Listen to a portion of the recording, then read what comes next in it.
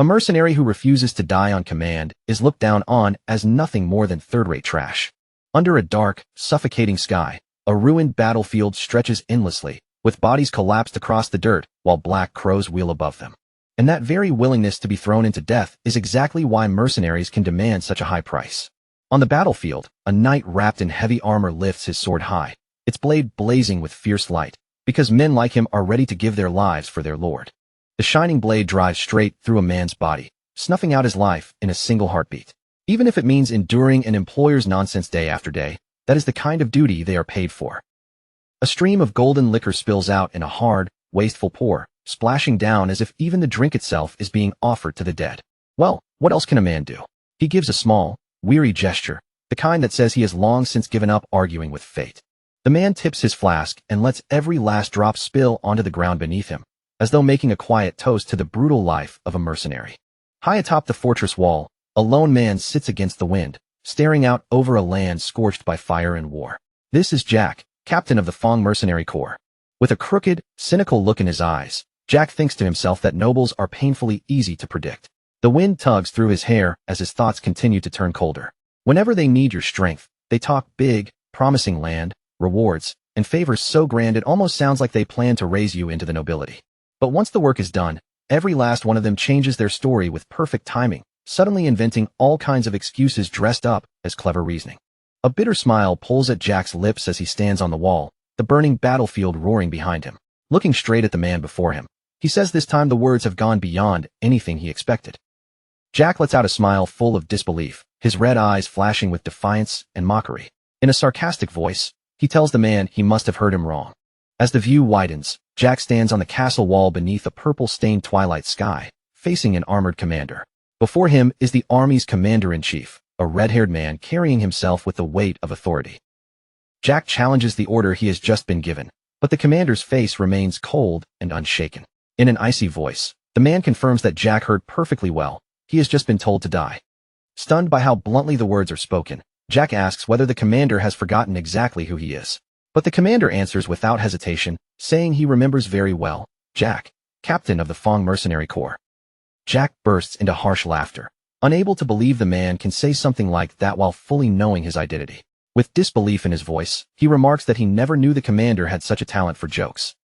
Jack grips the hilt of his sword, and the smile fades as his expression turns sharp.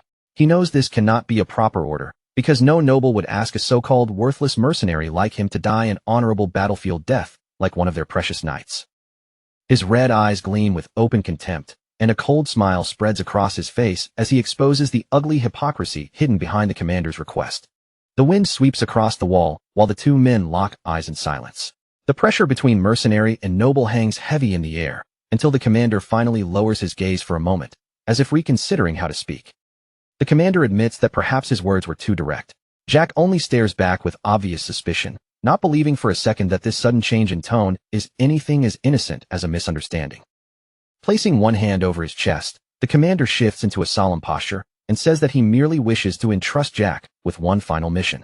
Jack listens without letting anything show on his face, though deep down, he can already smell what is coming. Betrayal. And sure enough, the commander begins laying out the situation. The commander says that, as Jack already knows, their repeated defeats have pushed them to the edge of collapse. From the wall, Jack looks out over the city as flames continue to swallow it. The scene itself is a grim reminder of just how desperate the war has become and how close the enemy now stands. Out on the battlefield, fully armored soldiers gather beneath a purple banner, preparing to decide the fate of everything. The commander continues, revealing that the blades of traitors, men who once protected this land, are now pointed directly at the throat of the Crawford family. As the reality sinks in that there is no easy retreat left, his words trail away. Against the ruined castle walls, the family banner hangs torn and battered by war. Jack answers with a smug smile, spreading his arms as if welcoming the sheer madness of the situation. Given the circumstances, he says, he understands exactly where this is going. With a toothy, malicious grin, Jack tells the commander he understands perfectly. But inside, his true thoughts are already moving in another direction. This is clearly the moment for him to get out of this place. In Jack's mind, the commander is a man of unmatched talent throughout the empire, so if even someone like him has been driven into a corner, that says enough. Still, for a noble, he was at least a sensible one, which makes this ending feel almost regrettable. Even so, Jack still cannot quite grasp what kind of final mission the commander means to give him in the middle of all this. Maybe he wants him to scout an escape route, and if that is all, Jack can treat it as one last job before collecting the rest of his pay. At last, the commander reveals the plan in full. The mission, he says, is simple. When the traitors launch their full-scale assault tomorrow, Jack is to stay beside him and stop their attack. Even if they can only delay the enemy for a brief moment, they must hold the line until their lord can escape safely. The commander turns his gaze toward the burning city, then hardens his resolve even further. No, if even that much proves impossible, then Jack is to stand with him until the commander himself dies. As payment, the commander presents a massive red gemstone, its surface glowing like solidified blood.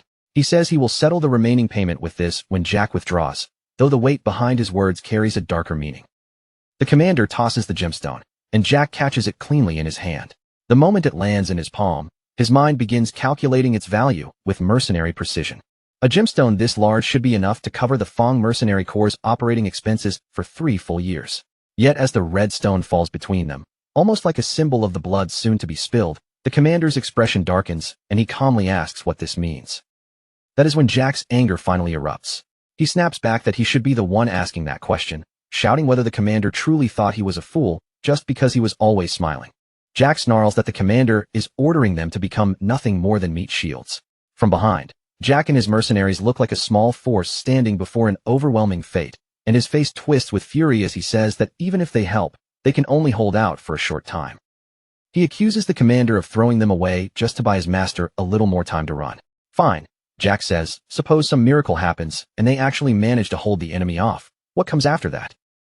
The grim image of soldiers' bodies impaled on stakes answers more clearly than words, showing just how cruel the enemy is. Jack turns back toward the commander on the wall and asks whether he truly believes those bastards will simply let them leave alive.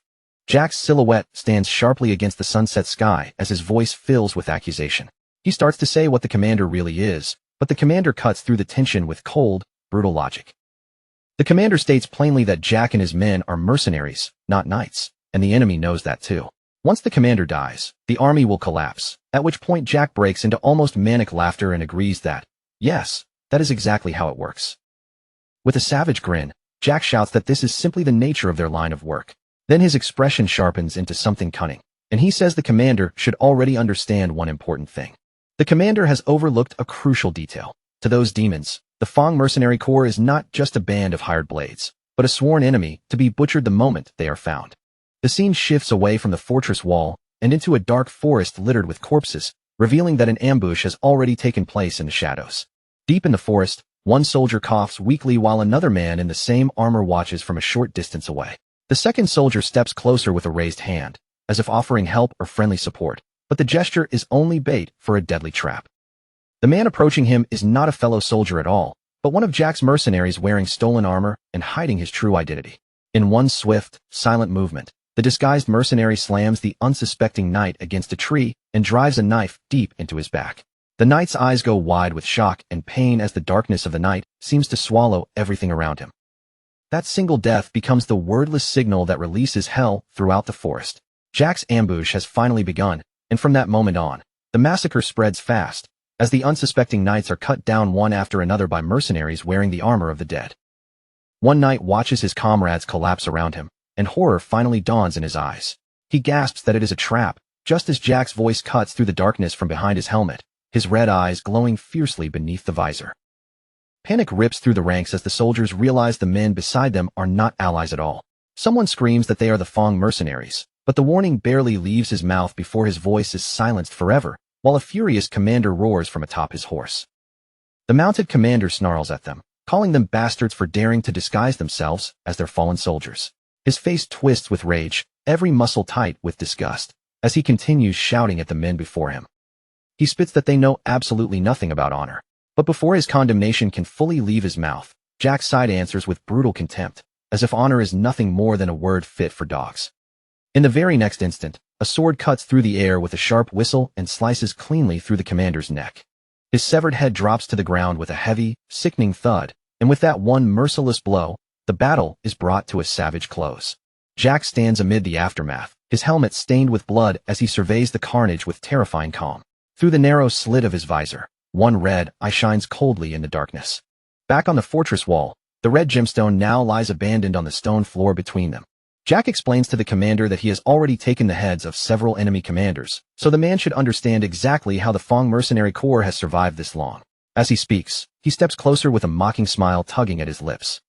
Right now, those traitorous bastards are far more eager to tear Jack and his men apart than to waste their strength chasing after the commander's lord. The commander's jaw tightens, his composure visibly shaken by the scale of Jack's move and the sheer audacity behind it. Jack mocks the man's plan, asking if he truly expected the Fong mercenary corps to draw all the enemy's attention so neatly. The commander forces himself back into control and warns Jack in a cold voice to focus on completing the mission. Otherwise, he says, killing Jack and taking command of the mercenary corps will be the only choice left, and as those words fall, his hand moves to strike. With one swift, violent motion, the commander attacks, sending Jack flying across the wall before smashing him hard into the battlements. Jack hits the ground wounded, his body aching against the stone, yet his eyes burn with disappointment and rage. He says he truly believed the commander was at least a little different from other nobles, only to realize he is the worst kind of scum after all. From the other side of the wall, the commander offers an apology, telling Jack that he means it sincerely. But with his hand already resting on the hilt of his sword, Jack answers that there is no need for any apology. In fact, Jack says, his voice turning colder, this outcome may actually be better for everyone involved. After all, if he were to take the head of a bastard like the commander and offer it to the demons lurking outside, Jack doubts he would feel even the slightest regret. The commander immediately reads Jack's intention and asks if he plans to hand over his head to the traitors and beg for mercy. Then, almost as if answering for him, he admits that Jack would gladly surrender him and flee if he could, but he is certain Jack has already prepared some way to keep his men from being stopped. His eyes sharpen with a reluctant respect for Jack's cunning. And if that is the situation, then as the commander of this army, he must carry out his own duty until the very end.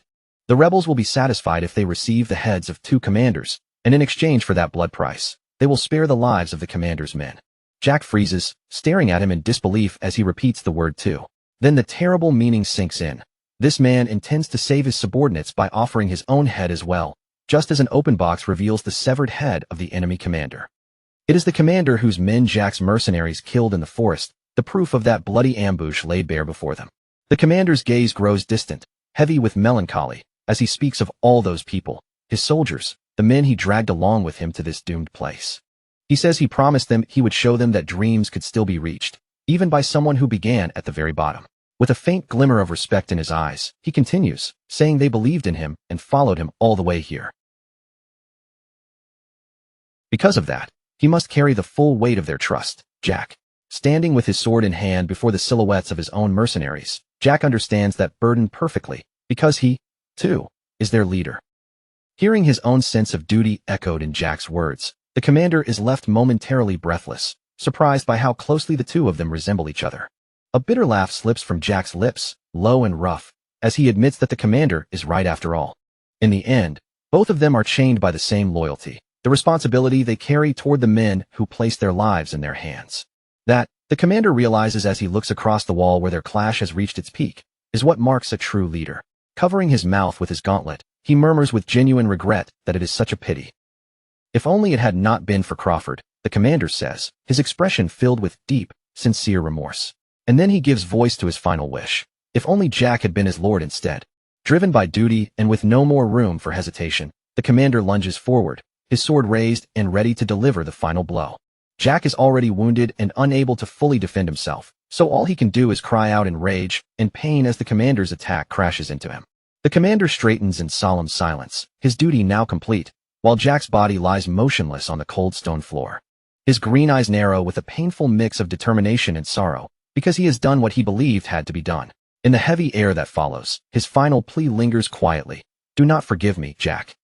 A sudden flash cuts through the moment, marking the fatal strike that seals Jack's fate.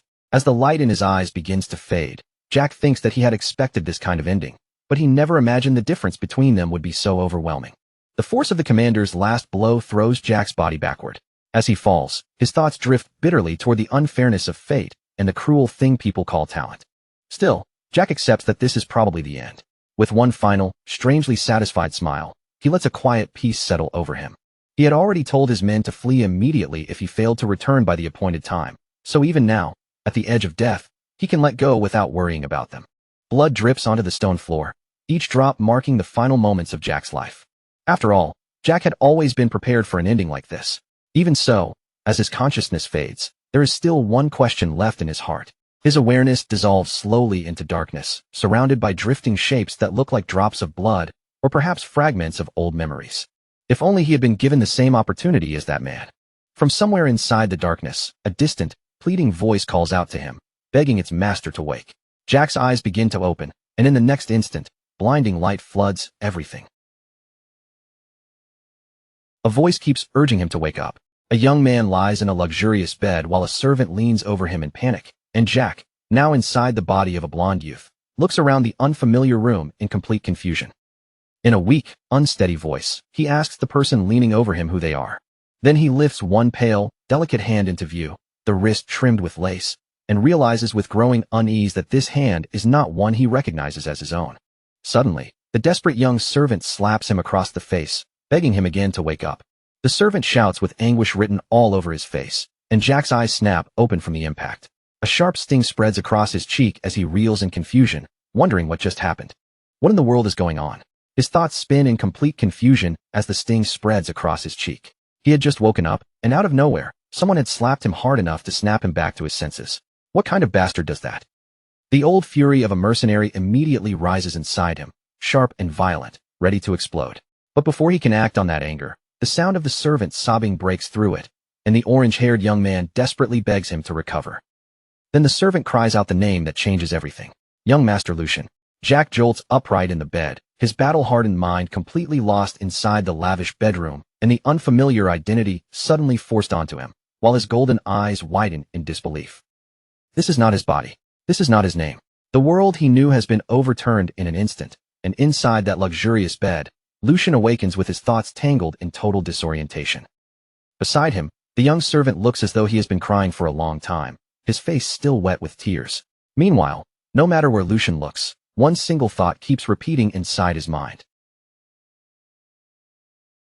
Panic creeps over his face as he stares down at his hands, finally understanding that something is terribly wrong. His thoughts rush back to the hands he had lived with as a mercenary. Those hands should have been rough, scarred, covered in calluses and blisters from years of gripping blades and surviving battle. So where did they go?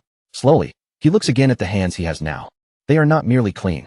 They are delicate, smooth, and soft, the kind of refined hands that belong to a sheltered young noble, not to a man who spent his life crawling through war. Still completely confused, he pushes himself out of bed, only for the red-haired servant to cling to the sheets and sob uncontrollably. Lucian cannot make sense of any of it, and the only question in his mind is who this guy even is. Just moments ago, that same servant had practically attacked him, and now he is crying like his whole world has collapsed. The shock and confusion pile up all at once, and Lucian sinks back onto the bed, overwhelmed by the absurd situation. The moment the servant sees him move, the young man breaks down in tears of relief, shouting that the young master is alive. He says he truly believed Lucian had died, and the fear had nearly stopped his own heart. Then his personal attendant drops to his knees beside the bed, murmuring that if anything had happened to Lucian, it would not have been only his own problem, but a terrible tragedy for the entire house. Lucian listens in stunned disbelief. He has absolutely no idea what kind of nonsense the servant is talking about. Young master, personal attendant, house. None of those words belong anywhere near the life he remembers living.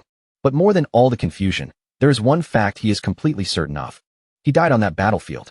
That final blow was not something any human being could have survived. He raises a hand to his neck and feels smooth, unbroken skin, even though by all rights his head should no longer be attached. A tense silence settles over the room as Lucian tries to process the impossible reality standing before him. With Hans still kneeling beside him and staring up with a serious, frightened expression, Lucian begins putting the pieces together. Every clue points toward one unbelievable conclusion. Right now, he has taken over the body of a complete stranger. He rises from the bed with a new sense of purpose, and as the meaning of this second chance sinks in, a mischievous smile slowly curves across his face. And this is not just any ordinary body he has woken up in.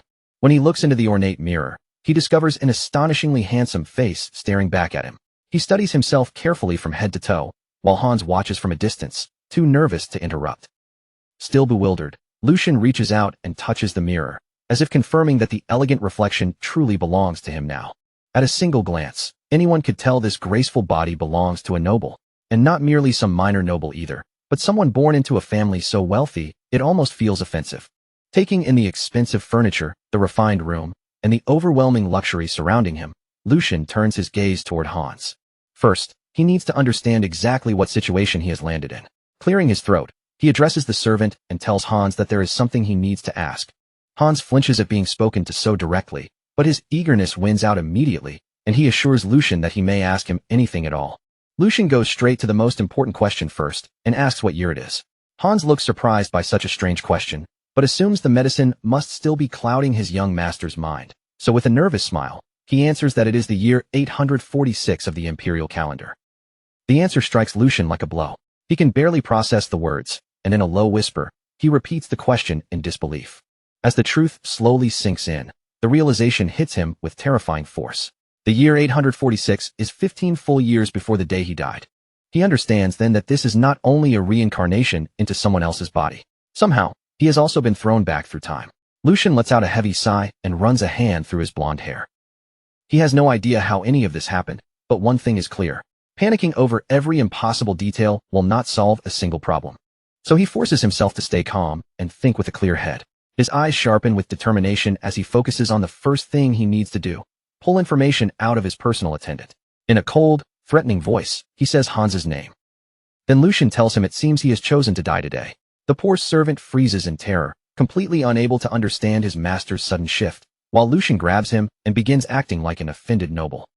He demands to know how a mere servant could dare lay a hand on the unconscious body of his own master, and without permission no less.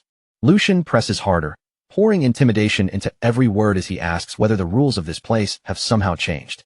If they have not, then Hans had better answer his next question, and Lucian's piercing gaze nearly freezes the servant's soul. Then Lucian asks the key question behind the entire act. Who am I? Hans's eyes go wide with pure panic and confusion, and, terrified by the question itself, he bows deeply before him. Hans cries out for forgiveness, saying he made a grave mistake because he had been far too shaken and lost control in the moment. Through frantic sobs, Hans finally reveals his master's identity. He says Lucian is young Master Lucian Waldeck, the third son of the esteemed House Waldeck, and the moment those words reach him, Lucian freezes. The name Waldeck echoes through his mind, and with it comes a flood of memories from the life he lived before. In his thoughts, a banner bearing the golden lion emblem of Waldeck rises clearly before him. Impossible. The Waldeck family. The image of an unbelievably opulent mansion follows next, shining in his memory. It is the very same House Waldeck he once knew as a mercenary. The emblem of House Waldeck burns vividly in his mind, belonging to one of the most powerful noble families in the entire empire. He remembers their prestige clearly, a noble house that has long stood beside the emperor as one of the empire's great pillars, so distinguished and influential that its power could even rival the imperial family itself. Lucian, who had once lived as Jack, knows the affairs of that family far too well, because 15 years ago, he spent several years working as a guard at House Waldeck. The irony is almost cruel. After dying, he has awakened in the very place where he once worked as a hired guard. Then reality hits him all over again. He has not only reincarnated into the family he once served, he has become the third son of House Waldeck itself. A small, ironic smile pulls at his lips. This is ridiculous, he thinks, because the situation is too absurd to accept calmly. Memories of his past life return, especially the miserable position he once held in the world, despised and humiliated by nobles who tossed coins at him, as if he were no better than a dog. He remembers enduring every kind of hardship imaginable, walking alone and bloodied through cemeteries filled with the bodies of fallen comrades. And now, after all that suffering, he has been handed an opportunity. The timing itself feels almost bitterly ironic, and the question he once carried comes back to him with a sharper edge than ever. All his life, he had wondered how far he might have climbed if he had ever been given the same opportunities as those born above him. And now, it feels as though fate itself has finally placed that answer right in front of him, daring him to see how far he can go. The image of his old self cracks apart in his mind, and with it, the heavy chains that had bound him to his former life fall away. Accepting this impossible new reality with cold resolve, he makes a silent vow to fate. If this is the chance you have decided to give me, then watch closely and do not look away. With fresh determination burning in his eyes, Lucian opens the door of his room, ready to step into this second life. He walks out onto a balcony drenched in warm sunlight, the bright air wrapping around him like the first breath of a new beginning. With a confident smile, he makes a promise to himself and to the world waiting beyond those walls. Just watch and see how high I can climb, and what kind of life I will carve out with these new hands. As the view pulls farther back, the full grandeur of the Valdic estate comes into sight, a vast palace so magnificent that it makes everything Jack once knew seem small and crude by comparison. Now dressed in refined noble clothing, Lucian walks beside Hans through the dazzling corridors of the estate. As expected of House Valdic, he thinks, the wealth on display here is almost overwhelming. He has been to countless places in his years as a mercenary, from noble residences to battlefield camps. But this mansion is easily the most extravagant and shamelessly luxurious place he has ever laid eyes on. As he quietly watches the servants moving through the halls, Lucian realizes that this is the world he will have to blend into from now on, and he will need to adjust quickly. However, his sharp mercenary instincts soon catch something strange hanging in the air. Ever since he stepped out of his room, every servant they passed has been looking at him with an odd mixture of surprise and unease. Soft whispers ripple behind hands and lowered eyes, with some servants murmuring in disbelief, asking if that is truly young Master Lucian. Others stare from the corners of the hallway, muttering that he has finally come outside, and wondering just how long it has been since anyone last saw him. The shock on their faces is impossible to miss. Lucian feels the weight of the household staff watching from the shadows, their gazes filled with curiosity, caution, and quiet confusion. He turns to Hans and asks whether it is only his imagination, or if the atmosphere around them feels strange. Hans explains that it is only natural, because the young master locked himself away for an entire year and 2 months, seeing no one except him. That revelation lands heavily, and a grim image flashes through his mind. The original Lucian lying collapsed on the floor of a dark room, stained with red. Lucian cannot understand it at all. To shut himself away for more than a year. What could the son of a duke possibly lack so badly that he would destroy himself in such a pitiful way? Even if Lucian does not fully understand how nobles think, it should still have been impossible for a young master to behave so freely in a household this strict, especially with the head of the family being who he is. Archduke Sigmund is a giant among men, someone known for protecting the empire with unshakable principles and convictions that no one could easily bend. Lucian knows there is no way a man like the Archduke would casually allow his own son to rot away in some corner of the mansion. In his mind, the image of the Archduke watching over a bedridden Lucian surfaces, and from that, Lucian reaches a cold, logical conclusion. Either the original Lucian was such a troublesome son that he stood on the verge of being disinherited, or there was some powerful reason that forced the Archduke to look the other way. Until he uncovers the truth, Lucian decides he must avoid the Archduke at all costs.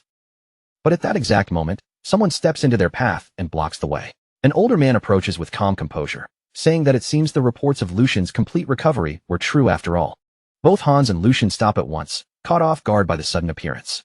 The man before them is the chief butler, a gray-haired gentleman wearing a gentle smile.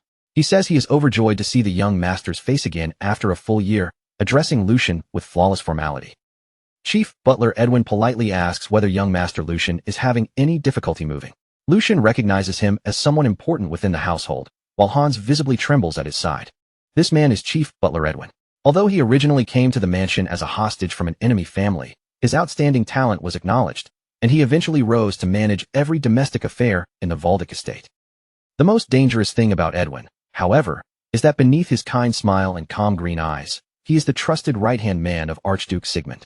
The moment Lucian realizes this, he silently curses his rotten luck. This is bad. Of all the people he could have run into, Edwin is one of the very last he wanted to face. A man that Sharp would immediately notice the rough manners of someone who had lived on the streets and battlefields. Lucian's thoughts race quickly. His only advantage is that the chief butler likely has not seen the original Lucian for an entire year, meaning Edwin has no recent behavior to compare him against. In that case, his mercenary cunning gives him a way forward. He will have to imitate the most noble person he can remember from all his years of watching the upper class. Drawing on years of observation, Lucian puts on a perfectly practiced smile and addresses the butler with smooth politeness, thanking him for his concern. He calls him Chief Butler Edwin with an elegant tone, settling into the role as he lifts his posture. Then, with a charming expression, he says that he has improved greatly thanks to everyone's care. Playing the part of a grateful young noble almost flawlessly, he explains his sudden appearance by saying that since he has been shut away for so long, he came out to assess the state of the family. Then, with a light and graceful turn of conversation, he adds that running into Edwin must be a sign the gods are smiling on him. Cleverly shifting the focus away from himself, he asks whether the family has been well. Edwin watches him in silence for a brief moment, as though carefully measuring every word and gesture.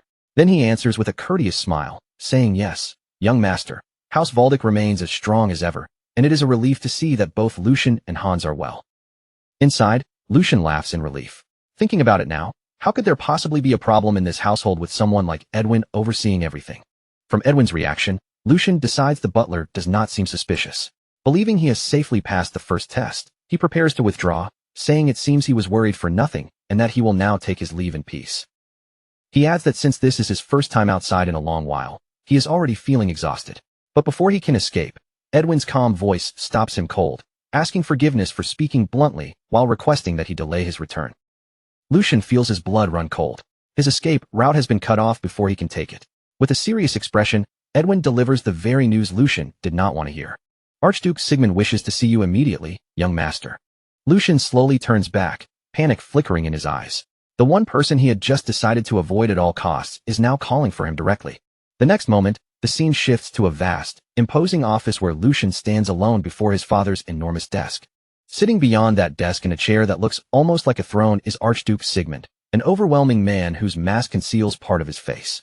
A heavy silence fills the room before the Archduke finally calls out to his son, "Young master." Lucian stands stiff and motionless before the most powerful man he has ever faced, unable to relax even a single muscle. This man is his new father, and when the Archduke speaks, his voice seems to echo through the entire office. He says he will ask one question, Lucian Waldeck.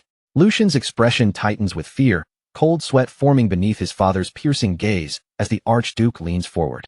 The Archduke's visible eye gleams with a menacing light, and then he asks the one question Lucian least expected and feared most. How are you still alive? Lucian asks his father what he means by that, unable to understand the hostility being aimed at him so directly. Archduke Sigmund answers coldly, saying he had intended to overlook Lucian's actions until now. But the Duke's patience has clearly run out. He accuses Lucian of using his mother's death as an excuse to neglect his duties and behave like a spoiled child, and as those harsh words fall, the portrait of Lucian's deceased mother comes into view, making the accusation feel even heavier. Archduke Sigmund clenches his fist tightly, the anger in his posture growing heavier as he continues speaking, declaring that Lucian has finally crossed a line that cannot be ignored. He accuses Lucian of staging a protest by shutting himself away for more than a year, and his fury reaches its peak when he says Lucian treated his own life as if it were something cheap and meaningless. Then he brings up the attempt to harm himself, speaking of it like an undeniable accusation. Lucian is left completely bewildered, because Jack has no memory at all of what the original owner of this body actually did. He silently wonders what his father is even talking about. Then, all at once, a broken fragment flashes through Jack's mind, not one of his own memories, but something that must have belonged to the real Lucian, showing the young man collapsed in bed while someone panics beside him. In that fractured vision, Hans is there, crying so hard he can barely breathe, and Jack finally begins to understand the chaos that surrounded his awakening. This was what really happened, an incident he had never known about until now. Back in the present, Lucian tries to steady the situation and addresses his father, suggesting that there must have been some kind of misunderstanding. But before he can explain any further, Archduke Sigmund cuts him off. His patience has clearly reached its limit, and the authority pressing down from him feels absolute. Archduke Sigmund demands that Lucian confess his true intentions and reveal the thoughts he has been hiding. He keeps pressing harder, asking whether Lucian's real purpose had been to use his weak body to create a scandal inside the family. Then the Duke lays out the full accusation. Lucian swallowed sleeping pills in order to cause an uproar. The words hit Jack hard, and he realizes that the original owner of this body tried to fake a suicide attempt just to draw attention. At that exact moment, the truth finally strikes Jack with brutal clarity. He remembers why the name Lucian had never once sounded familiar to him in his previous life, and at last, the missing piece falls into place. His memory rewinds 15 years, back to the days when Jack worked as a guard at the Waldeck estate. During that time, he had heard about the family's third son, Lucian Waldeck. Lucian Waldeck. The memory that surfaces with that name is devastating. Jack remembers that the original Lucian Waldeck was supposed to have died, which is exactly why he had no real memories of meeting him. That boy should have been dead. And as the head of the family, Grand Duke Sigmund Waldeck stands before him now, connecting the man in the present to everything Jack once knew from the past. Jack recalls the complicated structure of the Waldeck household. The Grand Duke had 4 children, each born from a different mother, creating a family dynamic filled with tension from the very beginning. During his 10 years serving as a guard, Jack had crossed paths with the other young lords and their mothers several times. Yet when he thinks back carefully, he realizes he never once came face to face with Lucian or Lucian's mother. In his memories of the estate, those two had always been strangely absent figures, almost like shadows hidden at the edge of the family's history. What Jack knew was simple. Lucian's mother died from illness shortly after he began working there, and not long after that, for reasons he never understood at the time. The young Lucian followed his mother into death as well. Back in the present, Jack's thoughts race. The story he had always assumed to be true, that mother and son had simply died one after the other, was nothing but a surface-level facade. There had been a hidden reason buried behind their deaths, and Jack now understands just how much pressure the original young Lucian must have been carrying. His mother's death, combined with his unstable and dangerous position within the family, must have become a burden far too heavy for someone so young to bear. And so the truth becomes clear.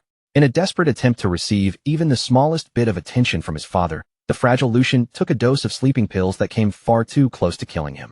It was not a real attempt to end his life, but a desperate cry for help that spiraled into a fatal consequence. As Jack pieces everything together, the grim reality becomes harder and harder to ignore. After a full year of seclusion, the original Lucian's weakened body could not endure the effects of the drug he had taken simply to make his pain visible. In the end, it became a fatal accident. The young Lucian died there quietly, his desperate plea for help ending in a death he never truly meant to choose. And Jack finally grasps how complicated this situation really is. With that understanding, Jack realizes that the Grand Duke's harsh reprimand, though cruel toward a son he had not seen in a year, now makes a certain kind of sense. From the Grand Duke's point of view, this level of rage is only natural. His son had played with his own life and pushed his father to the edge of despair. No matter how great his title may be, Sigmund is still, before anything else, a father whose child nearly died before him. The fury burning inside him must be enormous. Even so, Jack hardens his resolve. This is not the time to sympathize with someone else's feelings, because his own survival is hanging over a cliff. He recalls the Duke's final demand and recognizes it for what it is, an ultimatum. One careless answer could destroy everything he has just gained. The pressure feels crushing, as if the stone floor beneath his feet has begun to crack and crumble away. His golden future, this second chance at life, is dangling by a single thread, and the danger surrounding him is far greater than he first imagined. If his answer fails to satisfy the Grand Duke, his fate could become miserable in an instant. He imagines being sent away as a priest to some remote monastery, buried far from power and opportunity. Or worse, he could be forced to renounce the secular world forever, or dragged off to a harsh northern territory where suffering would become his daily life. There, he would spend the rest of his days fighting freezing cold and savage beasts. Jack rejects those futures with every fiber of his being, because this new life was too hard-earned to throw away. Even after having his head cut off in his previous life, he somehow managed to reach this moment. With a defiant smile hidden beneath his composure, he asks himself whether he will really let the tragedy of the original Lucian and another family's affairs ruin this precious future. Once his decision is made, Lucian faces his father directly and begins by saying that he will speak exactly as he was asked to. First, he apologizes for staining the name of Valdic with his foolishness and for causing his father such great worry. Bowing his head with one hand over his heart, he offers a sincere apology, wearing the face of a remorseful and respectful son. Meanwhile, Edwin the head butler watches everything in silence, visibly surprised by the sudden change in the young master's attitude. Lucian continues, declaring that the fault belongs to him alone and that he will make no excuses, accepting whatever punishment his father decides to give. But right after that, he shifts his approach. He argues that saying such things now cannot change what has already happened, and because of that, this is the moment when they should look toward what comes next. Boldly, he asks his father whether it would not be right to rejoice from the heart that the son he believed he might lose is still alive. The Grand Duke seems caught off guard by the sudden turn, quietly repeating Lucian's idea that what has already happened. Lucian says the past cannot be reversed. Then he steps forward with confidence, insisting that instead of binding a life saved from the brink of death to yesterday's mistakes, they should move on. He brings his heels together with a new sense of determination, ready to declare the purpose of this life. In a clear, steady voice, he proclaims that he intends to live diligently for the future waiting ahead of him. Then, with a sly smile carefully hidden beneath respectful words, he makes his bold request. He asks Sigmund not as the Grand Duke, but as a father, to offer him just one word of encouragement. Sigmund listens in silence, his expression hard and unreadable as he measures every word coming from Lucian's mouth. Lucian then presents his final and most manipulative argument, claiming that a father's duty is to willingly embrace a child who has sincerely repented, appealing directly to the bond between parent and child rather than rank or authority. He finishes by framing his audacious request not as disrespect, but as a sacred duty joining father and son beneath the laws of heaven. Edwin, standing nearby, is left completely stunned by what he is witnessing. Incredible, Edwin thinks, unable to process the transformation before his eyes. He had sensed that something about Lucian's aura had changed, but this goes far beyond his expectations, especially when the Lucian he remembers was always a child trembling under fear and anxiety. The man standing before the Grand Duke now carried himself with a confidence so sharp and steady that he almost seemed like a completely different person. Edwin could only stare in disbelief, wondering if this was truly the same young Master Lucian he had always known. The change was so extreme, so sudden, that for a moment he even doubted what his own eyes were seeing. A heavy silence settled over the room as the Grand Duke absorbed every word his son had just spoken. The air between them grew tight, almost suffocating, as if one wrong breath could shatter the moment. Lucian stood still and waited, his heart pounding hard inside his chest, his eyes fixed on his father's face as he searched for the slightest clue about what the Grand Duke would do next. At last, the Grand Duke broke the silence. His voice carried a faint edge of anger as he began. "How dare you?" His tone rose as though he were about to deliver a stern lecture on what it meant to be a father. But in the very next moment, the severity on his face cracked. A faint smile tugged at the corner of his lips, and the Grand Duke leaned back with a low chuckle, his anger giving way to amusement. "I've lived long enough to think I had seen everything," he remarked, sounding far more entertained than furious at his son's reckless boldness. Inside, Lucian finally released the breath he had been holding. His gamble had landed perfectly, and he could barely keep the relief and joy from showing on his face. The pressure that had been crushing him only moments ago finally began to fade, and a bead of sweat slid down his forehead as the reality of his success washed over him. It worked, Lucian thought, his pulse still racing from the risk he had taken.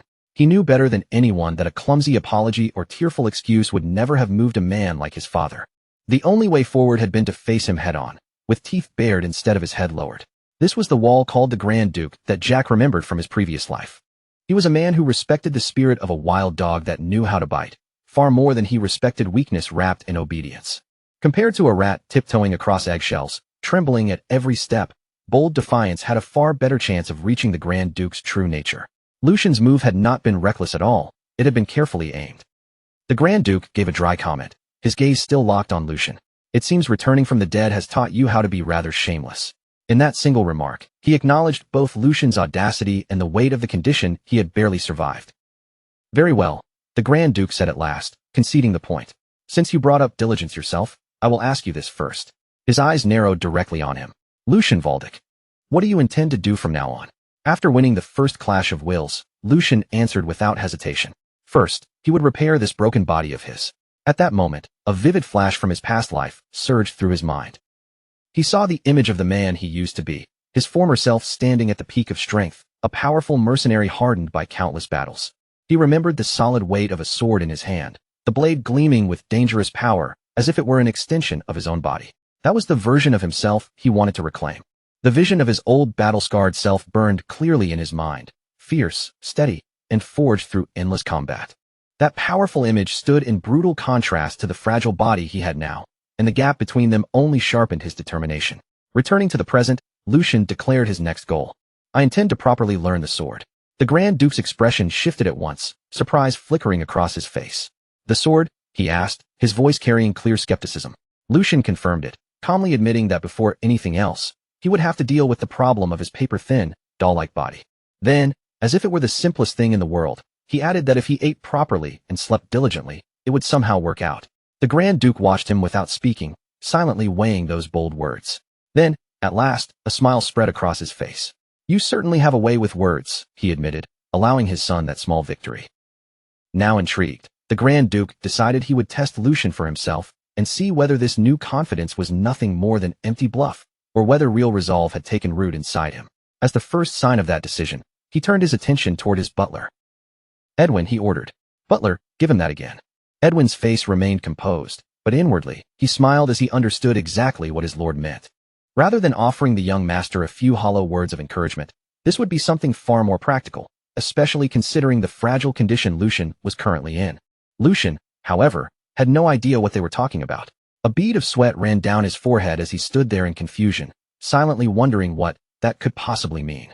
Edwin bowed with practiced elegance and confirmed the command. "Understood, my lord. I will arrange for it to be made available immediately." Later, back in his own room, Lucian was still completely puzzled. What exactly was that supposed to be? He had no clue what was waiting for him, but before long, the answer arrived right at his door. An enormous wooden chest, heavy enough to strain the arms of the servants carrying it, was hauled across the mansion grounds toward Lucian's chambers. The chest was so massive and weighty that the servants struggled with every step as they brought it inside. But the moment it was opened, the contents flashed brilliantly, revealing a dazzling treasure beyond anything Lucian had expected. Inside, the chest was packed to the brim with gold coins, glittering jewels, and precious necklaces that spilled together in a breathtaking display of wealth.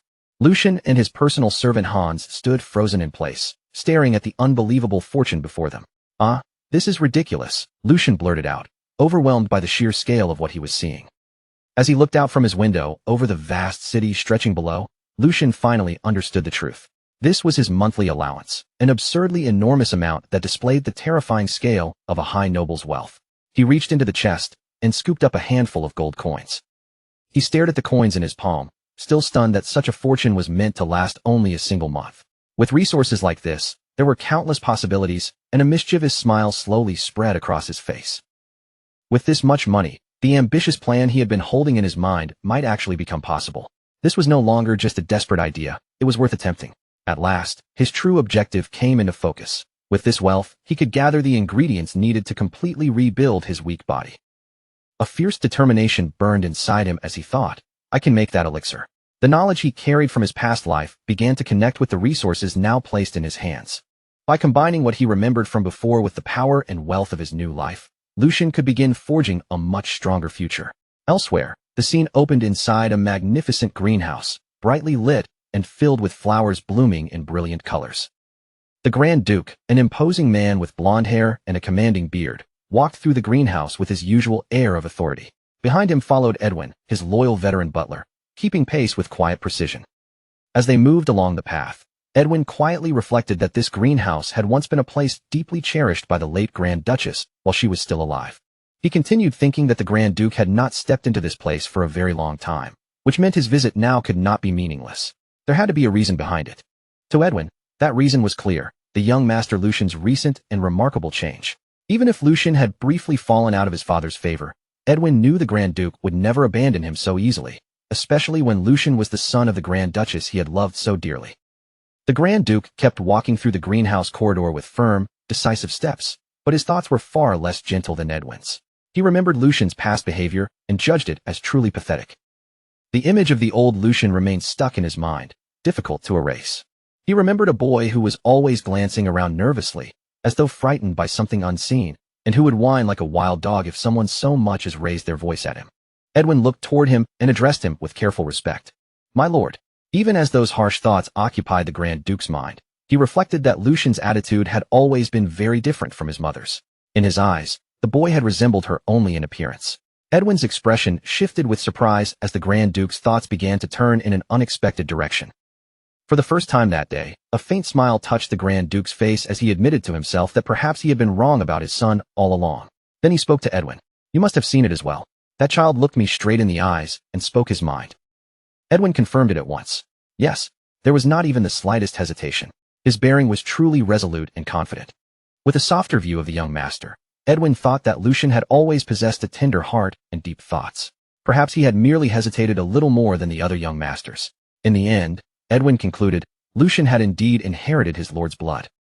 Even after hearing Edwin's words, the Grand Duke remained guarded and skeptical. "That remains to be seen," he replied simply. He added that the trials awaiting that child from now on were not things that could be solved with a few confident words, making it clear that he intended to test Lucian further.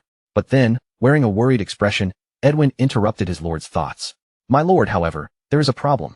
The Grand Duke turned his gaze toward him, intrigued. "A problem?" Edwin explained that although the support funds for young Master Lucian had been reinstated, it had been confirmed that certain details surrounding them had leaked outside. The scene then shifted to reveal the culprit behind the matter.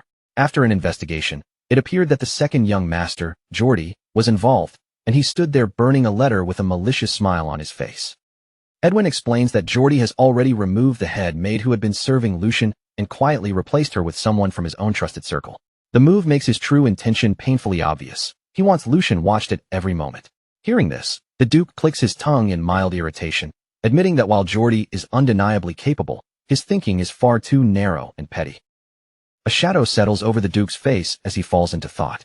He understands Geordie's feelings well enough, especially the deep resentment Geordie carries toward Lucian because of the tangled matters involving their maternal families. Even so, the Duke had not expected that grudge to drive him this far. or to make him cling to Lucian so persistently. Edwin carefully asks whether they should prepare a separate countermeasure, but the Duke cuts him off before he can go any further. No, he tells the butler, they are not to interfere in this matter.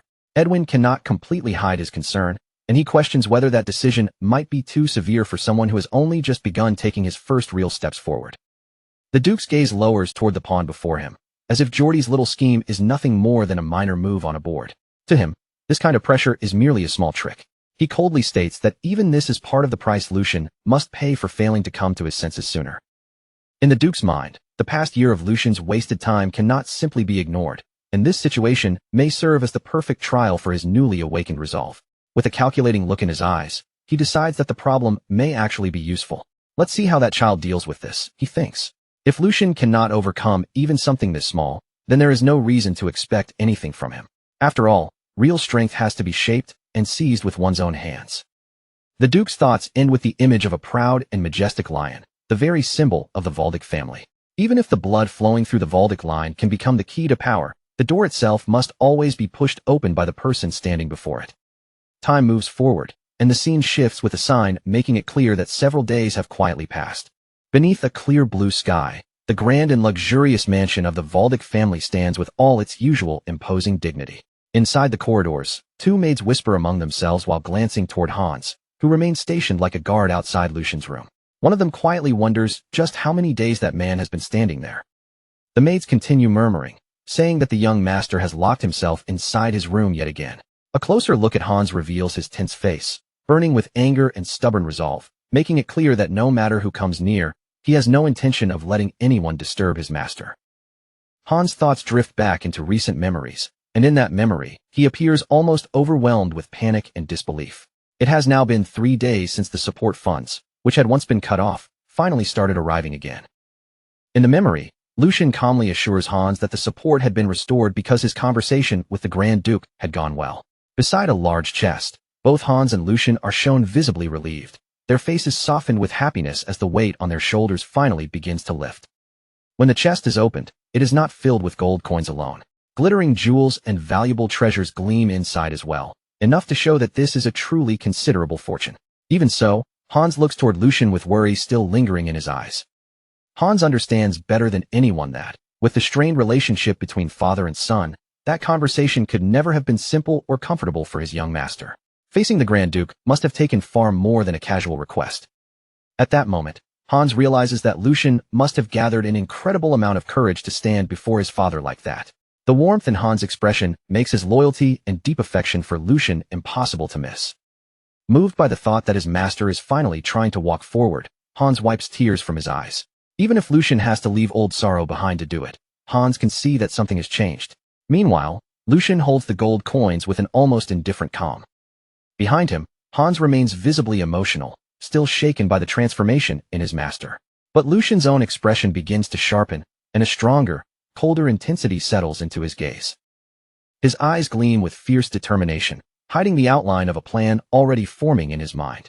As he grips the coins in his hand, a sly and confident smile slowly rises across Lucian's face. With this much money, Lucian thinks, it is finally worth attempting. His goal is not small at all. He intends to completely rebuild this weak, ruined body from the inside out. He believes he can make that elixir. In his mind, the image of a radiant potion and a rare magical herb appears, giving shape to the bold plan he is preparing to carry out. The scene moves into Lucian's room, which now looks less like a noble's chamber and more like a cramped alchemy workshop. Books, tools, and ingredients surround him as he works steadily at his desk, until he pauses for a moment to wipe the sweat from his brow. His face is filled with pure concentration, the kind that only appears when someone is pouring everything they have into the task before them.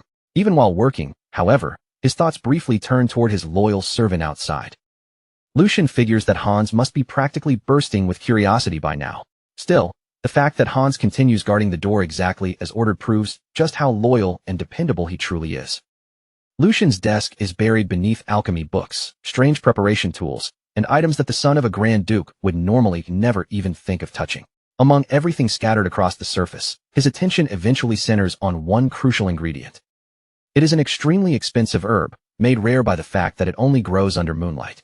Its unusual nature alone is enough to make it valuable, but there is still more mystery surrounding the plant. Its common use has not even been properly established yet, which makes Lucian's investment feel even more reckless from the outside. At last, the name of this strange and mysterious plant is revealed: Moonlight Herb. Lucian remembers spending his entire allowance to buy it, staking everything on the future knowledge only he possesses. In a flashback, he is seen giving Hans a decisive order that would shape everything to come.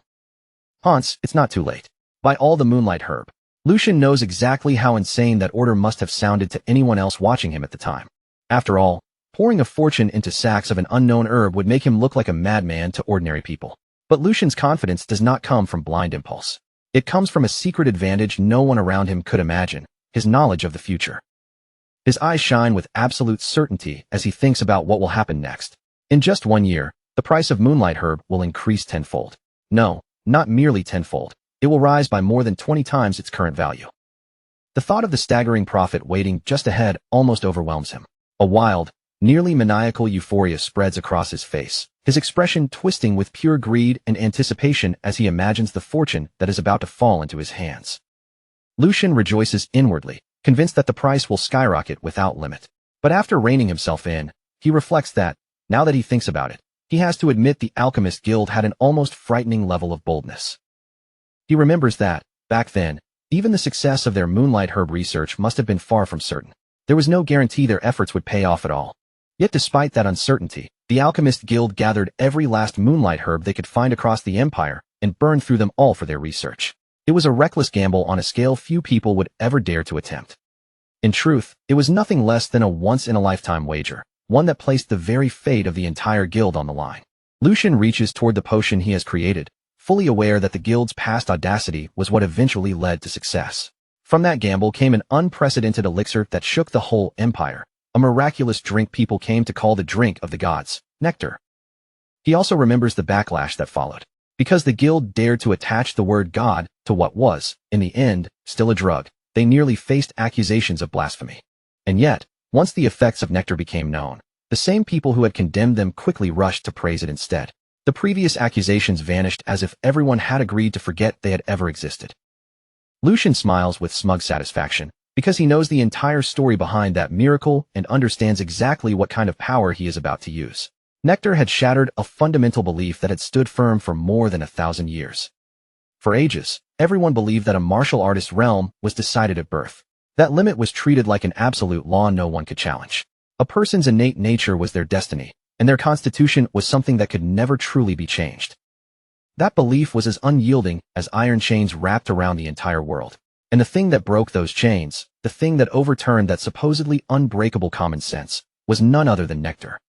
With nothing more than a single drink, nectar had the power to transform a person from the very foundation of their being, changing their potential at its deepest level. Even someone born with absolutely no talent could be reshaped into a swordsman useful enough to stand on the battlefield. It was an unprecedented miracle, the kind of achievement that defied everything people thought they knew. Lucian lowers his gaze to the potion he has made with his own hands. The liquid inside glows a bright red. Lucian admits to himself that what he created is nowhere near as powerful as the original nectar. At best, it is only a kind of mass-produced substitute, a weaker version made by piecing together the clues he remembered. Even so, Lucian rolls up his sleeves with firm resolve. For a body as broken and weak as this one, there is nothing better available right now. With a faint, ironic smile, he speaks as if addressing the former owner of the body itself, telling the noble young master to consider himself lucky. Then Lucian recalls how the story of nectar eventually ended. Later, when a chaotic era spread across the empire, the Alchemist Guild became the first target, because the recipe for nectar had shaken the balance of power so violently that its very existence became too dangerous.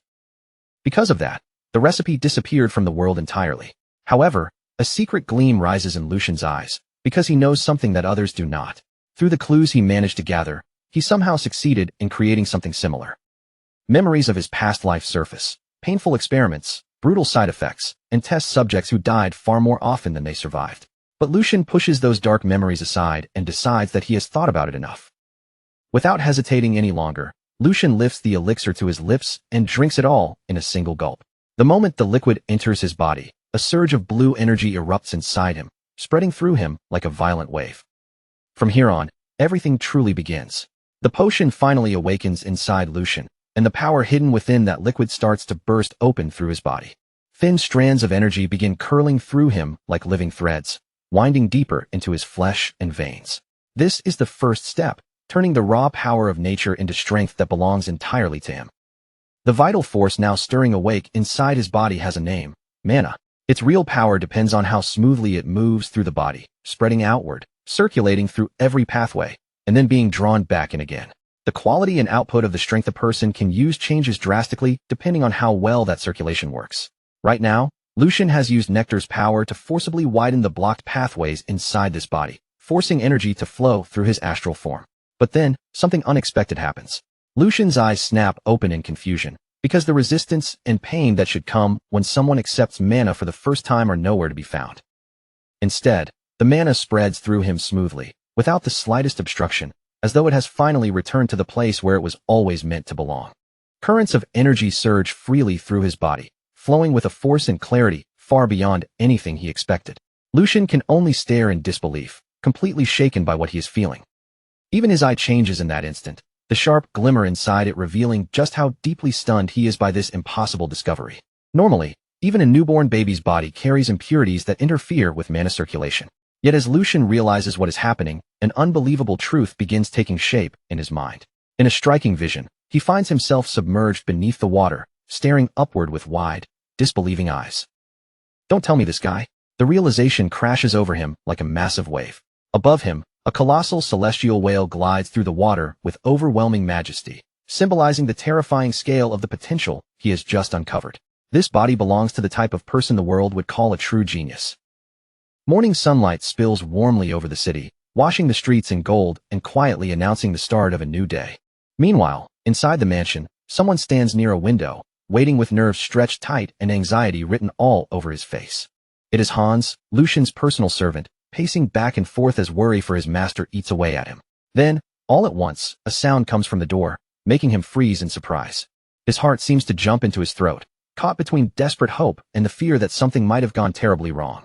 The door finally opens, and Lucian steps out with an unsettling calmness, as if nothing unusual has happened at all.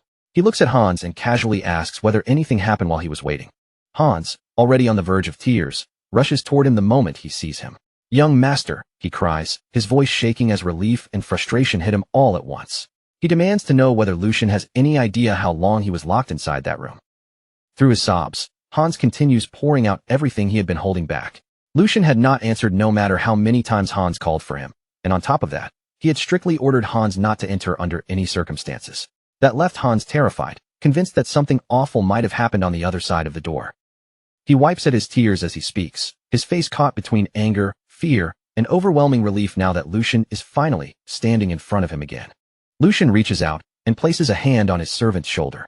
That small gesture is enough to make Hans' emotions collapse completely, and he finally admits just how worried he truly was. But Lucian's face shows not even a trace of guilt.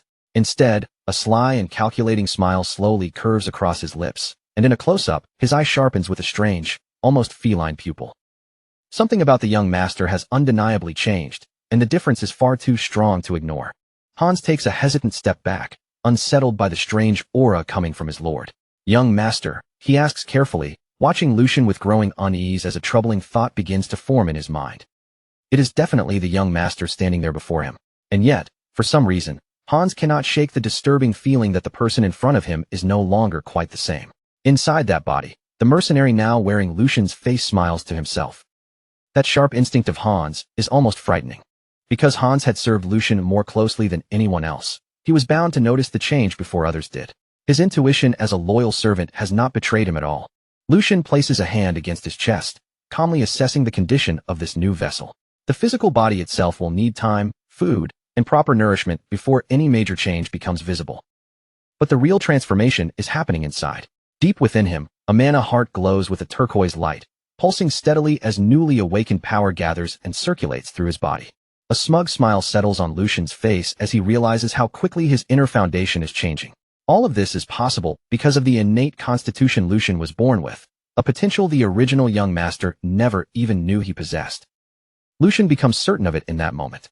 Conviction burns bright in his golden eyes. This body's potential is on the same level as the legendary figures who once changed the world. In his mind, a massive chessboard stretches out before him, and he is standing at the center as the player who controls the next move. If he handles things properly, he believes he could easily surpass the peak he reached as a mercenary within a single year. That thought brings a dark, satisfied chuckle to his lips. With his plans already taking shape, Lucian turns toward the bewildered servant standing nearby. Hans. Now that he thinks about it, Lucian says, this opportunity exists because of Hans. Confusion spreads across Hans' face, because he has no idea what his master is talking about. Before he can even answer, Lucian grabs him firmly. After all, Lucian declares, rewards and punishments must always be made clear. His intense gaze locks onto Hans, and with that one look, he begins setting the stage for an order that could change Hans' entire life. Listen carefully, Hans. I'm only going to say this once. Lucian's expression grows almost wild, his eyes gleaming with a manic confidence that makes every word feel dangerous. He gives Hans his command. Gather everything he owns, sell even his underwear if that is what it takes, and bet it all on Lucian. Then, with absolute certainty, Lucian promises to guarantee him a smooth path all the way to the top. He says it with explosive laughter, his confidence overflowing so fiercely that it almost feels impossible to argue with him. Then Lucian throws his arms wide in a dramatic flourish and shouts that they should rise to the heavens together, leaving Hans completely frozen in disbelief. Deep inside, the mercenary cannot help but revel in the absurdity of it all. He even finds himself feeling jealous of Hans. Back in his own time, he thinks, there were no nobles like this around to bet everything on. Hans, on the other hand, can only stare at him with total confusion, barely managing to call out, "Young master," as he struggles to understand what just happened. 1 week later, the scene shifts to a quiet forest overflowing with greenery, sunlight, and the gentle feeling of life all around them. Lucian and Hans walk along the forest path together. For the first time in what feels like ages, Lucian looks relaxed and genuinely at peace, strolling with his hands behind his head and whistling lightly, while Hans follows behind him with worry still written across his face. This is refreshing, Lucian thinks, a satisfied smile spreading over his face. For once, life feels almost unbelievably easy. He thinks back on the previous week, remembering banquets served with flawless timing and table after table of delicious food brought to him without pause. His room had been cleaned without him needing to lift a single finger, with a group of maids constantly attending to every little detail around him. They had even prepared a soft, comfortable bed for him, the kind of cozy luxury he had never once experienced in his former life. The contrast is almost painful when he remembers how hunger used to be part of his everyday routine. Thinking about it now, a bitter laugh slips out of him. Thanks to that comfortable life, he was able to focus completely on recovering his body. More than that, he finally had time to investigate the one thing that had been weighing heavily on his mind. His expression grows serious as he prepares to face the question tied to his own past. His thoughts turn to Jack, the man who should have been a guard of the Valdic family. That was the version of himself from a previous life, a life that now feels increasingly distant, blurry, and hard to grasp. Still, Lucian had looked into it carefully. He had confirmed it with the captain of the guards.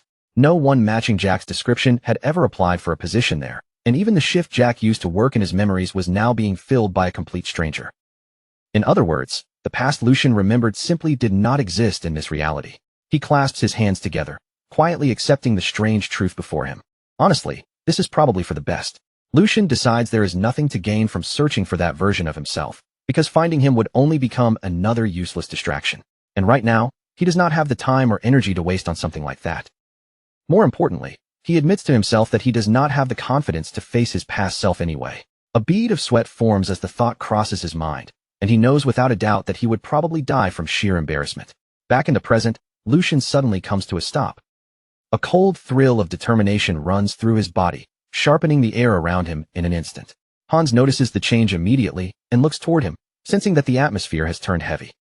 Lucian turns around with a firm, unwavering gaze, as if he has already made up his mind. Hans stiffens at once, panic spreading across his face as he nervously stammers, "Young Master Lucian."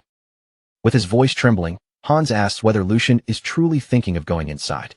Ahead of them, the training grounds come into view, brightly lit and wide open, waiting like a place tied to painful memories.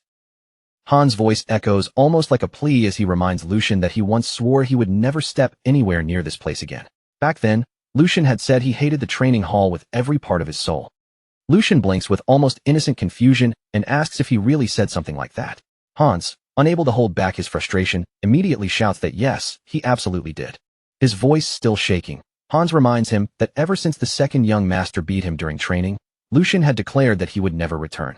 Hearing this, Lucian silently takes in the information and begins piecing the situation together. Judging from Hans' reaction alone, Lucian can more or less understand what must have happened here. Swordsmanship is a required discipline for the sons of the Grand Duke, which means the training hall would have given the second young master the perfect excuse to torment Lucian under the harmless-looking name of practice. In a flashback, the younger Lucian lies injured on the ground, helpless and unable to stand. From that image, the truth becomes clear. His brother had planted a deep fear of violence inside him. It was the perfect method to make sure Lucian would never willingly set foot in the training hall again. A cruel plan, carried out cleanly and without a single wasted move. Lucian turns to his servant with a calm smile. He says he understands why Hans is reacting this way, but there is no need to worry anymore. All of that, he says with complete indifference, is already in the past.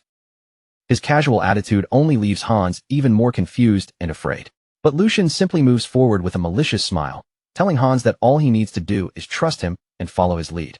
His resolve leaves no room for hesitation. At last, Lucian and Hans step into the imposing training hall, crossing the threshold into a place filled with old fear and sharpened steel. Inside the hall, two guards are quietly gossiping among themselves. One of them sounds almost unable to believe what he has heard, asking if the rumor is actually true. The other guard confirms it without hesitation, saying he is certain. The third young master is apparently looking around the training hall with his personal servant. Nearby, Hendrik, a man with a twisted mustache, overhears every word.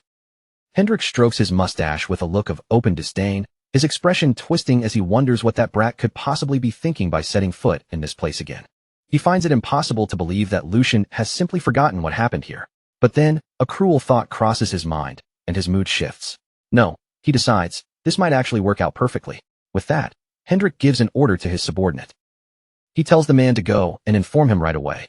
Then, with a sinister smile creeping across his face, Hendrik adds that by the time that person arrives, he will make sure Lucian is thoroughly cooked. His intention is obvious. He plans to make Lucian's time here as miserable as possible. Meanwhile, Lucian is far too absorbed in admiring the training hall to notice the scheme forming around him. He had expected something impressive, but the place exceeds his expectations by a wide margin. There is not only a generous supply of spare weapons that can be used without fear of breaking them, but also an enormous open space where even the most intense movements would not feel restricted. For the mercenary now living inside Lucian, it feels almost unreal that a single person could own a facility of this scale and quality. A faintly melancholic thought passes through him. If he and his old comrades had been able to train in a place like this, maybe more of his men would have survived. Then the sound of approaching footsteps cuts into his thoughts. Hendrik steps forward with a mocking smile already spread across his face, greeting him with an exaggerated, well. He continues with oily sarcasm, saying he really was not seeing things after all. To think the third young master himself had come here. It is such a shocking surprise that he honestly could not believe his own eyes. Hendrik's words drip with venom as he says he still vividly remembers how Lucian turned tail and ran, without even looking back after his lesson with Nordjordi a year ago. Hans shudders at those words, while Hendrik's cruel smile deepens. He mocks how Lucian fled like a frightened lamb, and then his attention shifts toward the servant. Seeing Hans trembling, he sneers at him as well. With open mockery in his voice, Hendrik asks if that is the reason Hans looks so terrified of this place too. He continues ridiculing them, criticizing Lucian for dragging a servant into the sacred hall of warriors. Embarrassed and uneasy, Hans lowers his head in a shallow bow. Hans quietly greets him, saying it has been a long time and introducing him as Hendrik with humble respect. Lucian, however, only stares at the man without flinching, his eyes beginning to glint with a dangerous edge. Hendrik asks if Lucian remembers how, 1 year ago, he personally instructed him on his stance alongside the second young master. The way he says it makes it clear he is savoring the memory. A flashback appears, showing the original Lucian trembling in fear while clutching a wooden sword, completely unable to defend himself against what was happening. The trauma from that moment is almost visible. Hendrik lifts a hand to cover his mouth, trying and failing to hide the cruel laughter building inside him. He says it was truly a pleasant moment, openly taking pleasure in another person's suffering. But instead of the fear Hendrik expects to see, Lucian's face slowly brightens with a smile. It is a dark, hungry smile that carries an ominous feeling. Lucian's eyes shine with the light of a predator, and as his grin reveals sharp teeth, he thinks about the insolent little runt standing before him. The mercenary inside him reaches only one conclusion. This is going to be fun. A knight is supposed to be the very embodiment of honor and loyalty, a warrior whose name carries dignity and duty. Most of them are born from noble blood, and from a young age, they are expected to master both martial skill and proper etiquette as part of their upbringing. Only after earning merit on the battlefield or through important missions, and only after those achievements are formally recognized, can they receive the title of knight from their lord and finally fulfill the purpose expected of them. But in Lucian's eyes, when all the decoration is stripped away, knights are ultimately no different from house dogs wearing expensive collars. That is why they are obligated to show proper courtesy to the lord who gives them wealth and honor, and to that lord's bloodline as well. Sir Hendrik, however, with his arrogant attitude, seems to understand none of that. Lucian suspects that Hendrik's low family standing may be one reason behind his crude and insolent behavior. But the real issue is not just his background. Hendrik acts this way because he has someone backing him. If Lucian could handle things however he wanted, he would tie the man to a target and throw knives at him until his rotten mindset was reforged through extreme training.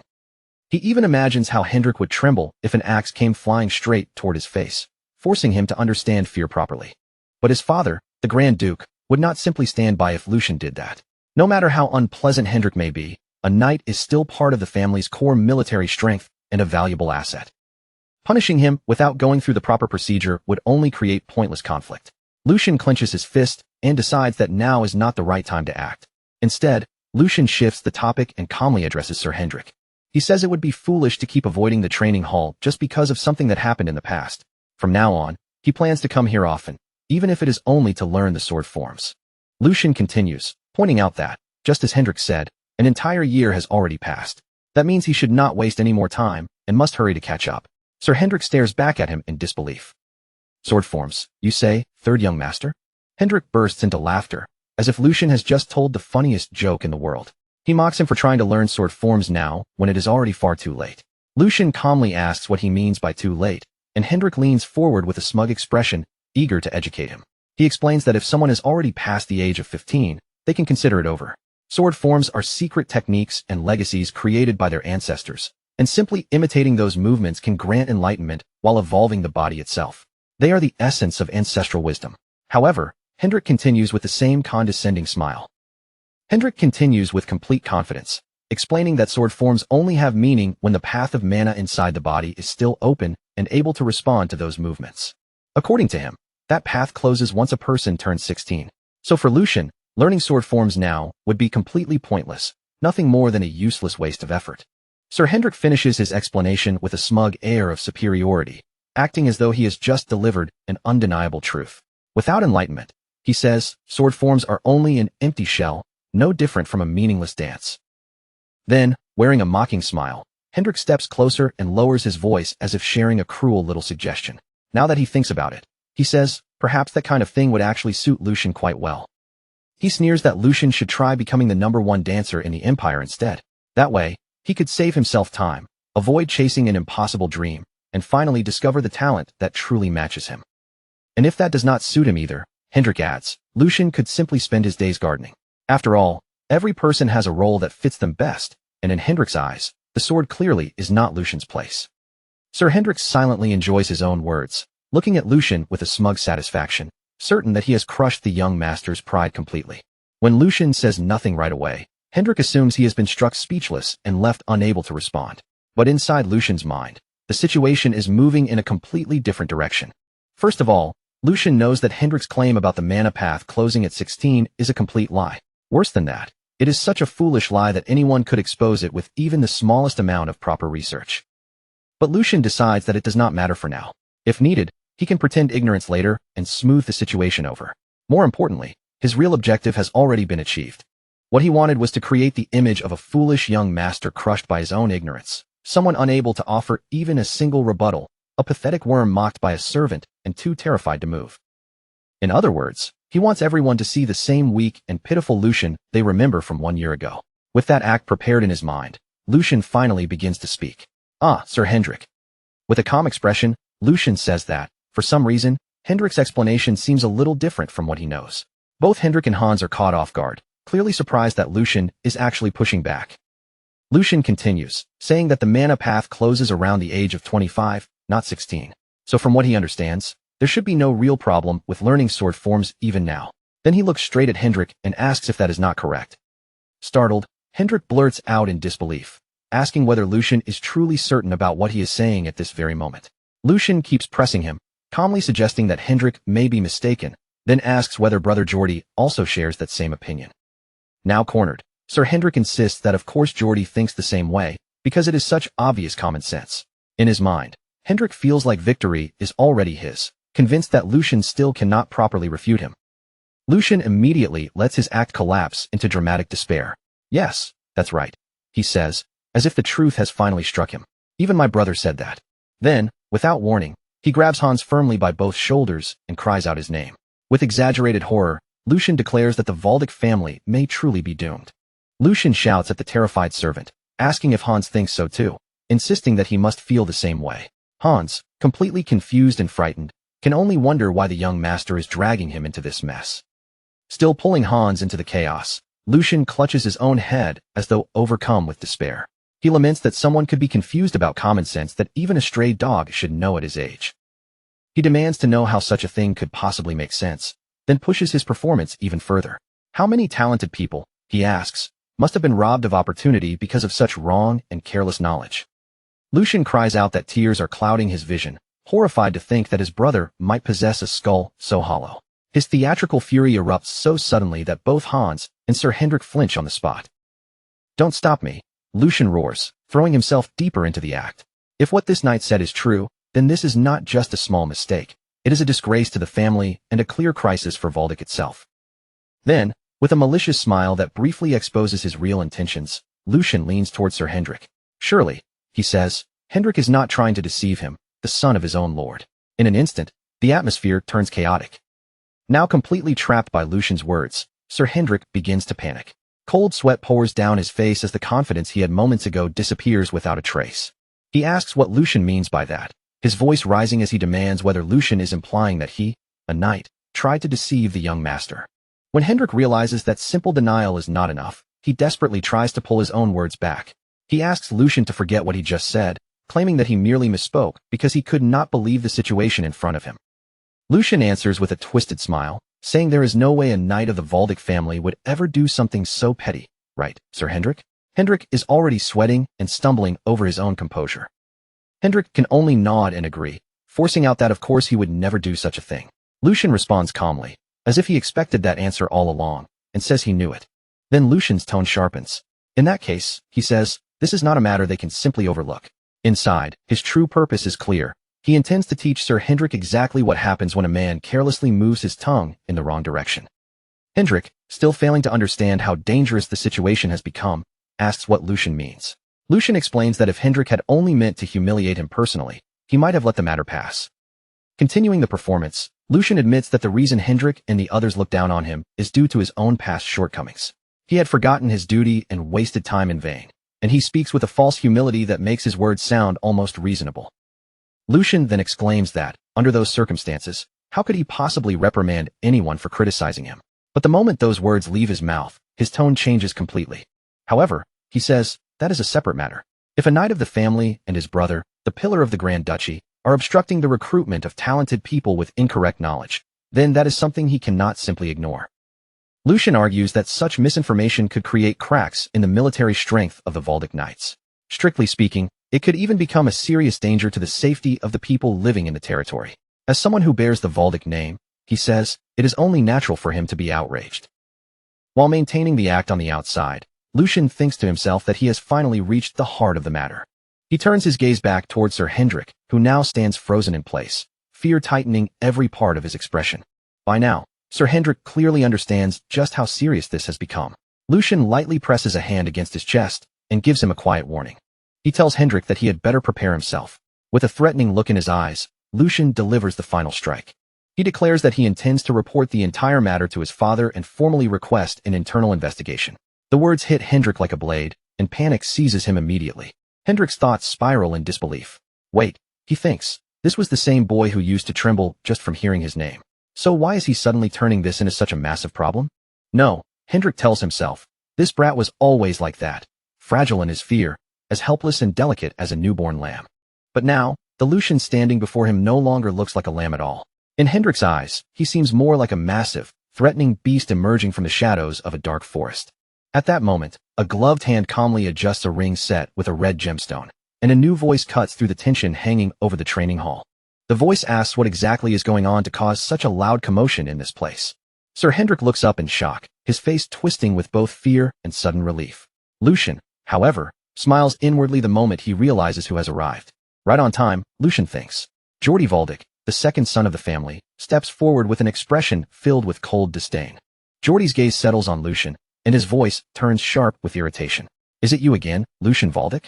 Sir Hendrik immediately rushes toward Geordie, desperate to explain himself. Second young master, I'll explain.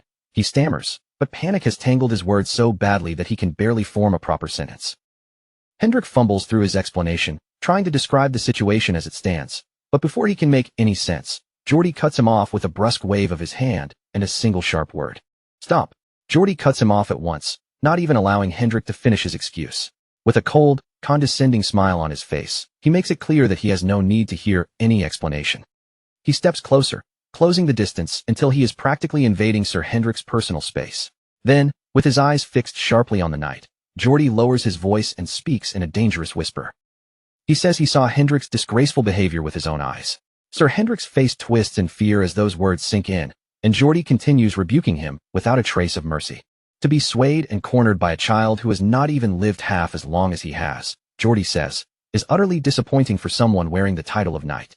Geordie grips Sir Hendrik's shoulder with quiet force, his fingers pressing down like a warning. Then he speaks coldly, telling him to control his expression. Only after that does Geordie release him. He takes out a handkerchief and wipes his hand as though touching Hendrik has dirted it, then warns him not to place him in an even more troublesome position. Geordie turns away from Hendrik and strides toward the two people who have been watching everything unfold, his younger brother Lucian and Lucian's servant, Hans. Hans, terrified by the atmosphere, trembles as he hides behind Lucian's back. Hans whispers nervously that Lord Geordie seems extremely angry, but unlike his frightened servant, Lucian watches the scene with an amused smile, as if this tense confrontation is actually entertaining. To Lucian, his brother's expression is almost a spectacle in itself. The anger, the pride, the irritation, it is all quite interesting to watch. Geordie Valdic, the second son of the Valdic family, stands before them as the proper heir of an old and traditional noble house. He carries himself like a true noble among nobles, and the weight of his background becomes clear at a glance. Rumors say that Geordie began recruiting people from outside the family because his influence had been weakened by the first son's presence. Geordie himself had openly announced that he was the one who brought those people in.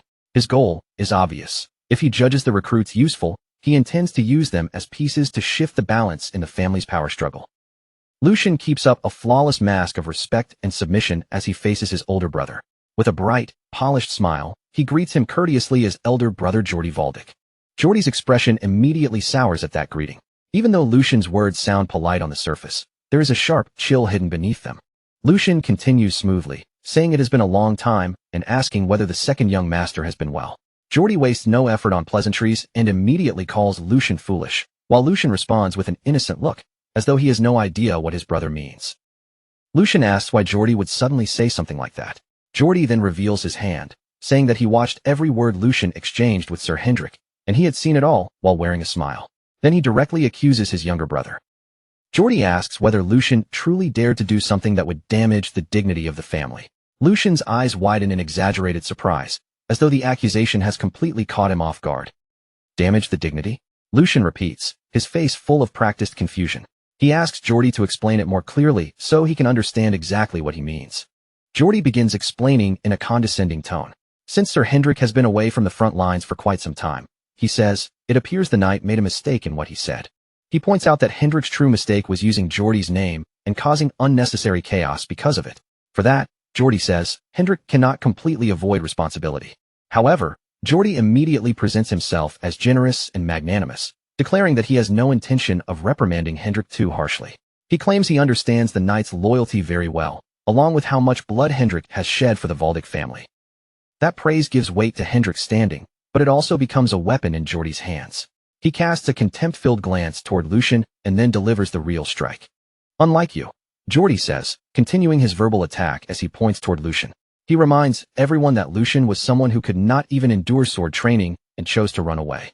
Then Geordie asks whether someone like that truly has the right to accuse a knight from a position of superiority. With an arrogant tone, he lectures his younger brother, saying Lucian Valdic must first learn how to respect the knights. Geordie smiles proudly as he looks across the gathered knights, clearly enjoying the atmosphere he has created. Because of these men, he says, the family can continue to exist.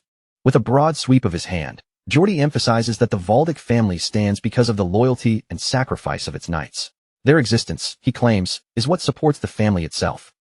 One of the higher-ranking knights steps forward and apologizes in Lucian's place.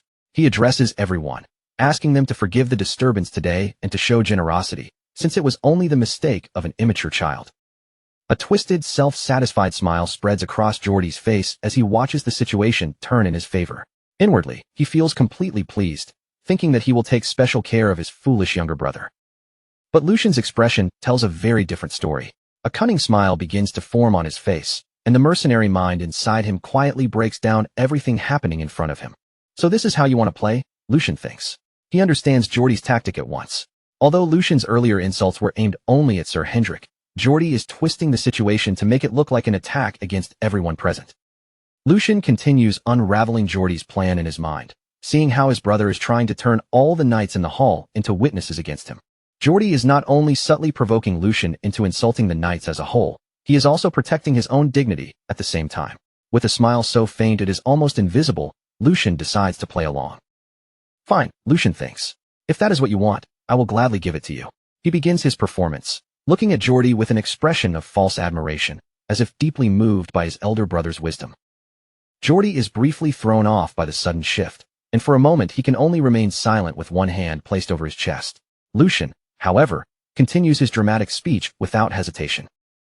Lucian says that although there was a misunderstanding between Sir Hendrik and himself, the proper thing would have been for Geordie to scold him for daring to insult his elder brother. But instead, he cries out with exaggerated emotion, clutching at his collar as if overwhelmed. Geordie chose to grant him such valuable teachings instead. As Lucian confesses to his supposed verbal crimes with great theatrical passion, Hans falls into complete panic beside him. He desperately whispers for the young master to please close his mouth, but Lucian ignores him and pushes forward with his false apology. Lucian declares that, in any case, he is deeply ashamed of himself for saying such disgraceful things.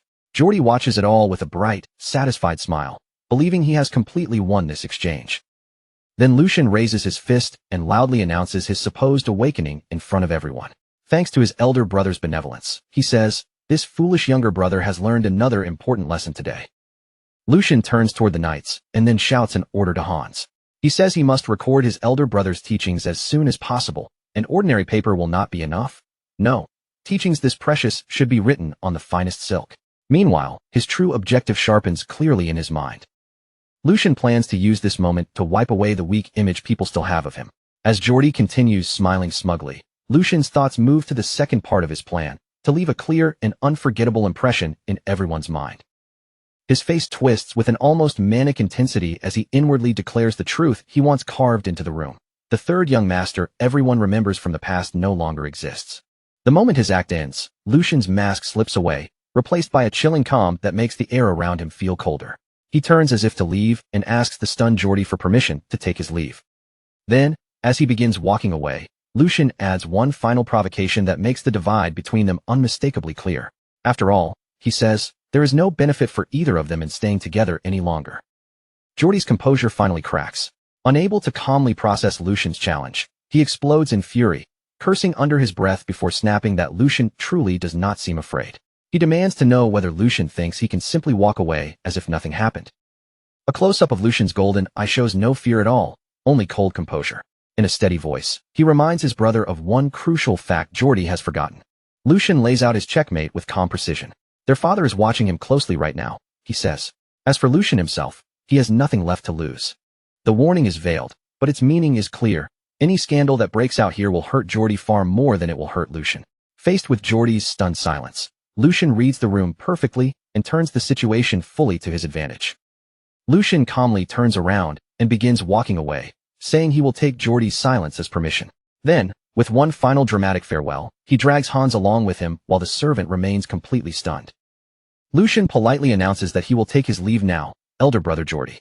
But in the next comedic beat, he hurriedly urges Hans to escape with him, while Hans cries out in panic for the young master to come back. Back in the training yard, the silence left behind is suffocating.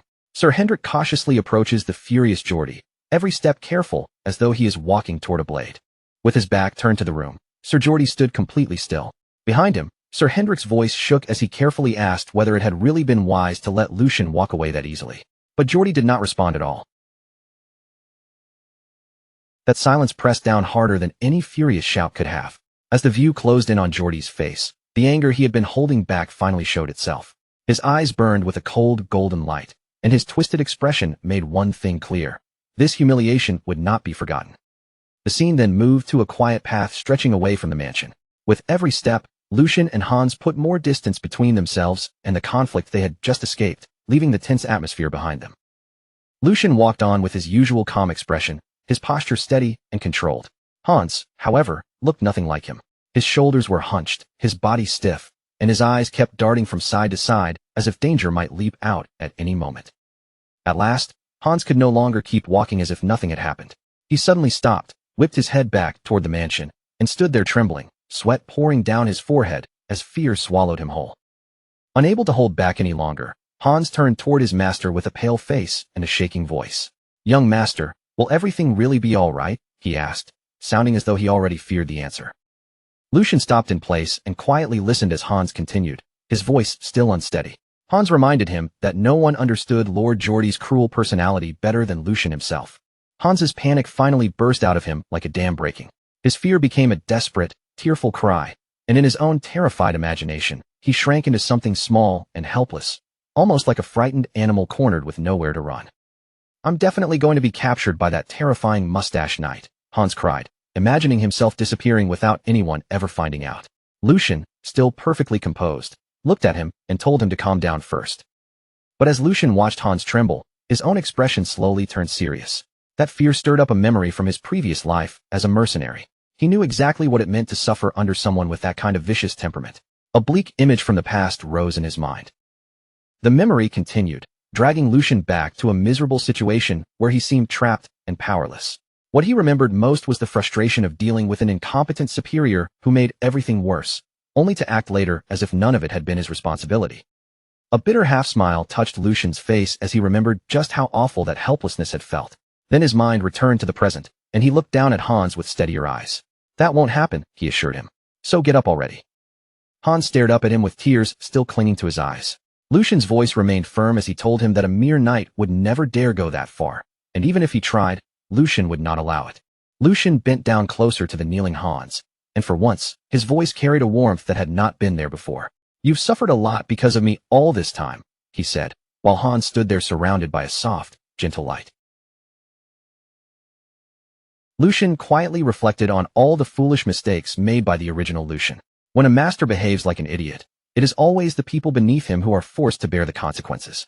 Then Lucian reached out and gently patted Hans on the head. "Especially since you're my personal attendant," he said softly. "It must have been even harder for you." Overwhelmed by those words, Hans could barely whisper, "Young master." But Lucian's expression had already sharpened with firm resolve. His gaze grew intense, and the air around him seemed to settle as he prepared to make a promise. "I'll promise you one thing," Lucian said, looking straight into the eyes of the servant who had stayed loyally by his side. "From now on, I will never again let my foolish actions cause my people to be looked down on, or leave them trembling in fear because of me." His vow seemed to carry beneath the wide-open sky, quiet but powerful, as if that single promise marked the start of a completely different era for Lucian and those who followed him. Lucian then firmly took Hans's hand in his own. With that simple gesture, he sealed the promise between them and began forging a new bond built on trust, loyalty, and protection. On a bright day filled with sunlight, Lucian and Hans moved through the palace corridors side by side, walking in silence beneath the long stretches of polished walls. Their footsteps rang faintly through the hallway, each quiet echo matching the heaviness on their faces and the tension neither of them could fully shake off. Ever since the incident at the training wall, a strange uneasiness had settled deep inside Lucian's chest, refusing to fade no matter how calm the palace appeared. The palace had grown far too silent. It was not a peaceful silence, but the kind that felt dangerous, as though something was being hidden just beneath the surface.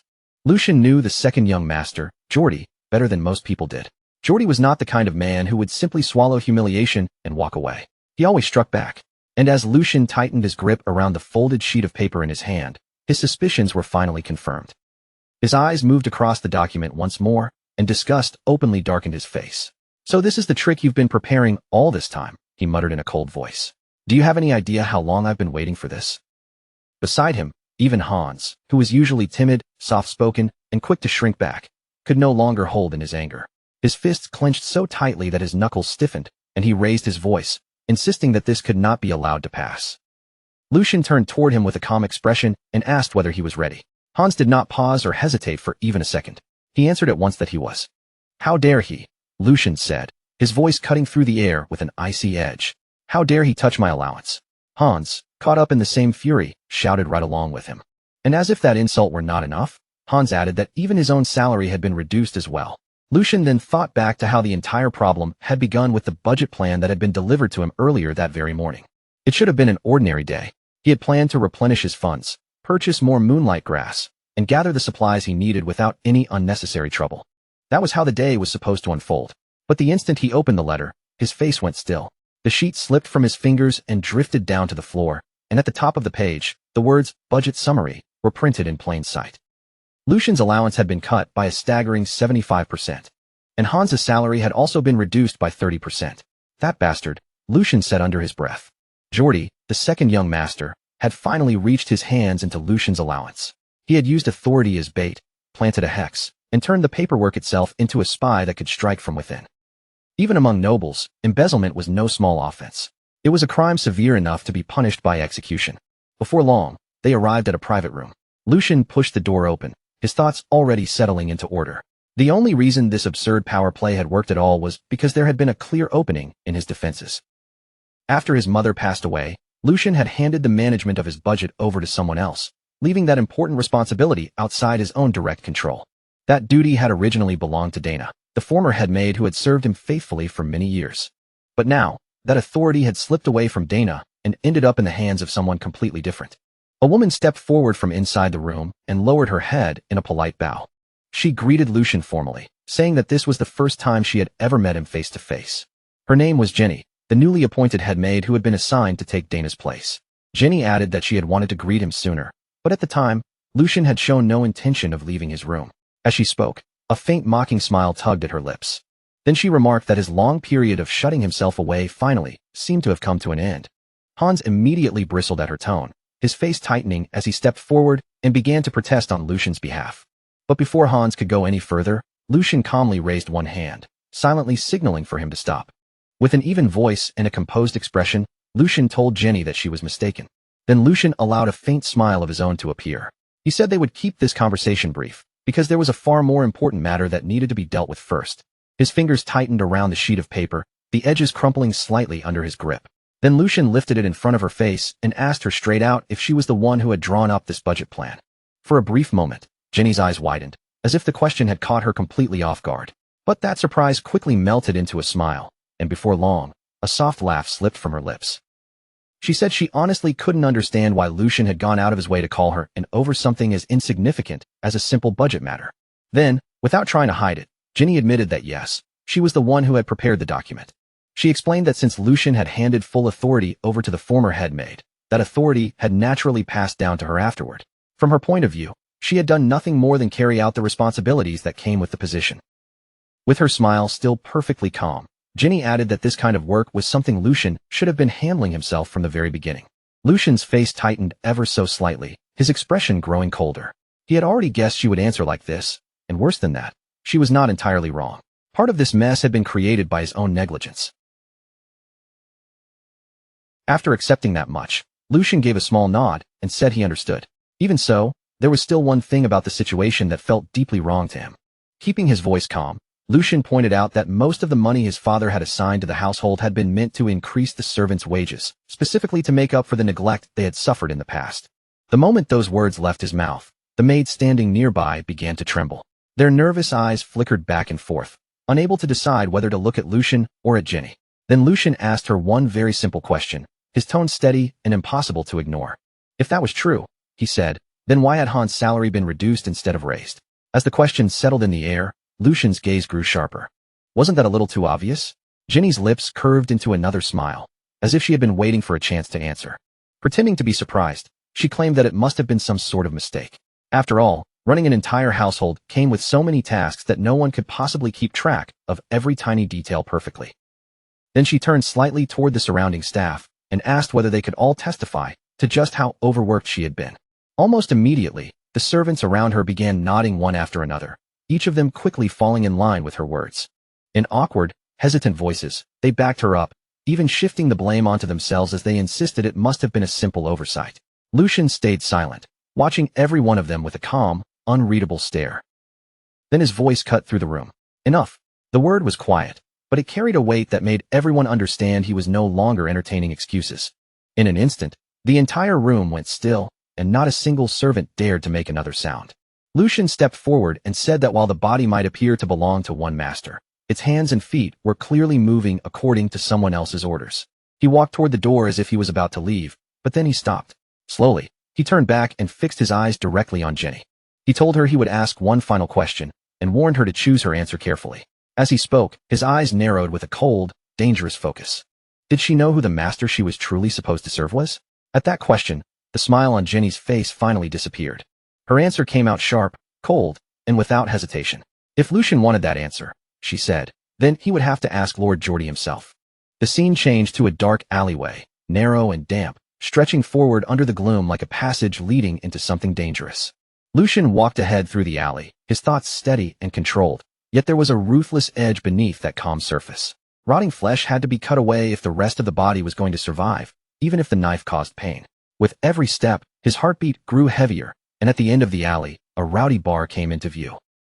Loud voices spilled out from inside, crashing into the street along with the smell of alcohol and sweat. Lucian and Hans entered together, both hidden beneath cloaks and disguises, while Hans looked around with a deep frown. Hans muttered that he thought Lucian had said they were going fishing to clear his head. This place, with all its noise and filth, did not exactly match that peaceful image. Lucian gave him no response. Instead, Lucian's eyes locked onto the center of the bar, where fighters were beating each other brutally as the crowd roared around them. Spectators shouted their bets, screaming for blood, victory, and more violence. Hans gave a faint smile and leaned in closer, quietly saying that this place looked perfect for catching a truly big fish. Together, Lucian and Hans made their way through the noise and headed toward the counter. Behind the counter, the bartender was wiping down a glass while eyeing them with obvious suspicion. He warned them that this was not the kind of place where shady-looking figures should hang around. Lucian did not answer him with words. Instead, he simply placed a heavy sack onto the counter, and the moment it landed, the bartender froze.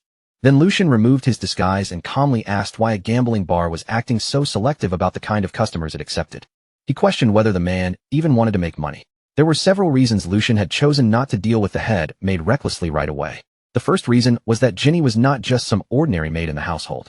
She was the daughter of the nanny who had raised Geordie from the time he was an infant. If Lucian acted against her carelessly, it would only make the situation worse and bring unnecessary backlash down on him.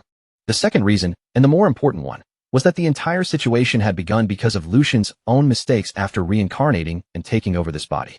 Back then, he simply had not known how to handle household matters like these. Without fully understanding what could happen afterward, he had handed over authority too easily. He had assumed that such an unreasonable situation could never actually happen, but reality had proved that assumption completely wrong. Now Lucian understood that this problem had already gone far beyond simple common sense. It needed to be handled properly, and this time, he had no intention of showing mercy. More importantly, there was no possible way the Archduke was unaware of what had been happening behind the scenes. In other words, cleaning up this mess was not only necessary, it was also part of a test. And if that was the case, Lucian would make sure the Archduke saw exactly what he could do. While those thoughts moved through his mind, the same staff member from earlier guided him deeper into the bar once again and respectfully seated him at a comfortable table. Cards were scattered across the tabletop, leaving clear traces of the countless gambling rounds that had already taken place there. Lucian reached out and picked up the deck, his face remaining calm and unreadable. Since he had already come all the way here, he figured he might as well earn some money while he was at it. Before long, the man sitting across from Lucian was trembling so badly it was impossible to miss. A large crowd had gathered around the table, staring in stunned disbelief as they wondered how many rounds Lucian had already won in a row. His opponent was supposed to be an experienced gambler, someone who knew this world inside and out, yet now he looked completely broken. Finally, with his voice shaking, the man lowered his head and said he quit. Lucian casually rolled a coin across his fingers, letting it flash between them as the defeated man hurried away from the table like he could not leave fast enough. Lucian spoke in a light, almost playful tone, saying this was only the beginning and that things were finally about to become interesting. Why leave so soon when the fun had barely started? But the man's face turned pale on the spot, and he immediately refused, insisting it would be much better for him to leave right now. Standing beside Lucian, Hans had gone completely stiff, both hands clutching his head as if he could barely process what he had just witnessed. Since when had the young master learned to gamble with such terrifying skill? Lucian, looking as if the entire game had already bored him, leaned back lazily in his chair and casually propped one leg up on the table. Then, with a calm voice that carried through the room, he announced the next round and asked if there was really no one else brave enough to sit down and play. He had originally come here to spread certain rumors and stir the waters, but so far, the whole thing felt far too dull and easy. Lowering his eyes, Lucian thought that after taking so much money from them, it should be time for the real target to finally appear. Almost as if answering that thought, the door opened. Lucian glanced sideways and saw a man stepping inside, while calmly adjusting the buttons of his clothing. The man wore a polite, well-practiced smile, but the instant he entered, the entire atmosphere inside the bar seemed to shift around him. With a smooth voice, the man greeted him, saying he had failed to recognize such an important guest earlier. He asked forgiveness for offering his greeting so late, then stopped directly in front of Lucian and introduced himself with controlled courtesy. He said his name was Hugo, and that he was the manager of this establishment. With a simple snap of Hugo's fingers, a butler appeared at his side almost instantly, as if he had been waiting for the signal all along. The butler bowed deeply before announcing that, due to unavoidable circumstances, the bar would be closing for the rest of the day. Right away, servants moved quickly through the noisy room, repeating the announcement to every guest, and politely, but firmly guiding them toward the exit. As they escorted the customers out, they promised that everyone would receive generous compensation the next time they visited. Hugo then turned back toward Lucian and spoke with respectful smoothness, saying it might inconvenience the other customers, but that was a small price to pay if Lord Lucian could enjoy his time here comfortably. Lucian gave a faint smile and said it had been a long time since he had gone out like this. He praised Hugo for having a sharp eye, then added casually that a person needed that kind of instinct to survive in this line of work. Hugo bowed once more and apologized again for greeting him late. Lucian simply waved it away, saying he had only come here for a change of pace. Hugo's eyes drifted toward the large pile of coins stacked on the table. He admitted that it was truly astonishing, saying it had been quite some time since he had seen a guest build up a pot that high. Then Hugo looked back at Lucian and spoke again in a polished, courteous tone. If Lucian would permit it, he asked to become his opponent for the next game. Lucian met Hugo's gaze without looking away, while Hugo returned his stare with that same calm smile still resting on his face. Hugo said that he would never dare claim he could stand a chance against the young master. Still, as the manager of the place, he had picked up a few tricks over the years, and at the very least, he could help Lucian pass the time. At that moment, Hans stepped closer to Lucian's side and whispered in a tense, urgent voice that they should return home. They had already won more than enough. Hans added that he had a very bad feeling about this man. He had seen plenty of frightening figures during his time in the palace, but Hugo gave off a different kind of presence entirely. It was the kind of presence that felt truly unique. Lucian gave a faint nod, silently acknowledging that Hans' instincts were not wrong. Hans had not become a personal attendant for no reason, and with just one glance at Hugo's hands, Lucian already knew exactly what kind of man stood before him.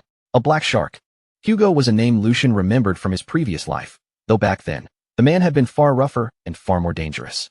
He had been a ruthless figure, a name that was destined to one day shake the entire underground world. Hugo's path had begun in the dark alleys of the city, far from noble halls and polished manners. With nothing but raw strength, sharp instincts, and ruthless cunning, he had smashed through every obstacle that blocked his way. From there, he expanded into gambling, smuggling, and even contract killings, until he eventually became known as the King of the Night, ruling 5 territories from the shadows. Later, when the empire fell into instability, Hugo exploited the chaos, declared himself a baron, and reappeared as one of the warlords fighting for power. But right now, Lucian knew, Hugo was still only at the beginning of that path. Even so, that only made him more dangerous, and Lucian's smile deepened faintly. Because today, Lucian had come here for one reason, to catch that shark before it grew too large. As the cards were laid out across the table, Lucian suggested they keep the rules simple and easy to follow. Hugo agreed without hesitation and removed any upper limit on the bets, saying he could not possibly allow the young master to grow bored after coming all this way. His words were perfectly polite, and Lucian's expression brightened as soon as he heard them. Lucian smiled and said that finally, someone understood him. Behind him, however, Hans only grew more anxious with every passing second. Hugo kept his polite smile in place, but deep down, he had already dismissed Lucian as nothing more than a spoiled noble brat leaning on his family name. What Hugo did not realize was that the words exchanged at that table would soon become the very foundation of his own downfall. As the dealer began preparing the cards, Hugo thought the timing could not have been better. Even though his plan involving the gambler's losses had not gone exactly as intended, he subtly tapped the table with his finger. The dealer noticed the signal at once. Hugo believed that a person like Lucian would only sink deeper into the game the more he lost. He intended to devour Lucian down to the bone. But across the table, Lucian was smiling brightly, looking as cheerful and carefree as if nothing suspicious were happening at all. Hugo, sensing something strange, asked if there was a problem. Lucian answered casually that it was nothing, but before they started, there was one question he wanted to ask. Hugo assured him with a courteous smile that he would answer honestly. Lucian leaned back in his chair, a faint smile resting on his lips. Lucian said that although this was their first meeting, he had to admit he had already taken quite a liking to Hugo. After all, a leader could be judged by the people working under him. To manage an operation of this size, even if it existed outside the law, was not something just anyone could accomplish. And if Hugo had truly crossed a line he should never have touched, then someone would have removed him from the board long ago. Hugo's smile stayed courteous on the surface, but his shoulders stiffened for just a moment. Choosing his words carefully, he said he understood his place and always made sure never to offend those above him. Lucian let out a soft chuckle and told him not to be so tense. Even though he came from House Weldon, that did not mean his family was so rigid that they could not understand certain things. He lowered his eyes to the cards in his hand for a moment, studying them as if this were just casual conversation. Then, in a calm voice, he asked when Hugo planned to begin large-scale production. Hugo froze at once. His polite mask cracked for a split second as he asked what Lucian was talking about. Lucian only leaned back in his chair, a faint smile resting on his face. Lucian told him not to pretend ignorance, because the signs were already there. As he spoke Hugo's name, his gaze sharpened, and the next words carried a chilling weight. Illegal drugs. The moment Lucian let those words fall into the room, the air around the table turned heavy, as if the whole bar had suddenly become harder to breathe in. Even the servants standing nearby began to sweat, their faces tightening as nervous glances passed between them. Hans stiffened at Lucian's side as well, his eyes widening with unease as he realized just how dangerous this conversation had become. Hugo went completely still, his body turning rigid as though an invisible blade had stopped him in place. Trying desperately to keep his composure, he forced another smile and cautiously asked what Lucian meant. Pretending not to understand, Hugo claimed he knew nothing about it and insisted he had never heard of anything involving illegal drugs. Lucian did not answer right away. Instead, he calmly placed more coins onto the table, each deliberate movement making the silence feel even more unsettling. In a soft voice, Lucian told him there was no need to keep pretending. He had already heard enough clearly, so asking again was nothing more than a useless feint. A nearly invisible smile tugged at the corner of Lucian's mouth as he began revealing the truth Hugo had tried to keep buried. Hugo had been commissioned by the Marquis Logren family to shake the stability of Valdic territory by spreading illegal drugs through it. The accusation hung in the room like a blade over his neck.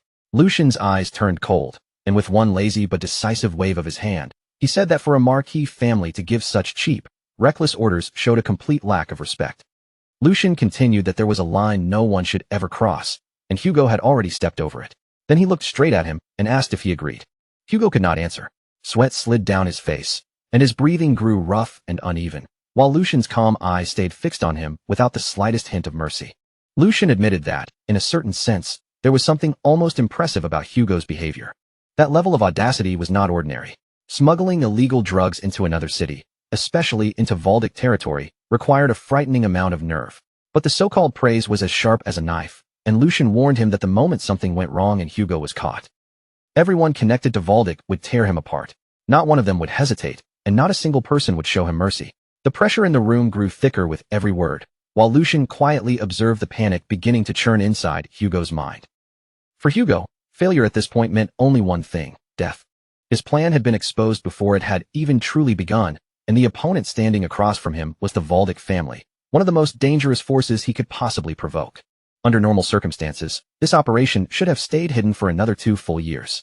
By the time reports about the drug distribution finally reached the Grand Duke, Hugo would have already escaped the city. But Lucian's experience from his previous life allowed him to recognize the danger long before the situation could spiral out of control.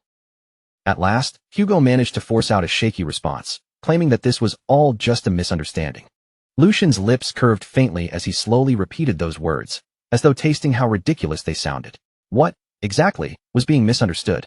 Trembling, Hugo insisted that he was only a small-time shop owner barely managing to survive. He swore that dealing in drugs made no sense for someone like him, and that a person jealous of his business must have spread a false rumor. He claimed that if Lucian gave him a chance, he would personally track down the source of that rumor. But Lucian cut him off coldly, repeating the phrase with a hint of amusement. A false rumor? Just like the flour mill Hugo ran was supposedly an ordinary business, and the underground passage beneath it was supposedly nothing more than a secret escape route leading out of the castle. Lucian leaned back slightly, his eyes never leaving Hugo, and told him this would be the last question he asked.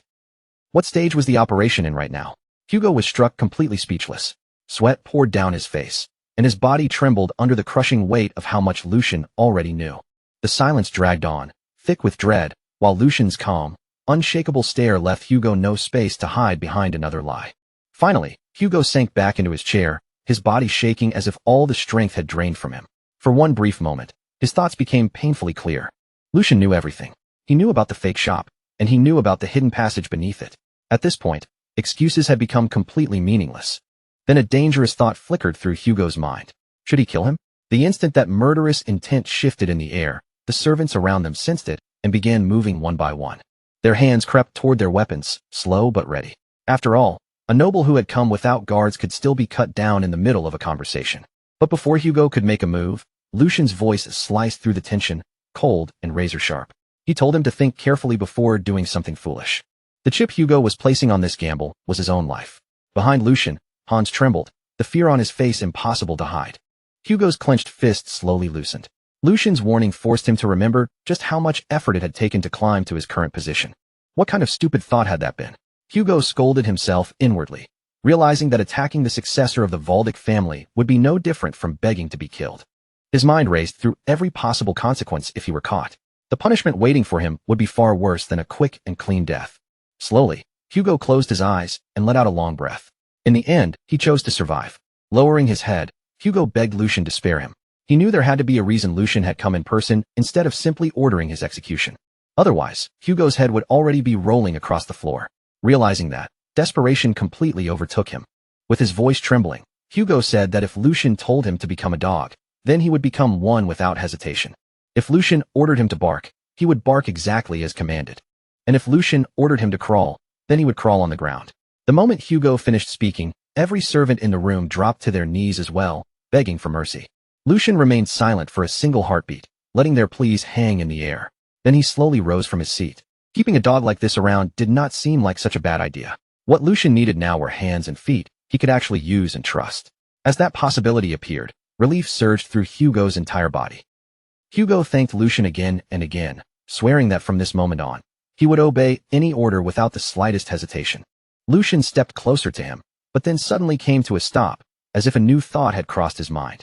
He said thoughtfully that simply keeping Hugo as a hunting dog sounded rather boring. After all, Hugo was not the kind of man who would stay satisfied with that role forever. Lucian placed one hand on Hugo's shoulder, the gesture calm but heavy with meaning. Then he asked a question so unexpected that it cut straight through the tense air. Did Hugo want to try becoming a knight? Hugo's eyes widened at once, as if those words had struck something buried deep inside him. For a brief moment, the entire room fell into complete silence. Every gaze in the room turned toward Hugo, but he barely seemed to notice them. Becoming a knight had once been the dream he carried more seriously than anything else. It was something he had chased with almost desperate obsession, pushing himself forward again and again, only for the cruelty of reality to crush that dream beneath its weight. No matter how much skill he gained, no matter how strong he became, it had never been enough to change his place in the world. In the end, he had always been forced to risk his life for someone else's benefit, fighting and bleeding for a master who stood above him. To the nobles, he was nothing more than a disposable tool, and his low birth had always felt like an unbreakable wall blocking the path ahead. Could someone like him truly become a knight? The question echoed inside Hugo's mind, shaking him harder than any threat had. Hugo pressed his forehead down against the floor, his posture filled with desperation. In a strained voice, he said that if such a chance truly existed, he would even sell his soul for it. He begged Lucian to tell him it was possible. Without the slightest hesitation, Lucian answered that he swore it on the honor of the Valdic family. If Hugo held on to integrity and honor, and if he never disgraced himself in the future, then his status would never be allowed to stand in his way. Lucian leaned closer, his voice low but carrying absolute command. Then he asked one last question. Did Hugo want to live as a human being, instead of as someone else's tool? Hope filled Hugo's chest, something warm and unfamiliar that he had not allowed himself to feel in years. A few days later, inside the palace, the servants gathered together, their faces tense and curious as they waited to see what Lucian intended to do. Lucian appeared at the front of the room, drawing every eye toward him the moment he arrived. He sat casually with one leg resting on the table, looking completely at ease, while Hans and Hugo stood behind him like silent guards. Lucian shifted his gaze toward Hugo and, in a calm but commanding voice, told him to introduce himself. Hugo stiffened slightly, then clasped his hands behind his back as he prepared to step forward. He moved out in front of the servants and introduced himself in a controlled, even tone. His name was Hugo, and from today onward, he would be assisting the Lord. As he spoke, a sharp, restrained smile appeared on his face, like a hunter quietly measuring the room. He added that he looked forward to working with everyone. Sometime later, still inside the palace, Lucian sat calmly at the center of the room as all attention gathered around him. The servants formed a loose semicircle in front of him, and Lucian lightly clapped his hands, the small sound cutting through their uneasy murmurs. Now that the introductions were over, Lucian said in an even voice, they should bring the head maid in. One of the servants hesitated, visibly unsure whether he should speak up or keep his mouth shut. Finally, he asked why the head maid needed to be summoned so suddenly. Lucian answered by casually swinging one finger, as if the matter were obvious. The head maid needed to come and greet him properly, Lucian said. For a moment, his mind drifted back to the previous day, when she had scolded him with no restraint at all. That kind of behavior could not be allowed to happen again. No matter how busy she was, the servants needed to report properly to him first. Lucian quietly watched the servants' faces, observing each small reaction with calm interest. As expected, the servants looked deeply uneasy. The one who had questioned him glanced around nervously and muttered for everyone not to do anything rash. Another servant quickly agreed, saying they did not want to get dragged into trouble. At that moment, Lucian understood that their fear had already gone too deep for simple words to change their minds. In their eyes, he must have looked like a weak and disposable figure, like a rotten rope no one wanted to hold on to. If that was how they saw him, then he would make them understand how wrong they were. A servant stepped forward from the middle of the room and spoke carefully, asking Lord Lucian to consider their position. Lord Geordie, he said, paid special attention to the headmaid. What authority could mere servants like them possibly have in a matter like this? As soon as he finished speaking, the others immediately joined in. They nodded and murmured in agreement, pleading with Lucian to understand them and asking why he would deliberately stir up trouble. They said they only wanted to remain quiet and live as they had before. As their overlapping voices grew louder, Hans could no longer hold back his frustration. He clenched his teeth, anger flashing in his eyes, and shouted at them to get a grip on themselves. The master of this palace was Lord Lucian, Hans declared, not the second young master. Not Lord Geordie. Hugo had been watching the entire exchange quietly from the side, a faint smile resting on his lips. Then he stepped forward and calmly told Hans to leave this matter to him. Turning toward the servants, Hugo's voice became sharp and controlled. He said that harsh words were wasted on people like them, because they were not the type to listen through reason alone. Then Hugo looked back at Lucian and said he had already figured out what needed to be done. Lucian raised an eyebrow, a flicker of curiosity crossing his face as he asked if Hugo already had a plan. Hugo's expression turned cold. Dealing with people who did not understand their place was simple, he said. Loyalty could be drilled into them, though the process might be a little rough. Then Hugo asked for Lucian's permission. The servants' faces went pale as the meaning of his words settled over them, while Lucian listened in silence before allowing a faint smile to appear. Lucian thought that Hugo really was quick to understand the situation, and that was exactly why he had brought him in. Luck had also been on their side, since Hugo had been caught early while the drug operation was still in its 9th stage. If the plan had advanced any further, even Lucian might not have been able to stop it in time. Placing a hand on Hugo's shoulder, Lucian gave him permission, because this was precisely the result he had wanted. With a faint, satisfied smile, Lucian watched Hugo prepare to act. A darker smile then curved at the edge of his lips as he told Hugo not to worry. Lucian told him to give them a proper show. Hugo answered calmly, his tone steady and obedient, saying he would follow Lucian's command. A chill ran down the servants' backs. Frozen in place, they watched as Hugo walked toward the servant standing in the middle of the room. Only when Hugo stood directly in front of him did the servant fully realize the weight of his presence. Facing him up close felt like being a tiny ant staring up at a towering wall.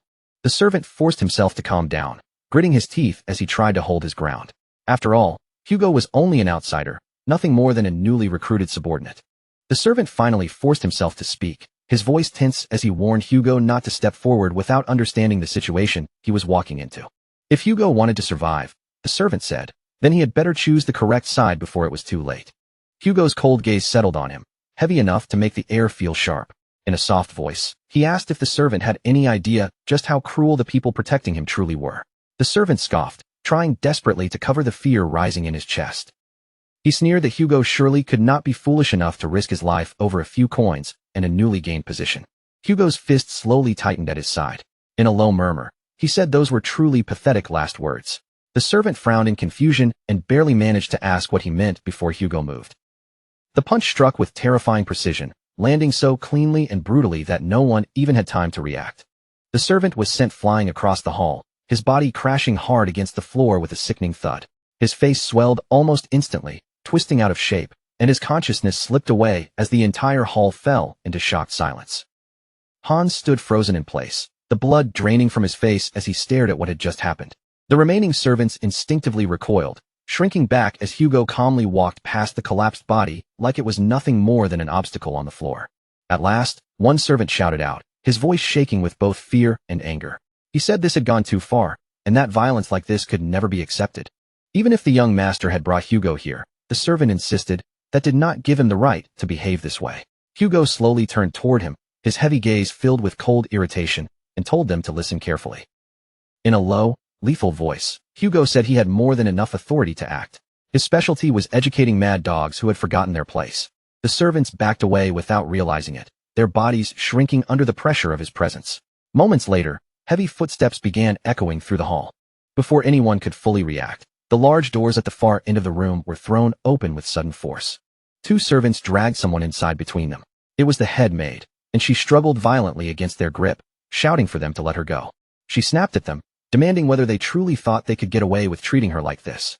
One of the servants sharply told her to shut her mouth and follow quietly, adding that if she still failed to understand the situation, then she really was a fool. Fury flashed in her eyes as she turned toward him.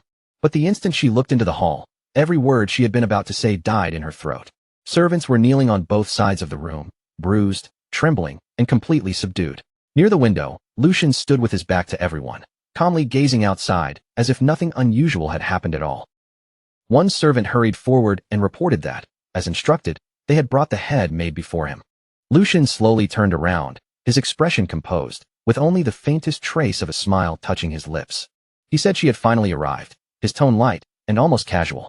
He had merely asked the servants to bring her over, though it seemed they had become a little too enthusiastic while doing so. The head maid's shock quickly twisted into fury, and her eyes burned as she glared straight at him.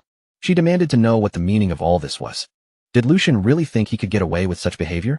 She forcefully pulled one arm free and raised it threateningly, declaring that Lord Geordie would never allow this. Lucian's voice stayed cold and controlled as he gave a single command for her to stand. The head maid straightened her posture, forcing herself to look composed, then sharply told him that if he stopped now, she would make sure today's incident ended right here. Lucian smiled, completely unmoved, and calmly asked who had ever said anything about ending this. Then he reached toward the table and picked up a whip. He gripped it firmly in both hands, and the leather gave a faint creak as he lifted it into view. Lucian said evenly that this was only the beginning. The moment the head maid saw the whip, the confidence on her face shattered. Color drained from her cheeks, her lips began to tremble, and she hurriedly spoke in a cracking voice, saying he could say whatever he wanted. She took back everything she had said earlier. But Lucian's smile vanished completely, replaced by a cold, emotionless stare with no hesitation and no mercy. In a quiet voice, he said that today she would die right here. The word hanging over that moment was execution, and it carried a weight no ordinary punishment could match. Since ancient times, execution had never been used lightly. It was a public punishment, meant to carve a warning into the hearts of everyone who witnessed it. It was efficient, brutal, and impossible to forget. More importantly, it always came with a clear reason. It had a defined target, a clear purpose, and above all, it left behind a lasting impression. For Lucian, that alone was enough. At that same moment, Lucian began walking straight toward Jenny. Instinctively, she took a step back, her body reacting before her pride could stop it. The two of them locked eyes face to face in complete silence. An unnatural calm settled between them, so heavy and cold it felt, as if even breathing too loudly would disturb the room. But beneath that outward stillness, the tension on Jenny's face was impossible to hide. Her lips parted, and she forced herself to speak again. She said that with this, she could inform the Grand Duke that the weak, useless third prince no longer existed. Lucian gave her no reply. Instead, he simply lifted one hand and gestured calmly. A servant was summoned to his side, and the meaning behind the order became clear immediately. Lucian wanted Jenny to be properly taught how someone should stand before their master. Without hesitation, the guards moved in, seized her, and forced her down. Her knees struck the floor with a dull thud, and the pressure on her shoulders remained firm as they held her in place. Even then, Jenny did not panic right away. She lifted her head and spoke again. She told the young master that he should think this through carefully. He had said he would kill her, but if he harmed her even a little, did he truly believe Lord Geordie would remain quiet? Her voice was low and calm, almost indifferent, with no obvious fear in it. Then she continued slowly, choosing each word with deliberate weight. More importantly, her mother was Lord Geordie's wet nurse. And since she was that wet nurse's child, Jenny said, she was technically like his sibling. Those words settled over the room, heavy and dangerous. It was a single sentence meant to challenge everyone there and stop them from taking another step. After hearing her out, Lucian finally answered by asking if that was all she had to say. Even at the very end, he said, she still repeated the same excuse. As he spoke, the temperature in his voice dropped sharply. The coldness was unmistakable as he asked whether it was not pathetic to keep bringing up her so-called brother while she was dying. If she had anything else to say, he told her, she should say it now. Hearing that, Jenny froze completely. Her confidence shattered in an instant, her eyes widening as her expression changed. Panic flashed clearly across her face, breaking through the pride she had tried so hard to hold on to. So, as I was saying, Lord Geordie, before Jenny can force the rest of her words out, Lucian steps in closer. The space between them disappears little by little, until his silent pressure alone feels heavy enough to choke her. Then, in a low voice, he cuts her off. Do you? No. You seem to have made a very serious mistake about your situation, he continues, his tone calm, even, and merciless. I already have more than enough reasons to put you to death right here. Insulting a noble, abandoning your duties, stirring up disorder, embezzling money, and plenty more besides. As he lists each crime, his gaze grows sharper, like it is piercing straight through her defenses. But somehow, you forgot where you stand, all because you happen to be raised by the same wet nurse. Lucian leans forward just slightly, his shadow seeming to press down over her. Do you honestly believe the Geordie you keep throwing around can protect you from me? His voice drops even colder. At most, he might strike me a few times. And after that, everything would simply end there. Then, with a cruel calm that makes the entire room feel colder, Lucian adds, or perhaps, for your sake, it would be even worse. His words stop halfway, but the silence after them is more frightening than any direct threat.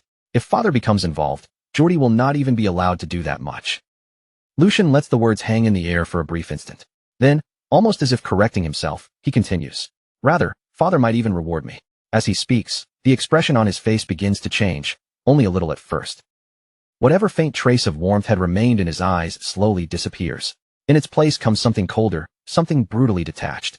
After all, I would simply be taking proper action against a troublesome person. His eyes settle directly on Jenny, pinning her in place. Geordie is only one of the heirs, nothing more. The person standing in front of me is the same. Each word from Lucian feels heavier than the last. I already gave you your chance. But you were the one who chose to walk toward this ending. By then, Jenny can no longer keep herself composed. Her hands shake violently, trembling as if all strength has left them.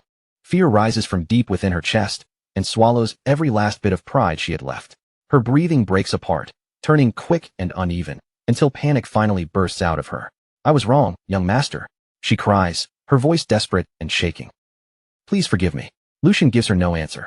There is no hesitation in him, no flicker of pity, not even a pause. He remains perfectly composed.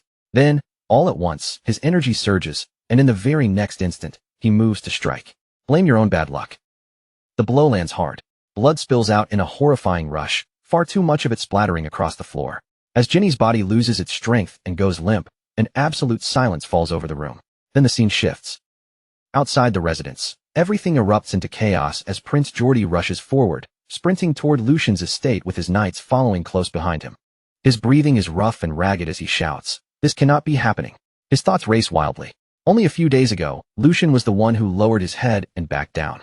He was the one who swallowed humiliation after Jenny looked down on him and pushed him around. But now, all of a sudden, he is acting like a madman, even declaring that he will kill me. Geordie clenches his teeth so hard his jaw tightens, while dread coils deeper around his heart. Something about Lucian has changed, and by the time he realizes it, he may already be too late to stop anything. As Geordie keeps running, his mind continues racing. And that is not the only strange thing. I prepared for something like this, just in case. I stationed servants at the separate estate where Lucian lives. His breath grows heavier with every step. Those servants should have held Lucian back before anything could happen. But if the situation has already reached this point, then there is only one explanation. By now, Geordie has arrived at the door of the room. His body is nearly spent, sweat pouring down his face as his legs tremble from the desperate sprint. At the same moment, the truth cuts through his mind like a blade. Lucian has taken control of the servants. Before Geordie can react any further, one of the knights steps closer and speaks in a careful voice. Young master, that report must be mistaken. Perhaps you should calm yourself for a moment. Another knight quickly follows, trying to steady him. That is right. Someone like him would never actually raise a hand against anyone. A third knight joins in as well, doing his best to reassure Geordie. Besides, he is afraid of Lord Geordie. Geordie lets out a sharp breath. Right, just as I thought. It has to be a mistake. But even while he says it, anger churns violently inside him. And then, from beyond the door, a scream rips through the air, sharp and piercing. It is filled with unmistakable agony, echoing clearly from inside the room. Geordie's expression freezes on the spot. In that single instant, he understands exactly what has happened to Jenny. The scene shifts again. Inside the room, blood drips slowly down to the floor, one heavy drop after another. There stands the hunter, the very same one from before. His body is soaked in blood, with dark trails running down him and gathering beneath his feet. At the same time, Hugo has Ginny locked in his grip, restraining her with crushing strength. She struggles weakly against him, but it is completely useless. Even after witnessing all of this, Lucian shows no reaction whatsoever. His expression does not shift, and his breathing stays steady. To him, the bloody scene unfolding right before his eyes changes nothing. He simply stands there, calm, cold, and unmoving, like an executioner who has already delivered the sentence. And in that moment, one thing becomes painfully clear. Whatever fear Lucian once carried has vanished completely. What remains now is control, absolute and unshaken. Seeing the situation unfold before him, Jordy finally snaps. Rage explodes out of him as he shouts, "What the hell are you doing?" Lucian only turns his head slightly, his face still calm and unreadable. He almost looks bored as he replies in a cool voice, "What brings my esteemed brother here? Sorry, but I am rather busy right now. Please come back later." Then his voice hardens, losing even the faintest trace of courtesy. "Today, I will tear out the root of this rebellion." Without hesitation, he gives another order. "Hugo, put her back on her feet." Hugo answers immediately, "Yes, master." At the same time, Jordy whips his head toward his knights, his voice shaking with fury. "Save Ginny right now." The two knights respond at once and rush forward, charging straight toward Lucian to free her. But before they can take another step, Lucian speaks again, his voice icy and merciless. "If anyone comes within 3 feet of us, cut her throat." Those words slice through the room like a drawn blade. Ginny freezes instantly. Terror swallows her whole, her body going stiff as fear seems to close around her throat. Lucian continues without the slightest tremor in his voice. "I will take full responsibility." The instant those words leave his mouth, both knights stop in their tracks. They halt at the exact same place, as if an invisible wall has appeared before them. Confusion spreads across their faces. They cannot decide whether to move forward or remain still, because no matter how urgent the situation is, they cannot disobey their master's command. On the other side, Hugo speaks in a low, dark voice, cold enough to send a chill through everyone in the room. "There will be no way for her to survive. Leave it to me." As he says this, the knife is already pressed firmly against Ginny's throat. With just one wrong movement, everything will be over. Ginny, already beaten badly and barely holding herself together, becomes even more terrified. Fear completely overtakes her. Her body trembles as she turns her head back just a little, tears streaming down her face. In a weak, broken voice, she cries out, "Lord Jordy." The sight of her like that ignites Jordy's fury even further. His voice bursts out, overflowing with rage he can no longer control. "How dare you do this? Your head will not be the only one taken. Your entire family will be executed and hung from the city walls." Hugo does not flinch in the slightest. He answers calmly, his voice steady and empty of emotion. "That will never happen." Those words strike Jordy like a physical blow. His eyes widen in disbelief. "What did you just say?" Hugo responds without even a moment of hesitation. "My master is Lord Lucian. Any order that does not come from my master means nothing to me." He continues, his resolve completely unshakable. "No matter what happens from this point forward, if it is my master's order, then carrying it out is my duty."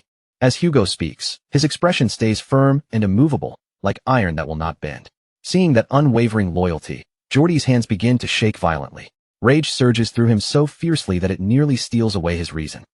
Grinding his teeth, he roars, "Lucian, what did Ginny ever do to deserve being treated like this?" Lucian answers in a cold voice, still holding his hunter in his hand. "She insulted her superior, disobeyed orders, and interfered with financial matters." His tone remains completely flat. "I simply gave her the punishment she had earned." Then Lucian's glare sharpens on Jordy, anger burning deep in his eyes. "Do you still not understand the difference between duty and personal emotion?" Those words only pour more fuel onto Jordy's fury. His chest rises and falls heavily, his whole body shaking with rage. Yet even with all that anger, he can do absolutely nothing, and that helplessness burns more painfully than any wound. At that moment, the situation within House Valdic becomes clearer. The current line of succession places the young master, Tristan Valdic, in the first position, standing between the two brothers. Because of that, a deeply rooted rivalry between the two opposing sides has already formed, splitting the household into a tense, two-sided power struggle. In other words, until Ur finally makes his decisive move, the balance of power inside House Valdic will remain unstable. For now, the most important task in front of him is obvious. He must strengthen his own faction and secure it even more firmly. However, the reputation he has built has just suffered a devastating blow. Lucian had humiliated him in front of everyone, and the sting of it cut even deeper because it came from a younger brother Jordy had once dismissed as harmless. On top of that, he had already lost his loyal knight, Ser Hunter Picaria. Geordie's jaw tightened hard, the muscles in his face twitching as he forced down his rage. And now, if he failed to protect Ginny, someone who served him as closely as his own hands and feet, the damage would be far worse. His authority would begin to crack, and this moment would almost certainly become the turning point where his position started to shake.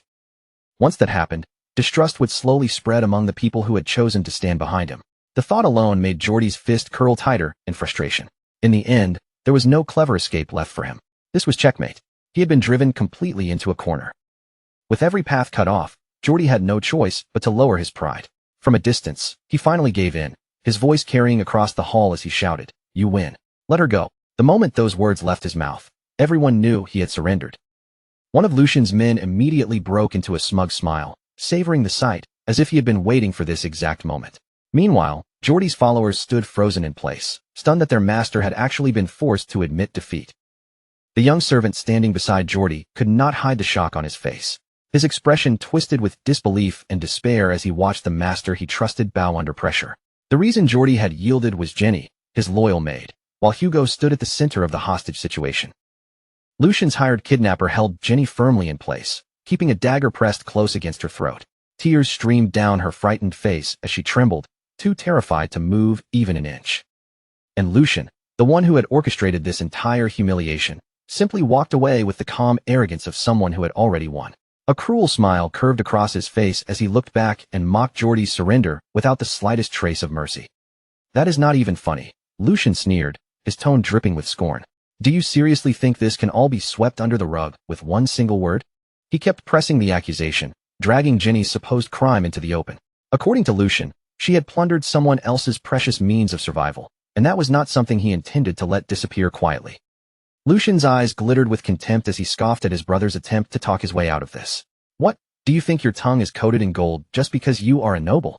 Then, with biting sarcasm, Lucian turned fully toward Geordie and put on an expression of exaggerated innocence. "What are you even talking about, brother?" "Winning." Geordie ground his teeth so hard it looked as if his anger might burst through his restraint at any second, while Lucian continued his performance without shame. "I merely carried out my duty as the third young master." Besides, Lucian added coldly, "embezzlement is a crime that no one can escape, no matter what status they hold." He stamped his foot against the floor, using the sharp sound to reinforce his authority throughout the hall. "If we simply covered this up and moved on, what would everyone here think?"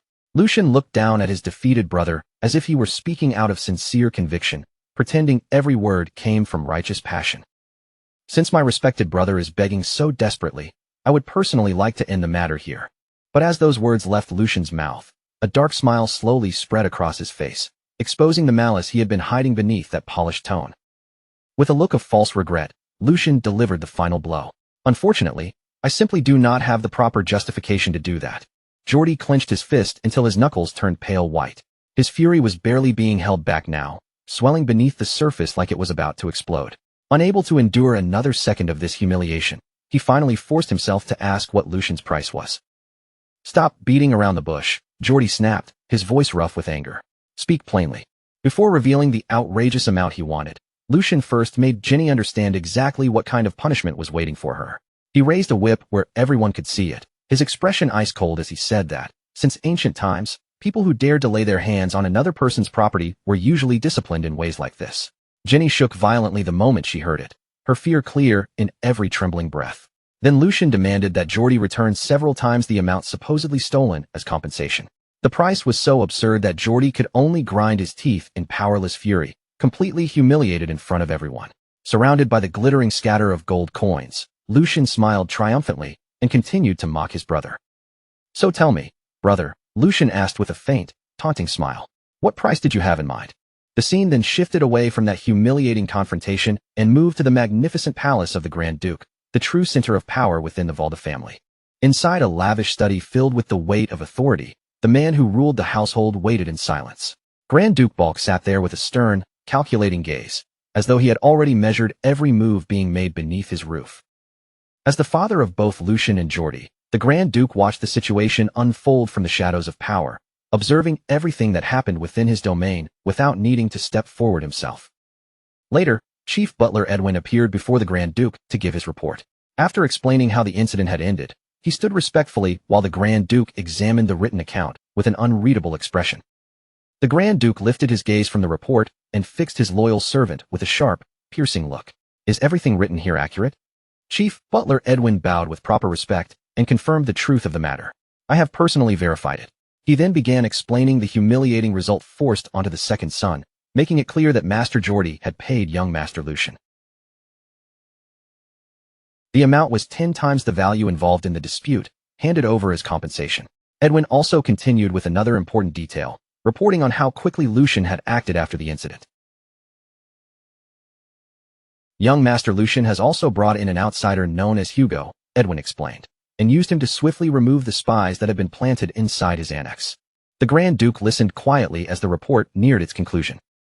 Because of Lucian's actions, his annex was now guarded more heavily than any other area in the estate.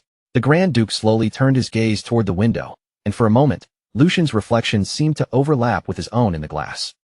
He silently reflected on the bold moves made by his youngest son. His expression became thoughtful, as if he were weighing not only Lucian's actions, but also the sudden shift taking place in the family's balance of power. After hearing the entire report from beginning to end, the Grand Duke made his decision. Without hesitation, he ordered that his son be brought before him. Bring him in. The doors opened, and Lucian stepped into what felt like the lion's den. With measured composure, he entered the study and presented himself before his father. The Grand Duke turned to face him, his expression cold and controlled, wearing the full weight of authority and scrutiny like a mask. Lucian stood in the vast study, surrounded by the heavy silence between father and son. The tension in the room was thick enough to feel against the skin, and Lucian could immediately sense that something had changed. What is this? Lucian wondered to himself. His father's gaze felt different from before, sharper and far more focused than the distant look he had been used to. For the first time, his father was not looking at him like an afterthought. He was looking at Lucian as someone who had entered the game. Then the Grand Duke spoke first, his voice carrying the weight of command. You have caused quite a stir recently, Lucian. Lucian did not flinch. Instead, he answered calmly. It was nothing extraordinary. I simply disciplined servants who failed to recognize their own master. The Grand Duke placed one hand on his desk, and his gaze hardened. However, as a result, you disgraced your brother. Then he pressed Lucian directly, throwing the challenge in front of him without softening a single word. He will not forget this for a very long time, the Grand Duke warned. Are you prepared to bear the consequences? From across the room, Lucian's answer came back as cold and firm as steel. His confidence did not waver at all. No, there is nothing for me to bear. Lucian defended his actions with chilling logic and complete certainty. To him, this had simply been a matter of putting the hierarchy back in its proper place. Standing tall, with a faint defiant smile, he framed his ambition as nothing more than duty. If I avoided such an obvious responsibility just because I feared retaliation, Lucian said, then how could I ever dare to claim the name of Valda? The Grand Duke listened in silence as his youngest son spoke with unexpected boldness. I merely made the choice that would not bring shame upon our name. At that, a faint smile appeared on the Duke's face, though whether it came from amusement or genuine approval was difficult to tell. Then the Grand Duke revealed the true rules of the succession struggle, laying out the battlefield that would decide their futures while the family crest stood as a silent symbol of their bloodline. If Geordie continues to provoke you, the Grand Duke said, then you are free to strike back. With those words, the Grand Duke officially granted Lucian permission to fight for his own place in the family. But that freedom was not given without limits. Lucian listened closely as his father continued, sensing the condition hidden behind the approval. However, I warn you now, if the conflict grows too large and causes damage to the family, I will side with Geordie, no matter who is right or wrong. Lucian was visibly taken aback by the unfairness of the condition, his composure cracking for a brief moment. In disbelief, Lucian blurted out before he could fully stop himself, reaching one hand forward as if trying to challenge the logic behind it. Father, what the hell? But the Grand Duke cut him off immediately, his expression carrying something almost mocking. Why does that surprise you so much? Sigmund asked, his voice calm but cutting. He laid out his reasoning without emotion, turning Lucian's attention toward Geordie's long-standing role in the family. Geordie might have a reckless streak, but over the years, the results he had produced for the house were not small by any measure. Then Sigmund's words shifted sharply toward Lucian himself, dragging up the image of his past weakness and wasted days. Compared to Geordie, Lucian had spent an entire year doing nothing but idling away, and Sigmund delivered that fact with cold, merciless logic. As the head of this family, choosing the one who has actually contributed is only natural, is it not? Lucian said nothing for a moment, standing in silence as he absorbed the weight of his father's ultimatum. But after that brief silence, the corners of Lucian's lips slowly lifted. A sly, knowing smile formed on his face as he finally caught the true meaning hidden beneath his father's words. In Lucian's mind, that order no longer sounded like a restriction. It sounded more like a challenge. If I am not mistaken, he thought, you are basically telling me to crush my brother underfoot and rise above him. As if confirming Lucian's interpretation, Sigmund continued in a steady voice. Build your strength and become useful to the family. With that, his advice came to an end. Then you will understand the answer to your question. The meaning could not have been clearer. Lucian had to prove his own worth. His sharp mind immediately began sorting through the situation, connecting every word his father had just said. He is deliberately raising the sense of danger to force me forward, Lucian realized. And if Sigmund was speaking this decisively, then there had to be an even deeper implication behind the warning. It meant the structure of the succession would soon be decided. As that conclusion settled in, a smile filled with complete confidence slowly spread across Lucian's face. At that moment, Lucian understood his father's game with perfect clarity. That was why Sigmund wanted him to move quickly and seize the opportunity before it slipped out of reach. Lucian almost found it amusing, seeing how his father pushed him forward through pressure and manipulation. With an ironic smile, he wondered whether all fathers were usually this troublesome. Then, reaching into his jacket, he pulled out a document and thought that if his father cared so deeply about his son's future, he would have to live up to those expectations. Drawing Sigmund's attention once more, Lucian spoke. By the way, father. Sigmund's eyes shifted, clearly not expecting him to have anything else prepared. Lucian boldly placed the document on the desk before him and asked, what if I have already prepared my move? Then Lucian's smile sharpened with triumph as he added, and it is a very big one. Without the slightest warning, Sigmund snatched the paper straight from his son's hand. The instant his fingers closed around the document, he crushed it into a tight ball, then tore it apart with ruthless force. The scraps scattered down to the floor like falling snow, but the air inside the study only grew heavier. A crushing authority began pouring from Sigmund's body as he demanded to know whether the contents of that report were truly accurate. If this was nothing more than an overexcited, foolish attempt by Lucian to act like he was serving the public good, then Sigmund ordered him to admit it immediately. Sigmund's voice remained controlled, yet each word carried the weight of absolute command, the kind that made deception feel impossible. Lucian did not shrink back. He met his father's gaze directly and answered in an even voice that there was not a single lie in the report.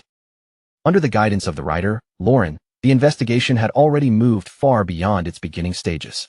Several insiders involved in the drug distribution had been secured, and the testimony and evidence they provided were strong enough to be verified right away. At that instant, an immense blue aura erupted from Sigmund's body, surging through the room like a violent wave. The pressure slammed outward so suddenly that Lucian's instincts reacted before his thoughts could even catch up. His body stiffened in place, every muscle tightening, as though an invisible mountain had dropped onto his shoulders. Sigmund's expression darkened, and his gaze sharpened into something terrifyingly close to a death glare.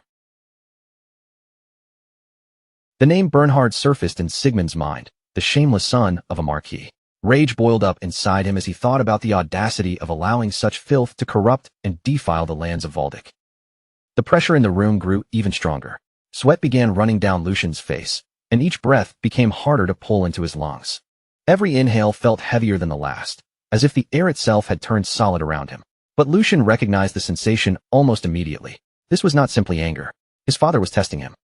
It was the same invisible weight carried by those who protected the empire, the overwhelming force wielded by the sword of the Walled family, and the terrifying presence of its master. Lucian understood that if this continued much longer, his body might not be able to remain standing. Even so, he forced his pounding heart to calm and asked for permission to make one final point. Sigmund paused for a moment, studying him in silence, then gave a short nod that allowed him to continue. Lucian explained that even if the truth were reported directly to His Majesty, Marquis Logren would simply cut away every loose end and slip out of responsibility. Every illegal act had been carried out through the upper layers of the organization, leaving behind no direct evidence that could clearly be traced back to him. And even if the imperial authority tried to force the matter open, the emperor's concern over factional conflict would likely lead to arbitration rather than a decisive punishment. In the end, the heinous crimes committed against the Valdic family would be reduced to nothing more than a financial loss for the enemy. Lucian spoke calmly, saying that losing money alone was nowhere near enough. A crime of that scale demanded a much greater price. After those words, silence settled heavily over the room. Sigmund watched his son closely, genuinely surprised by the sharpness of Lucian's judgment. He found himself wondering when Lucian had become capable of reading power, consequences, and political movement with such clarity. After a brief pause, Sigmund told Lucian to explain exactly what he had in mind.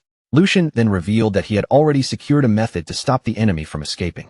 Earlier, an insider had surrendered to him, and this was not an ordinary man either. He possessed a noble title, had earned Logren's deep trust, and had climbed all the way to an executive position within their organization. At that, Sigmund recalled the head butler's earlier report about Lucian bringing in an outsider named Hugo. The pieces began to connect in his mind, and understanding slowly dawned on him. This Hugo had to be the insider Lucian was talking about. As each piece fell into place, Sigmund realized the current situation matched the third scenario he had once considered. It was a path he had hoped would never need to be used, but now it seemed almost impossible to avoid. Lucian's strategy had already been anticipated.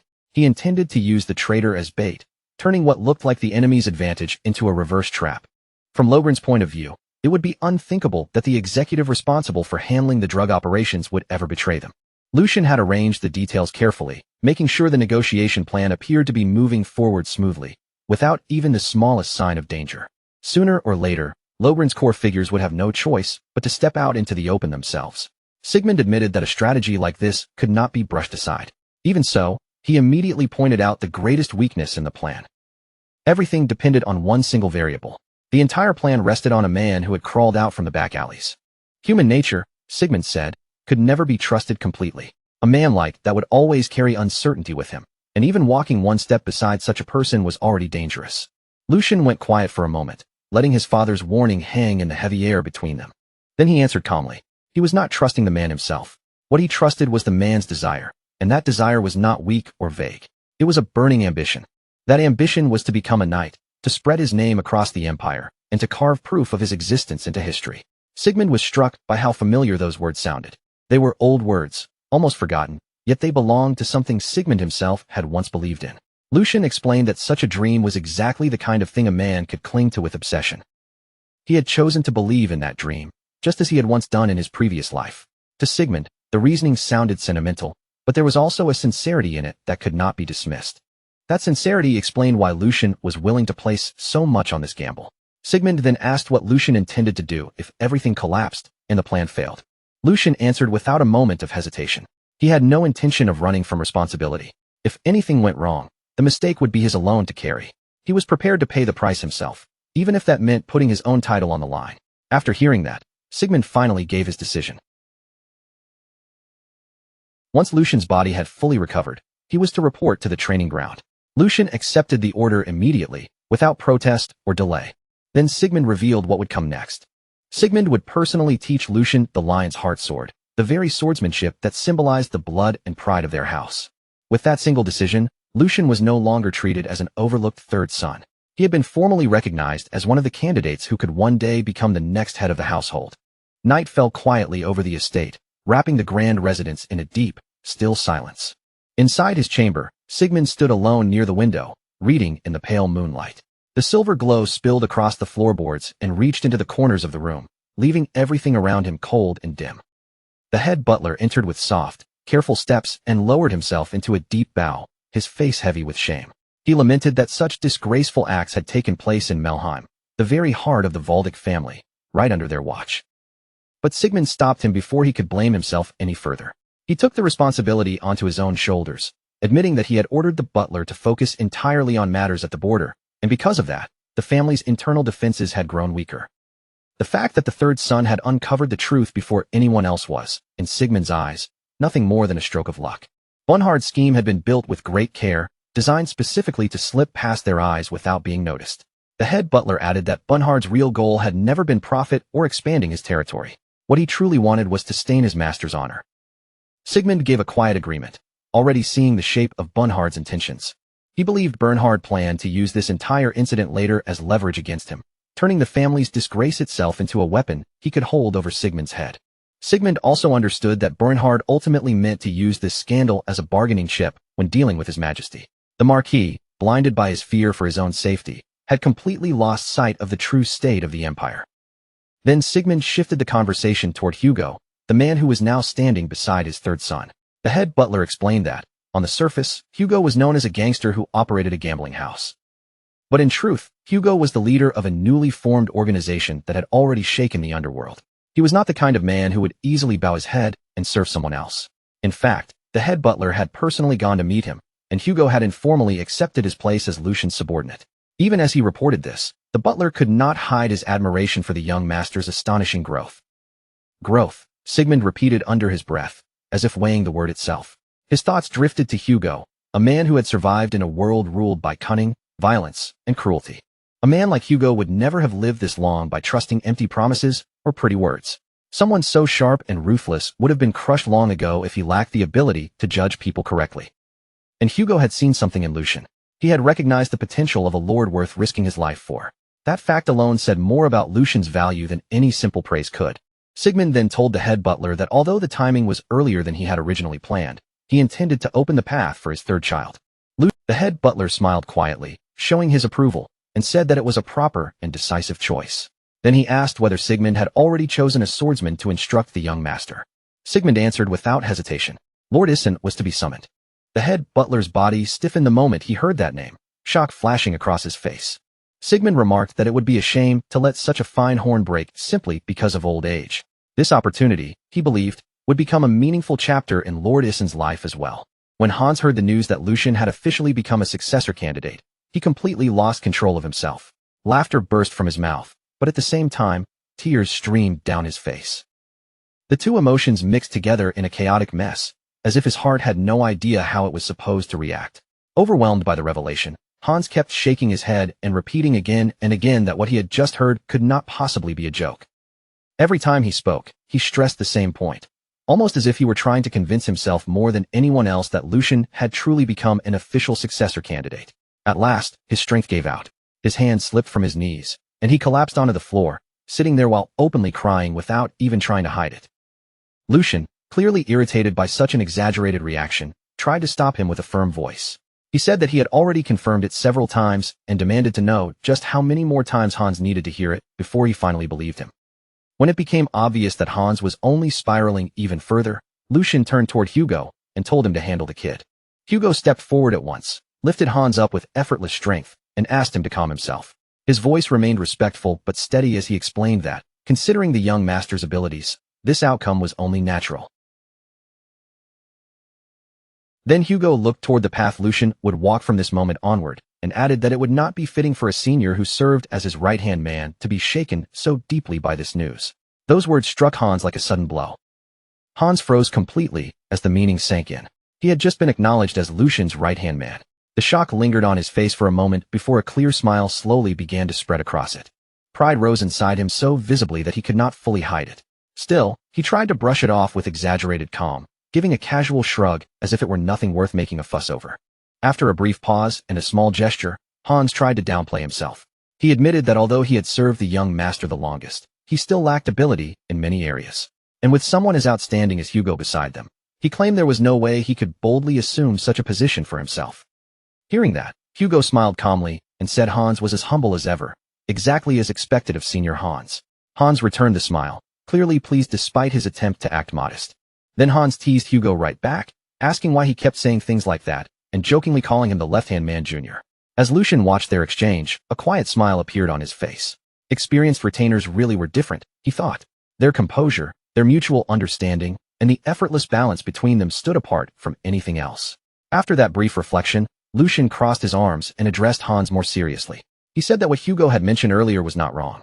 Before the matter was officially announced throughout the house, it was only natural to inform the two of them first, and the reasoning behind that decision was sound. As he spoke, Lucian glanced toward Hans, who still looked visibly thrilled. Even though Hans tried to keep himself composed, he could not fully conceal the excitement shining on his face. Watching him closely, Lucian's thoughts became more measured. Hans was timid by nature, and his physical frailty could easily become a weakness if left as it was. Even so, Lucian also understood that Hans genuinely cared for him.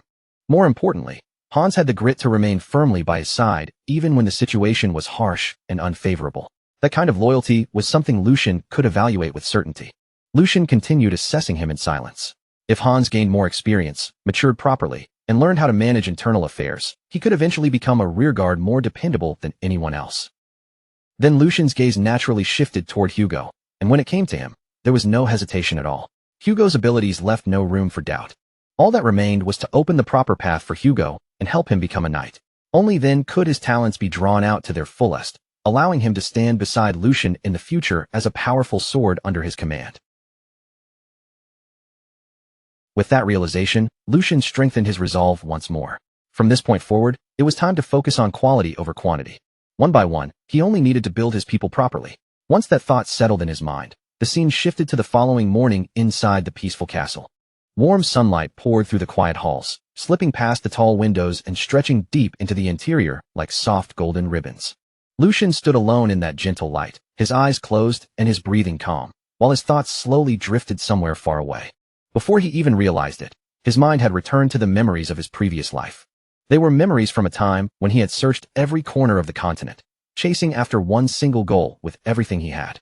That goal had been the very essence of the ancestors' martial arts, a power said to elevate the realm of the sword itself beyond ordinary limits. Those teachings were centered around sword forms, structured paths of mastery that shaped and defined the growth of a swordsman. Among those forms, there existed a realm standing one step above the rest, a higher level known as advanced sword forms. And yet, no matter how desperately Lucian struggled, no matter how many hardships he endured, and no matter how deeply he humbled himself, even living like a dog just to survive, what he finally obtained was still nowhere near what he had been seeking. He had never obtained the advanced sword forms he had dreamed of for so long. In fact, he had not even managed to reach the intermediate sword forms that were normally reserved for knight captains. What he finally managed to get his hands on was nothing more than a degraded version, a lower form meant for apprentice knights who were still standing at the very beginning of the path. But in truth, for someone like him, a mere mercenary without noble blood, even learning any sword form at all should have been impossible from the start. Being granted even the smallest chance to touch a sword form was already something close to a miracle. And yet, even with that miracle in his hands, reality had still treated him with merciless cruelty. People weaker than him continued to move ahead, learning higher-ranking sword forms for no reason other than the status they were born with. One after another, they surpassed him, and on the battlefield, they crushed him with techniques he could not copy, could not understand, and could not properly defend against. Every time that gap kept him from protecting the members of his squad, his hunger for true sword forms carved itself deeper into his heart. That longing never faded. It only sharpened, growing more painful with each failure until it became a constant torment he could never escape. As those old memories rose back to the surface, Lucian unconsciously clenched his fist. His knuckles tightened, as if his hand were trying to grasp the very thing he had once been forced to watch from a distance. But now, fate had placed a completely different opportunity right in front of him. This time, someone like him had been granted access to something far beyond what he had chased in his previous life. It was something that only a successor candidate of House Valdic, along with their closest aides, could ever hope to touch. An ancient sword form, a legacy so profound that it stood far above even advanced sword forms. The Lion's Heart Sword. Even the name alone carried a heavy, overwhelming weight. Just thinking about the scale of that swordsmanship filled Lucian with awe, and a quiet tension began to build throughout his entire body. The training had not even begun yet, and the time set for the lesson was still some distance away. Even so, his excitement was already rising so fiercely that he could barely contain it. Lucian let out a quiet, self-aware smile when he realized he had been pacing around since dawn without even noticing it. He was too restless to stay still, his anticipation pushing him to move before the lesson had even started. Recognizing that, Lucian decided he needed to steady his mind first. Slowly, he lowered himself to the ground, crossed his legs, and allowed a gentle smile to settle on his face. As he began circulating his energy, his thoughts turned inward. In his previous life, he had learned swordsmanship without anything that could truly be called a proper system. There had been no teacher guiding him, no solid foundation beneath his feet, only stolen techniques and scattered fragments of knowledge, gathered wherever he could survive long enough to seize them. Because of that, he had never once had someone he could genuinely call his master. That realization did not leave him bitter. Instead, Lucian's smile deepened just a little. Living a second life truly was something extraordinary. But without Lucian realizing it, he was not alone there.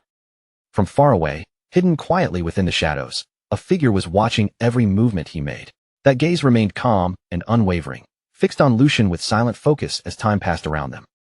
The one watching him was Sir Eisen himself. A faint smile slowly appeared on Eisen's face.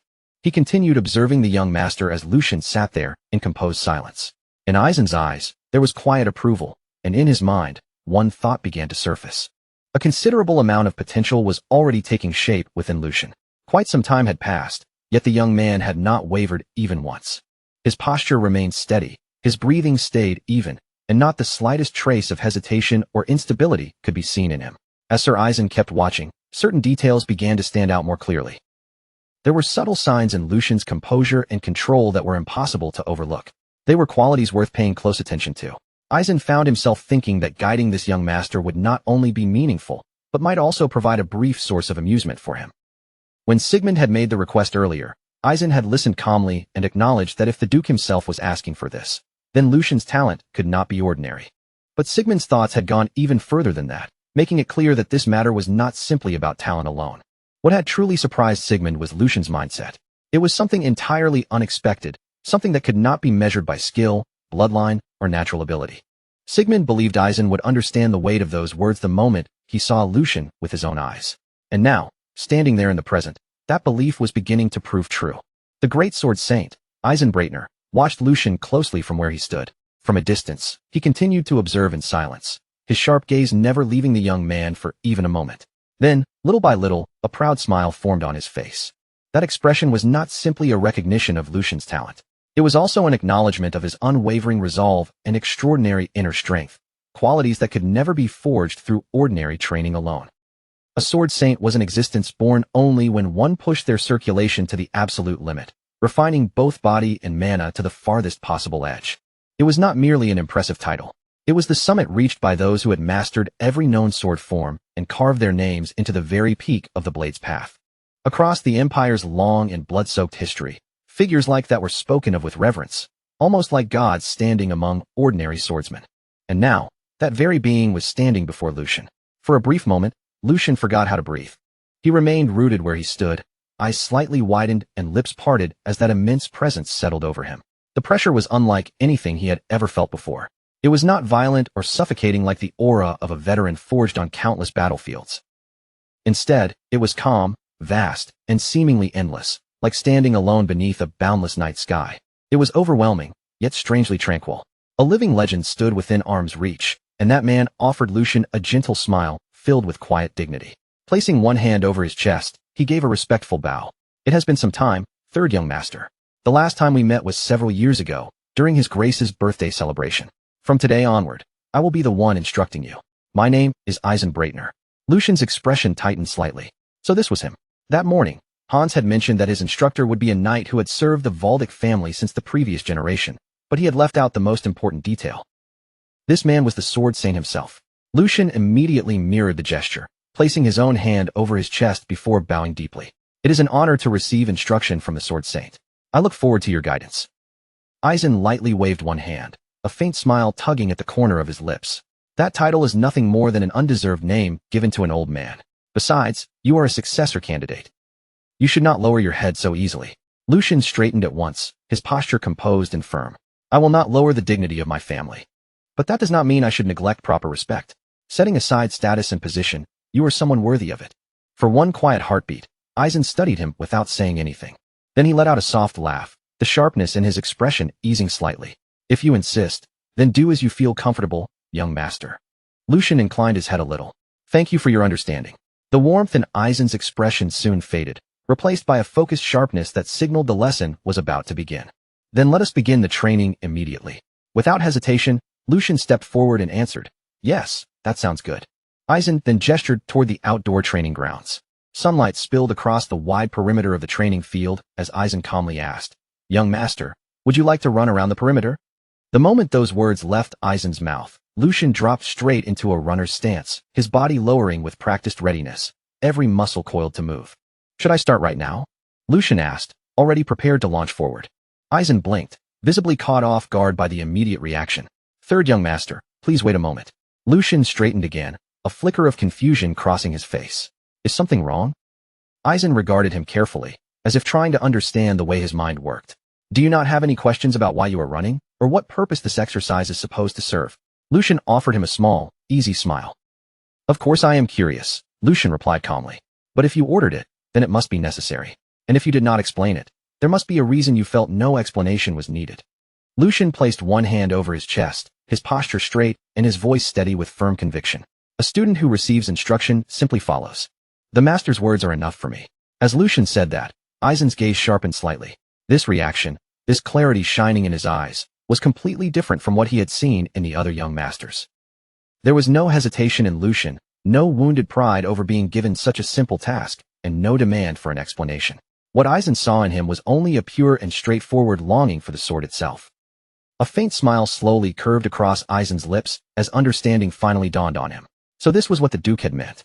Very well, young master. Then let us begin. The instant Aizen finished speaking, Lucian shot forward like a bolt of lightning across the training ground. Excitement surged through Lucian's entire body as he ran, the wind whipping past his ears with every step. From above, Aizen watched him closely, not missing even the smallest movement. With his arms folded behind his back, Aizen continued to observe in silence. Lucian's speed did not drop at all. If anything, it only grew faster with every lap he completed. His strides became lighter and smoother, each step flowing into the next with surprising ease. It almost looked as if the ground itself were pushing him forward. Even so, Lucian's thoughts remained sharp, calm, and deliberate beneath that rushing motion.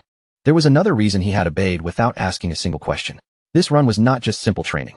It was an evaluation, a test to measure whether he had the qualifications to become a disciple, just like the test he had once given during his previous life as a mercenary captain. Back then, he had used this very same method many times. Give a rookie a task that seemed ordinary, even meaningless, and then watch how they reacted. Their mindset, patience, and resolve would all reveal themselves naturally through that one simple order. Lucian had already shown his attitude. Now there was only one thing left for him to prove, his tenacity. He would keep running until his body finally gave out. And just like that, an hour passed. Lucian's brows drew together slightly as he continued moving. Something felt strange. He had been running without stopping for all that time, and yet fatigue still refused to come. Instead of exhaustion weighing him down, a strange lightness spread through his body. Every breath came easily, and every step felt almost weightless, as if his body had forgotten what strain was supposed to feel like. His speed rose even further, until faint afterimages began trailing behind him like flickering shadows left in the air. It made no sense at all. He had done nothing special to rebuild his body except consume mass-produced nectar, and recently, his only real activity had been light walks. By all normal logic, he should have been drenched in sweat by now. From above, Aizen's expression gradually began to change. The run had originally been meant only to check Lucian's general condition. Aizen had expected very little from him in terms of raw physical ability, yet not a single drop of sweat could be seen on Lucian's skin. His breathing remained steady, as calm as the surface of a still lake. Aizen had seen trained knights struggle to maintain mana output at this intensity, and yet Lucian showed no sign of strain. A flicker of concern passed through Aizen's eyes. Could it be? Without wasting another moment, Aizen descended to the training ground and called out firmly, "Stop. In the run here." Lucian halted immediately and turned back toward him, clear confusion showing on his face. Huh? Did something happen? Aizen stared at him, his gaze sharp and piercing. "Third young master. I have one question for you. The method you used earlier this morning to calm your body and mind. That was circulation, not meditation, correct?" Lucian nodded without hiding it. "If you are referring to what I did in the indoor training hall, then yes. It was circulation. There is nothing better for clearing one's thoughts." The moment Lucian answered so casually, Aizen froze. A thin sheen of sweat formed along Aizen's brow. His suspicion had been correct after all. He stepped closer, keeping his voice firm but controlled. "Forgive me, but I must examine your physical condition. Even if something feels strange, do not move." Aizen placed a hand on Lucian's shoulder and carefully guided his mana into the young master's body. Slowly and meticulously, he began tracing the internal flow. With the precision of a master craftsman inspecting a priceless blade, Aizen followed the pathways of Lucian's circulation one by one. Several moments passed in heavy silence. Then Aizen's eyes widened with disbelief, as though he feared the truth his own examination had just confirmed. Lucian had already reached the very end of circulation, the absolute limit that most martial artists spent their entire lives chasing. But the discovery did not stop there. Aizen's thoughts halted for a moment. What exactly was this? What lay within Lucian was not merely the perfected state Aizen himself had once attained. It stretched even beyond that. The sensation was so vast that it almost overwhelmed him. It felt like standing before an endless ocean with no horizon in sight, or beneath a roaring waterfall powerful enough to swallow the world whole. The flow inside this child was not simply complete. It was still expanding, pushing outward into a realm Aizen himself had never touched. Lucian was not walking a known road. He was opening an entirely new path. Sir Aizen took the third young master's hands and examined them in silence, his fingers pressing lightly along the veins as he sensed the smooth and powerful flow moving beneath the skin. His sharp eyes narrowed as he processed what he was feeling. Then, in a low voice, he asked when this had first begun. The sudden question caught Lucian off guard. He had expected training and instruction, not a look of doubt from his master. Before Lucian could answer, Aizen asked again, this time more directly. "When exactly did you reach the end of circulation?" Lucian's expression went blank. The end of circulation? He did not understand what Aizen meant by that, so he asked him to explain more clearly. Aizen responded calmly, telling Lucian that he had just examined the condition of his body. The purity of Lucian's mana was like fresh snow spread across a winter field, clean and untouched by the slightest impurity. The internal structure of his body allowed mana to move with perfect efficiency, like a water wheel turning without even the smallest resistance. This was not ordinary talent.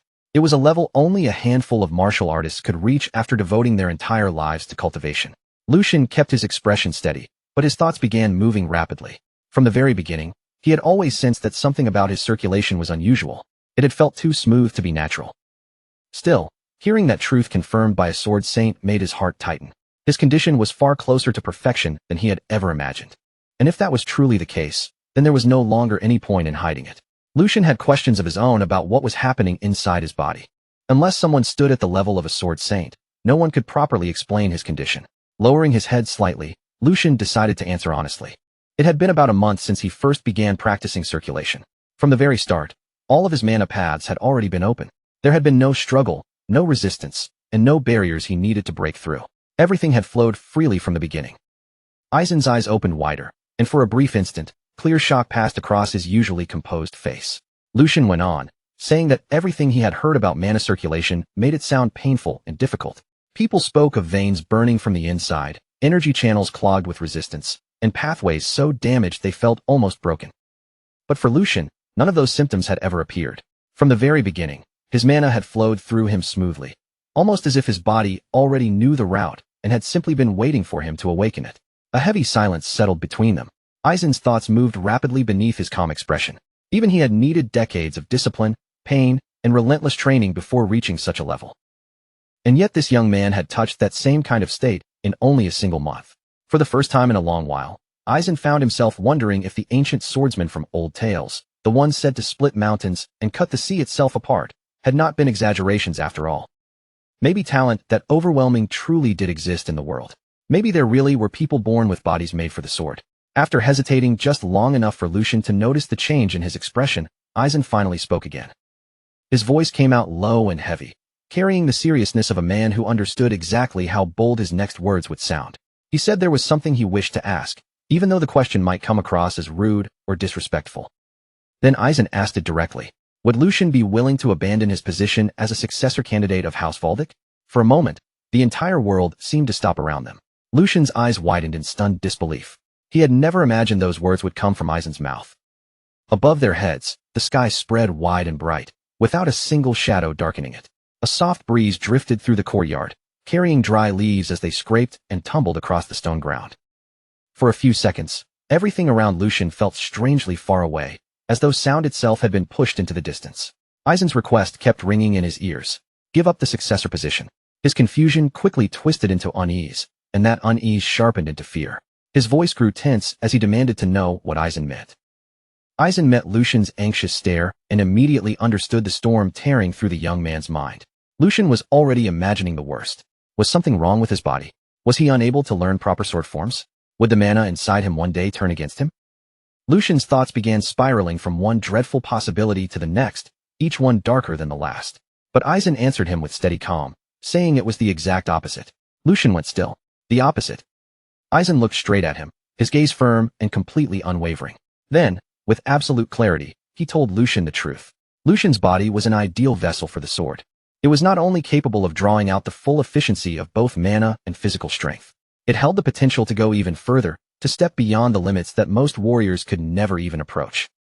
If Lucian chose to devote his entire life to the sword and nothing else, then becoming the next sword saint would not be some impossible dream.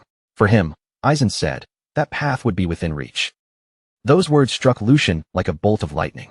A sword saint. He slowly lowered his gaze to his own hands, staring at his fingers as he flexed them one by one, as if seeing his own body in a completely new light. Could he truly reach that realm?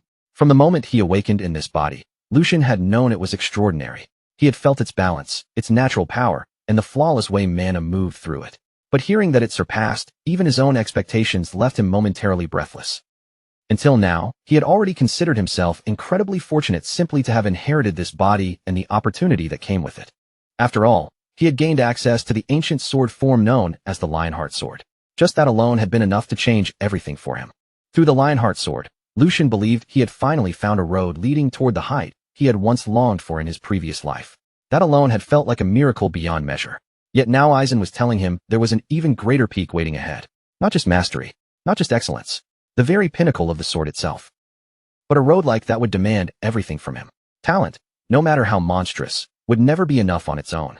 It required absolute focus, a life without distractions, and a heart that carried no divided loyalty. Lucian slowly raised his head and met the old swordsman's eyes. His voice was quiet, but it did not tremble as he asked if that was the real reason behind Aizen's request. Was it because he could not walk both roads at the same time, the path of House Valdic's successor and the path that led toward becoming a sword saint? Aizen nodded without the slightest hesitation. That was exactly right. To be more precise, the problem was time. Even though mana circulation still allowed him to stand straight and move with strength despite nearing 100 years of age, there was a limit he could not deny. Aizen could not ignore the slow decay already taking hold of his aging body. His sword was still sharp, and his power had not yet faded into weakness. But time was merciless. If he wanted to pass down everything he had mastered before death caught up to him, then the years he had left were already far too few. Even if the third son abandoned every other duty and focused only on the sword, the training schedule would still be painfully tight. Lucian's eyes widened slightly as that truth sank in. 8 years. If his memory was correct, that was all the time the sword saint had left before death finally claimed him. The realization settled heavily in Lucian's chest. Aizen was not exaggerating. There truly was almost no time left. In an ideal world, Lucian knew what he should do. He should accept the offer without hesitation and give himself completely to the blade. It was the kind of chance he had longed for across 2 lifetimes. The chance to chase the summit without restraint, to stand at the highest peak of swordsmanship, and to carve his name so deeply into history that no one could erase it. But the future Lucian remembered was not something that could be survived by strength alone. The coming years would plunge the world into chaos. Nations would collide, alliances would crack apart, and power would shift like sand beneath a violent storm. The ones who endured would not simply be the strongest fighters. They would be the ones with legitimacy, names that could command loyalty, positions that could gather armies, and authority that gave others a reason to rally behind them. Martial strength could win a battlefield, but strength by itself could never control the entire storm. This was the dream Lucian had once held closest to his heart, to pursue the ultimate realm of the sword and live for nothing but the blade. Yet dreams were not the only things that mattered anymore. Lucian lowered his head respectfully and apologized to Aizen. He said he wished to remain a Valdic until the very end.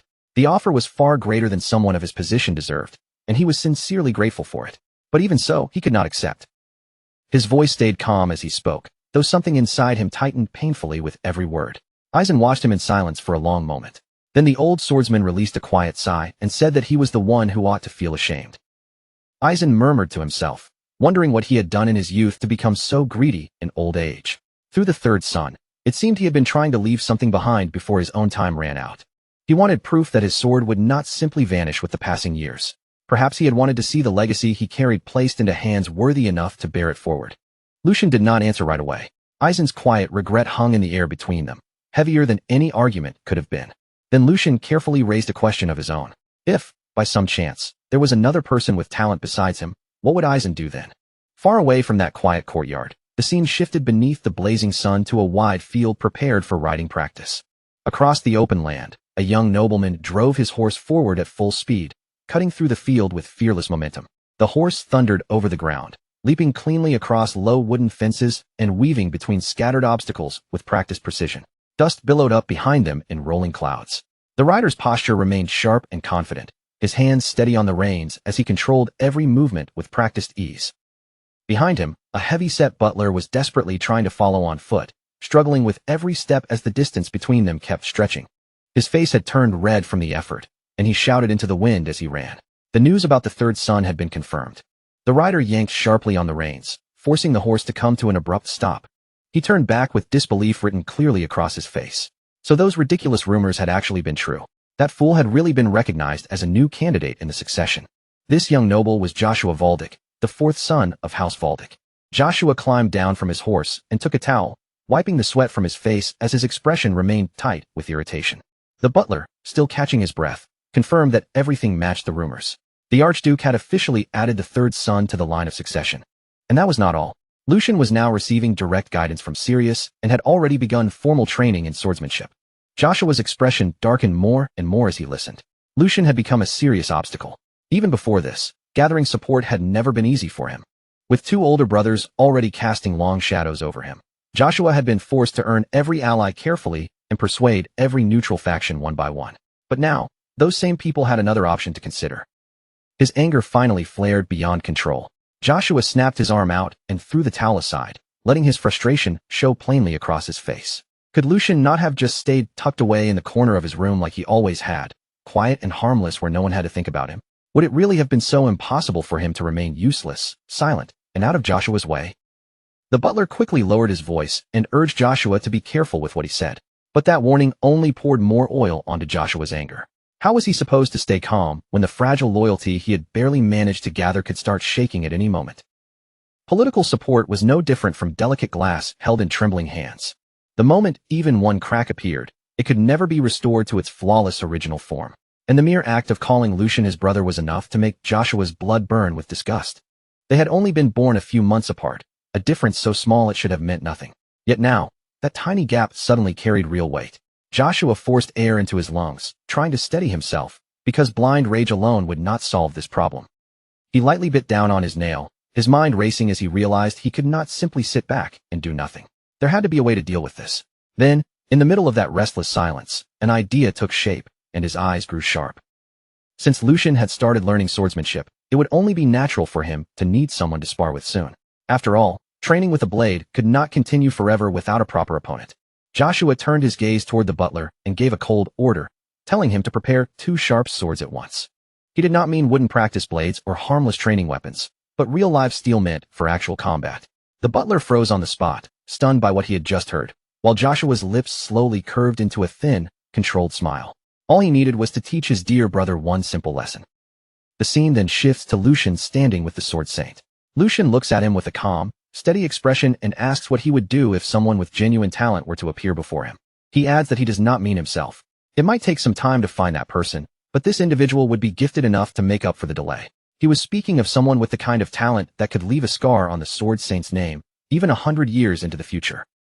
When the sword saint hears those words, a faint smile slowly appears on his face.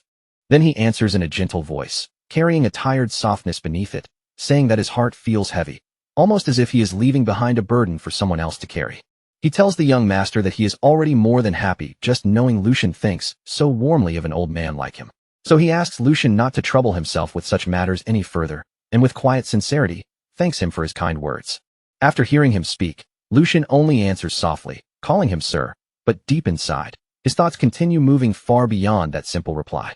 Just as Lucian expected, the sword saint clearly believed the whole thing was nonsense. Even a famous swordsman would not be enough to catch his attention so easily.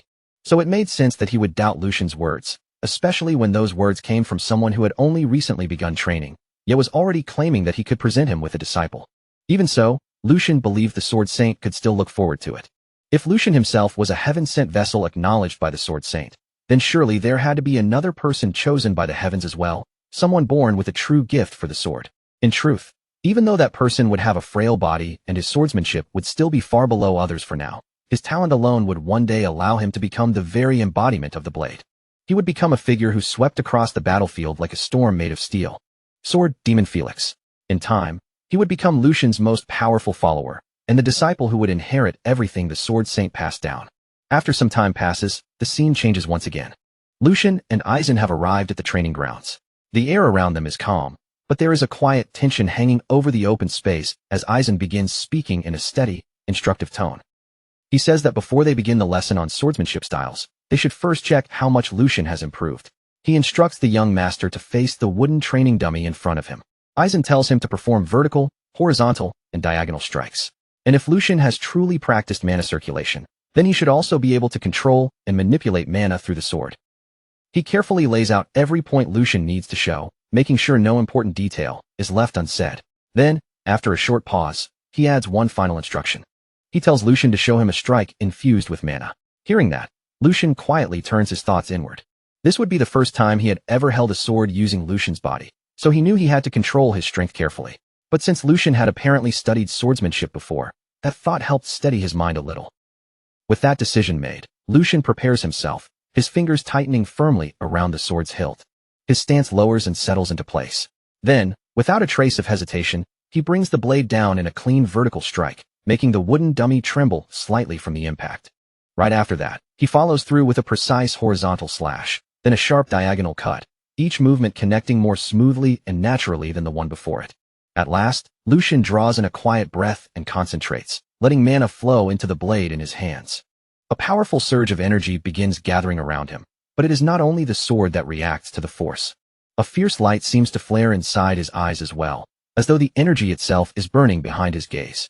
In the very next instant, he steps forward and releases the final attack. The mana-filled blade cuts through the air with a force far beyond an ordinary swing. The training statue, standing before him, cannot endure the impact. It shakes violently from the blow before finally collapsing to the ground.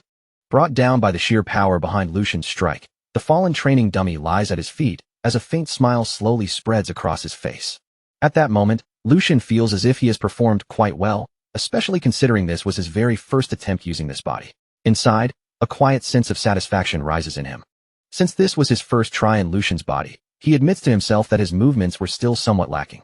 Even so, he wonders if his form was decent enough for a beginner, and whether Sir Eisen had expected anything more than that. A small flicker of doubt begins slipping into his mind, though he still believes his performance was fairly good. A short distance away, Eisen watches him closely, his gaze calm and unreadable, as if he is measuring something much deeper than simple technique. After a brief silence, Eisen finally speaks.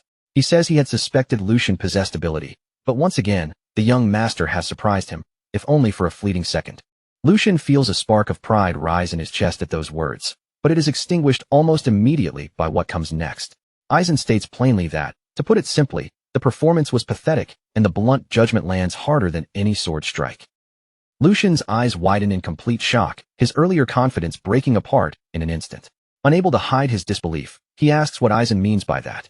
Eisen meets his gaze without hesitation, his expression unchanged, and tells him that he did not mishear.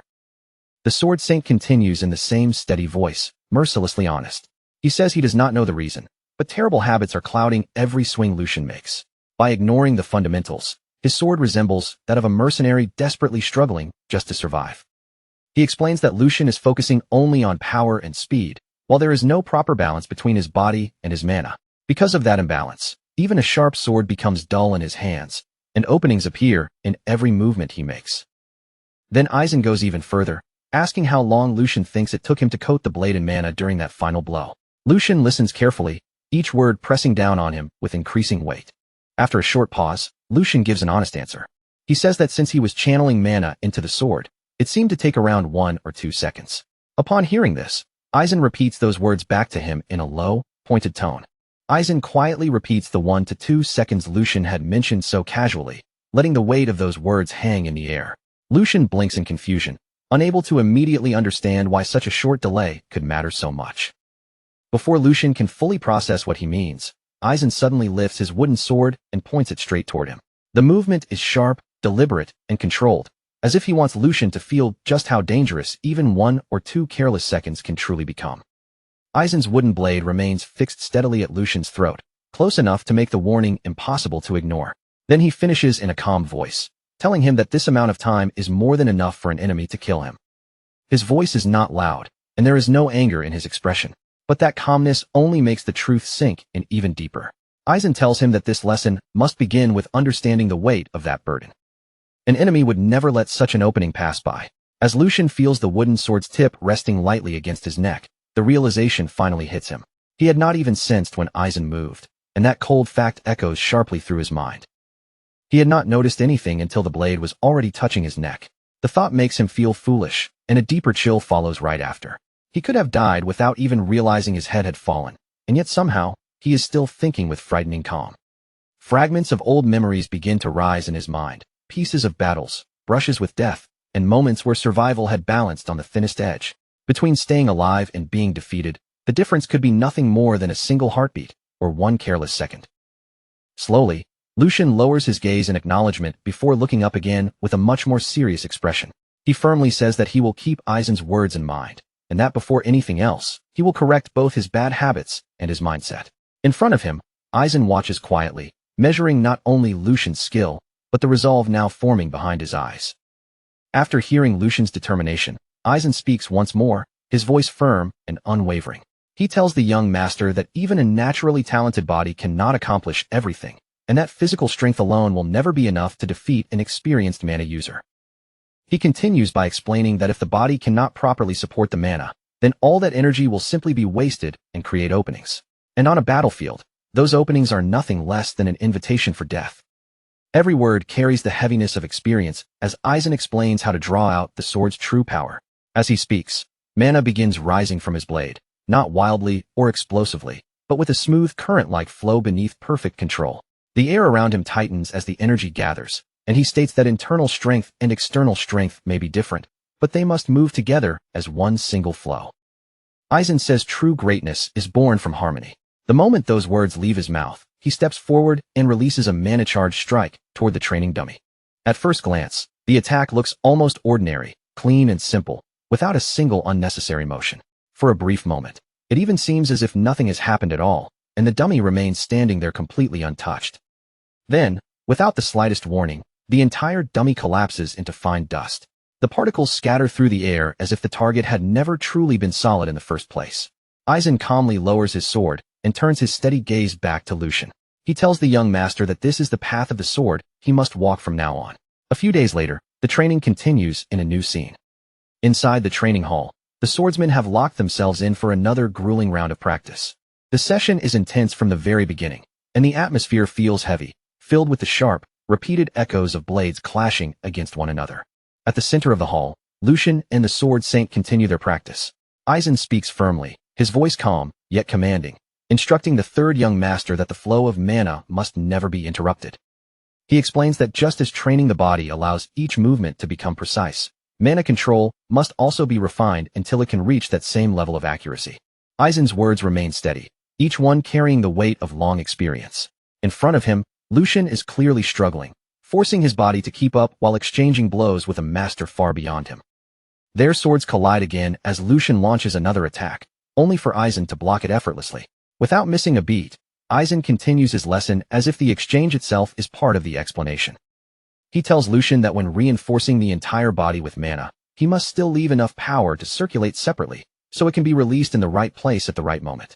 Aizen's blade moves with flawless precision, every motion controlled and every strike calculated.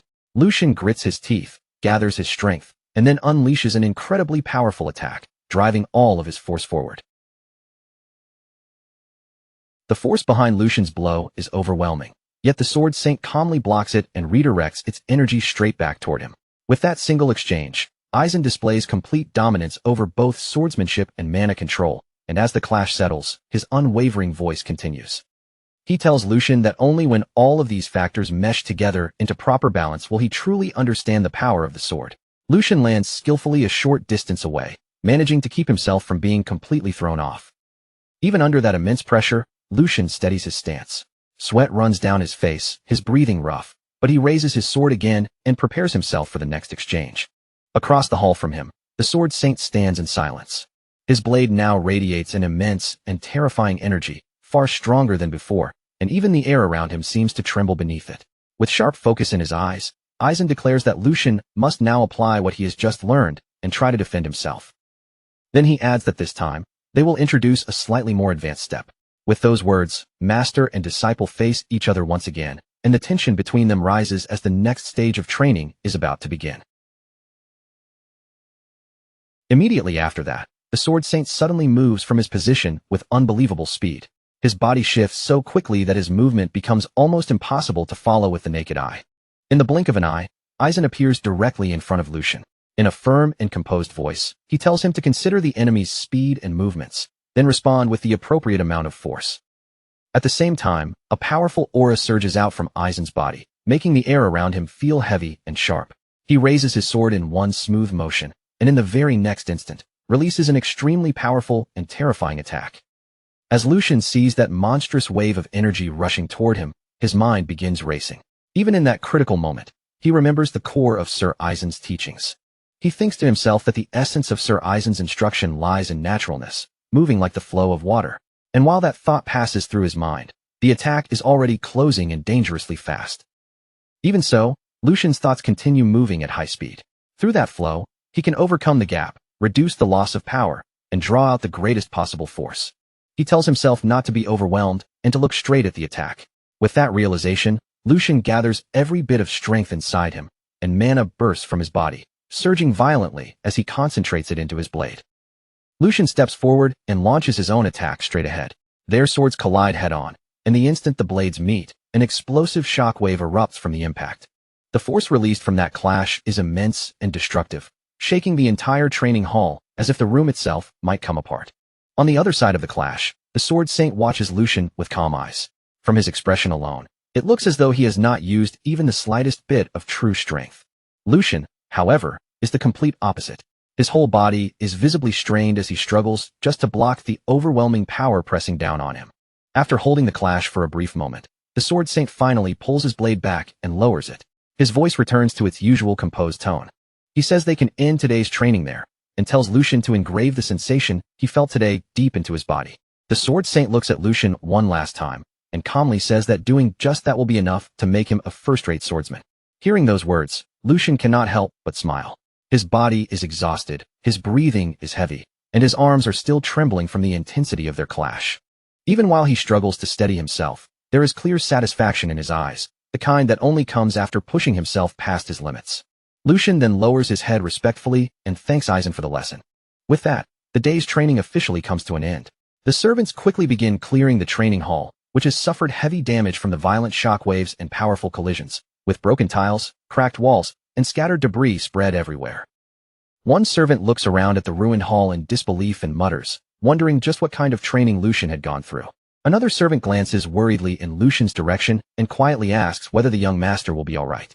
The scene then shifts to Lucian, who is sitting alone off to the side, quietly trying to recover from the brutal training. Lucian's condition is clearly awful. His clothes are soaked through with sweat, his muscles throb with pain, and every breath leaving his chest feels heavy and strained. Even so, there is a strange calm resting on his face, as if his mind has already accepted this exhaustion. Somehow, he thinks to himself, he managed to survive today's training as well. It almost feels absurd, but Aizen's harsh methods are clearly meant to tear away the bad habits he carried over from his past life. And if this is what it takes to correct those flaws, then there is nothing he can do except endure it and keep moving forward. Lucian closes his eyes for a brief moment, quietly going back over everything he just experienced. Because of that brutal training, he can feel himself grasping the sensation much faster than before. The more he watches Aizen, the more deeply impressed he becomes. Aizen keeps creating dangerous situations perfectly matched to Lucian's current level, then gives him precise instructions that pull the correct reaction out of him at the exact moment it is needed. That is something far easier to say than to actually do. Unless Aizen could see through Lucian's body, its condition, its limits, and even its weaknesses, such training would be impossible. Lucian slightly clenches his fist, still feeling the lingering trace of mana circulating through his body. He may only be entrusting himself to Aizen's guidance for now, but he can clearly feel his own growth through every aching muscle and every breath. Until now, Lucian had believed that the secret forms and refined techniques of excellent swordsmanship were the only true path toward reaching a higher realm. But today's training has made him realize something much deeper. Real strength is not only about mastering techniques, but about rebuilding the foundation itself, breaking apart old flaws, and reshaping everything from the core. He had never thought this deeply about balance, reserve power, and flow before.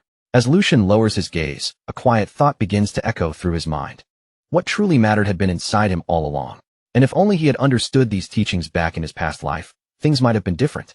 For a brief instant, faint images from his previous life flashed before his eyes, blurred battlefields rising out of memory like shadows. Unfinished duels, chances he failed to seize, and the crushing regret of never reaching the height he once desperately chased all passed through his mind. Those memories feel distant, yet painfully clear at the same time. Then, little by little, Lucian's awareness returns to the present. He exhales slowly and continues thinking. If he had learned this sooner, perhaps he could have at least exchanged a few proper blows back then. Ending things like this today feels a little shameful to him. As that thought lingers, he wonders whether there might be a perfect opponent for him somewhere. Then a certain person comes to mind. But before Lucian can fully settle on that thought, the sound of footsteps echoes through the training hall. The fourth young master has arrived. Joshua walks forward with confident steps, then offers a slight bow as if every movement has been carefully polished. He greets Aizen respectfully, asking whether he has been well, and introduces himself as his disciple, Joshua. Aizen answers in his usual composed tone, welcoming the fourth young master before asking what has brought him here so unexpectedly. He adds that he is currently training the third young master, so if Joshua has something to say to this old man, he should come back later. Joshua simply gives a faint smile and shakes his head. He says there is no need for that. Aizen's eyes narrow slightly as he asks if the reason Joshua came here is exactly what he suspects. Joshua calmly replies that Aizen is correct. Since his brother has finally opened his closed doors and committed himself to training, he believes this is an important moment. As the younger brother who began learning first, Joshua says he wants to help with Lucian's training. Then his gaze shifts toward Lucian, a subtle spark of competition gleaming in his eyes as he asks what he thinks. Brother Lucian, the perfect opponent has just walked in on his own. The air inside the training hall changes at once. What had been quiet exhaustion only moments ago now turns into sharp tension, and Lucian slowly raises his head. The entire training ground falls into a heavy, suffocating silence as knights, guards, and attendants stand frozen in place, their eyes fixed on the unfolding situation while they wait for Aizen's response. The atmosphere has become far too serious for an ordinary training session. It feels as though something far more important is about to happen. Slowly, Aizen turns toward the fourth young master, his expression tightening as he demands an explanation. Confusion is clear in his voice as he questions why the third young master has suddenly been dragged into this. Joshua lowers his gaze with perfect courtesy, presenting the image of a respectful younger disciple. His voice remains calm and composed as he explains that certain training methods require sparring. He says sparring is useful for improving the practical use of mana. Then, when he lifts his head again, a bright and seemingly innocent smile appears on his face as he offers himself as Lucian's opponent. Turning toward Lucian, Joshua speaks with carefully measured humility, saying that recent circumstances have left him with very few chances to interact with his brothers. He claims that moments like this are precious opportunities for them to grow closer while improving their skills. Placing one hand over his chest, he admits that his approach may seem rude, but insists that it comes from sincerity, and respectfully asks for permission. Lucian remains silent while Joshua speaks. His head tilts slightly downward, making it seem as though he is listening without any visible reaction. But deep inside, a faint smile begins to form. To Lucian, the children of this household are remarkably talented when it comes to twisting their words into something that serves their own purpose. Joshua's explanation sounds noble on the surface, but the intention hidden beneath it is painfully easy to see. Lucian's gaze drifts toward Joshua's side, where a real sword has been carefully wrapped in cloth. His thoughts sharpen in an instant. Bringing a real blade against someone who has barely trained for a week leaves almost no room for doubt. Joshua's goal is clear. He wants to crush his weak older brother in front of everyone and use that victory to strengthen his own position within the family. Lucian slowly raises his eyes and meets Joshua's smiling face. The challenge has been dressed up as an offer of help, which makes refusing it difficult without creating consequences. So Lucian carefully weighs the situation. If Aizen acknowledges this spar, then the match will carry real meaning. And if Lucian backs down now, Aizen, who has already been pressuring him to withdraw from the succession, would be placed in an awkward position. After a brief pause, Lucian steps forward. That one simple movement immediately draws every pair of eyes in the hall toward him. With a calm expression, Lucian asks Aizen to accept Joshua's proposal. Aizen's eyes widen slightly in surprise. He clearly did not expect the third young master to agree so easily. Lucian makes a light gesture as he explains his reasoning. He says that his younger brother's enthusiasm for training is admirable, but such disrespectful behavior cannot simply be overlooked. As he speaks, his gaze shifts directly toward Joshua. If that is the case, Lucian says, then he will personally teach his immature younger brother a lesson. At those words, Joshua's expression stiffens. Lucian's calm statement strikes straight at Joshua's pride. Anger flares inside him, but he forces it down, keeping his face from openly twisting. Lucian continues in the same steady voice, telling Joshua that this will be the last time such childish behavior is tolerated. If he causes further trouble, it will only place Aizen in a difficult position. As the exchange continues, Aizen watches the brothers carefully. He understands Joshua's intentions completely, yet the third young master has chosen to walk straight into the trap rather than avoid it. After thinking for a moment, Aizen grants permission, but only under strict conditions. The spar will happen once, and if it becomes dangerous, he will stop it immediately. Both brothers place their hands over their chests and agree to Aizen's terms.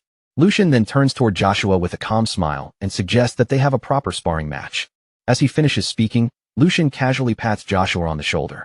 That simple gesture irritates Joshua at once, and although he forces out a laugh in response, the annoyance on his face is impossible to completely hide.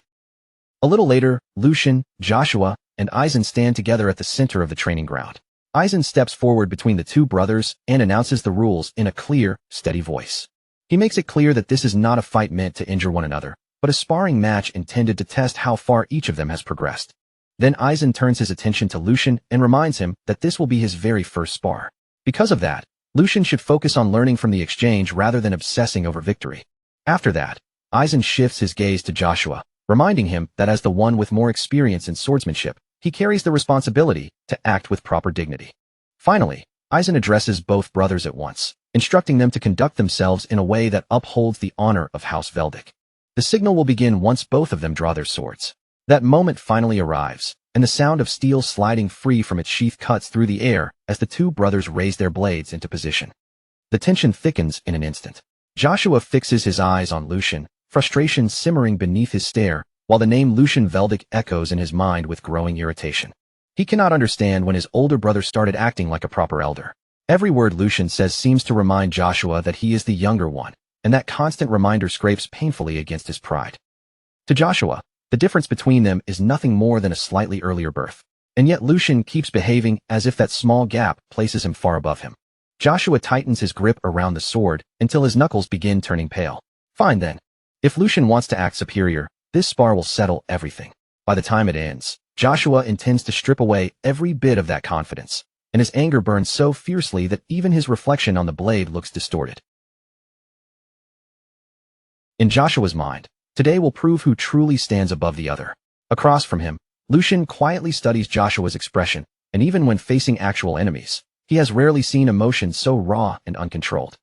Lucian adjusts his grip, feeling the cold, familiar weight of the sword settling into his hand. It has already been 2 months since he last held a sword properly like this. For a brief moment, memories from his previous life rise to the surface, memories of ruthless battles where survival and victory mattered far more than honor. A faint smile touches his lips, but today is different. Today, he is not standing here as the man he used to be. He is standing here as the third young master of House Veldic. His gaze briefly moves toward Aizen. If he uses techniques from his past life, the Sword Saint will undoubtedly notice, so Lucian quietly reminds himself to stay cautious. Joshua may be arrogant, but in the end, he is still a child, and more than that, he is now Lucian's younger brother. So Lucian decides he will restrain himself within reason. That decision falls apart the moment Joshua suddenly lets out a mocking laugh. Joshua glances around the training ground and taunts Lucian, asking where all his earlier confidence has gone now that real swords are involved. He goes on to say that accidents can happen in actual sparring, but only when both sides are evenly matched. If Lucian is afraid, Joshua suggests they can switch to wooden swords instead. Lucian watches him in silence. Then, without saying a single word, he discards the thought of holding back for the sake of a disobedient younger brother. A proper beating may be the only kind of lesson Joshua will actually understand. Joshua's irritation deepens as Lucian's calm tone once again reminds him of his place as the youngest. His eyes widen with anger, and without waiting any longer, he steps forward and lowers himself into a combat stance. In the next instant, Joshua bursts forward, charging straight toward Lucian with fury blazing in his eyes.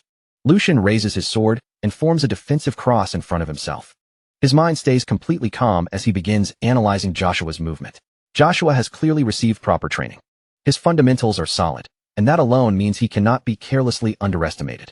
At the same time, Lucian realizes that most of his own mana has already been drained away by his earlier practice with Aizen. Even so, Joshua's lack of real battle experience is painfully obvious. The fact that he fell for such a simple provocation proves it.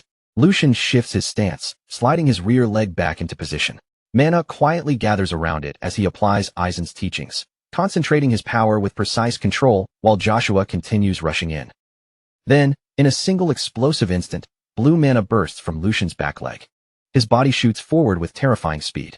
He vanishes from where he had been standing, leaving streaks of blue light behind him as he closes the distance in the blink of an eye. That sudden burst of speed shocks everyone watching the match.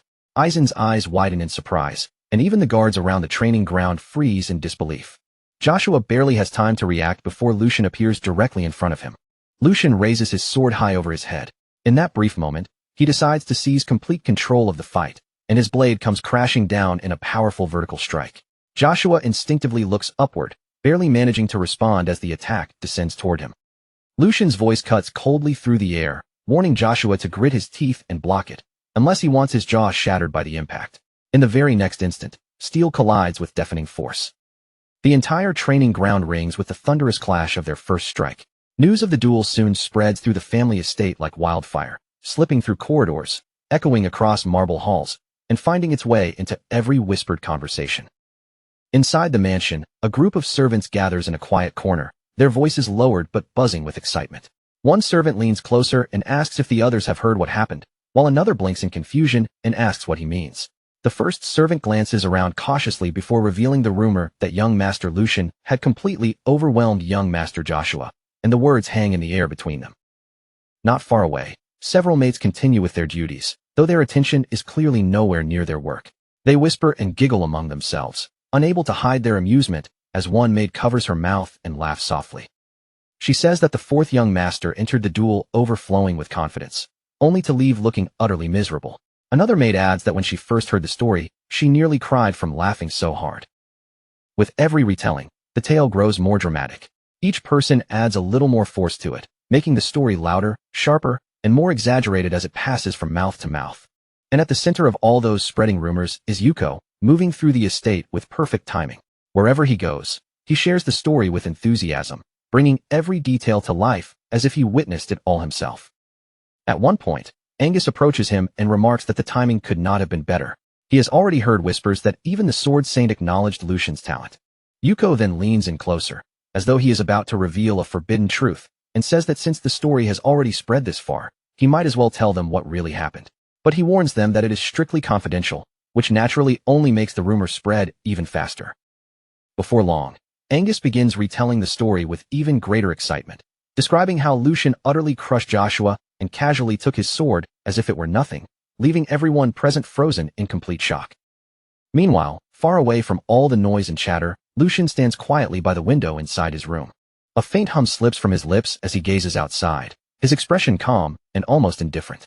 He knows very well that rumors are storming through the mansion, and a subtle smile slowly forms on his face. It is the perfect day for rumors like these to spread. As Lucian stands by the window, his thoughts drift back to the duel. He could still clearly picture Joshua looking up at him from below, fear spread across his face as he desperately called him brother only after he had been driven into a corner. At that moment, Lucian had lifted his sword high above him, his gaze cold and his expression completely unyielding. So now, Lucian had said in a sharp voice, "I am your brother. Only when you have nowhere left to run." And with those words, his blade came crashing down in a powerful vertical strike. Joshua panicked at once, shouting apologies and calling out brother Lucian again and again, but by then, it was already far too late to stop what was coming. Lucian's strike landed cleanly, cutting straight through the weapon Joshua had raised to defend himself. The blade split apart and shattered into two pieces. Lucian slowly lowered his own sword, looking down at Joshua with quiet authority as he warned him never to try something like that again. Next time, Lucian told him, the result would be far uglier. That warning alone was enough to break Joshua's strength, and his legs gave out beneath him as he collapsed to his knees, trembling. Lucian looked down at him with a faint, grim smile and told him to learn his place. If he understood, then he should nod. Joshua immediately nodded in response. He nodded again and again, completely swallowed by fear and unable to do anything else. Back in the present, Lucian's gaze moved away from the window and settled on the document resting on the table. That should be enough to keep the troublesome young masters quiet for a while. With the internal tension temporarily suppressed, Lucian turned his attention toward a far more urgent matter, the issue surrounding Marcus Rogrand's house. Not long after, that same document was placed beneath the Duke's hand as Lucian and his father sat together in the garden. The Duke studied the paper in silence for a moment, his eyes moving across its contents before he finally lifted his gaze toward Lucian. "So this is the letter you received from Yuko," he said. Lucian nodded calmly and explained that within a week, Yuko was expected to meet someone from the Logrand faction in the Vestra territory. At the mention of that place, the Duke's brows tightened slightly. The Vestra territory. He tapped one finger lightly against the table as he thought it over. Although the territory had lost much of its former importance, it was still dangerously close to Kalovitz. Preposterous, he muttered under his breath. Lucian agreed, explaining that the location had most likely been chosen for that very reason, because it sat in a blind spot that could slip past the Duke's notice. The Duke fell silent for a short moment, then looked directly at Lucian. He asked him to state his real reason for bringing this matter to him, reminding Lucian that he had entrusted the entire affair to him. Lucian answered without hesitation. He needed power. The Duke raised an eyebrow at once, repeating the word back to him. "What kind of power?" he asked. Lucian met his father's gaze without looking away. "Catching a beast in a trap," Lucian replied, "does not mean I have the proper tools to finish it." His meaning was unmistakably clear. The Duke leaned back slightly, understanding immediately. "So," he said, "you came to the person who possesses those tools." He studied Lucian carefully before adding that it was a rational choice. However, for someone who claimed he wanted to prove himself, it sounded as though Lucian was relying on his father's authority. Would people truly view the result as Lucian's own achievement? Lucian remained quiet as the Duke continued, his voice growing firmer. The Duke said that a man earns his reputation by bringing down his prey with his own strength. If he cannot do that, then the result is nothing more than a half-finished achievement. He had given Lucian both the authority and the opportunity to handle this matter on his own, and yet Lucian had chosen the safer path. Suddenly, the Duke struck the table with his hand and demanded to know whether this was truly the best Lucian could do. Lucian lowered his gaze briefly, carefully considering his answer. Then he looked up again, calm and unwavering. If that path guaranteed success, he said, then he would take it without hesitation. His voice did not shake in the slightest. The royal road his father spoke of was only open to those with overwhelming power. Everyone else had no choice but to walk through the shadows beneath it. Calling reckless bravery courage was nothing more than arrogance. Even if it succeeded, it would still be reckless, and if it failed, everything would be lost. Lucian paused for a moment, then added thoughtfully that, to him, the essence of a hunt was not the act of killing itself. What truly mattered was what the hunter was trying to protect. As he spoke, Lucian reached out and gently plucked a nearby flower, holding it between his fingers. If he could remove the threat completely, why should it matter if others called the achievement half-baked? That said, Lucian added, he had no intention of pretending to be some kind of saint either. If the person meant to receive the credit could one day no longer even draw their bow, then the one destined to inherit that credit would already be decided. The Duke listened in silence. Then, after a moment, he let out a quiet chuckle and turned his attention back to his cup. That answer was sufficient, he said. He remarked that he could not remember the last time someone had spoken to him that way, and he certainly had not expected it to come from Lucian. A faint smile touched his lips. That was a good answer, Lucian. A small sense of relief settled inside Lucian, but the Duke was not finished speaking yet. The Duke said that a man must have conviction in the path he chooses. If he falters just because of a single word, then he will never accomplish anything. Lucian asked whether this had been a test, and the Duke confirmed it without hesitation. He wanted to see whether Lucian would waver under pressure and authority. Hesitating was understandable when someone did not know the answer, he said. But no one would follow a person who could not protect his own convictions. Such a person was unfit to lead and unworthy of being called a man. Lucian reflected quietly, realizing that he had suspected as much from the beginning. There were no shortcuts when dealing with his father. Even so, this conversation had gone well enough. When Lucian tried to ask about support for the operation, the Duke cut him off before he could continue. It is father, the Duke corrected calmly. Then he went on, saying that he would give Lucian the tools he needed, but a large force would draw too much attention. The Rogran faction would move quietly. They would act with a small elite group, and Lucian would have to do the same. Lucian nodded in agreement and requested a few skilled knights from within the family. The Duke looked at him for a moment before answering that he would lend him the Black Lions. The Duke leaned forward slightly, his voice carrying a heavy weight. If Lucian wanted to understand the true burden of the one who sat in that seat, then he should go and experience it for himself. 1 week later, Vestra stood as nothing more than a hollow remnant of what it had once been. The city had long since lost its purpose, its streets resting empty beneath a heavy silence while its buildings slowly crumbled after years of neglect, even though it remained dangerously close to Kalovitz. There was no real worth left in this place anymore. No resources to exploit, no living presence to protect, nothing that could still justify keeping it alive. Vestra had once been prepared as a reserve city, but after being left behind by time, only the occasional passing vanguard ever bothered to set foot there. Now, calling it a city almost felt wrong. It was closer to a graveyard made of stone and silence. The air hung too still, so quiet it became unsettling, as if the emptiness itself had been shaped for secrets that were never meant to be seen. Lucian and Hugo moved through the abandoned streets, their steps giving off faint echoes against the cracked stone road. As they walked, Lucian's eyes swept calmly from building to building, quickly catching the most obvious detail of all. There wasn't a single person anywhere in sight. Something about that silence felt wrong. Even for a forgotten place like this, it was far too quiet. Hugo seemed to notice the unease in Lucian's gaze, and without waiting to be questioned, he explained that Vestra had lost its strategic value long ago. That was precisely the reason this place had been selected. No one paid attention to it. No one would interfere here. For setting a trap, there could hardly be a better location. As they continued deeper into the deserted city, Hugo finally could not suppress the question that had been pressing on him. He glanced toward Lucian, his voice edged with sharp curiosity, and demanded to know how Lucian had managed to see through the plan with such terrifying precision. Lucian stopped briefly, then let out a low, amused laugh, as if the answer was hardly worth making a fuss over. He remarked that even Hans had known nothing about it, which meant Hugo's attempts to keep everything hidden had been completely useless in front of him. But Lucian did not continue from there. Instead, he let the matter drop with an almost careless ease, brushing the question aside as though it had no importance right now. He said he would explain it later.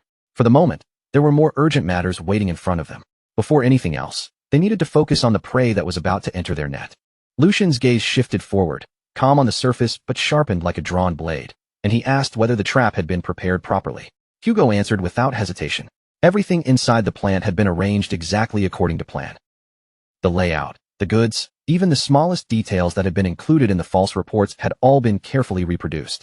From the outside, nothing would seem strange, and there would be no easy opening for suspicion. Their target would step inside without holding back or doubting a thing. Everything was already in place.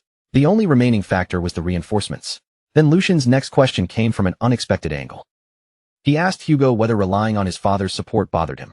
For a brief moment, the question clearly caught Hugo off guard, but he soon shook his head and denied it. He knew exactly how much was riding on this operation, and he understood that this mission was not something they could afford to fail. Even so, when his eyes dropped toward his own hand, a faint trace of frustration appeared on his face.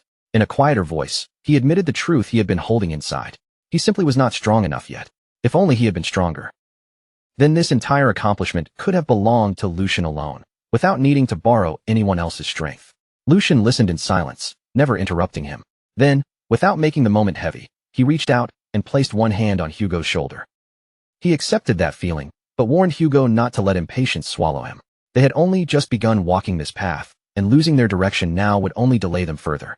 Strength did not appear overnight, and Hugo still had a long road ahead of him. Then, with a completely casual tone, Lucian added that he assumed Hugo was already around 30. The air seemed to freeze at once. Hugo's expression barely moved, but the mood between them changed instantly. In a flat voice, he corrected him. He was 23. A short, awkward silence followed. Lucian stood there with embarrassment written plainly across his face, while Hugo stared forward with a blank expression. Then Hugo pointed out, without any softness in his tone, that 30 was still a long way off, and their age difference was not even that large to begin with. Lucian awkwardly tried to smooth over what he had just said, but Hugo cut him off immediately, making it clear that any further explanation would only dig the hole deeper. The uncomfortable tension hung there for a moment before Lucian quietly let it pass and turned his attention back to the area around them. His senses tightened as he scanned the silent streets. The scheduled meeting time was drawing close, yet there was still no visible sign of the reinforcements they were supposed to receive. Then, without the slightest warning, a voice sliced through the silence and called out to the third young master. Lucian and Hugo both reacted at the exact same instant. Hugo drew his sword in one smooth, practiced motion, turning sharply toward the source of the voice with every intention of striking first. But the attack never had the chance to land. Before Hugo could even complete his movement, a man appeared within arm's reach and caught the blade with his bare hand. His motion was so clean and precise it almost felt unreal, and the pressure rolling from him was heavy enough to overwhelm the air around them. In a cold voice stripped of emotion, the man commented that Hugo was far too slow. Hugo's body stiffened, shock flashing through him at once. He tried to yank his sword back, but the weapon would not move at all. The hand gripping it was absolute, completely unshakable. For the first time, Hugo felt it with painful clarity. He was being fully suppressed. No matter how much strength Hugo put into his arms, he could not make the blade shift even slightly. The realization struck him hard. This man was overpowering him without effort. Before the situation could grow any more dangerous, Lucian calmly stepped between them. His voice remained even as he told Hugo that the man standing before them was not an enemy. Hugo hesitated for a moment, but little by little, he lowered his guard. Confusion still remained in his eyes, but Lucian had already stepped forward. His gaze sharpened, steady and unyielding, as he questioned the man's intention. The killing aura surrounding him was impossible to ignore, and appearing in such a manner demanded a proper explanation. Then, in a tone that sounded almost casual, Lucian identified him with two words. A black lion. The instant those words left Lucian's mouth, the atmosphere around them changed completely. Hugo took a step back as understanding finally hit him. These were the reinforcements Lucian had spoken of, the Black Lions, the hidden force belonging to the Weldick family. They moved from the shadows and only mobilized under direct authority, as if they had been waiting all along for the silent command to reveal themselves. From the surrounding ruins, more figures began to appear, one after another, emerging without even the faintest sound.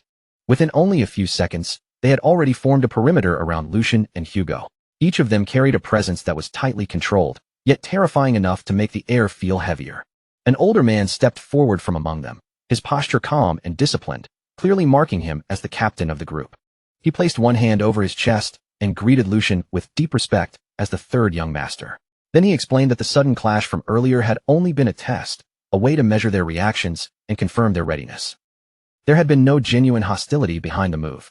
Lucian studied them carefully, his thoughts moving quickly beneath his calm expression. Even in his previous life, their existence had never been more than a rumor, something whispered about like a ghost story. But now that they were standing right in front of him, there was no longer any room for doubt. He had not sensed them at all before they chose to show themselves. And even now, with their bodies clearly visible before him, their presence still felt almost perfectly hidden. Their auras were suppressed so completely that they were impossible to read. Every single one of them was a monster in human form. Inwardly, Lucian acknowledged just how overwhelming this level of support truly was. His father had not simply sent ordinary reinforcements to assist him. He had sent something far more dangerous than that. Sometime later, they gathered inside a ruined house that had been turned into a temporary base of operations. Lucian sat with his usual calm, while the Black Lions stood positioned around him, every one of them focused on his words. Hugo remained close by, still silently processing the overwhelming scene he had just witnessed. Lucian began laying out the mission with quiet, precise clarity. House Logren had already taken the bait and was now on its way. Their trap had worked exactly as intended. From this point on, the objective was simple: capture the leader alive. As for everyone else, they could be eliminated. Lucian's tone stayed calm, but the meaning behind his words was absolute. There was no space left for mercy. The enemy had been the first to cross the line, and whatever happened next would be the consequence of their own choices. After explaining the plan, Lucian entrusted the rest of the operation to the captain, giving him full authority to act however the situation required. The captain watched Lucian closely as he listened. At first, he had assumed this mission was simply a way to hand the young master an easy achievement. But now, after hearing him speak, the captain understood that assumption had been completely wrong. Lucian was not depending on luck, nor was he hiding behind protection. He was calculating every step, measuring the strength of the people around him, and preparing himself for every possible outcome before the enemy even arrived. There was not a single trace of hesitation in him, not even the slightest flicker of doubt. This was no amateur mistake, and it was definitely not the result of inexperience. Every action was calm, deliberate, and completely under control. A thin smile slowly appeared on the captain's face as the meaning behind it all became clear to him. Something different was starting to form right before his eyes. A new force was quietly rising from the shadows. And without wasting even a breath, he accepted the command. As the sun sank beneath the far edge of the horizon and the last light faded from the sky, the final phase quietly began. A carriage slowly rolled into the lifeless city of Vestra, its wheels grinding against the road and cutting through the heavy silence that had settled over those abandoned streets long ago. The carriage door opened, and a young noble stepped down from inside. The moment his feet touched the ground, he raised a hand to his face, covering his nose in open disgust.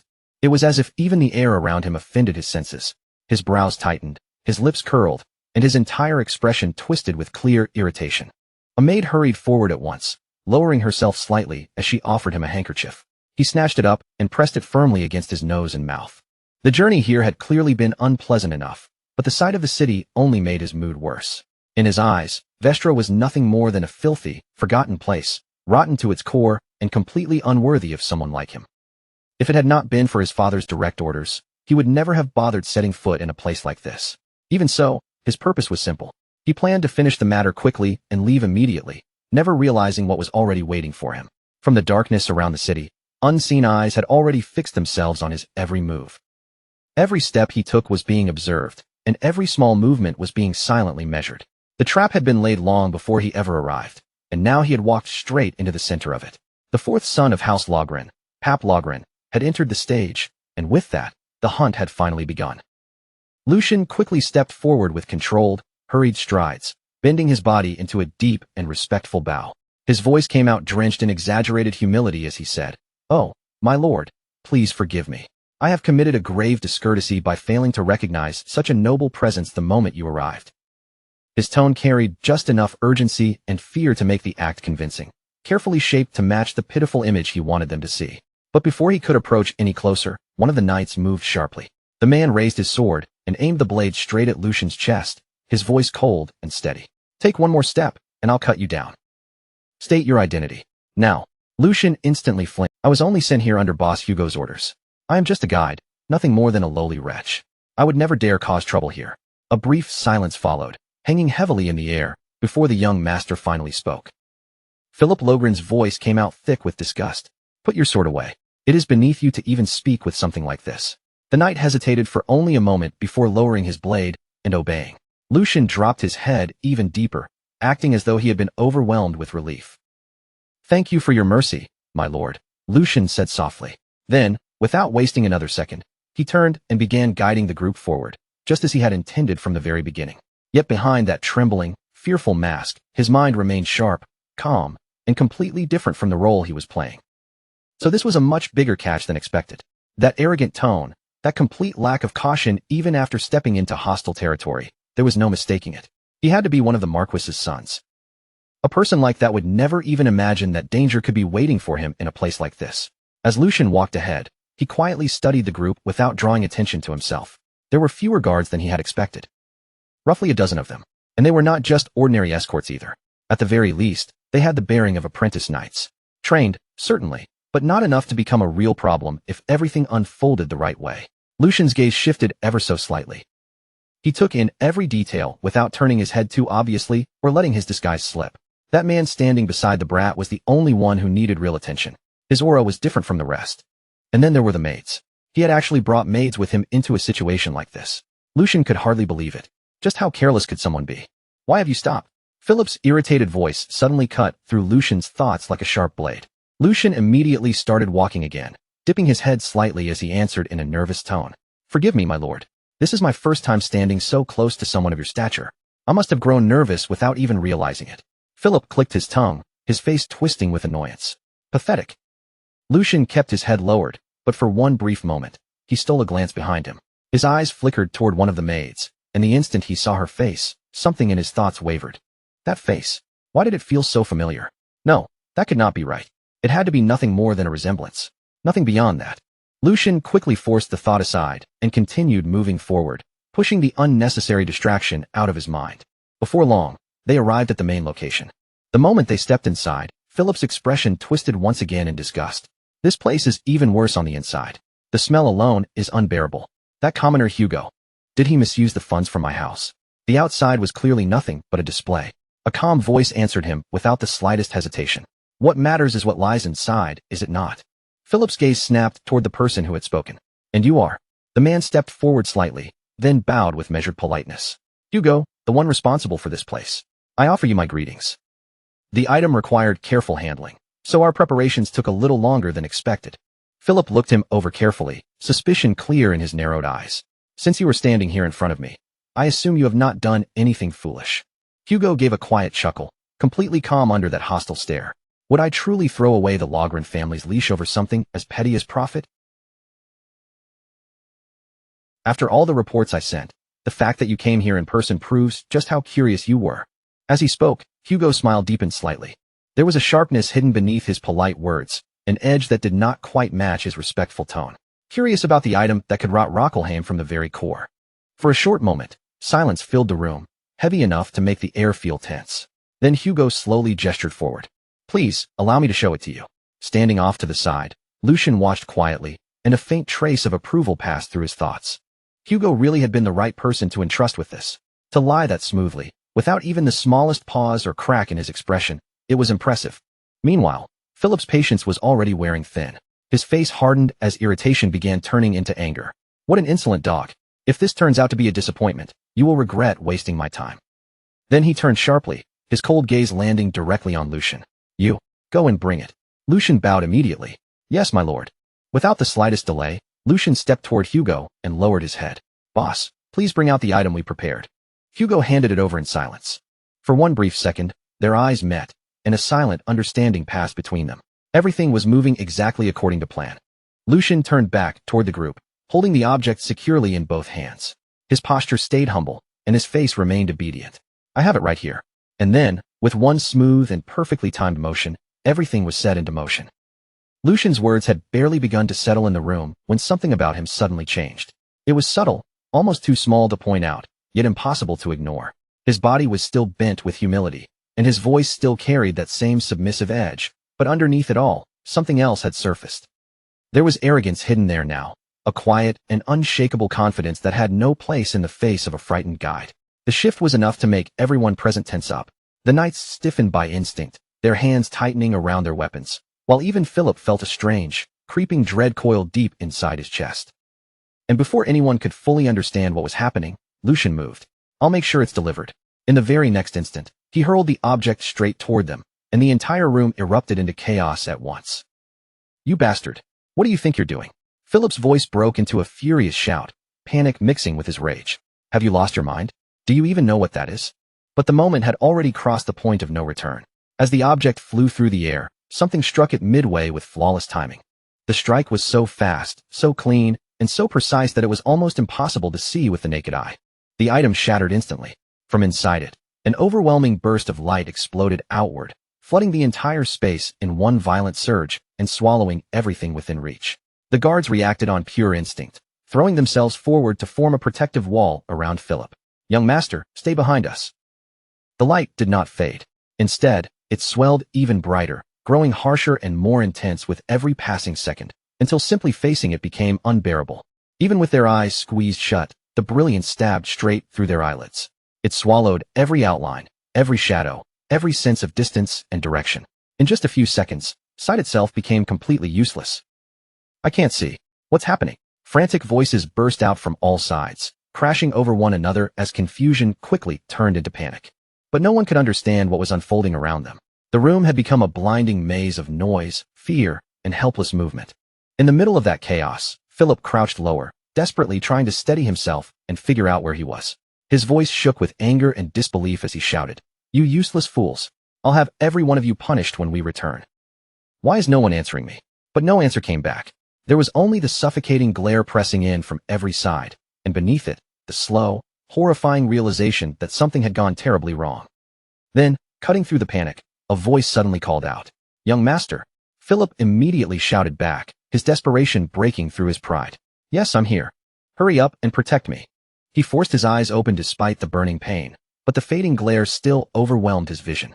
Only vague shapes began to appear, blurred and twisted, like shadows struggling to form in front of him. Right before him, he could barely make out a figure, indistinct and ghost-like through the haze. The voice reached him more clearly than the image, strained and urgent as it shouted something at him. It was telling him to run, to get away as fast as he could.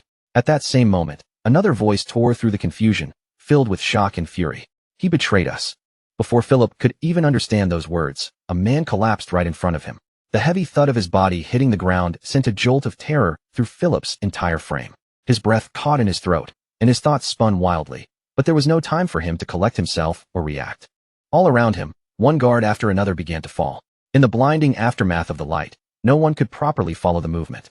But death was moving through that chaos, swift, silent, and merciless. The members of the Black Lion group struck with ruthless precision, cutting down the disoriented knights before they could even raise their weapons in defense. Philip's mind raced, and broken pieces of understanding started forcing their way through the fear. A flash magic stone. A tool that released a blinding burst of light the instant it was struck or shattered. It was rare, expensive, and difficult to use properly, but in the right hands, it was perfect for stealing an enemy's sight in a single instant. Even so, wiping out all of the Marquis's guards in such a tiny window of time should have been impossible. But before Philip could finish that thought, it was abruptly cut off. A man stepped out from the chaos, his presence calm and controlled, completely untouched by the panic around him. His voice was steady, carrying a quiet authority. "All threats have been neutralized. I will escort the women and the one in charge to Kelheim." Not far away, Lucian stood silently. His expression revealed nothing, but his gaze had grown distant as his thoughts turned inward. His father's words echoed in his mind, heavy and unmistakable. "The weight of the seat you occupy, bear it yourself." Lucian slowly exhaled, as if finally letting go of something he had been holding inside for a long time. "I think I finally understand." On the other side, Philip had lost every trace of composure he had left. He stumbled backward, his legs weakening beneath him until he dropped onto his knees. His voice trembled uncontrollably as fear swallowed him whole. "You don't come any closer. I said stay back." Even then, his pride clung desperately to the last scraps of his authority. "Do you even know who I am? I am the fourth son of Logren, a noble."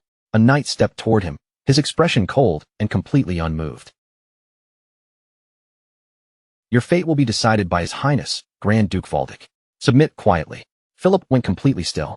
That name struck him like a blow to the chest. What? His voice faltered as realization slowly began to sink in. "House Valdic." His eyes darted around wildly before finally locking onto Lucian. His voice dropped into a trembling whisper. "Then don't tell me. The one disguised as a commoner is a son of House Valdic." Panic surged through him all at once. If that was true, then being captured was not an option. He spun around in desperation and screamed at the top of his lungs. "What are you all doing? Guards outside. Get in here and protect me. Are they all dead too? Lucian stepped forward calmly, his voice steady and almost indifferent. It's over. There are no more threats. But then, he suddenly stopped. In the middle of his sentence, his eyes widened, and his gaze snapped sharply toward one of the maids. At that same moment, Philip, clinging desperately to the last fragments of control, shouted, I grant you permission to take up the sword. You should be able to handle this. And then, the maid moved. At first, it was only a single step, but something about that movement felt wrong. Too composed, too deliberate, and far too steady for an ordinary maid trapped in chaos. Lucian watched her closely, unable to look away as she moved toward the fallen weapon. His thoughts spiraled as realization came crashing down on him. That face, the resemblance he had noticed earlier. That faint sense of familiarity he had tried to dismiss. Even the atmosphere around her seemed to change the moment her hand reached the blade. Lucian's voice sank into a whisper. It was barely audible, filled with disbelief. This can't be. His eyes remained fixed on her as the truth settled over him, undeniable and overwhelming. Sword demon. Felix, is it really you? Then Philip Logren broke away from the Black Lion and rushed straight toward Felix, stumbling toward him like a man reaching for his last chance to survive. The moment he reached Felix, he pleaded desperately, his voice cracking under the weight of his terror. Get me out of here. If you do, I'll give you whatever you want. I'll make sure no one ever insults you again for the lowly blood of your mother. As those words spilled out, his dignity crumbled even further. He practically collapsed in front of Felix, trembling and begging like a frightened child. Then he continued in a panicked voice, say something. Isn't protecting me the reason you exist? Felix, the sword demon, answered coldly. Shut your mouth if you want to live. His stance settled, his grip firming around the weapon as he prepared himself for battle. Then, with clear irritation in his voice, Felix added one more thing. I'm sick and tired of your stupidity, young master. And as that cold reply landed, the others watched in silence. The white-haired knight looked on and spoke with a strange mix of disdain and respect. Unbelievable. To think you would hide behind a woman without even a shred of dignity. Still, I will commend your will to fight. However, do not throw your life away. Do not mistake foolish bravado for courage. This mercy is something I offer to a child and a woman. Then his gaze shifted forward, and all of his attention settled fully on Felix. At that moment, a terrifying and overwhelming energy began surging from Felix's body. Sensing the pressure rising in the air, the knight muttered, So that is your choice. Very well. In the next instant, the white-haired knight shot forward with incredible speed, closing the distance between them almost immediately. Their swords collided with a sharp, ringing clash that cut through the room like metal screaming against metal. The knight's blade flashed dangerously close, stopping just short of Felix's eyes as the force of the strike pressed in. Yet Felix did not flinch. Even with the blade flashing so close to his face, there was no fear in his eyes, only a chilling calm that refused to break. With precise footwork and perfect control over his balance, Felix shifted his body at just the right angle, letting the force of the attack slide past him instead of meeting it head-on. He deflected the strike cleanly, guiding the knight's blade away with a smooth motion that made the dangerous attack look almost effortless. A faint smile touched Felix's lips as he pushed the knight's strike aside, his expression calm and composed, as though this entire exchange had already played out in his mind. Then, in that same flowing motion, Felix launched a sudden counterattack straight toward the white-haired knight. The change was so quick and seamless that even the knight was caught off guard. For the first time, surprise showed clearly on the knight's face. But there was no time to dwell on it, because in the very next instant, the battle erupted again. A streak of blood flickered through the air as the clash grew fiercer, the sharp exchange of blades turning more dangerous with every breath.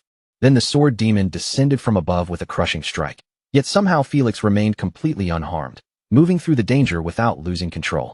Lucian watched the exchange in stunned silence, his thoughts racing as he followed each movement. Felix's reaction speed was so sharp it almost looked like he could see the future, and his movements were strange, free, and impossible to predict.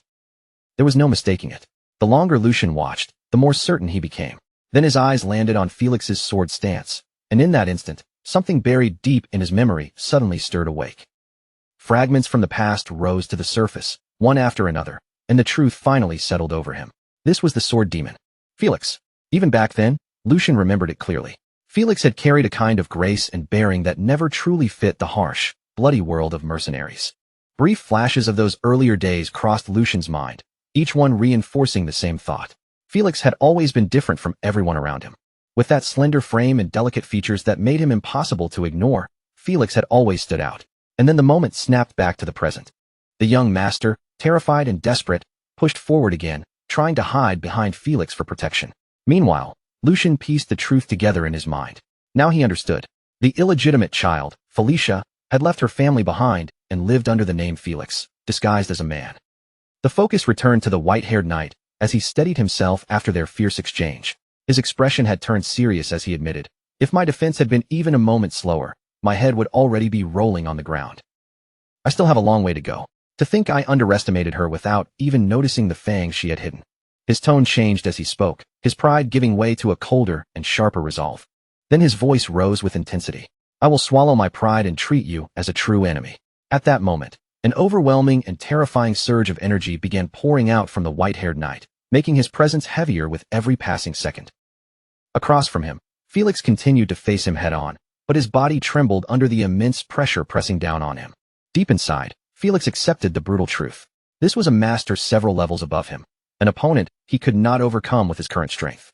He could not even depend on luck anymore.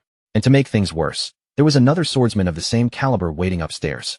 His gaze instinctively shifted upward toward the leader, and the weight of the situation became even clearer.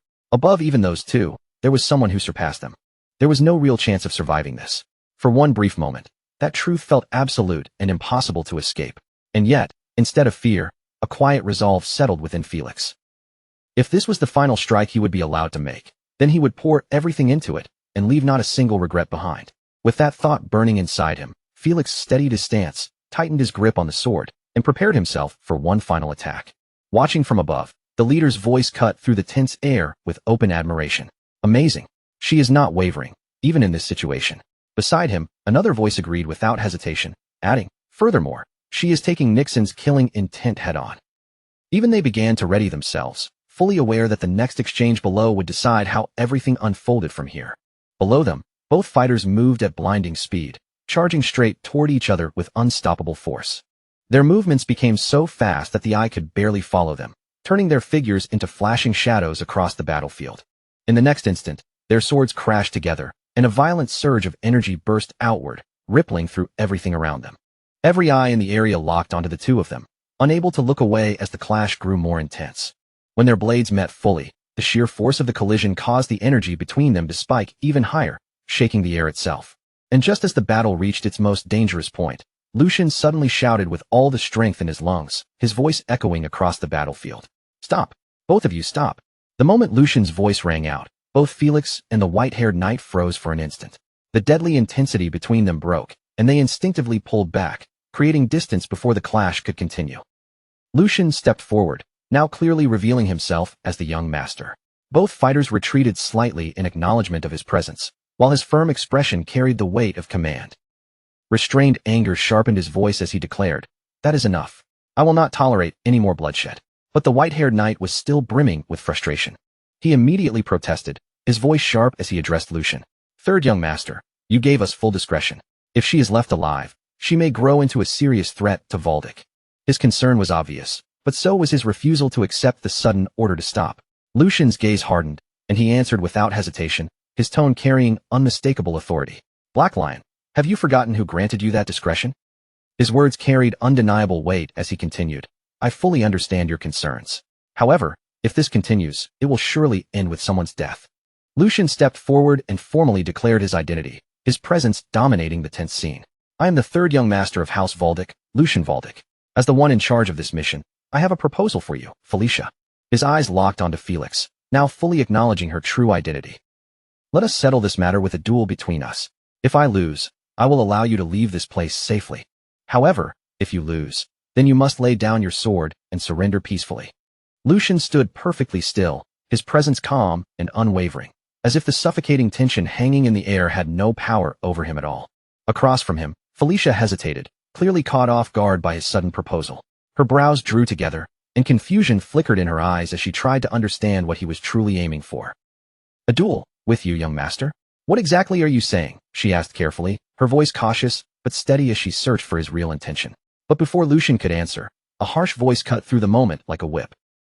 From behind her, Philip shouted in obvious irritation, his arrogance spilling into every word. He barked at Felicia to stop hesitating and accept the duel at once, insisting that her only duty was to keep him safe. He mocked the guards who had failed to protect him, calling them useless, then pushed even further. He told her to prove that she was different, that she was better than the rest, better even than her own mother. The instant those words left his mouth, the atmosphere changed sharply. The quiet tension in the room snapped like a drawn wire. Lucian's calm expression disappeared, replaced by something far colder, heavier, and much more dangerous. His eyes darkened as he turned slightly toward Philip, and when he spoke, his voice was low, yet terrifyingly heavy. "Shut your mouth." The words landed like a blade. Lucian did not raise his voice, but the fury behind it was impossible to miss. He warned Philip not to speak so lightly of those who had died protecting him, and not to insult Felicia any further. Then, with a chilling sense of finality, Lucian added that if Philip let even one more word leave his mouth, he would cut out his tongue himself. As he spoke, a crushing wave of killing intent poured out from him, invisible to the eye but impossible for anyone there to deny. That pressure sank over everyone present, making the air feel thick and suffocating, as though every breath had suddenly become difficult to take. This was no ordinary burst of anger anymore. It was a clear, absolute warning, and not a single person there could afford to ignore it. Then, as suddenly as the killing intent had appeared, Lucian stepped forward and raised his voice, not with rage this time, but with firm resolve that carried across the entire space. He declared that whatever consequences came from this decision would be his responsibility alone, even if he was defeated, and that his promise was not something to be taken lightly. His words rang through the silence, reaching the knight captains and Hugo, who were now watching him with sharpened attention. With quiet pride in his voice, Lucian formally introduced himself as Lucian Valdic, the third son of House Valdic, and then issued an official challenge to Felicia for a duel. After that, he took one more step forward, his steady gaze settling directly on her. His voice softened slightly, but the authority behind it did not waver. He told her to draw her sword, not for anyone else's sake, but for herself. The weight of Lucian's words settled over the battlefield, and a deep silence followed. No one spoke. No one moved. For a brief moment, it felt as if the entire world had stopped to watch what would happen next. As that stillness stretched on, a white-haired man stepped closer to his master. His expression was tight with concern, and when he spoke, he lowered his voice as if trying not to disturb the tense air around them. He questioned Raymond, asking whether they truly intended to simply stand there and watch. He admitted that when he had crossed swords with Felicia earlier, he had not been fighting with full seriousness. His intention had only been to subdue her. And yet, even under those conditions, she had not only blocked his strike, but managed to wound him as well. He continued, explaining that although her swordsmanship clearly lacked proper formal training, that weakness was not enough to dismiss her. Her raw talent, sharp instincts, and incredible sense for battle more than made up for the gaps in her technique. In his eyes, her natural ability was so overwhelming that those shortcomings barely mattered at all. He paused for a moment, glancing between Lucian and Felicia, and the concern in his eyes only deepened. Judging from the third young master's current level, he believed there was no real chance of victory. Lucian's courage and decisiveness were certainly worthy of praise, but courage alone could not decide a duel. Combat was another matter entirely, and if they were going to intervene, that decision had to be made now. Raymond stayed silent for a moment, his gaze fixed on the scene unfolding ahead. When he finally answered, his voice was calm, controlled, and surprisingly firm. He agreed with the man's judgment, but even so, he chose to keep watching. Just this once, Raymond said, they would observe how events unfolded with their own eyes. The white-haired man frowned, clearly unable to understand what Raymond was trying to say. What did that even mean? Raymond's eyes shifted slightly, thoughtful but certain. He explained that when Lucian had borrowed his sword earlier, Lucian had already spoken about the exact things the white-haired man had only just realized. During that brief clash with Felicia, Lucian had already noticed her extraordinary talent and her terrifyingly sharp instincts. That meant he was not acting out of ignorance. He understood exactly what kind of opponent was standing in front of him. And because of that, Raymond concluded, they would wait. They would watch this through without interfering. They would see what kind of outcome the third young master was trying to create, and what role Felicia would play in that result. As those words lingered in the air, Felicia quietly repeated his name in her mind. Lucian Valdic. To Felicia, he felt completely different from every noble she had ever met before. He had disguised himself as nothing more than a servant in order to observe Logren's forces, and now he was willingly stepping forward to fight a duel that, by all common sense, seemed completely unnecessary. Nothing about him made sense to her. The more she tried to understand his intentions, the more impossible they became to grasp. Still, no matter how strange he was, one conclusion remained firm in her mind. Lucian was not someone who could defeat her. Even so, Felicia straightened her posture and spoke with quiet respect. She thanked him for giving someone like her such an opportunity, and promised that if she managed to subdue him, she would accept her shame and disappear without leaving a trace. She would vanish as though she had never existed at all. But Lucian did not hesitate for even a second. His reply came immediately, his voice cold but steady. If he was the one who subdued her instead, then she would come with him to Helheim. His gaze remained fixed on her as he spoke, never wavering. It was as if, in his mind, everything had already been decided. He added that it seemed she had already made her own resolve as well, and with those words, the silence around them deepened once more. This time, that silence carried the unmistakable weight of a clash about to begin.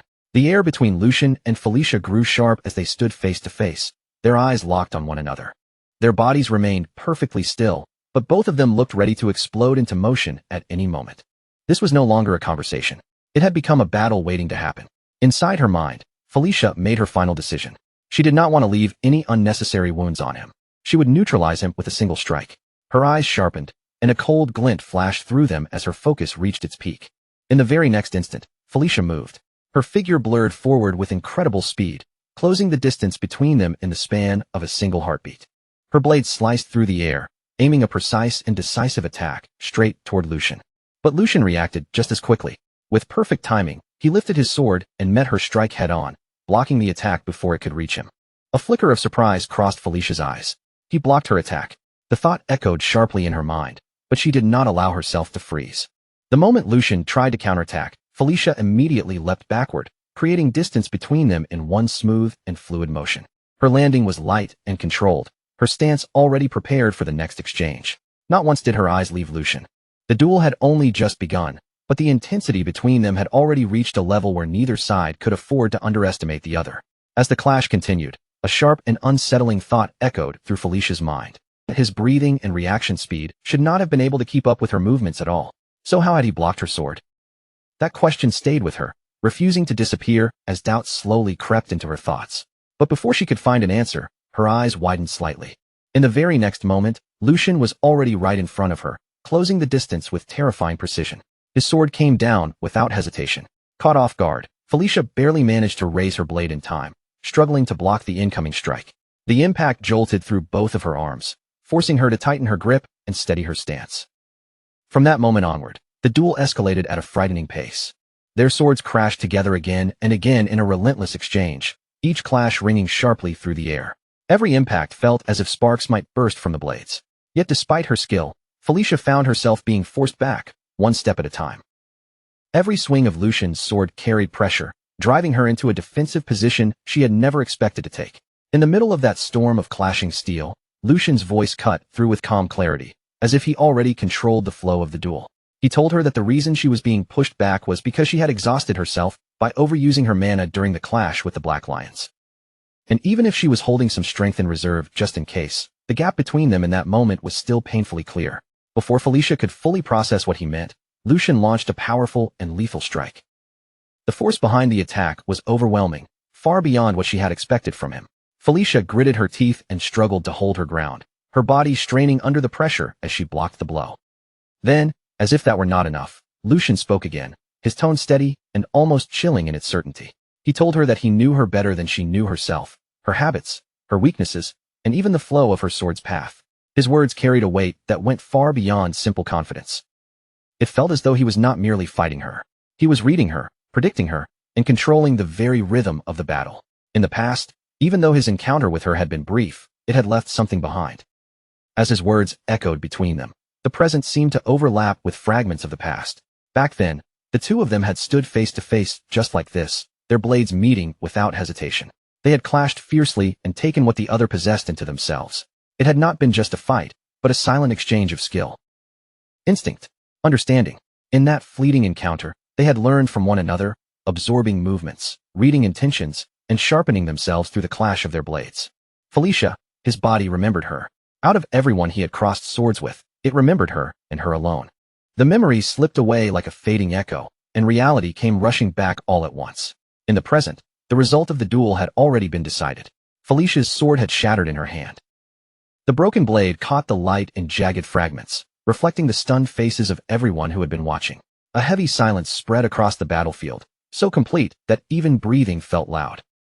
The knight captains, Hugo, and even the young master stood frozen in place, their eyes fixed on the scene as if none of them could believe what had just happened before them. Lucian stood firm in front of her, his posture steady and unshaken, the tip of his sword aimed directly toward Felicia as the final proof of his victory. As that image settled over the battlefield, fragments of the past rose again in Felicia's mind. Back then, she had looked at him with quiet sincerity and told him that the short time she spent with him could only be called a fleeting moment of sparring. Even so, he had generously taught her the way of the sword, despite knowing very well that one day, the two of them might stand on opposite sides as enemies. Because of what he had taught her back then, she had been able to survive. Those words now echoed through her mind, colliding painfully with the reality standing right in front of her. Felicia remained completely still, too stunned to even move. She had never imagined she would lose. More than that, she had never imagined she would lose in such a way, and certainly not to him. The very person she had once crossed swords with, the one she had learned from, had now surpassed her in a way she could not fully understand. Meanwhile, inside Lucian's mind, a quiet thought surfaced, calm and resolute. With this, he would repay at least a small part of the debt he owed her from back then. There was no arrogance on his face, no trace of mockery, only a quiet sense of closure, as if this duel had been waiting for them for a long time. Later that night, the scene shifted to the Duke's castle, where the atmosphere inside the grand halls was calm, yet strangely heavy. It felt as though something important was being decided in silence. The Duke stood alone in a spacious chamber, his posture straight, his gaze distant, as if his thoughts were already far beyond the walls around him. After a brief silence, he finally spoke. His voice was measured and authoritative, carrying the weight of someone used to being obeyed. So how was it? That boy, Lucian, does he have what it takes to uphold House Valdic in the distant future? At that moment, a man stepped out from the shadows. It was none other than the captain of the Black Lion, who approached with proper respect. He lowered his head slightly before answering in a calm but firm tone. He possessed an unwavering core.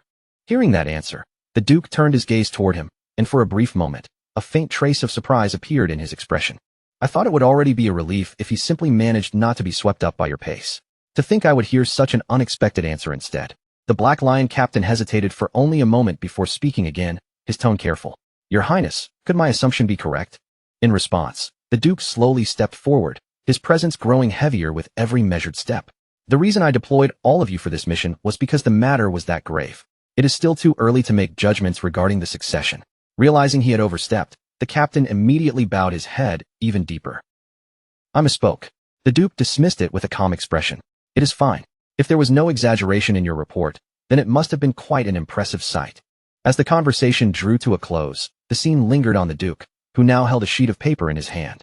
His eyes moved carefully across its contents, his expression unreadable, as if the weight of the future itself rested within those written words. After that, the Duke walked straight up to the Black Lion captain and placed a firm, almost familiar hand on his shoulder. His voice softened slightly as he said, "If only for your sake." Hearing those words, the captain let out a faint breath before replying. I suppose I can humor the boy for a little while. The Duke's expression eased slightly as another thought crossed his mind. Come to think of it, it has been quite some time since you and I last shared a drink. I recently acquired some fine liquor. Would you care to join me? It is the vintage you have always enjoyed, so it should suit your taste well. At those words, the Black Lion captain gave a small, knowing smile and answered, Your Highness, you may soon regret saying that. A single night will not be nearly long enough to hear the full story of this mission. The scene then shifted to the following morning. Lucian's entire team had already departed, beginning the journey back after successfully completing their mission. The mood grew quieter and more reflective as Lucian looked back on everything that had happened. Right after her duel with him came to an end, Felicia collapsed from exhaustion, her body finally giving out from the strain of excessive mana circulation. To help her recover, Lucian sent Felicia and her maids ahead to a nearby city. Meanwhile, in another part of the group, Philip Logren was drowning in his own dark thoughts. Philip's face was pale as dread filled his mind. No, at this rate, he was definitely going to be cast out of the family. The thought clung to him like a weight he could not shake. As for that man who had displayed the deep-rooted arrogance of a noble until the very end, Lucian forced him to dig the graves of his own vassals with his own two hands. What followed was a grim and silent sight. Rows of graves stretched across the land, each one standing as a marker for the soldiers and knights who had lost their lives. The air was heavy with silence and loss, the weight of death lingering over the scene. It had all been done for one reason, so Philip might finally understand the true weight of a life that had been extinguished. Lucian calmly rode ahead on his horse, leading the group forward as they continued their journey. The morning air was quiet around them, but that peace did not last for long. Suddenly, from behind, a loud and furious voice shattered the calm. It was Philip Logren, shouting at the top of his lungs, his anger completely unrestrained. Hugo, you bastard. I will never let you get away with this. Did you truly think you could betray us and survive? Young Master Lucian, I demand to be treated as a formal prisoner of war. How can you treat a son of House Logren with such disrespect? His voice was sharp and grating, overflowing with arrogance and outrage until it began to irritate everyone around him. Yet even then, he refused to stop. Are you truly determined to make an enemy of us? Hearing all of this, Lucian slowly turned his head back, his expression calm but cold. A single thought passed clearly through Lucian's mind. Philip still had not understood the weight of what happened the night before. After a brief pause, Lucian finally spoke, his voice low, controlled, and carrying an unmistakable warning. I will give you one piece of advice. If you wish to keep breathing even a second longer, you would be wise to watch what comes out of your mouth. There was no need for anger in his tone. The quiet authority and danger behind it were enough. Then, with unwavering composure, Lucian continued, making the situation painfully clear. This is a place where even your high and mighty father would not dare set foot so carelessly. This is Kelheim, the heart of House Valdic. After that, the scene shifted forward, and the view that unfolded before them was nothing short of breathtaking. Ahead stood a vast and magnificent city, overflowing with life, grandeur, and strength. Elegant buildings lined the wide streets, and the lively atmosphere reflected the power and pride of House Valdic. At the entrance rose a massive gate, towering over everyone with an imposing presence. Slowly, it began to open, releasing a deep echo that rolled through the air. Lucian was the first to move forward, riding his horse with calm confidence as he passed through the opening gates. Behind him, Hugo and the knights followed, escorting the captured prisoners along with them. The moment they entered, the city's calm broke apart under the rising cheers of the people. Crowds gathered along both sides of the street, their voices rising higher and higher with excitement and admiration. It's Lord Lucian. The third young master has returned. He wiped out the crimes committed by House Logren and, instead of letting the mastermind escape into the chaos, captured the ringleader alive for all to answer for. The crowd's excitement swelled like a wave as people shoved closer from every side, craning their necks just to catch even a single glimpse of him. Voices rang out over the street, calling, Lord Lucian, please look this way. Their eager cries quickly spread through the gathered citizens, and others began shouting even louder, their faces flushed with pride, admiration, and overflowing excitement. The lion had returned at last, the lion of House Valdic. Hugo had come back before the people, standing beneath their roaring welcome. Hugo, seeing the entire city react like this, could only look around in stunned disbelief. Unable to hide the confusion on his face, he turned toward Lucian and asked, Young master, what in the world is happening here? Even with the cheers crashing around them from every direction, Lucian kept his expression calm and steady. He answered in a composed voice, I did send father a letter asking for a chance to expose House Logren's atrocities, but it seems he chose to support us far more openly than I expected. So lift your head and accept this welcome with pride. After all, this is the first major achievement you have earned for yourself. The moment Hugo heard those words, warmth rose in his chest. His eyes trembled with emotion, and pride slowly filled him as he finally allowed himself to take in the cheers surrounding him. While the procession continued moving through the city streets, surrounded by celebration and countless watching eyes, the view slowly shifted away from the parade. Far above the crowded avenue, from the top of a tall tower, the Duke quietly watched everything unfold beneath him. He stood beside his butler, gazing down at the victorious procession with a thoughtful look in his eyes. In a low voice, he remarked, I suppose I really must be getting old, throwing a victory parade simply because my son asked for one. The butler remained respectfully at his side, but his reply came without the slightest hesitation. Did young Master Lucian not accomplish something grand enough to deserve it? In my view, this procession is more than justified. And beyond that, young Master Lucian's letter was not written merely to strengthen his own standing. The butler continued in a calm, perceptive tone, explaining that it was also a calculated move to show the people of their territory House Valdic's firm resolve, while sending a clear warning to both the imperial family and House Logren. And your highness understood that as well, which is why you allowed it. As those words reached him, the Duke kept his eyes fixed ahead, but the look on his face grew heavier, as though his thoughts were sinking into something far more serious. The unsettling movements aimed at the Empire were growing harder to ignore. Even the sun that had once seemed eternal, and even the lion's claws that had once looked impossible to break, were now beginning to show cracks that could no longer be denied. If I want to avoid being swallowed by that tide, then I will have no choice but to sharpen my blade more keenly than ever before. He spoke those words while staring far into the distance, as if his eyes were trying to pierce beyond the present moment and reach the uncertain future waiting ahead. With that quiet thought lingering in the air, the view gradually faded away. The scene then moved to Lucian's room, where the noise of the celebration finally gave way to silence. The moment Lucian returned, He dropped straight onto the bed, without even trying to keep up his noble composure. His body sank into the mattress, finally releasing the tension it had carried all day, and he let out a soft breath before murmuring, "I finally feel alive again. I never thought I'd miss this so much just because I got used to living like a noble." Still stretched out on the bed, Lucian briefly closed his eyes and let his thoughts settle. Since the Grand Duke made time for a separate report this evening, that means I have a little while to myself until then. More importantly, this mission brought back far more than I expected. As he lay there, Lucian began sorting through everything that had happened, starting with the fact that Felicia had been secured much faster than planned. Then there was the victory parade, which had washed away the negative rumors and impressions around him in a single stroke. On top of that, it had given Hugo a powerful reason to keep moving forward. And beyond all of that, he had even managed to establish a connection with the Black Lions, a force that could become extremely valuable from this point on.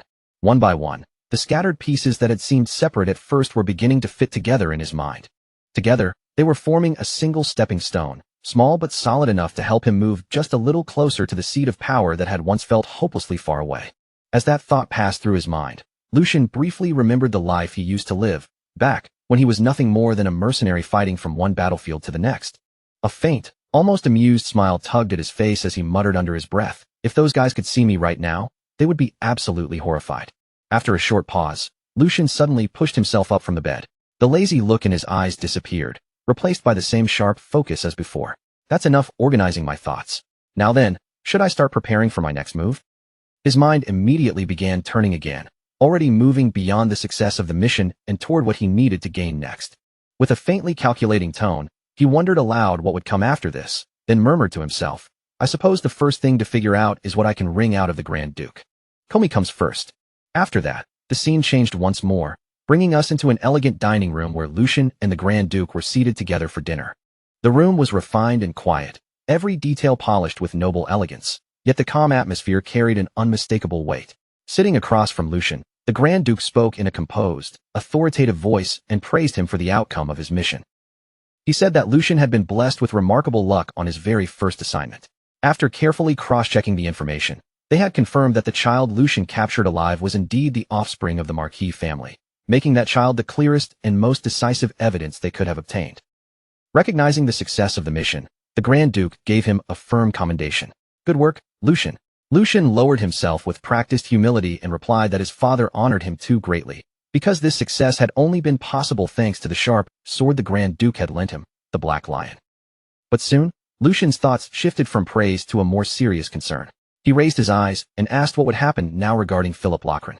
After all, Lucian pointed out, once the Marquis witnessed his own child die in such a manner, it was hard to believe he would simply remain quiet and do nothing.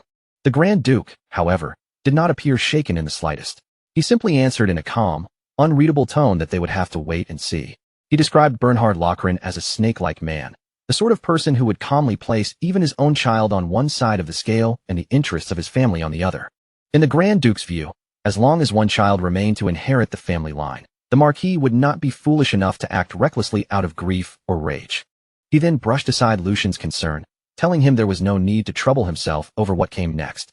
As far as the Grand Duke was concerned, Lucian had already done more than enough. Then, shifting the conversation, the Grand Duke looked at Lucian and asked what reward he wanted for completing the mission so successfully. He noted that Lucian had gone out of his way to send a letter, which meant he must have wanted something more specific than a simple celebratory procession. Hearing that, Lucian gave a faint, slightly awkward smile and admitted that being asked so directly made him feel somewhat embarrassed. Still, since the matter had already been brought up, he decided to make his request humbly. Before speaking, however, he hesitated for a brief moment, questioning whether he should truly say it aloud. Then, gathering his resolve, he began, about Hugo, who made a great contribution this time. But before he could even finish the sentence, the Grand Duke cut him off with a cold, decisive word. Impossible. The sudden rejection struck so quickly that Lucian froze where he sat, completely caught off guard. Confused and visibly shaken, Lucian stared at his father and stammered, "Father, I have not even finished speaking yet." But the Grand Duke had already seen through him. Without any hesitation, he replied that Lucian had been about to request a knighthood for Hugo, had he not? The Grand Duke's expression did not change in the slightest as he answered in a firm, immovable tone.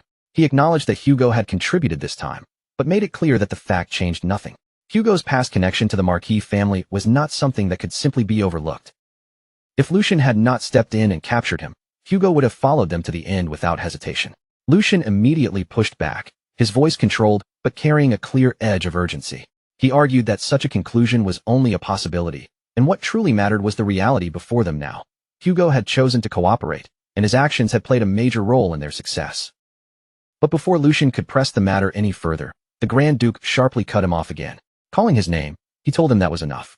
His voice left no space for argument as he explained that a knight must build his own honor and stack up achievements so clear and undeniable that no one could dare question them. Then, looking straight at Lucian, he asked the question that struck at the heart of the matter. Did Lucian truly believe Hugo already possessed such qualifications? Lucian fell silent at once. A faint shadow of disappointment crossed his face, though he forced himself to remain composed. Deep down, he had already expected this answer, but hearing the refusal stated so plainly still stung. Inwardly, he admitted the result for what it was. It really was a no. The Grand Duke continued in the same measured, practical tone, offering other possibilities instead. If Hugo wanted wealth, he could reward him with chests filled with gold coins.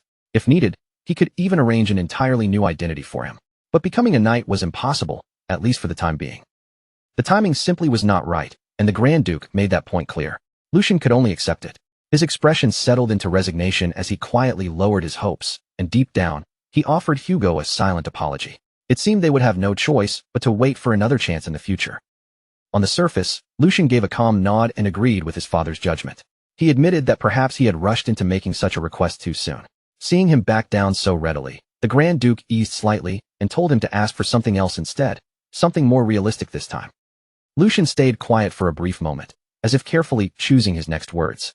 Then he raised his head again and said that, in that case, there was one very small favor he wished to ask. Then, with a smile that was just a little too free and a little too mischievous to ignore, Lucian made his request. He asked the Grand Duke to allow Felicia to meet the Sword Saint. The instant those words came out, even the Grand Duke could not hide his reaction. His steady composure cracked for the first time, his eyes sharpening in genuine surprise as he questioned what Lucian had just said. Before that sudden tension could fully settle over the room, the scene shifted away in an instant. The story moved to a completely different place, a guarded prisoner camp with a far colder and heavier atmosphere. Outside, Stan stood watch like a silent sentry, while inside the facility, Felicia sat alone, surrounded by an uneasy stillness. Felicia quietly looked around the room, taking in every detail of her surroundings. The more she observed, the clearer it became to her that this was not some ordinary prison cell. From the structure, the treatment, and the atmosphere, it seemed more like a special holding facility prepared for nobles. But that only confused Felicia even more, because the way she was being treated made no sense to her. After all, she was supposed to be nothing more than a maid. Yet she had been placed in a facility like this, given proper meals, and even provided with medical care for her condition. No matter how much she thought about it, Felicia could not understand their real purpose. Why would they go this far for someone like her? What could they possibly be hoping to gain? But after sitting with those thoughts for a while, the hardness in her face slowly faded. Perhaps, she told herself, this outcome was not entirely bad.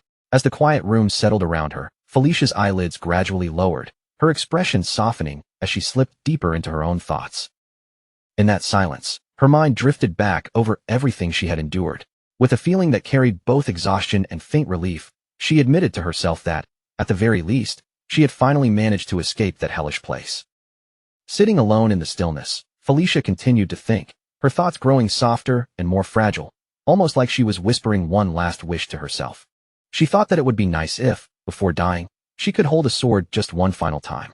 And if she were allowed to be a little more selfish, even for just a moment, there was one more desire buried deep within her heart. As that longing rose inside her, the scene slipped into a vivid memory, the fierce sparring match she once shared with Lucian, where every movement had burned itself into her mind. The ringing clash of blades, the swift footwork, the sharp pressure between them, and the tension of every exchange returned to her as clearly as if it were happening right before her eyes again. Watching that memory unfold within her mind, Felicia quietly admitted the truth to herself. If she could ask for anything, she wanted to cross swords with him one more time. But almost as soon as the thought appeared, she rejected it herself, calling it absurd, as if such a wish could never be granted. And right then, a voice from outside suddenly cut through the silence. The voice stated that, according to the physician's assessment, her mana control was still unstable. Then the speaker became clear, it was Lucian. In a calm, even tone, he continued, adding that she was also suffering from severe malnutrition and accumulated fatigue. His voice remained steady but direct as he asked whether her body felt any better now, and whether she was strong enough to hold a sword again. At those words, Felicia visibly froze in surprise. The question struck her so suddenly that she could barely process it. Still startled, she immediately asked what he meant by that. More importantly, what exactly did he mean by holding a sword again? Lucian looked at her with a composed expression and answered her confusion with a question of his own. Did she truly intend to stay in this place forever? Then, with a faint trace of dry irony, he remarked that, surprisingly enough, prison life seemed to suit her. He stepped closer and gestured toward the bed nearby, making it clear that this was not the reason he had gone through all the trouble of bringing her here. Dropping any roundabout words, Lucian faced her directly and asked whether she truly did not want her talent with the sword to bloom in this place. He stated firmly that he had no intention of letting her remain as some ordinary sword fighter.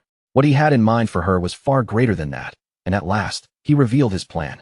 Lucian intended to recommend Felicia as a disciple of the Sword Saint. The moment those words reached her ears, Felicia was left completely stunned, as if the entire room had gone silent around her. Her disbelief appeared immediately on her face. She stared at him sharply and demanded to know whether he was mocking her. To Felicia, the idea itself was not merely unexpected. It sounded ridiculous, almost impossibly absurd. She pointed out that even becoming a sword fighter was already unbelievable for someone like her, a mere maid and a woman. But to go even further and speak of becoming the Sword Saint's disciple, such a thing, in her eyes, crossed far beyond the limits of reason. At last, her frustration spilled out through a firm voice that nearly trembled. She declared that her status might be low, but she was not such a fool that she failed to understand where she stood. Seeing her react with such force, Lucian fell silent for a moment and reflected inwardly. He realized he might have moved too fast. He had been hasty, and Felicia's refusal was only natural given everything she had lived through. After all, even though she carried the blood of the Marquis, she had been born as an illegitimate child, and a woman on top of that. Because of that, she had never even been allowed to hold a sword, much less receive proper training in how to wield one. Instead of being given a chance, she had faced envy, jealousy, and endless persecution from her own siblings. Those harsh circumstances were what eventually shaped the existence known as the Sword Demon, Felix, the one who abandoned House Logren. Returning his thoughts to the present, Lucian spoke to her again, this time in a calmer voice. He told Felicia that he understood why she could not trust him, and that she could take as much time as she needed before making any decision. Felicia looked at him with confusion still clouding her face, and asked what he meant by that. Lucian answered without hesitation, explaining that he was leaving the choice entirely in her hands. He even told her that, if she wished, she could leave as soon as today. But before ending the conversation, he gave her one final message: she should never give up on the sword. Lucian told her that the moment she held a sword in her hand was when she became her truest self. Those words did not fade quickly. They stayed with Felicia, pressing quietly against her heart. Felicia, shaken more than she wanted to show, repeated those words softly to herself. Was she truly her real self when she held a sword? The thought felt almost impossible, especially when even her own blood relatives had stripped that right away from her. Then, raising her voice just a little, Felicia turned back to Lucian and asked something far more personal. Did she really have the right to do that? Was it truly all right for her to devote herself only to the sword, without being chained down by anything else? Lucian met her uncertainty without the slightest hesitation, his gaze steady and certain. He told her that if this was what her own will desired, then he swore it would become so. And he placed that promise on the name of Lucian Baldic. At that moment, the story briefly slipped into the past. Lucian was seen speaking casually with Felix, asking him what his dream was. While many people spoke of living comfortably or proudly showing off their success to others, Lucian seemed to sense that Felix was different. Lucian remarked that Felix did not seem like the kind of person who desired such ordinary rewards. He even suggested a few possibilities, asking whether Felix wanted to become a knight captain or perhaps earn a noble title. But Felix's answer was something else entirely. He admitted that he had never deeply considered it before, but if there was one thing he truly wanted, it was simple: to devote himself completely to the sword, free from every restraint. For him, that alone would be enough. After that memory faded, the scene moved to the training grounds, where Lucian walked forward together with Felicia and Hugo. As they advanced across the grounds, Lucian looked ahead and noticed the Grand Duke standing there with his butler at his side, as if the two had already been waiting for their arrival. Slightly surprised by his father's presence, Lucian spoke up and asked what had brought him here. The Grand Duke answered calmly, saying he had come for the preparations involving the Sword Saint. He then asked if Lucian truly thought he would miss such an important occasion. Just by standing there, the Grand Duke filled the area with a heavy sense of pressure. When his gaze turned toward the other two, Hugo and Felicia immediately lowered their heads in respectful greeting. Together, they offered their formal respects and greeted him as His Excellency, the Archduke. The Grand Duke's gaze settled on Hugo for a moment, studying him in silence before he spoke again. His voice remained calm and controlled, but every word carried a firm weight. So this was Hugo. He had heard that Hugo performed well during the recent incident, but even so, those achievements were still being buried beneath the shadow of the mistakes he had made in the past. Hugo accepted those words without trying to defend himself. He lowered his head even deeper and answered with proper respect, admitting that his failure could not be denied, and that it truly had been his mistake. The Grand Duke then continued, saying that even while knowing all of that, Hugo's master had still insisted on making him a knight. At that point, Lucian tried to step in, as if he wanted to stop the conversation before it went any further. But the Grand Duke did not give him the chance. His words continued without the slightest pause. The Grand Duke revealed that Lucian had even gone so far as to give up his own reward just to make that request happen. Hearing this, Hugo was visibly shaken. Deep inside, his thoughts trembled as he realized that the young master had truly done all of that for him, and that Lucian seriously meant to keep the promise he had made. Emotions stirred in his chest, but on the outside, Hugo forced himself to remain composed. Then the Grand Duke delivered his judgment in a decisive voice. He told Hugo that the answer might disappoint him, but the request had been rejected. The reason was simple. In the Grand Duke's eyes, Hugo was not yet prepared to carry such a burden. His words were not spoken with cruelty. They were simply absolute. The Grand Duke told Hugo to focus on building more achievements, so that one day, he himself could stand as the one to guarantee Hugo's honor. The training ground fell into silence, the weight of that decision pressing down on everyone present. Then he added that he would be eagerly waiting for that day. At those words, Hugo raised his head and declared in a loud, unwavering voice that he would definitely meet the Grand Duke's expectations. His resolve echoed across the grounds, and only then did the Grand Duke turn his attention toward Felicia. The Grand Duke called Felicia's name. She was still bowing respectfully before him, her body held stiff from the tension in the air. A little nervous, she answered at once, acknowledging him with proper respect. But the Grand Duke's gaze did not soften as he continued, his voice sharp enough to probe straight into her. He told her that since she had been born and raised in that place, she should understand better than anyone what Lucian was putting on the line for her sake. The fight for succession was not over yet. If Felicia failed to prove her own value, then the world would not blame her first. Instead, people would mock Lucian as a pathetic man who had been blinded by lust. The Grand Duke's words cut into the air, and then he pressed her even harder, demanding an answer. Did she truly believe she was worth that much? Felicia was just about to answer. Her lips parted slightly as she tried to gather the courage to respond, but before even a single word could leave her mouth, Lucian stepped in first. He said he would answer in their place, and then looked straight at his father as he replied with firm certainty. Of course. Was there even anything more to ask? His voice did not waver. There was conviction in every syllable, and he showed no hesitation at all. Felicia's worth, he declared, was more than enough. Even if everyone doubted his choice and called him a fool, he would not take those words back. Even if Felicia herself still felt uncertain about it, that doubt would end today. Lucian kept his eyes fixed forward as he continued, because from this moment on, everyone would finally see the truth for themselves. Felicia was a diamond in the rough, someone held back only because of her low status, and because she had been born a woman. Then Lucian turned slightly toward her, his tone growing more direct, almost as if he were pushing her to step forward herself. He asked what she was waiting for, and urged her to hurry up and say that she was certain. In that moment, a realization suddenly struck him. This was not some simple coincidence. The Archduke had truly been waiting here for them, watching everything unfold with his own eyes. The Grand Duke remained silent for a short while, his expression giving away almost nothing, though his thoughts ran far deeper than his face revealed. He had come to see for himself the vassal his son had chosen, hoping that Lucian's first attempt to spread his wings would be given even the slightest wind to lift him higher. That was the real reason the Grand Duke had appeared at the training ground. Then he finally broke the silence and spoke firmly to Lucian. If Lucian was that certain, then they would witness the result with their own eyes. He ordered them to prepare to face the Sword Saint.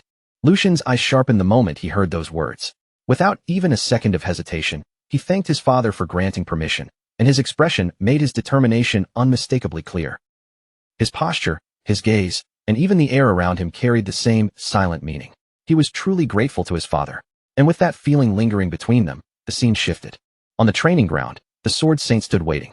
He stepped forward with a calm presence that still felt overwhelming, and a faint laugh slipped from him. Not only had the third young master come in person, but even the Duke himself had appeared. His words trailed off slightly as the Grand Duke approached him. The Grand Duke stepped up and greeted him with a firm handshake. In any case, he said, this was an important event for their family, and as a gentleman, he simply could not suppress his curiosity. Then he told the Sword Saint not to worry about his son's reputation and to evaluate him with full rigor. Lucian also moved forward, facing his master with the same unwavering determination in his eyes. Lucian said he wanted the same thing. Only if the evaluation was strict would the promise they had made carry true meaning. Hearing that, a memory briefly passed through the Sword Saint's mind. He remembered Lucian once telling him that he would bring a perfect student, someone worthy of receiving his teachings. After a brief pause, the Sword Saint gave a slight nod. If both of them insisted on it, then he would take the matter very seriously. And before him, Felicia stood waiting. Her body was tense, and a faint hesitation showed in the way she held herself. The Sword Saint's gaze remained fixed on her, heavy, sharp, and impossible to ignore. A moment later, Felicia and the Sword Saint stood directly across from each other. Inside her mind, Felicia felt the full weight of the man before her. There was no doubt about it. This was truly the Sword Saint. Just standing in front of him made her feel as if the very air around them had changed. Gathering her courage, Felicia straightened herself and spoke with respect. She said it was an honor to meet the Sword Saint, and then introduced herself properly as Felicia. But before she could continue any further, the Sword Saint slowly raised his sword, holding it with calm authority as he cut her off. His voice was cold, sharp, and completely absolute. He told her that her name did not matter. Her sword would speak for her. A brief silence followed, and his piercing gaze seemed to pass straight through her. He told her that her name could wait until later. For now, she was to wield the wooden sword. At those words, the focus shifted slightly to the side, where Lucian and the Grand Duke stood watching in silence. The tension over the training ground tightened, as if everything had been building toward this one moment. Lucian quietly thought to himself that the test had now begun. Keeping calm, Lucian began to assess the situation in his mind. If Felicia gathered her mana into the tip of the wooden sword and pushed it in deeper, it should work. But if she tried to depend on raw strength alone, then this would become difficult. With proper mana circulation, there should not have been any major problem. Even so, a trace of uncertainty still lingered in Lucian's mind. What would happen next was something they could only watch and find out. Across from the Sword Saint, Felicia tightened her grip around the wooden sword. A bit of nervousness still remained inside her, but her determination burned even stronger. She knew this was a chance that might come only once in her entire life. She told herself that she had to be careful. Taking a steady breath, Felicia focused inward and began concentrating mana into her hands, just like Philip had done. Slowly, she guided that energy through herself, following the method she had learned. And then, it worked. She had done it. The mana moved without any obvious problem, and for a brief moment, surprise flickered through her mind. Relief washed over her for just an instant. But that feeling quickly turned into uncertainty as she wondered what she was supposed to do next.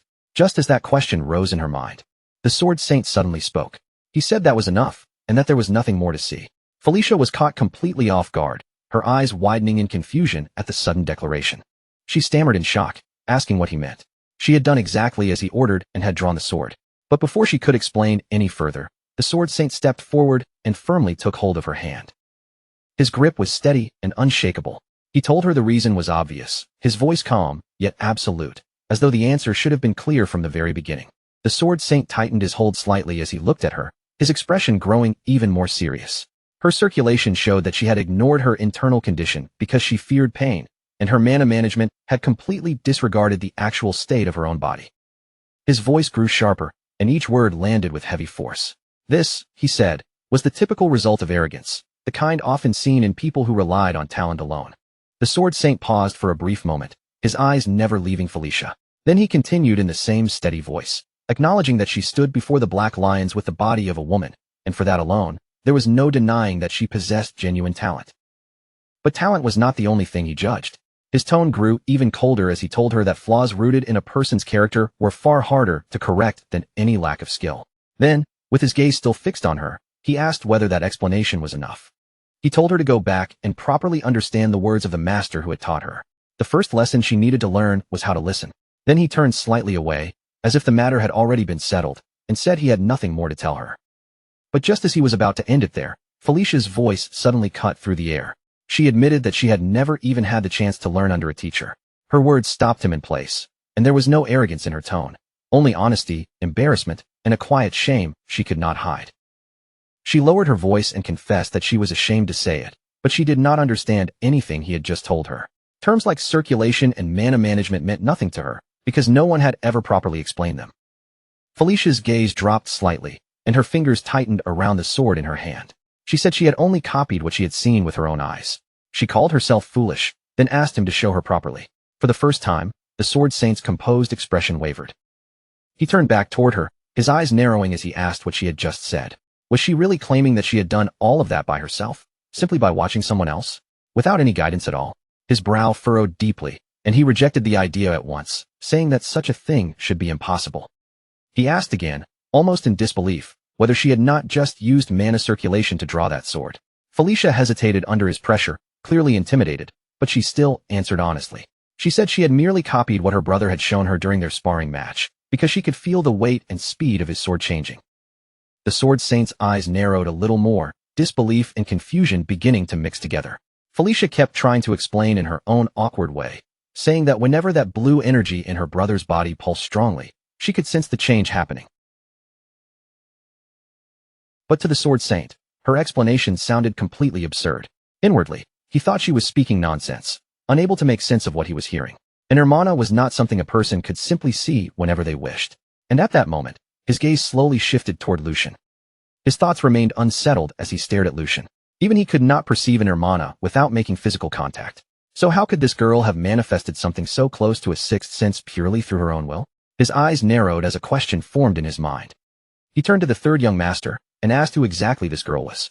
Lucian met his master's gaze calmly, his expression steady and confident. Had he not already said it? He had promised to bring someone with extraordinary potential. To Lucian, Felicia was a true masterpiece of fencing talent. There was not the slightest hesitation in his belief, only a quiet certainty that seemed impossible to shake. And with that unspoken confidence hanging between them, the moment finally arrived. The match between them began. Felicia was the first to move, launching herself forward with startling speed. She circled rapidly around the Sword Saint, her eyes darting across his stance as she searched desperately for even the smallest opening. Every step she took was sharp, quick, and relentless. Her movements were driven by urgency and fierce determination. But the Sword Saint remained perfectly still in the center of it all, calm and unmoving, as if her speed and pressure meant nothing to him. Then, at last, Felicia saw a brief gap. She did not waste even a heartbeat. Felicia lunged toward that opening, driving forward with everything she had in an attempt to pierce through his defense. But the very next instant, her attack came to a complete stop. The Sword Saint blocked her strike with effortless precision, and he did it without even turning his eyes toward her. His voice remained cold as he told her that her movements were full of openings. Her blade was dull, and worse than that, her determination was even weaker. Only then did he shift his gaze toward her, his eyes sharp and merciless. He asked if that was all her despair was worth. Felicia clenched her teeth, frustration rising inside her like a flame she could not swallow down. No matter how many times she attacked, and no matter how carefully she aimed each strike, every single blow was intercepted and erased as if it had never posed a threat in the first place. It felt as though the Sword Saint could read every movement before her body even made it. Inside Felicia's mind, helpless thoughts began to echo. She had pushed herself all the way to her limit. Her hands tightened around the sword as doubt slowly crept in. And yet, even after giving everything she had, her blade could not even graze him. In her mind, Felicia kept speaking to herself, her thoughts trembling but refusing to break. The Sword Saint had not taken even a single step. That realization struck her harder than any blow. So this was the pinnacle of the sword, an abyss so vast and unreachable that she could not even begin to measure its depth. The distance between them felt overwhelming, almost suffocating. But even while facing that impossible gap, Felicia had no intention of giving up there. Her eyes suddenly dropped downward. Her gaze locked onto a loose tile beneath her feet, and in that split second, a plan flashed through her mind. Without hesitation, Felicia kicked the tile upward, using it as a distraction. She sent it flying to create a momentary opening, and at the same time, she shifted her body into position. Felicia moved to strike from behind, her movements fast and unpredictable. It was not the polished technique of someone formally trained, but an instinctive, unconventional attack born from desperation and willpower. Watching her attempt unfold, the Sword Saint finally spoke again, and this time, there was the faintest trace of interest in his voice. He saw in her a fighting spirit that refused to die, even after crashing against an impossible wall. He also saw ideas that did not follow ordinary rules. Because she was not weighed down by experience, her actions were rough, but strangely free. After a brief pause, he spoke again, almost as if acknowledging the stubborn persistence she was showing. He told Felicia that she was not finished yet, and for just a brief moment, her plan seemed as if it might actually work. The Sword Saint told her to let it all out, every last bit of resentment she had carried inside until now. Then, using only a single finger as though it were a sharpened blade, the Sword Saint sliced straight through the flying tile, cutting it cleanly into two separate pieces. The movement was so effortless that it almost looked unreal, as if the tile had simply split apart on its own. Even after seeing that, Felicia did not stop. She forced herself forward, refusing to back away, her body continuing to move beneath the crushing pressure. But just as she advanced, her eyes suddenly widened in shock. Before her, an immense surge of power began to take form, gathering into the figure of a massive lion. Vast, terrifying, and overwhelming. The sheer presence of that power froze Felicia for a single instant, and the air around her seemed to tremble beneath its weight. Then, without warning, a hand reached toward her sword. That sudden movement startled her, and a flicker of fear rose sharply in her chest. But even with that fear gripping her, Felicia forced herself to respond. She held tightly to her weapon and swung forward with every last bit of strength she had left. At the same time, the Sword Saint stood before her, his entire body radiating an overwhelming force that seemed impossible to oppose. A faint smile appeared on his face as that power surged outward, spreading in every direction like a storm suddenly unleashed across the training ground. And then, as abruptly as it had begun, everything fell silent. The energy faded away, the air grew still, and the entire training ground returned to calm, almost as if nothing had happened at all. But the weight of that brief clash remained heavily suspended in the atmosphere.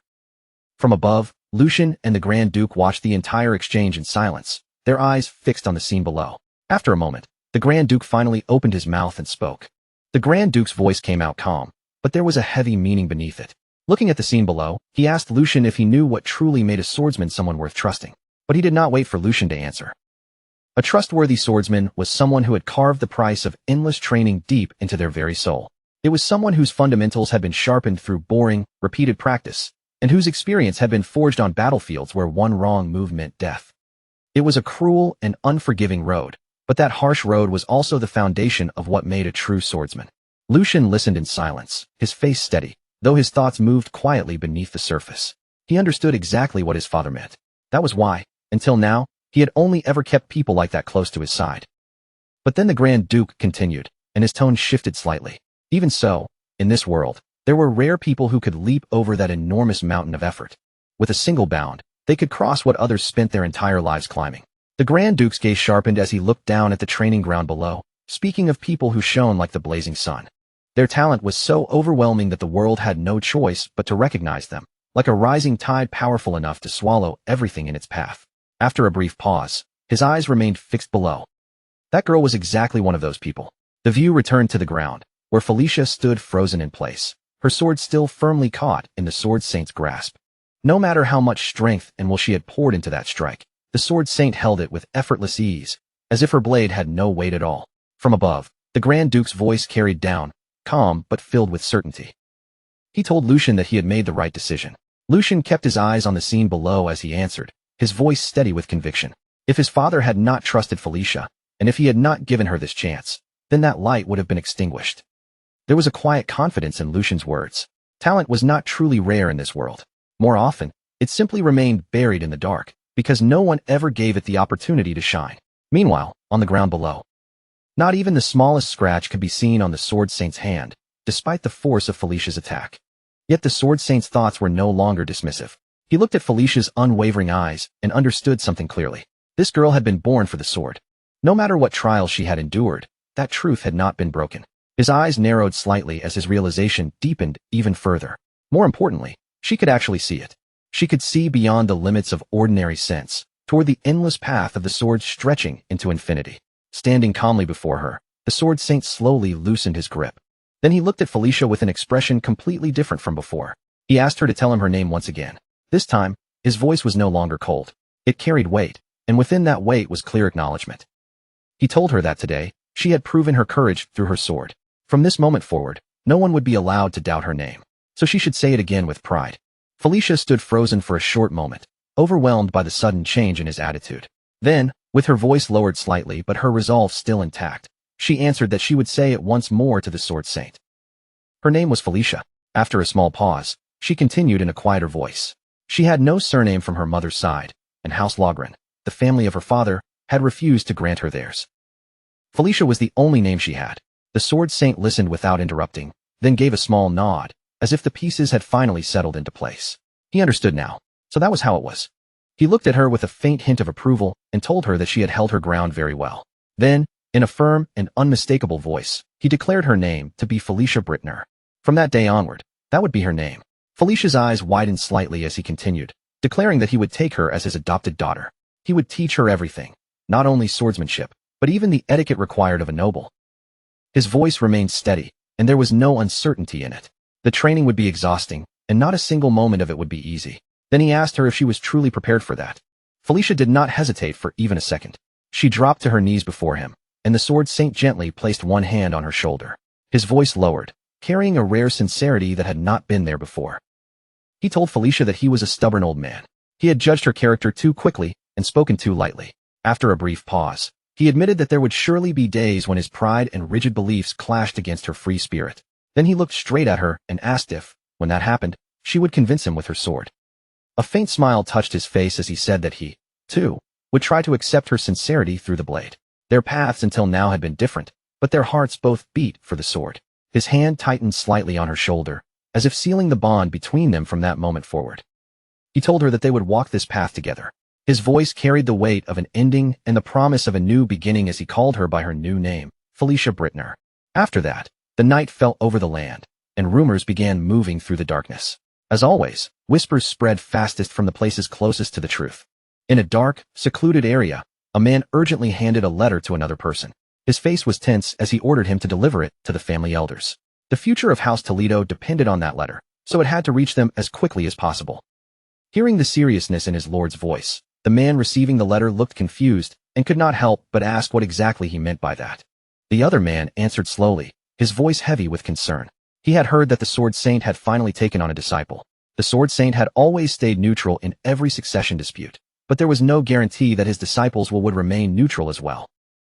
If the child backed by the Sword Saint chose to support one side, then it would only be a matter of time before the balance within House Baldic was completely overturned. He paused for a moment, and when he spoke again, his voice had turned colder.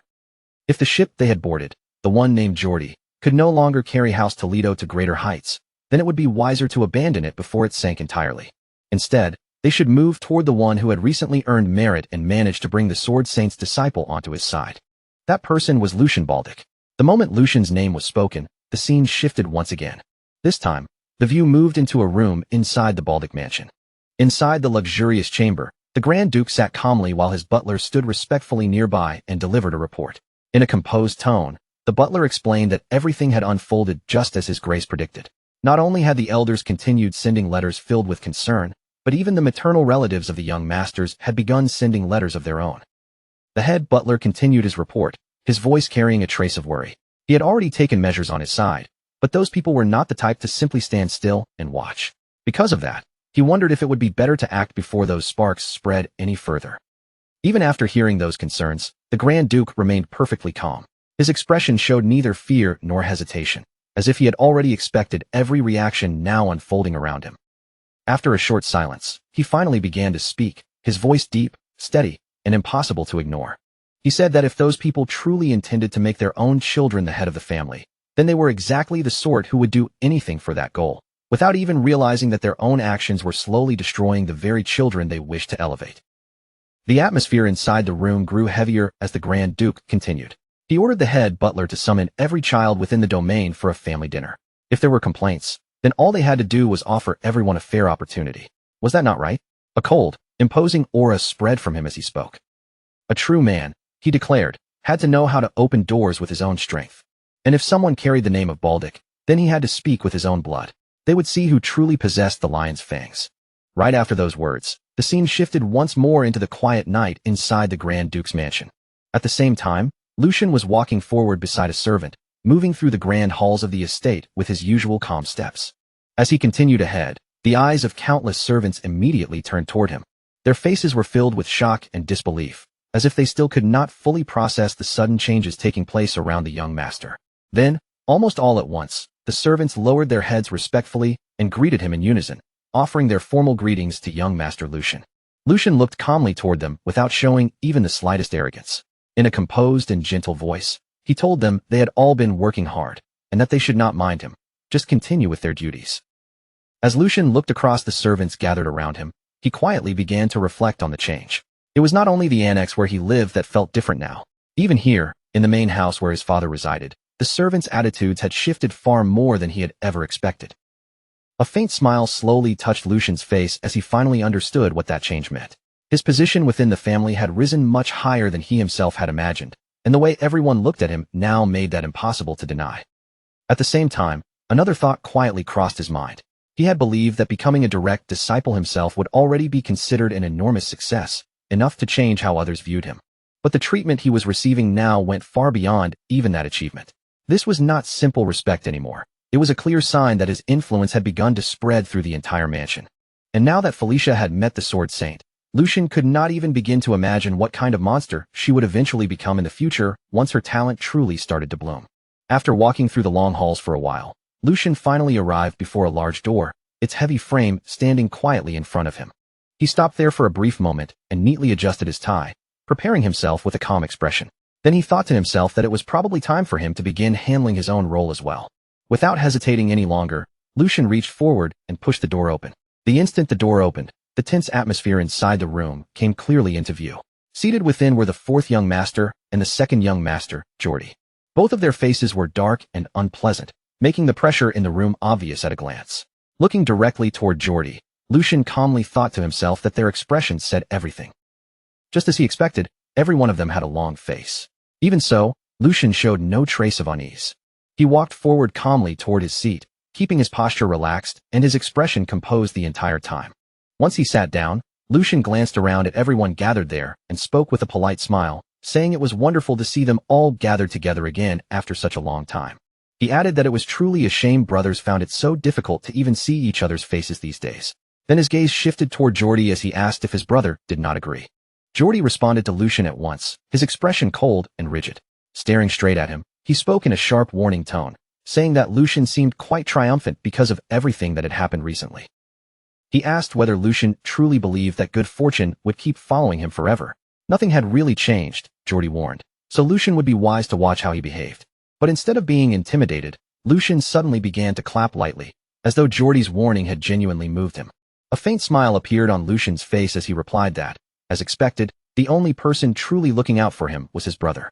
He even asked how Jordy had known he had been feeling a little too excited lately. His tone sounded polite and harmless on the surface, but every word carried a thin blade of mockery underneath. Lucian calmly continued, saying that he completely understood brother Jordy. Even if Jordy's words sounded harsh, Lucian knew everything he did was ultimately for his sake. As Lucian kept speaking without giving Jordy any opening to interrupt, the air inside the room slowly turned colder. After the incident at the training grounds, Lucian said, Jordy had decisively cut ties with Sir Hen and shown everyone the true image of what a noble lord should be.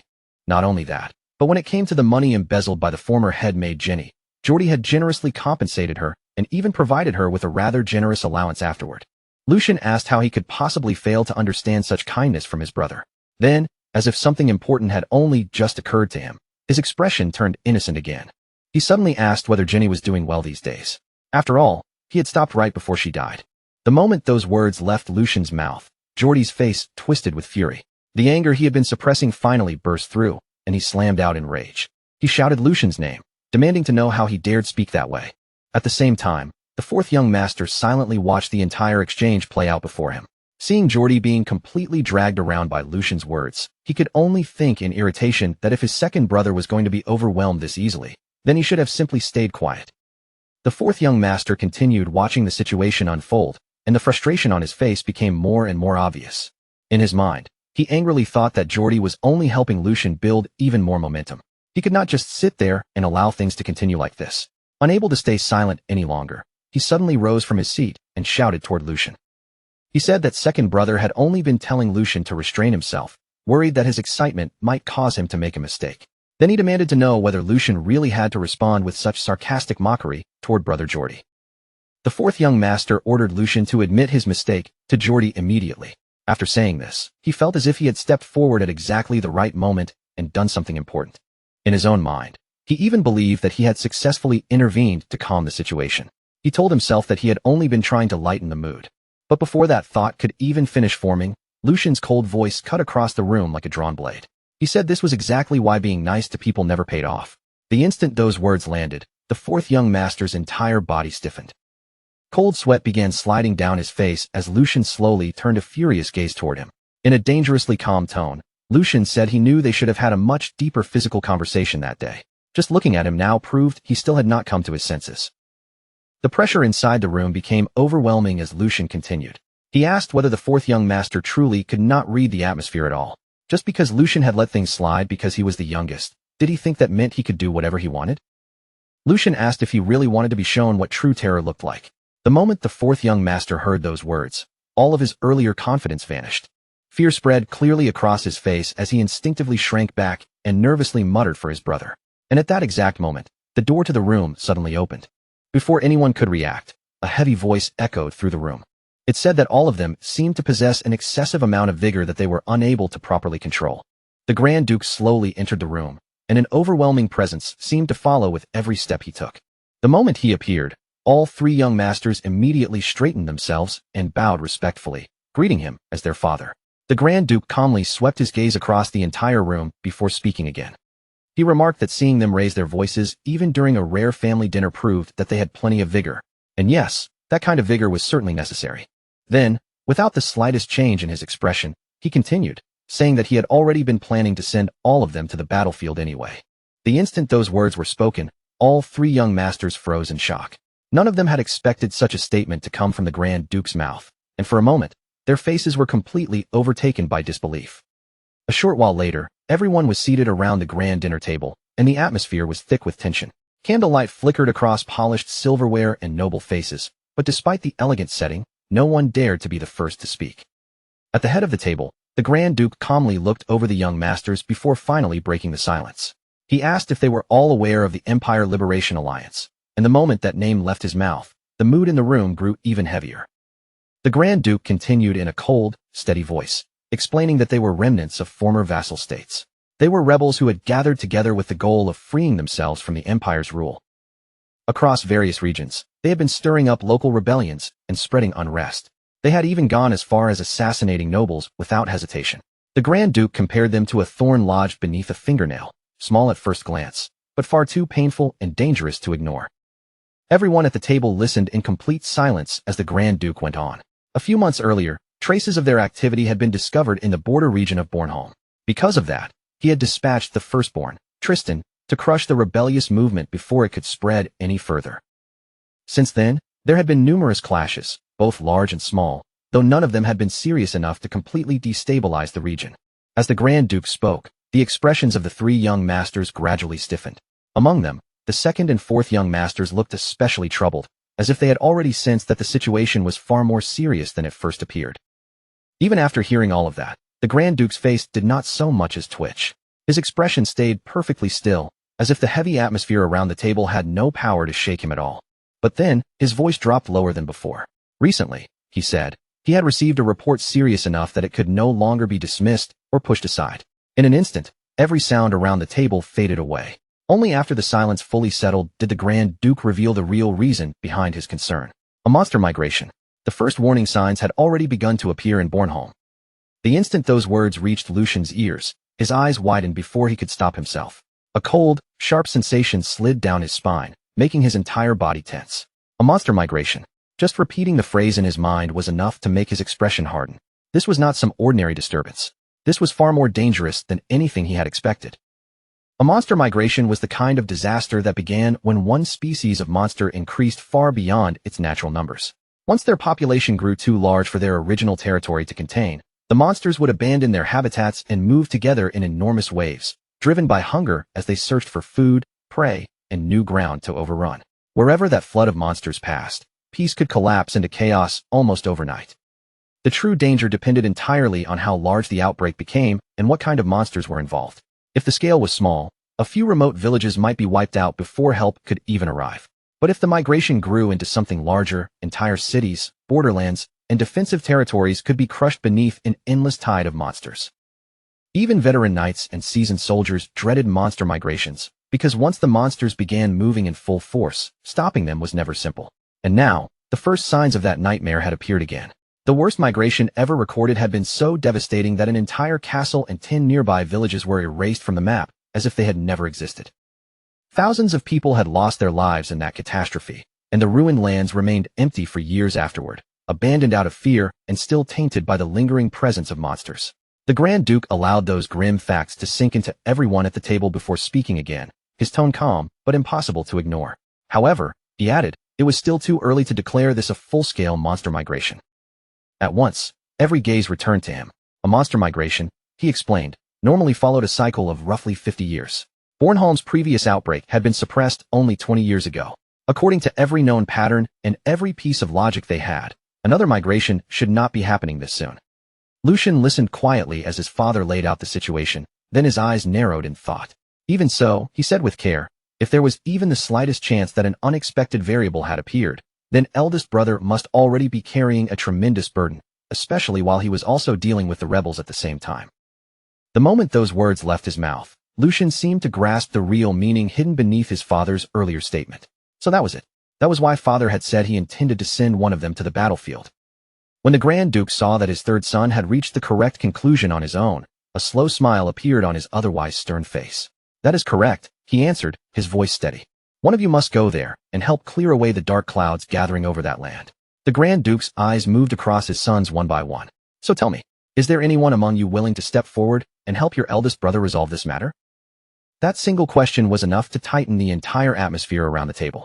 The air, which had already been heavy, now felt even more difficult to breathe.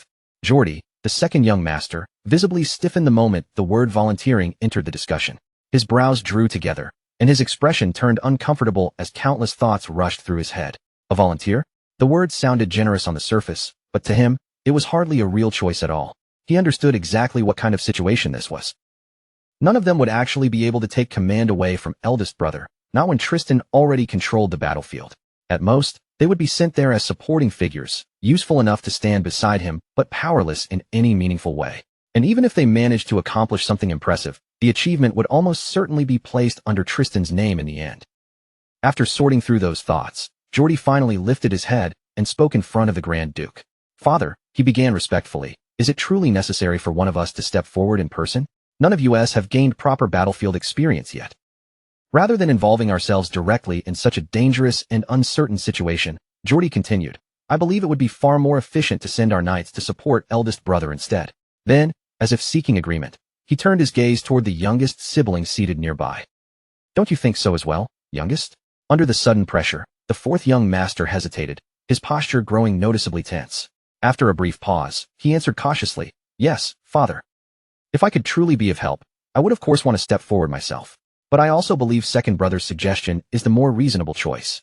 Before the conversation could continue in that direction, however, Lucian suddenly cut in.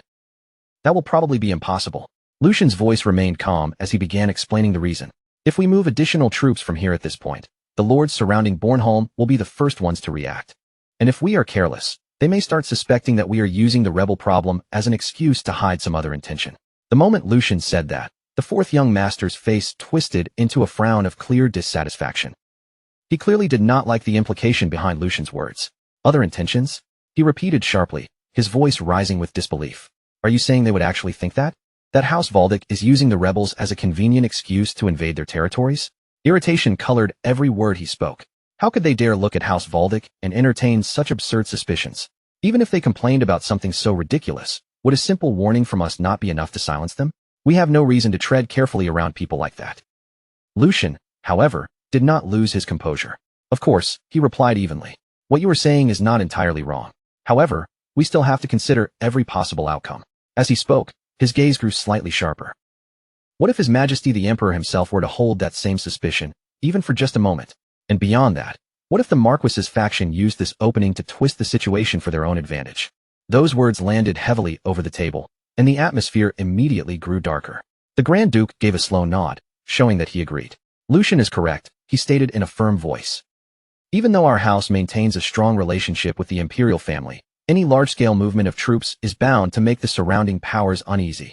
And if the noble faction decides to turn this situation into a political weapon against us, His Majesty would undoubtedly be placed in a very difficult position. The Grand Duke then folded his hands together, his sharp eyes sweeping across each of his sons in turn. Now then, what do you suggest we do? His deep voice echoed through the dining hall, quiet yet heavy enough to command the room. Under the current circumstances, an official military deployment is impossible. At the same time, however, we still need forces capable of responding immediately if something unexpected happens. As he said this, the Grand Duke's expression hardened ever so slightly. We need a method that can stabilize the region without stirring unnecessary anxiety or provoking tension among the surrounding territories. Silence followed his words. The three young masters all sank into thought, each trying to find an answer worthy of the problem before them. Tell me your thoughts, the Grand Duke demanded. While the others were still searching for an answer, Lucian had already reached his conclusion in silence. In his mind, there was only one solution that fit. The forces they needed had to meet several conditions at once. They had to be people with actual combat experience, not sheltered soldiers who only looked impressive on paper. They also had to be the kind of people willing to move regardless of politics or personal loyalties, as long as the payment and conditions were acceptable. More importantly, they had to be locals who belonged to the region itself. They needed an armed force that could act without causing unnecessary suspicion, controversy, or political backlash. And once Lucian considered all of those requirements together, only one group matched them perfectly. We must make use of Bornholm's mercenaries. As Lucian said this, his eyes narrowed slightly, and he continued organizing the rest of his thoughts. Even if the goal was only to gather those unruly groups under one banner, the blood of House Valdic would still be needed to make it happen. I volunteer for that position, Father. Lucian's voice rang clearly through the dining hall, and unlike the others, there was not even the faintest trace of hesitation on his face. If anything, he almost looked energized by the opportunity placed before him. The Grand Duke watched his third son in silence for a moment. 1 week later, the scene shifted to a large ship cutting through the cold sea on its way toward Bornholm. The wind roared over the deck, waves slammed against the hull, and Lucian stood quietly beside Hugo as the long voyage continued. Even aboard the ship, with the cold spray of the sea in the air, Lucian remained lost in thought. The only thing that could make mercenaries move was money. That much, he understood perfectly. But money alone was never enough to truly bind people like them. Coins could attract mercenaries, but they could not guarantee loyalty. A faint smirk tugged at Lucian's lips as memories from this life and his previous ones rose in his mind. Mercenaries were the type to change their words whenever the situation demanded it, tossing away yesterday's contract as casually as if it had been nothing more than a joke told today. That was the kind of creature known as a mercenary, and Lucian understood that breed far better than most nobles ever could. After all, he himself had once lived as a mercenary. Even knowing that, he still found their way of thinking strangely impressive. To mercenaries, survival always came before pride, loyalty, or reputation. If a situation turned hopeless, abandoning even the employer who had hired them was not treated as shameful. Among mercenaries, that kind of cold decision was often seen as the proper instinct of someone who knew how to stay alive. Lucian's gaze drifted out toward the distant horizon. Of course, troublesome personalities were nothing new to him. Managing a mercenary group itself was not the true problem waiting in Bornholm. Then his eyes narrowed a little. There was only one real reason Father had sent him all the way out here, and as soon as that thought crossed his mind, the image of one particular man surfaced clearly. The first young master, Tristan Valdic. The moment Lucian thought of his eldest brother, his expression tightened with open annoyance. That bastard had absolutely no flexibility whatsoever.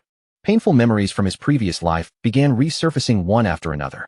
From the exact design of the guards' uniforms to the precise timing of every break, Tristan was the kind of person who enforced every rule with unbending strictness. Even the smallest violation was enough to bring immediate disciplinary punishment. Dealing with him back then had been exhausting to a level Lucian still remembered far too clearly. Lucian released a quiet sigh. Considering Tristan's personality, there was no chance he would willingly sit down and negotiate with mercenaries who were trying to squeeze profit out of the Empire's crisis. But at the same time, Lucian understood the mercenaries' side just as well. Their choices, their greed, and their timing all made perfect sense to him.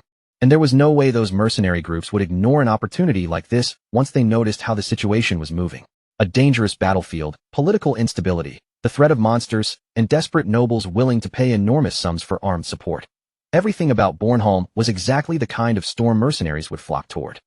To mercenaries, it was the perfect battlefield to squeeze profit from. And the more Lucian thought about it, the more amused he became. In the end, this entire crisis was nothing more than a grand banquet laid out specifically for him. A strange grin slowly crept across Lucian's face. It really has been a long time since I had the chance to properly show what I can do. His eyes began to gleam with a sharp, eager light. Just wait for me, you mercenary bastards. Hugo, who had been standing nearby, quietly stared at his master with a deeply confused look on his face. He could not understand why Lucian had suddenly started smiling like that. What in the world happened to him all of a sudden? Not long after, the ship finally reached the port, slowing down as it came to a heavy stop against the dock. As Lucian stepped down from the vessel and onto the port, a familiar figure was already waiting there to greet him with proper respect. Sir Raymond, thanks to you, the journey here was extremely comfortable. Lucian recognized the man at once. Standing before him was none other than the captain of the Black Lions. Lucian gave him a small nod before speaking. I heard you personally volunteered to accompany this mission as well. At that, the captain smiled with quiet confidence. Since you accepted such an important assignment, I believed you would need an escort suited to the task, Sir Raymond replied. Then he smoothly continued with his report. The members who handled the Vestra mission with you have already arrived ahead of us. They are currently gathering information and checking the situation in the area, so they will join up with you later at the appointed rendezvous point. After finishing his brief report, Sir Raymond lowered his head slightly and asked with formal respect, "For now, would you like to head directly to the first young master?" Lucian answered with a light smile, as if that had been his plan from the beginning. "Yes, please." But before they could take even a few proper steps forward, loud shouting suddenly erupted from the nearby streets, cutting through the port's busy noise. "It's the bastards from the Empire Liberation Alliance. Don't let them escape. Catch them no matter what." A group of men was sprinting desperately through the streets, while armed soldiers chased after them from behind with fierce urgency. Panic spread through the area in an instant. Civilians gasped and hurriedly threw themselves out of the way, clearing the street as the chase rushed past them. Among the fleeing rebels, one man looked toward his leader with desperation written across his face. "Squad leader, at this rate, they'll catch us soon. I'll stay behind and buy time, so please escape while you still can." But the squad leader rejected him immediately, without even slowing his pace. "Don't say something so foolish. How long do you think you can last against House Valdic's soldiers by yourself?"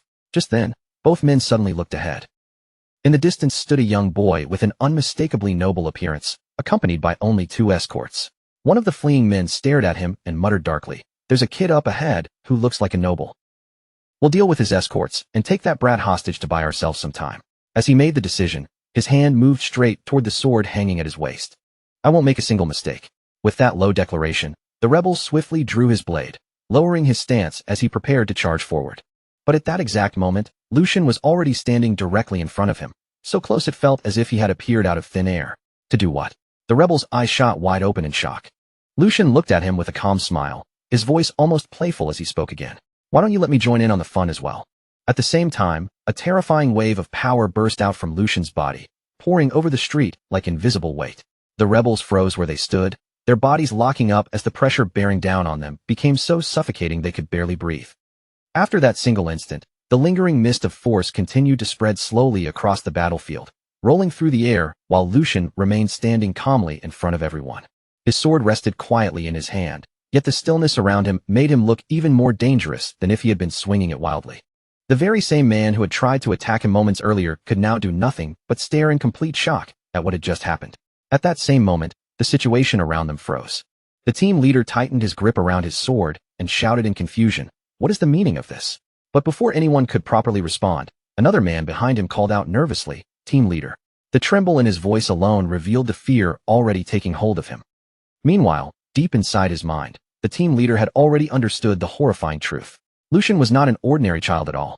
That realization sent a chill racing down his spine, especially after seeing their squad leader subdued in one strike, without even being given the chance to react.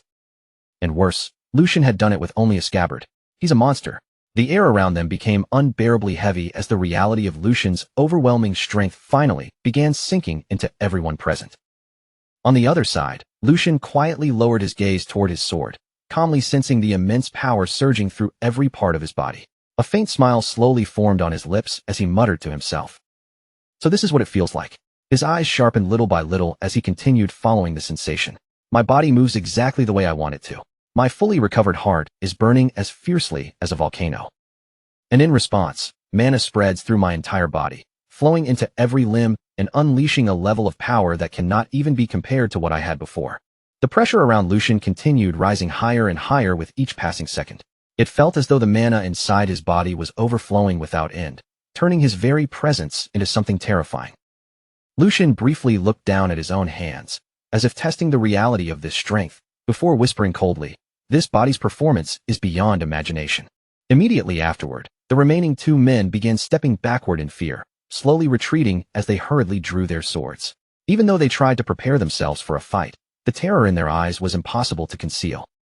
Their hands shook so badly that their blades trembled in the air, and neither of them could understand how they were supposed to face someone like Lucian.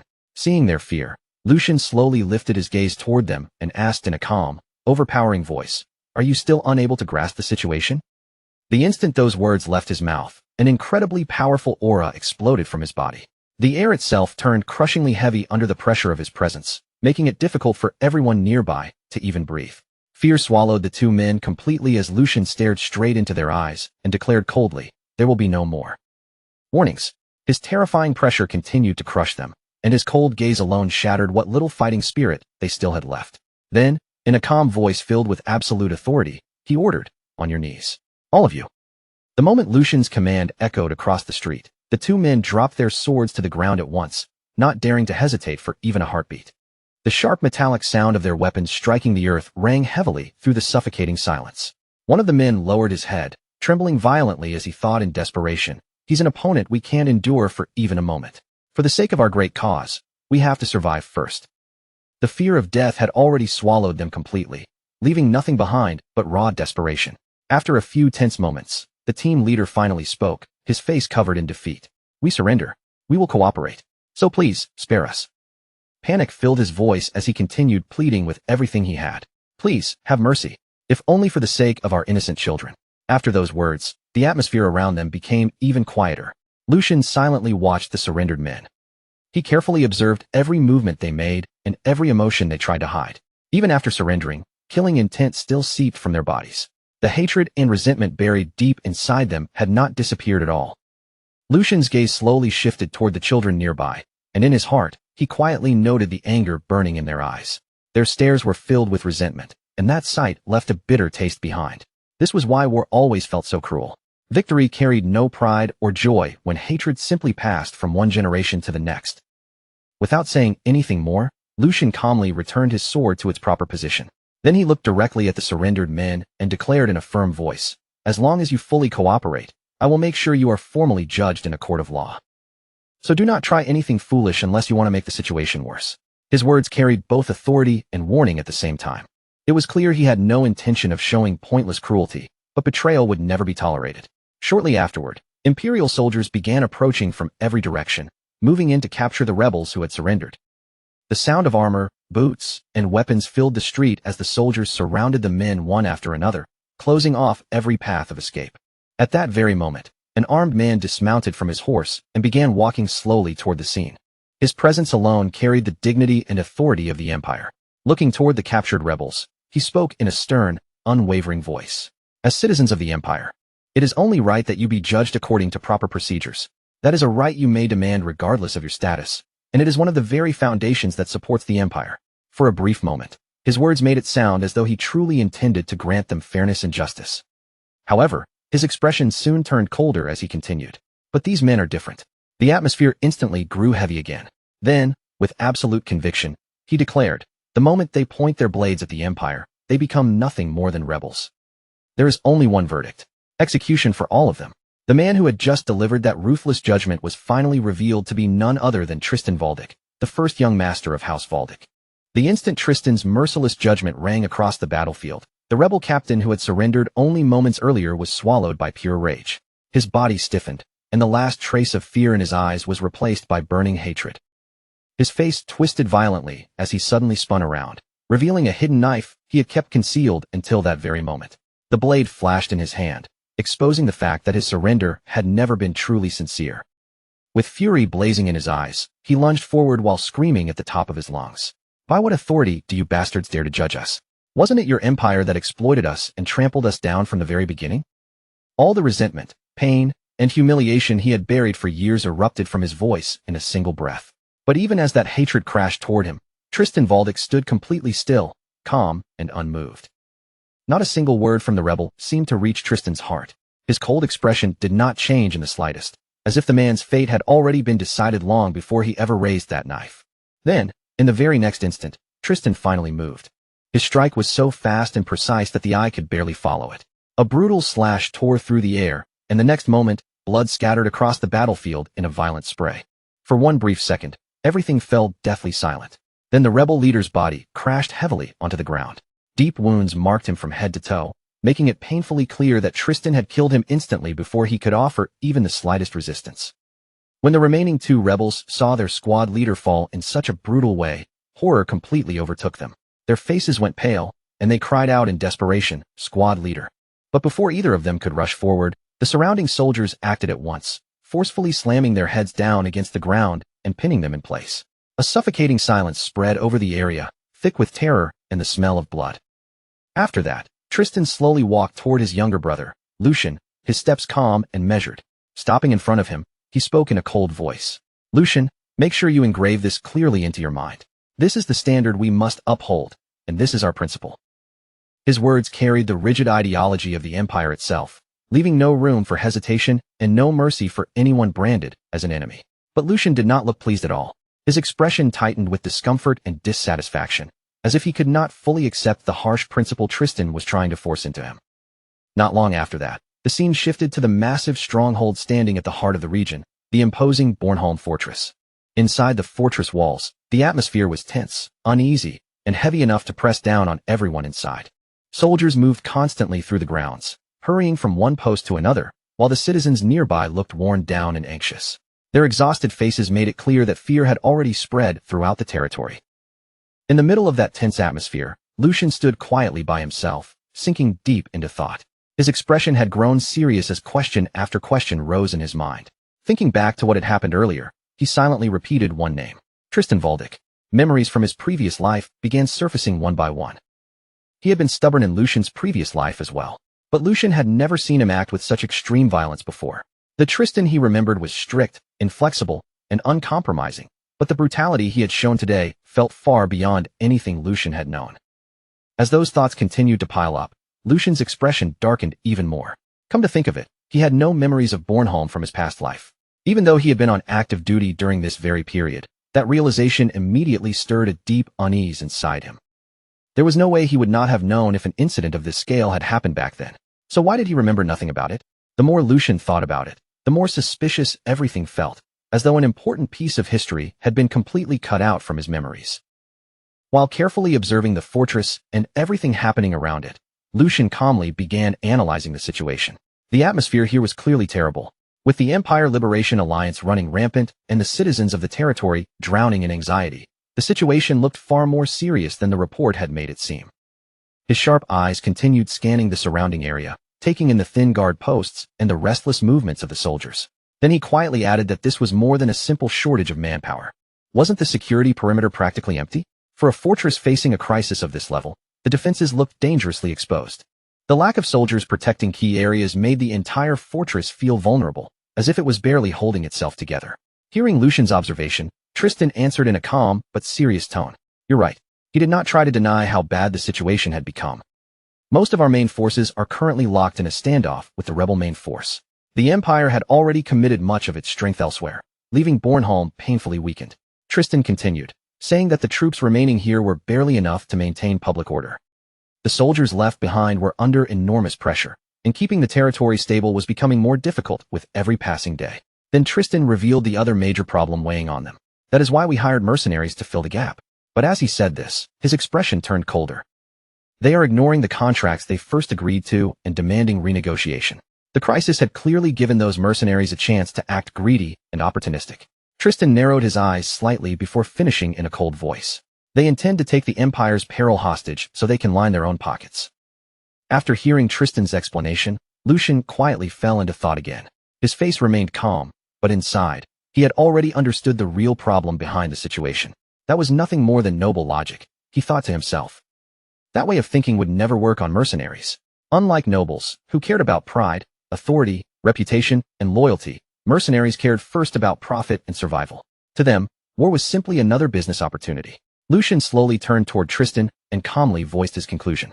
To them, it probably just looks like a chance to make a fortune, especially because they do not know that you have no intention of negotiating with them again. Brother, Tristan replied immediately, without even the slightest pause. At least not here, where I am in command. His tone remained cold, firm, and completely unshakable. Even in the middle of a crisis, Tristan had no intention of compromising the Empire's authority just to satisfy greedy mercenaries. After saying that, he looked directly at Lucian and added bluntly, even with things as they are, I do not expect much from you. His words were direct and dismissive, making it clear that he still did not fully trust Lucian's abilities.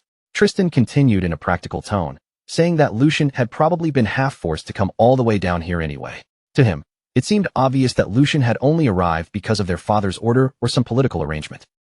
Then Tristan explained the role he expected Lucian to play. Just keep an eye on the mercenaries and stop them from running away if things turn bad. The Empire's situation was already unstable enough, and if the mercenaries abandoned them in the middle of battle, the fortress could collapse into complete chaos. Tristan then added that as long as Lucian was placed in nominal command, the mercenaries would not be able to act recklessly so easily. That was all he expected from him. In other words, Lucian's value was mostly symbolic.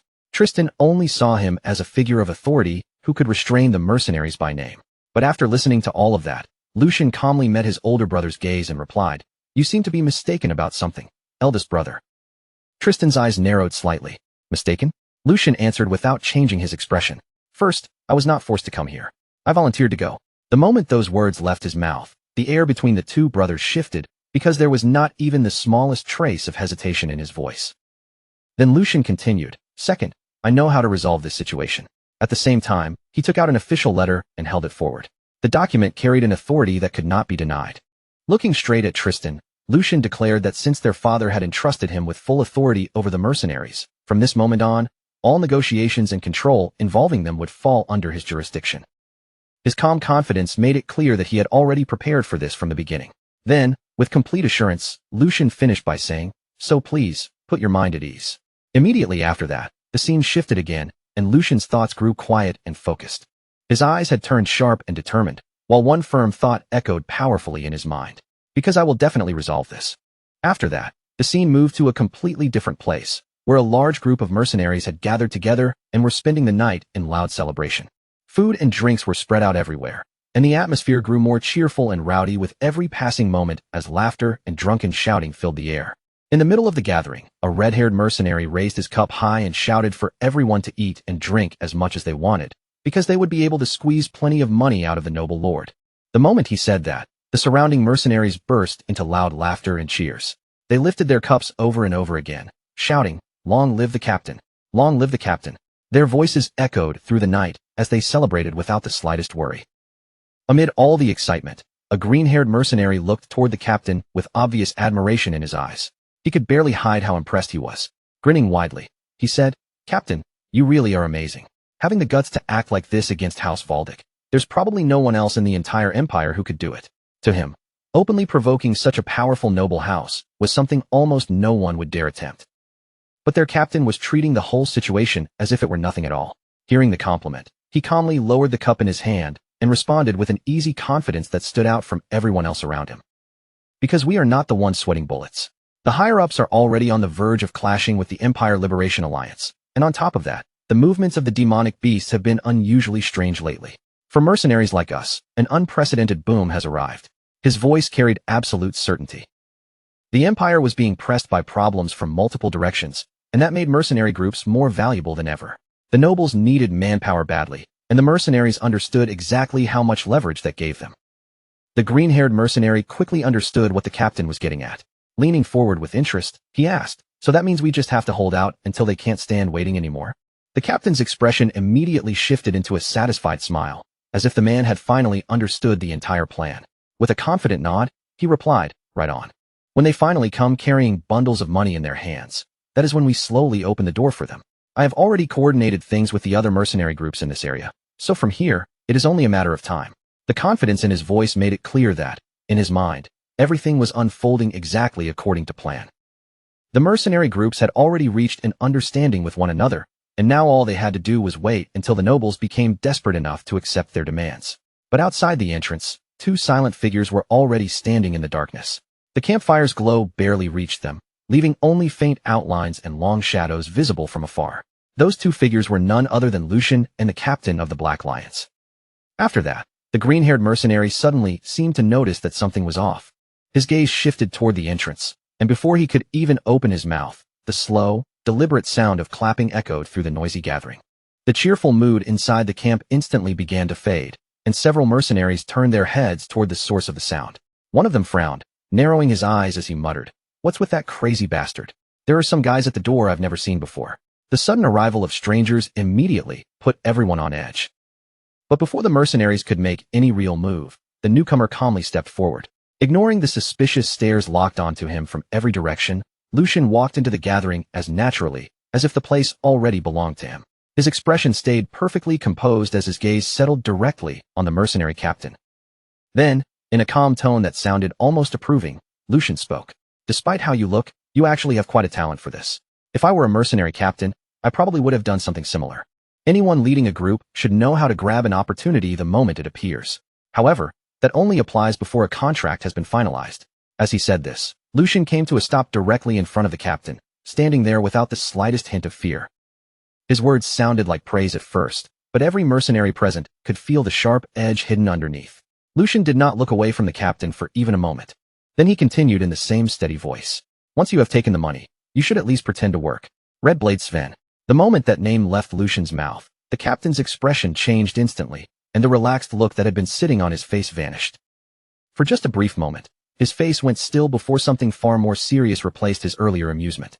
Around him, the air seemed to tighten. The other mercenaries immediately tightened their grips around their weapons.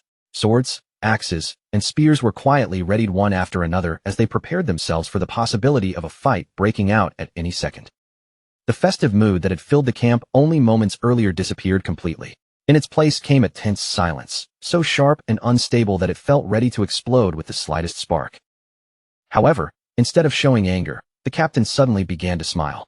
His grin spread wider and wider, as though Lucian's arrival had turned the situation into something amusing.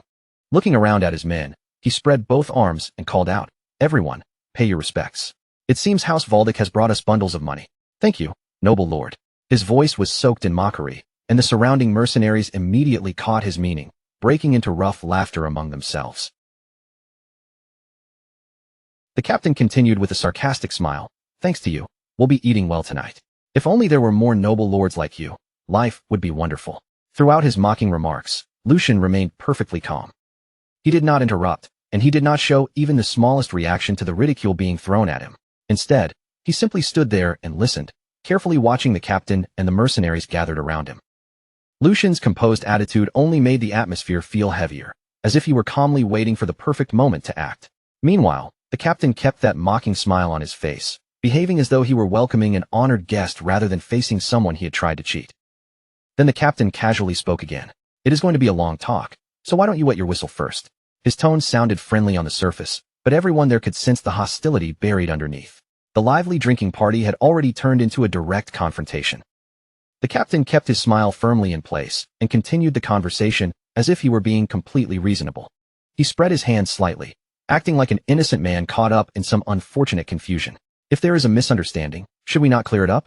I have been waiting so anxiously for your arrival."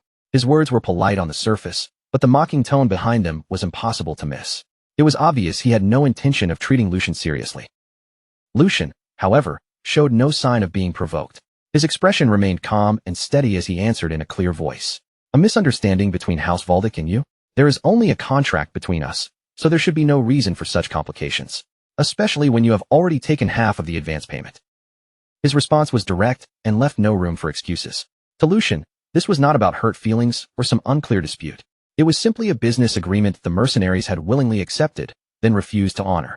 Hearing that, the captain let out a scoffing laugh and leaned back in his seat. With a dismissive look on his face, he replied, "You mean that pocket change? I thought it was just charity tossed to poor, lowly commoners, because it was far too pathetic for a dangerous mission like clashing with rebel forces." The moment he finished speaking, loud laughter erupted all around him.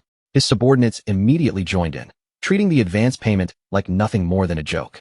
The captain kept mocking the amount and added, "Shouldn't it at least be enough to cover our meals?" At that remark, the mercenaries laughed even harder. Then the captain turned toward his trusted subordinate with a grin and asked, "Isn't that right, Vice Captain?" Without missing a beat, the green-haired mercenary eagerly played along. Nodding dramatically, he answered, "That's right, Captain Sven. With that little money, I can't even afford to feed my elderly mother back home." His exaggerated response triggered another wave of laughter from the gathered mercenaries. To them, this entire negotiation had become entertainment. Once the laughter finally eased, Captain Sven spoke again. His tone became slightly more measured, but the greed hiding beneath his words was still painfully obvious. "However, as citizens of the Empire, we cannot just ignore this matter completely either. Wouldn't it be best for everyone if things became mutually beneficial? Let's take it easy, young master." His real intention was now perfectly clear. He had no interest in honoring the original agreement. Instead, he was trying to exploit the desperate situation around the ongoing conflict and pressure House Valdic into paying even more money. Lucian silently watched the captain and the mercenaries around him for a brief moment. Their arrogance, their confidence, and the way they openly mocked the contract made their desire obvious. Then, without showing even the slightest anger, Lucian calmly reached into his belongings and pulled out a heavy bag filled with money. The sight of the bag immediately drew every eye in the camp. Holding it in his hand, Lucian looked straight at Captain Sven and said, "If that is the case, then there is no need to talk in circles. Problems that can be solved with money are the easiest ones to handle." As soon as he finished speaking, Lucian casually loosened his fingers and let a coin slip from his hand. Clink! The sharp metallic sound echoed clearly through the gathering as it struck the ground. Instantly, Captain Sven and every one of his subordinates turned their attention toward it. Their eyes locked onto the coin, and the mocking smiles that had covered their faces only moments ago slowly began to fade. The camp that had been filled with laughter and ridicule suddenly grew strangely quiet. Lucian calmly looked at them and said, "Captain, is this not a Wilhelm the Great Birth commemorative coin? A single one of these should be worth well over hundreds of gold coins. Can you really be satisfied with only that much?" His voice stayed calm and composed, as though he were discussing something perfectly ordinary. Yet the effect was immediate. The mercenaries stared at the coin in disbelief. Before anyone could answer, Lucian casually dropped another one onto the ground. Then another. One by one, the priceless coins fell, each sharp clink striking the silence like a hammer against the mercenaries' hearts. As the coins scattered across the ground, Lucian continued speaking in that same calm tone. "You should make sure your lives are properly compensated." On the surface, his words sounded perfectly reasonable, but paired with the sight of those valuable coins, they carried a temptation that was almost impossible to resist. Captain Sven watched the scene unfold, and his thoughts shifted almost immediately. The confidence and arrogance he had been displaying began to crumble beneath the weight of pure greed. Inwardly, he could not help thinking that this young noble was a complete pushover. With that much money, they could live more comfortably than the lord of a small castle. The sheer amount of wealth being tossed so casually onto the ground was far beyond anything Sven had expected. Almost at once, Sven's attitude flipped completely. The hostility disappeared from his face, replaced by an exaggerated look of respect. Rising from his seat, he spoke in a tone entirely different from before. "I have committed a grave discourtesy by speaking so arrogantly to such a generous and broad-minded young master. From now on, I will put my life on the line for whatever task you give me. With just one word from me, all the mercenary groups in the area will gather." His sudden change was so dramatic that anyone watching could have laughed. Only moments ago, he had mocked Lucian and demanded more money. Now he was behaving as if he had been Lucian's most loyal supporter from the very beginning. As he spoke, Captain Sven even extended his hand forward, as though he intended to shake Lucian's hand and officially seal their partnership. But before he could actually do it, he suddenly bent down toward the ground. His eyes never left the scattered commemorative coins as he reached toward them with open greed. While lowering himself, he said, "But first, please allow me to tidy up these precious coins." Captain Sven had only just managed to pick up one of the platinum coins when Lucian's calm voice suddenly rang through the gathering. "In the name of Valdic, I issue a request to all of you. Kill Redblade Sven. The reward will be all of these platinum coins." The entire camp fell silent in an instant. No one moved. Every mercenary stared at Lucian in disbelief, wondering if they had truly heard him correctly. Then Lucian glanced around at the crowd and continued in a composed tone. "You clearly heard me stake my family's name just now, did you not? And this is none other than House Valdic." The meaning behind those words was unmistakable. Lucian had just made an official public declaration under the name of House Valdic. This was no joke, and it was certainly not an empty promise. The mercenaries slowly looked at one another, and then their gazes drifted back down to the platinum coins scattered across the ground. A heavy silence spread through the camp. The temptation in front of them was overwhelming. The moment Captain Sven realized what was happening, the blood drained from his face. The greed that had filled his eyes only seconds earlier instantly turned into alarm. He stared at Lucian in disbelief and shouted, "What kind of trick are you trying to pull? What kind of trick are you trying to pull here?" Lucian met his gaze without the slightest hint of emotion. "A trick? I am simply solving this with money, just as you wanted. Use this opportunity to learn properly. A mercenary without credit is nothing more than." Lucian paused for a brief moment before finishing in a cold voice. "And you have lost your credit." Those words struck harder than any blade, because for a mercenary, reputation was their greatest asset. Contracts, trust, and reliability were the foundation of their profession. By taking the advance payment and then refusing to honor the agreement, Sven had destroyed the very thing that gave him value in the eyes of other mercenaries. Without saying another word, Lucian casually picked up a mug of alcohol from nearby, as if he were simply joining the party. Then, with the cup resting in his hand, he said calmly, "You have until I finish this drink. The moment this mug is empty, the reward will be cut in half." The mercenaries' eyes immediately began moving back and forth between Sven and the pile of platinum coins scattered across the ground. Their expressions changed little by little. The hesitation in their faces faded away, and in its place rose the same ugly greed that had swallowed Sven only moments earlier. This time, however, that greed was aimed directly at him. Feeling those murderous gazes closing in around him, Sven's heart nearly stopped in his chest. You idiots, you do not actually believe him, do you? His voice shook as he desperately tried to regain control of the room. I am Redblade Sven. The first one who comes near me dies. But not a single mercenary stepped back, and not one of them looked afraid. They kept staring at him with cold, hungry eyes, as if Sven had already become a corpse waiting to be claimed. Meanwhile, Lucian simply continued drinking at his own pace. That calm, unhurried sight pushed Sven even deeper into panic. Turning back toward Lucian, Sven shouted desperately, Young master, please withdraw your request. Half. No, I will work for just a third of this money. But Lucian did not answer him. He merely kept drinking, while sweat poured down Sven's face in thick streams. As the alcohol in Lucian's mug steadily sank lower and lower, Sven's desperation grew unbearable. Finally, unable to withstand the pressure any longer, he rushed closer to Lucian and cried out, I was wrong. Please forgive me. The pride and arrogance he had shown earlier had completely disappeared without a trace. I will act like your loyal dog from this moment on. But Lucian offered no mercy and simply emptied the final drop from the mug. Setting the empty mug down, Lucian calmly said, There is a reason you ended up in that position. The instant those words left his mouth, a blade flashed sharply through the air. Sven's eyes widened in shock. He immediately turned around, and what he saw made his expression freeze. The one standing behind him with a weapon in hand was his attacker. It was none other than his own vice-captain, the green-haired mercenary. Sven's face twisted in disbelief as he roared, How dare you betray me? The green-haired mercenary looked back at him without the slightest trace of remorse. You climbed your way up to this position the exact same way. I simply struck first this time, that is all. A cold smile slowly appeared on his face.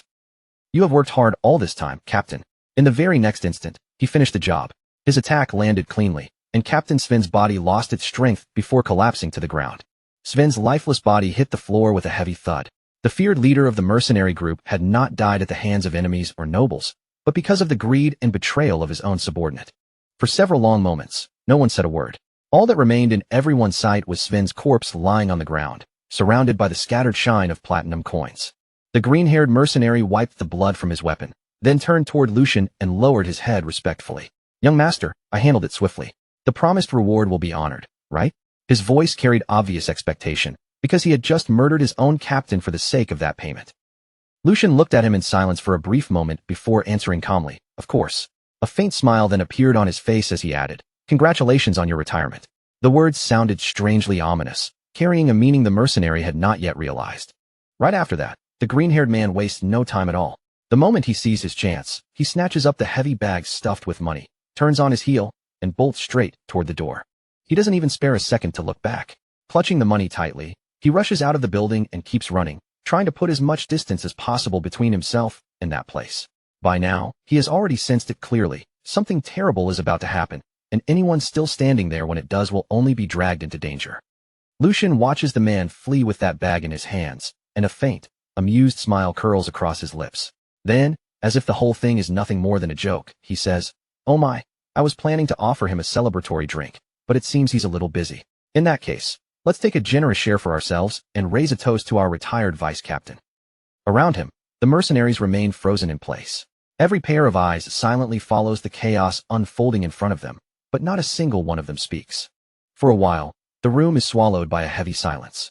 The mercenaries stand there, stunned, trying to make sense of everything that just happened so quickly before their eyes. Lucian, however, acts as if none of it has shaken him at all.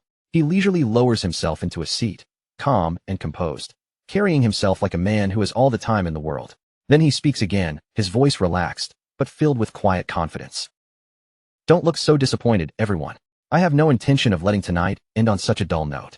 As you've just seen, as long as the mission is carried out properly, I'm more than happy to pay the reward that's deserved, even if that reward becomes far more excessive than expected. Then Lucian tilts the conversation in a new direction, as if he has just remembered something important. Now that I think about it, your former captain had a point. This is dangerous work, after all.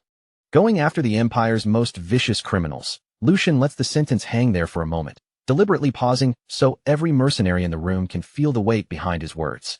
The mercenaries keep their eyes fixed on him, listening closely to every word that comes out of his mouth. And as their attention tightens around him, Lucian's smile grows a little wider. He slowly looks across the crowd, finally revealing what he has truly been setting up from the beginning. Then he says, "However, from this moment forward, all of you will become absolutely determined to find those bastards. I'll pay 1 platinum coin for every head." The second those words leave Lucian's mouth, the atmosphere in the room begins to shift. He simply remains seated where he is, smiling calmly at the mercenaries gathered before him, fully aware of exactly what that offer is doing to them. A reward that large is more than enough to set fire to their greed. In an instant, the mercenaries are given a powerful reason to chase down their targets, and for many of them, the night suddenly feels far from finished. Lucian continues speaking as he looks over the gathered mercenaries. "And if you bring them back alive, I'll add a bonus." The moment that promise reaches their ears, the men begin glancing at one another, their eyes widening as the meaning sinks in. For a brief moment, no one says anything. The offer is so outrageous that silence hangs in the air while they try to process whether they truly heard him correctly. Then, almost all at once, the entire crowd explodes into cheers. Their voices ring loudly through the room as the mercenaries start shouting with excitement. "Long live the young master." The greed and enthusiasm inside them can no longer be held back. What had started as stunned silence quickly turns into a storm of noisy discussion. Conversations break out everywhere as the mercenaries crowd together, their voices overlapping while they begin talking through their ideas. They start speculating about how they might track down the targets, who could reach them first, and what it would take to claim the massive rewards now waiting in front of them. Lucian watches the entire scene unfold with a quiet smile. Every reaction, every shout, and every greedy glance is moving exactly the way he intended. From there, the focus shifts toward the captain of the Black Lions. Raymond sits quietly off to the side, separated from the noise around him, reflecting on everything that has just taken place. As he turns the events over in his mind, an earlier memory begins to surface, one from before they ever came to the hideout. He remembers the conversation clearly. Back then, before they headed toward the hideout, Lucian had approached him and said, "Sir Raymond, before we go to their hideout, I have one request. Just remain quietly by my side and watch, no matter what those bastards say or do." At this point, when they won't even listen to the eldest brother, what we need isn't bloodshed. We need honey so sweet that it rots them all the way to the core. As those words echo again in Raymond's mind, the pieces finally start to connect. Only now does he begin to understand what Lucian had been aiming for from the very beginning. After carefully thinking through everything that has happened, Raymond realizes the truth and thinks to himself, "I thought he was simply trying to buy them off with money, but from the start, his real goal was to turn their own greed against them." These are men who can throw away trust without a second thought. To Raymond, they're the sort of people who could betray anyone at any moment if the reward was tempting enough. The third young master had understood that perfectly. Along with a warning, he planted a temptation so unreasonable and irresistible that the mercenaries would be pushed into cutting out the root of the problem with their own hands. The more Raymond thinks about it, the clearer Lucian's strategy becomes. This was never just a simple matter of handing out rewards. From the very beginning, Lucian had seen through the true nature of the mercenaries standing in front of him.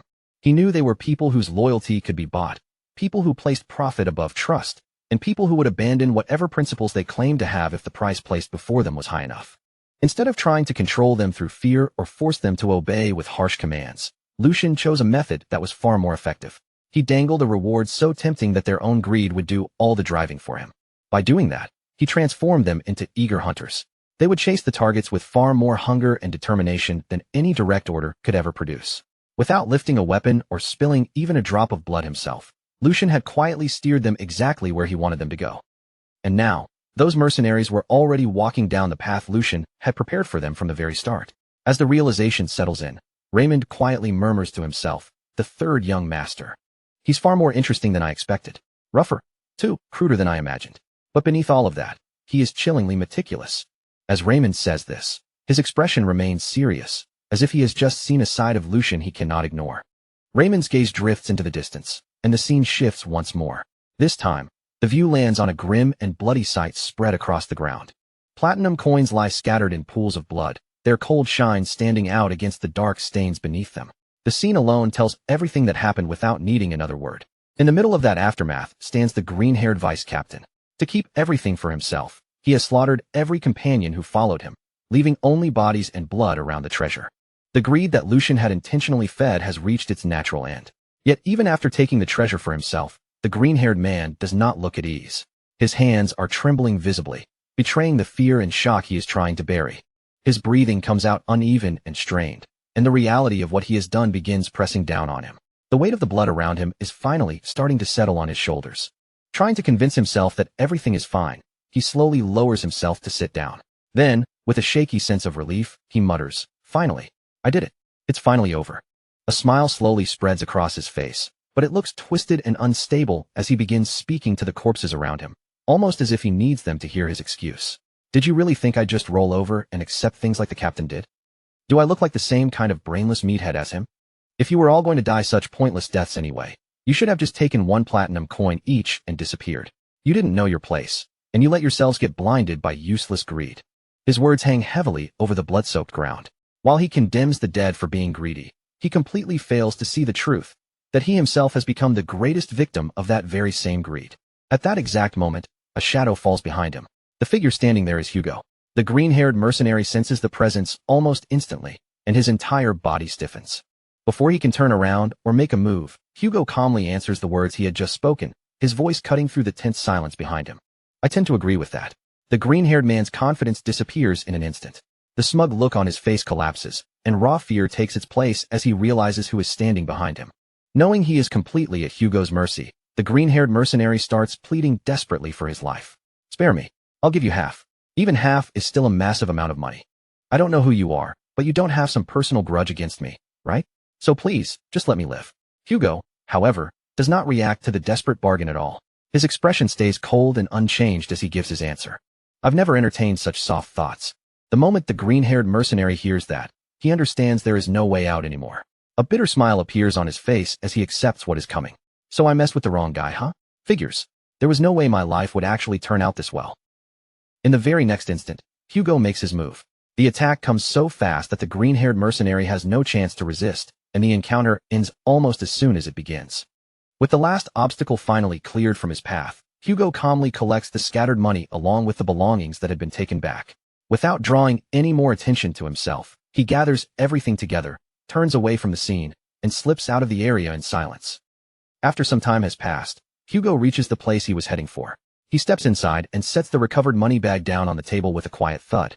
Waiting there in front of him is Lucian, who had clearly been expecting his return.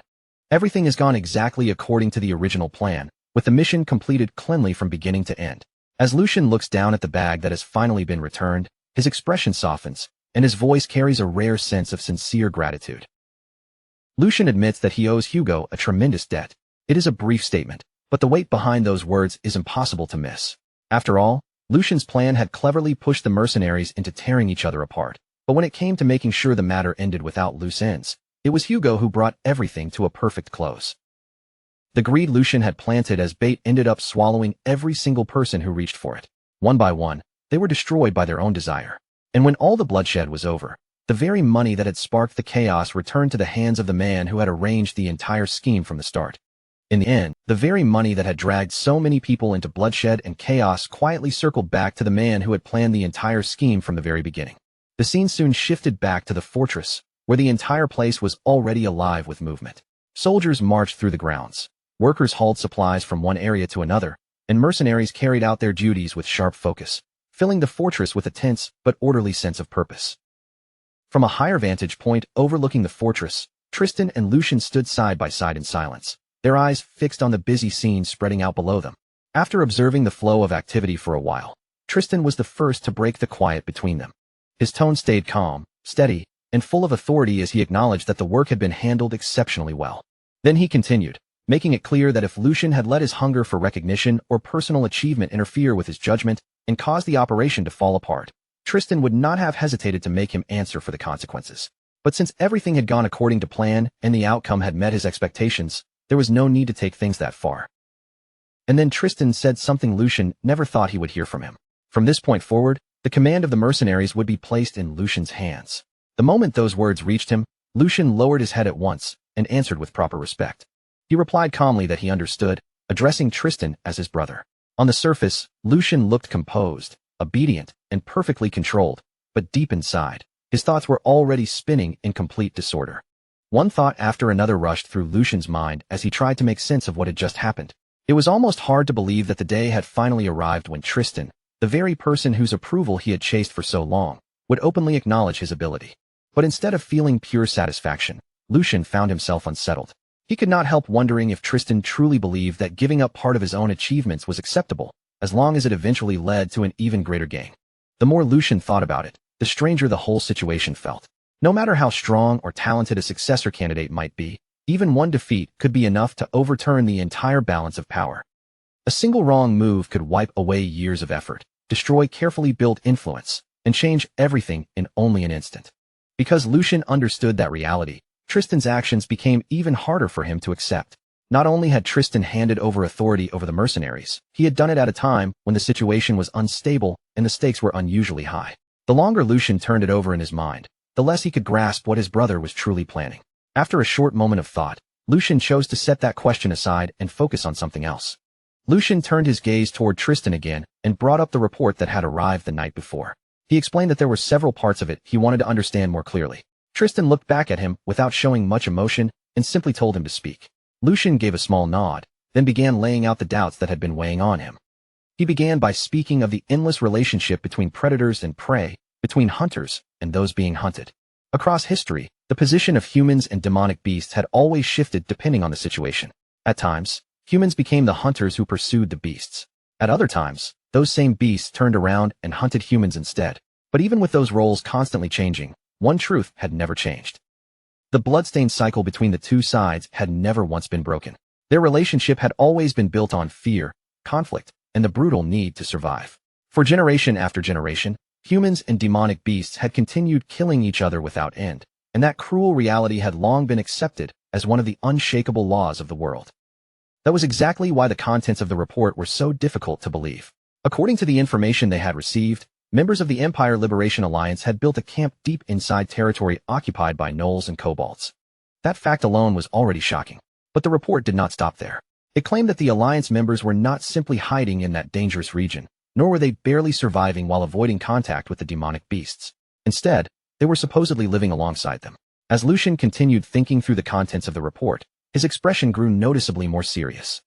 After a brief silence, Lucian looked straight at Tristan and asked his question with both caution and doubt in his voice.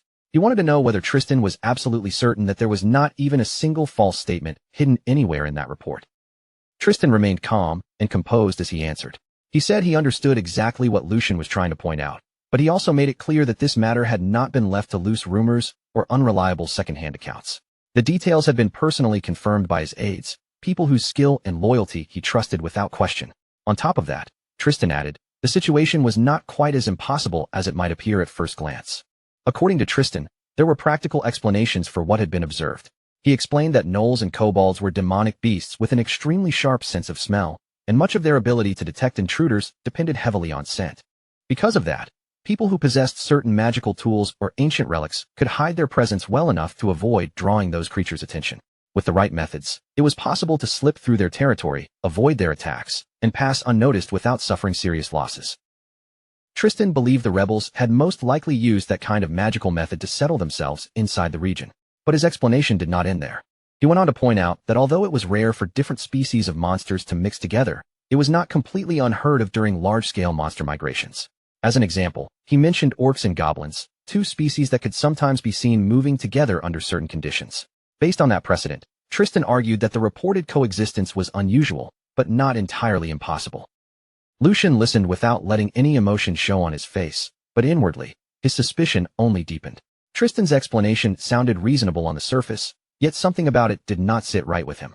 In his mind, he could not ignore how unlike Tristan this reasoning felt. His brother was usually meticulous, sharp, and unwilling to let even small inconsistencies slip by unnoticed. But now, Tristan seemed strangely prepared to accept a scenario that should have been highly unlikely. Lucian carefully turned over the examples Tristan had used. Orcs and goblins might be different species, but the relationship between them was very specific. Their groups often operated under a clear master and servant structure, which allowed them to move and function together. Even then, those cases were exceptions, not the standard rule. What the report described was something entirely different. Gnolls and kobolds did not share that kind of relationship at all. They held completely different places in the natural order and belonged to separate food chains. Their instincts, habits, and ways of surviving were fundamentally incompatible. In reality, coexistence between them should not have been possible. If those two groups crossed paths in the wild, they would not calmly ignore each other or live side by side. They would attack, tear into each other, and try to kill one another immediately. The more Lucian thought about it, the more certain he became that something important was being overlooked. At last, he gave voice to his thoughts. He said that putting those two species together was no different from placing a starving predator next to a defenseless human child. Anyone could see how that would end. No matter what precautions were taken, creatures like that could never truly be kept in the same cage. Their very nature made peaceful coexistence impossible. And as Lucian said those words aloud, his mind began moving toward a completely different conclusion. If ordinary explanations could not account for what was happening, then perhaps the answer had to be something far from ordinary. His eyes narrowed just slightly as a new possibility rose in his thoughts, one with consequences that could reach far beyond this single report. After a short pause, Lucian looked toward Tristan again and spoke in a more careful, measured tone. In that case, there was another possibility they could not afford to ignore. If creatures that should have been natural enemies were somehow living together without ripping each other apart, then perhaps there was a force behind them that could control or influence their instincts. A force powerful enough to twist the natural order itself. With that possibility pressing on his mind, Lucian finally asked the question that had been forming inside him. Could mages be involved in this rebellion? The moment that suspicion appeared, the true weight behind Lucian's words became clear. Magic was not simply another kind of strength. It was a forbidden art that rejected the natural order and forcibly bent the causality of the world. It was a power that stood outside the ordinary laws that governed life, nature, and reality itself. Only an extremely small number of people were even capable of understanding its principles. Those born with extraordinary spiritual sensitivity, along with the rare ability to perceive the flow of natural energy, could grasp the hidden chances and principles needed to wield magic. And the power held by a true mage was terrifying beyond normal imagination. Once a mage reached a certain level of mastery, they became a living disaster, powerful enough to destroy an entire castle on their own. Their presence alone could shift the course of wars, overturn military plans, and bring ruin to entire regions. 300 years earlier, mages had thrown the Empire into one of the darkest eras in its history. A rebellion led by them had pushed the Empire all the way to the edge of destruction, nearly collapsing the very foundations of imperial rule under the chaos they unleashed. Only after enormous sacrifice and desperate struggle had the Empire finally managed to crush that uprising and survive. From that day onward, the Empire never forgot just how dangerous mages could be. For 3 full centuries, mages had been officially treated as enemies of the state, no different from the leaders of subversive plots against the Empire itself. Their very existence was seen as a direct threat to imperial stability. Because of that, any matter connected to mages was handled with extreme seriousness. If even the smallest trace of evidence suggested that mages were involved, the Empire would not hesitate to mobilize every resource it had. Armies would be sent out, noble houses would be called upon, and entire regions could fall under military control. Even if everything on that land had to be wiped away, the Empire would never allow such a threat to grow unchecked. After hearing Lucian's speculation, Tristan's expression hardened at once. He warned Lucian to choose his words carefully. His voice remained calm, but beneath that calm tone was a clear and unmistakable warning. If Lucian carelessly voiced a suspicion with no solid proof, he could bring down a disaster far beyond anything he was prepared to handle. The severity in Tristan's tone made it obvious that this was not just a simple scolding. He was warning his younger brother about the consequences of letting such suspicion spread. The entire empire was already unstable and filled with unrest. In a time like this, even one tiny spark could turn into a raging fire. Tristan continued, his eyes staying fixed on Lucian the entire time. The authority their father had given Lucian extended only to the management of the mercenaries. His duty was simple: lead them properly and make sure the fortress could be defended if an emergency broke out. Then Tristan's words grew even firmer. He made it clear that whatever happened here would be resolved under the name of Valdic, no matter what. The meaning behind his words was obvious. Anything that occurred within this territory would remain under the control of House Valdic, and no outside force would be given an excuse to interfere. Finally, Tristan asked Lucian if he understood, but for several moments, Lucian did not answer him at all. He simply stood there, staring at Tristan in silence. The quiet between the two brothers stretched longer and heavier, turning the air around them tense and uncomfortable. Neither one looked away. Lucian's eyes studied Tristan's face carefully, as if he were searching for something hidden behind that calm expression and those controlled words. Then, after a long pause, Lucian finally lowered his gaze. He admitted that he had spoken out of turn and addressed Tristan respectfully as his brother. His tone carried apology and obedience as he said that, since this was his first deployment, his eagerness had likely gotten the better of him. A faint smile touched his face, though the thoughts behind it remained impossible to read. After all, he added, there was no way a mage would appear in a place like this. His words sounded like an admission of fault, but deep inside, Lucian's doubts had not fully disappeared. And before Tristan could push the conversation any further, Lucian smoothly changed the subject and prepared to leave. Then I'll go deal with the riffraff myself. By riffraff, Lucian meant the mercenaries who had now fallen under his command. The same troublesome men who were infamous for stirring up chaos the moment discipline slipped even a little. As you already know, with mercenaries like them, there is no telling when or where they might suddenly cause another problem. After leaving those words behind, Lucian turned away without hesitation and began to leave. The scene shifted once more, moving far away from the fortress walls and into a place that felt far darker and more dangerous. Deep in the wilderness stood a dense forest, where the trees pressed so tightly together that even the moonlight could barely slip through the tangled canopy above. Most of the ground below was drowned in thick shadows. The forest was wrapped in an unsettling silence, the kind so still that even the smallest sound felt unnatural. Yet despite that quiet, there was a constant, chilling sensation that something was watching from every direction, as if countless hidden eyes were staring out from the darkness. And only a few moments later, those hidden eyes finally began to show themselves.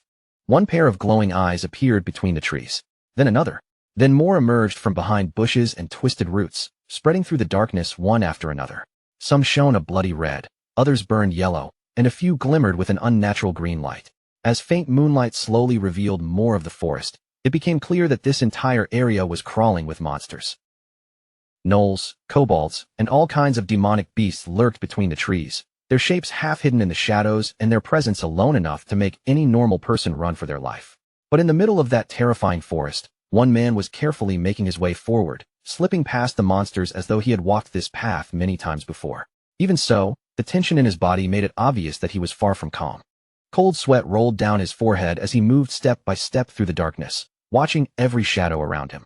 He clicked his tongue softly, then muttered under his breath that no matter how many times he came here, this place still made him feel like his heart was about to stop. Even after coming here again and again, walking through a forest filled with demonic beasts was enough to make anyone feel like death was brushing against their back. Before long, he reached the appointed meeting spot. Standing there in the gloom, he recited the familiar phrase, "When lightning strikes down from the heavens, it shall punish the sinners seated upon the throne. I am squad leader 2, Crone, and I request an audience with a comrade." After his voice faded into the forest, nothing happened for several tense moments. Then, from within the thick shadows nearby, another figure quietly stepped into view. The newcomer looked Crone over carefully, his gaze sharp even in the darkness, before finally speaking. "Squad leader Crone, why have you come here in the middle of the night, when our cause is already standing right before its decisive moment?" This is exactly the kind of time when one careless move could ruin everything. Crone immediately stepped closer, his expression tense. "That is precisely why I came here, comrade. Our cause is starting to go wrong even now, while we are standing here." The other man's face darkened at once, his eyes narrowing. "Going wrong? What exactly are you talking about? Tell me everything, and leave nothing out." Crone did not waste a second. He explained that Lucian of House Valdic, the young noble who had only recently been appointed, had already become a serious obstacle to their plans. According to Crone, Lucian had solved the mercenary sabotage problem in a single night, and because of that unexpected achievement, everything had changed. Security across the entire fortress had tightened far more than before. The patrols were harder to avoid, the defenses were sharper, and because of that, their reconnaissance missions and intelligence gathering had become more and more difficult. And what made the situation even worse was this. Rumors were now spreading that Squad 4 had been completely wiped out because of Lucian's actions. As Crone continued, his hand tightened into a fist. "That brat is far too unusual to be treated as nothing more than some ordinary child. Comrade, I believe we should change our plan and move forward with much more caution." The other man remained silent for a moment, listening without interrupting. Then, instead of answering directly, he asked a different question. "And are you truly certain about this? I mean joining hands with that man?" As he said those words, more of the surrounding forest came into view, and the darkness around them seemed to grow even heavier. All around them, countless demonic beasts could be seen crouching among the trees, watching in silence from the shadows with their glowing eyes fixed on the meeting. Crone understood at once exactly who the other man was talking about. Even if they are only low-level demonic beasts, using magic to subjugate creatures like this is far from normal. "I do not believe he is someone we can truly trust." The other man gave a slow nod, as if he had already thought the same thing many times. "I understand your concern, comrade. To be honest, I do not trust either of them myself." His eyes shifted toward the monsters gathered around them, lingering on the beasts hidden between the trees. "However, the reality is that Valdic's elite forces have already arrived. With only our own strength, we can no longer handle the situation properly. As long as our objectives still point in the same direction, then whether we like it or not, we have no choice but to use one another." A faint smile slowly crept across his face, thin and unsettling in the dim forest light. "And that is exactly why the plan must remain unchanged." Crone frowned as soon as he heard that. What do you mean by that? The mysterious man's smile widened even further, and the look in his eyes grew colder. Because this is not a setback. This is a golden opportunity. A dangerous gleam flashed through his gaze as he spoke. A golden opportunity to get rid of Valdic's 2 lion cubs at the exact same time. But the moment those words left his mouth, a completely new voice suddenly echoed through the forest, cutting straight into their secret conversation. The voice was calm and casual, almost relaxed, yet the instant it rang out, it sent a chill down everyone's spine. I thought this might be simple, but of course it would not be that easy. There was even a faint trace of amusement in that voice. Bad feelings really never miss their mark. Both men froze where they stood. Crone's eyes shot wide open in shock, and he spun toward the direction of the voice almost immediately. How in the world did someone get here? Panic spread across Crone's face as he looked around the dark forest. I was extremely careful to make sure no one followed me. Even the other man could no longer keep his composure. How did he get past the gnolls and kobolds guarding this place? His voice quickly filled with anger. You bastard. Stop hiding like a rat and show yourself. For a brief moment, the forest sank back into silence, with only the monster's eyes glowing in the darkness. Then, from behind a massive tree, a figure slowly stepped out into the open. Moonlight slipped through the branches and fell across his face, revealing Lucian. Somehow, he had infiltrated the very heart of the enemy's secret meeting place without alerting the countless monsters guarding the area. Even while standing surrounded by enemies and demonic beasts, his expression stayed completely relaxed. You do not need to rush me. Lucian continued walking forward as if he were taking a casual stroll, not stepping into a deadly trap. I have business with you people as well. His eyes moved across the 2 men standing before him, calm but sharp. Though I suppose there is no need to waste time talking to both of you. A cold smile touched his face. First come, first served. One person should be enough. At that exact moment, an intense aura began pouring out from Lucian's body. The energy gathered and took the shape of a wolf around him, looming with a terrifying pressure that made the air itself feel heavier.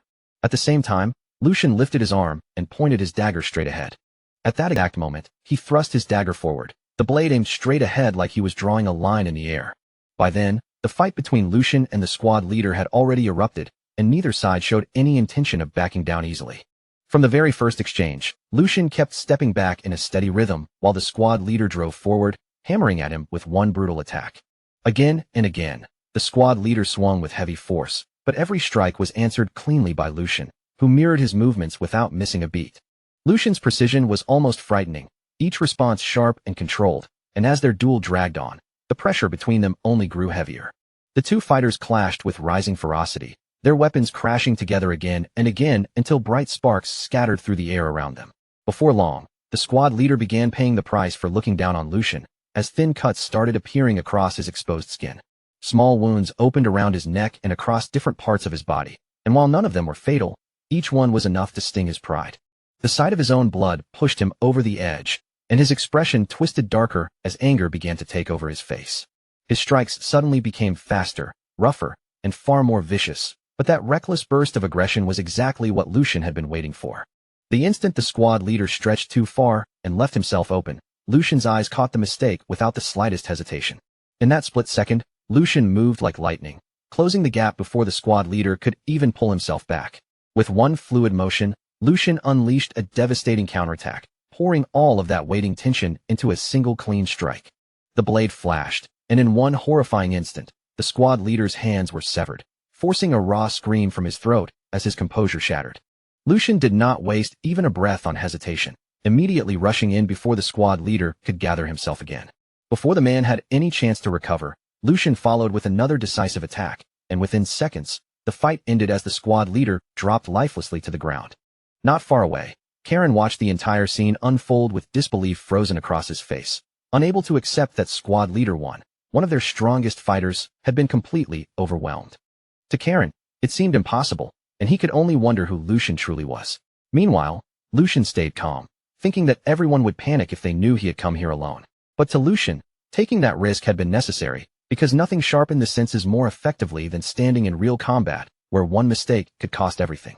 And with the danger now approaching, this was no longer something that could be handled by pretending to act like a proper noble. After hearing him speak, Karen fixed his gaze on Lucian and said coldly that he understood now. Lucian was nothing more than a hunting dog kept by House Valdic.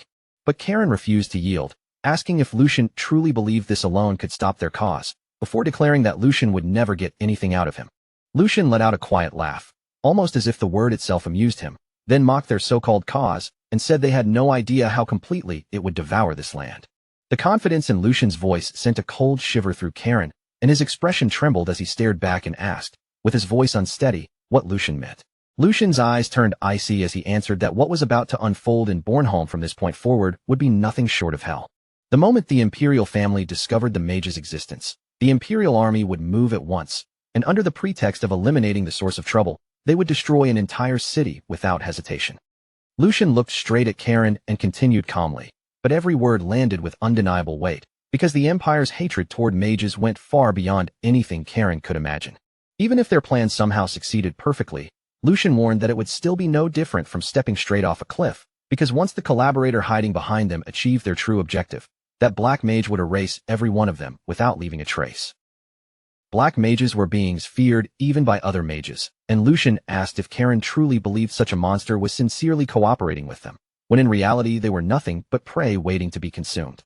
The air grew heavy after those words, but Karen still refused to back down, glaring at Lucian as he clenched his fist and accused him of trying to deceive him with a silver tongue. Karen admitted it was impressive that Lucian had uncovered the mage's existence, but insisted they were different from the Empire and had only joined hands with a mage for the sake of liberation.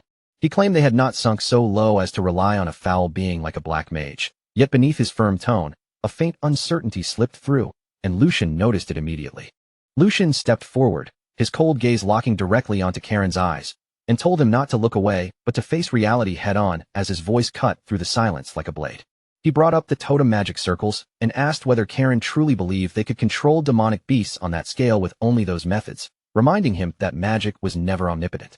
Every miracle, every mystery, and every impossible power demanded a price, Lucian said, and when that power was connected to life itself, the cost became unimaginably high. Lucian's expression darkened as he pressed further, asking that if such a simple method really existed, then why had Karen and his people been forced to shed so much blood? The question struck Karen like invisible arrows, forcing him to confront the doubts he had buried, while Lucian continued, certain that the bastard had contacted them first. They had approached Karen by claiming their goals aligned, offered him power, whispered exactly what he wanted to hear, and promised the strength he needed to reach his dream. For the first time, Karen's confidence visibly shook, and Lucian narrowed his eyes as he delivered the harsh truth that the bastard had chosen them only because they were useful. They had never respected Karen or believed in his cause, Lucian said. They had only seen pawns who could not refuse, tools to manipulate and discard once their purpose was served. A suffocating silence fell, and Lucian added that this time, it had simply happened to be Karen's turn, finally crushing the last pieces of resistance inside him. As the terrible truth sank in, Karen's grip loosened around his sword until the weapon slipped from his hand and dropped heavily onto the ground, the sound echoing through the tense silence. Karen's face had gone pale, disbelief filling his eyes as he stared at Lucian and asked if they had truly been played from the very beginning. Then he asked what Lucian's real goal was, why he would reveal all of this to an enemy, and admitted that if things continued like this, they were clearly headed for ruin. For a brief moment, Lucian said nothing at all, and then, without rushing, he slowly revealed his face to Karen. The instant Karen saw him clearly, his eyes widened in complete shock, and his entire expression froze as if his mind could not accept what was right in front of him. That revelation hit harder than anything Lucian had said before, and Lucian looked directly at him with a calm but firm voice, saying this was not the outcome he wanted. He told Karen to choose. Would he keep being used until he disappeared in misery, or would he cooperate with Lucian and stop the disaster about to strike Bornholm? The question hung heavily in the air, leaving Karen speechless as he struggled to process everything that had just been revealed to him. Then, as the weight of that choice still lingered, the story shifted to a completely different place, where Lucian now stood inside a large building. Lucian stood quietly near the window, the scenery outside stretching out beyond the glass, while several sheets of paper rested tightly in his hand. Those papers were filled with the information he had gathered one piece at a time, and as his eyes stayed fixed on the far distance, countless thoughts began linking together inside his head. At last, every scattered clue in Lucian's mind locked into place. He had finally uncovered the truth behind the entire incident, including the real enemy hiding in the shadows behind the Empire Liberation Alliance. His gaze turned razor-sharp, and the papers crumpled slightly as his grip tightened. "We're going to catch that bastard." The moment Lucian said those words, the nearby members of the Black Lion group reacted at once, their bodies stiffening as their leader stepped forward with a grave look on his face. "Third young master, could you explain what you mean in more detail? Who exactly is this real enemy?" But before Lucian could give his answer, Hugo suddenly recalled a strange conversation they had once had. Back then, Lucian had asked him for an unusual favor. Could you get me some relics that can ward off kobolds and gnolls? As that memory flashed through Hugo's mind, his eyes widened, and the meaning behind that request finally struck him. Young master, don't tell me the reason you ordered those relics was so you could sneak into the forest yourself, right into the place where those Empire Liberation Alliance bastards were hiding? Why would you take such a reckless risk on your own? You only had to give me the order, and that would have been enough. We could have hired people for it. We could have brought in mercenaries as well. But Lucian barely looked interested in justifying himself. Hugo, save the nagging for later. Once this mission is over, I'll listen to as much of it as you want. Then his tone dropped, becoming far more serious. I had to confirm it myself, with my own eyes and my own ears. From the unnatural signs behind that massive monster migration, to the real reason a rebellion erupted in Bornholm, a place known across the Empire as an impenetrable fortress. Lucian slowly turned toward everyone gathered in the room. And now, I know the truth. The air tightened in an instant, as if the room itself had gone still. The black mage, Jude de Grec. Just hearing that name was enough to make several people tense up. He possesses an incredibly abnormal kind of magic, one that lets him control demonic beasts and even force them to twist together and fuse into something else. The strange movements of the demonic beasts. Everything happening throughout this region right now has been following his design. No one spoke. As the full scale of what Lucian was saying sank in, the silence in the room became heavy and suffocating. Lucian did not hesitate as he continued. To him, even the Empire Liberation Alliance is nothing more than a pile of disposable pawns. His words landed coldly, without mercy. If we fail to stop him now, this place will soon become the stage for a massacre. Everyone there could hear the urgency beneath Lucian's voice. This was no longer just a rebellion, and it was not merely a monster outbreak either. A true mastermind was hiding behind everything, manipulating both humans and demonic beasts for a purpose none of them fully understood. Then Lucian gave his final order. From this moment onward, we operate independently. The members of the Black Lions exchanged uneasy looks, but Lucian's expression did not waver for even a second. Even if that means making an enemy out of Brother Tristan. The room fell into absolute silence. With those words spoken, everyone understood there was no path back. The hunt for the black mage Jude de Grec had officially begun, and no matter who tried to stand in his way, Lucian was ready to confront them all to stop the catastrophe closing in. Bornholm had to be saved before it sank into bloodshed and was ruined beyond any chance of salvation. Far away from the others, the night opens deep inside a shadowy forest where silence hangs heavily between the trees. Beneath the vast, star-filled sky, a lone figure in a hooded cloak stands completely still, isolated in the darkness. His gaze never leaves one brilliant star shining through the thick canopy overhead. With unwavering focus, he watches its faint movements and studies every subtle change in its light. That single star is meant to determine Bornholm's final fate, but instead of dimming as it should, its glow grows stronger with each passing second. Yu slowly lowers his eyes and looks down at the strange mark carved deeply into the center of his palm. A bitter look settles across Yu's face as resentment flickers in his eyes. He thinks quietly to himself that if he had never entered a binding contract with the old man, Jude de Grec, he would have left this cursed place behind long ago. From the beginning, Yu had known better than to involve himself in this dangerous affair. Even now, he can only regret stepping into something that was never supposed to concern him. Unease tightens around his heart until it becomes almost unbearable. You cannot stop wondering whether the danger before him is truly as terrible as it appears, or whether there is still even one possible route left for him to escape. Yu grits his teeth, furious at himself for ever getting tangled up with the Empire Liberation Alliance. No matter how desperately he tries to avoid trouble, disaster always seems to find him in the end. As he stares into the blackness between the trees, one final thought rises in his mind. The people standing beside him have no idea what they have truly done. None of them realize that they have entered into a contract with a black mage. To ordinary people, one mage may seem no different from another. But the truth is far more horrifying.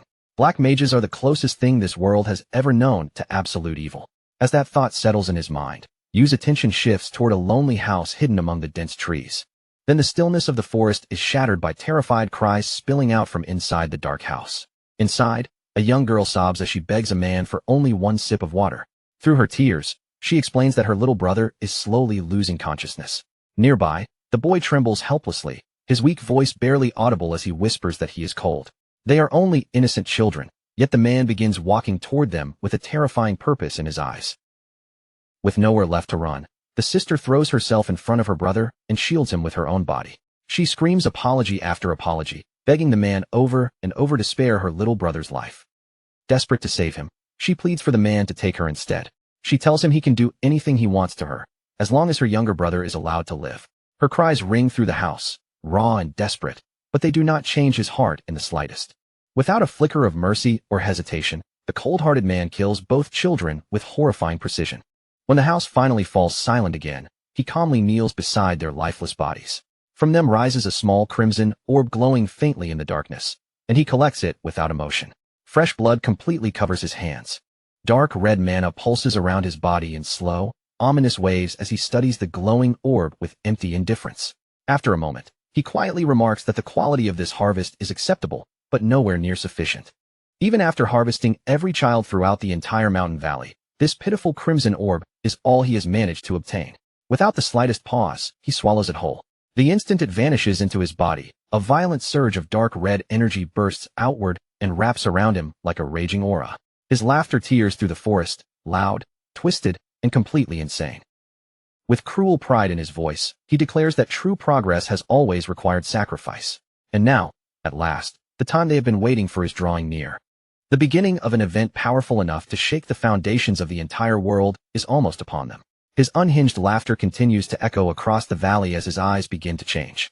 The whites of his eyes darken until they become completely black, while his pupils ignite with an unnatural, demonic crimson glow. The following day, the focus moves to the unforgiving borderlands known as the Holian Front, where an enormous military encampment stretches across the barren land as far as the eye can see. Inside the commander's tactical tent, a military aide stands respectfully before Tristan and delivers the latest intelligence report with careful precision. He reports that every remaining member of the Valdic Knights stationed at Bornholm Fortress has officially departed. According to the current schedule, they are expected to reunite with the main army in exactly 3 days. The aide then delivers another important update. The third young master has recently been purchasing unusually large quantities of specialized relics, all designed specifically to repel gnolls and kobolds.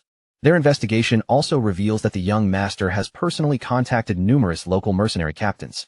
Through those meetings, he has gathered a force far larger than anything that would ever be needed for ordinary peacekeeping duties. Every move he has made suggests that he is acting entirely on his own. After considering all the evidence, the aide concludes that the third young master has already uncovered the hidden truth behind everything. Tristan listens to every word without showing even the slightest surprise. After a long silence, he calmly remarks that the boy has managed to uncover that much after all. To Tristan, it is only natural. He carries the proud blood of the Valdic family, and someone born with that blood could never possess the submissive nature needed to return home empty-handed.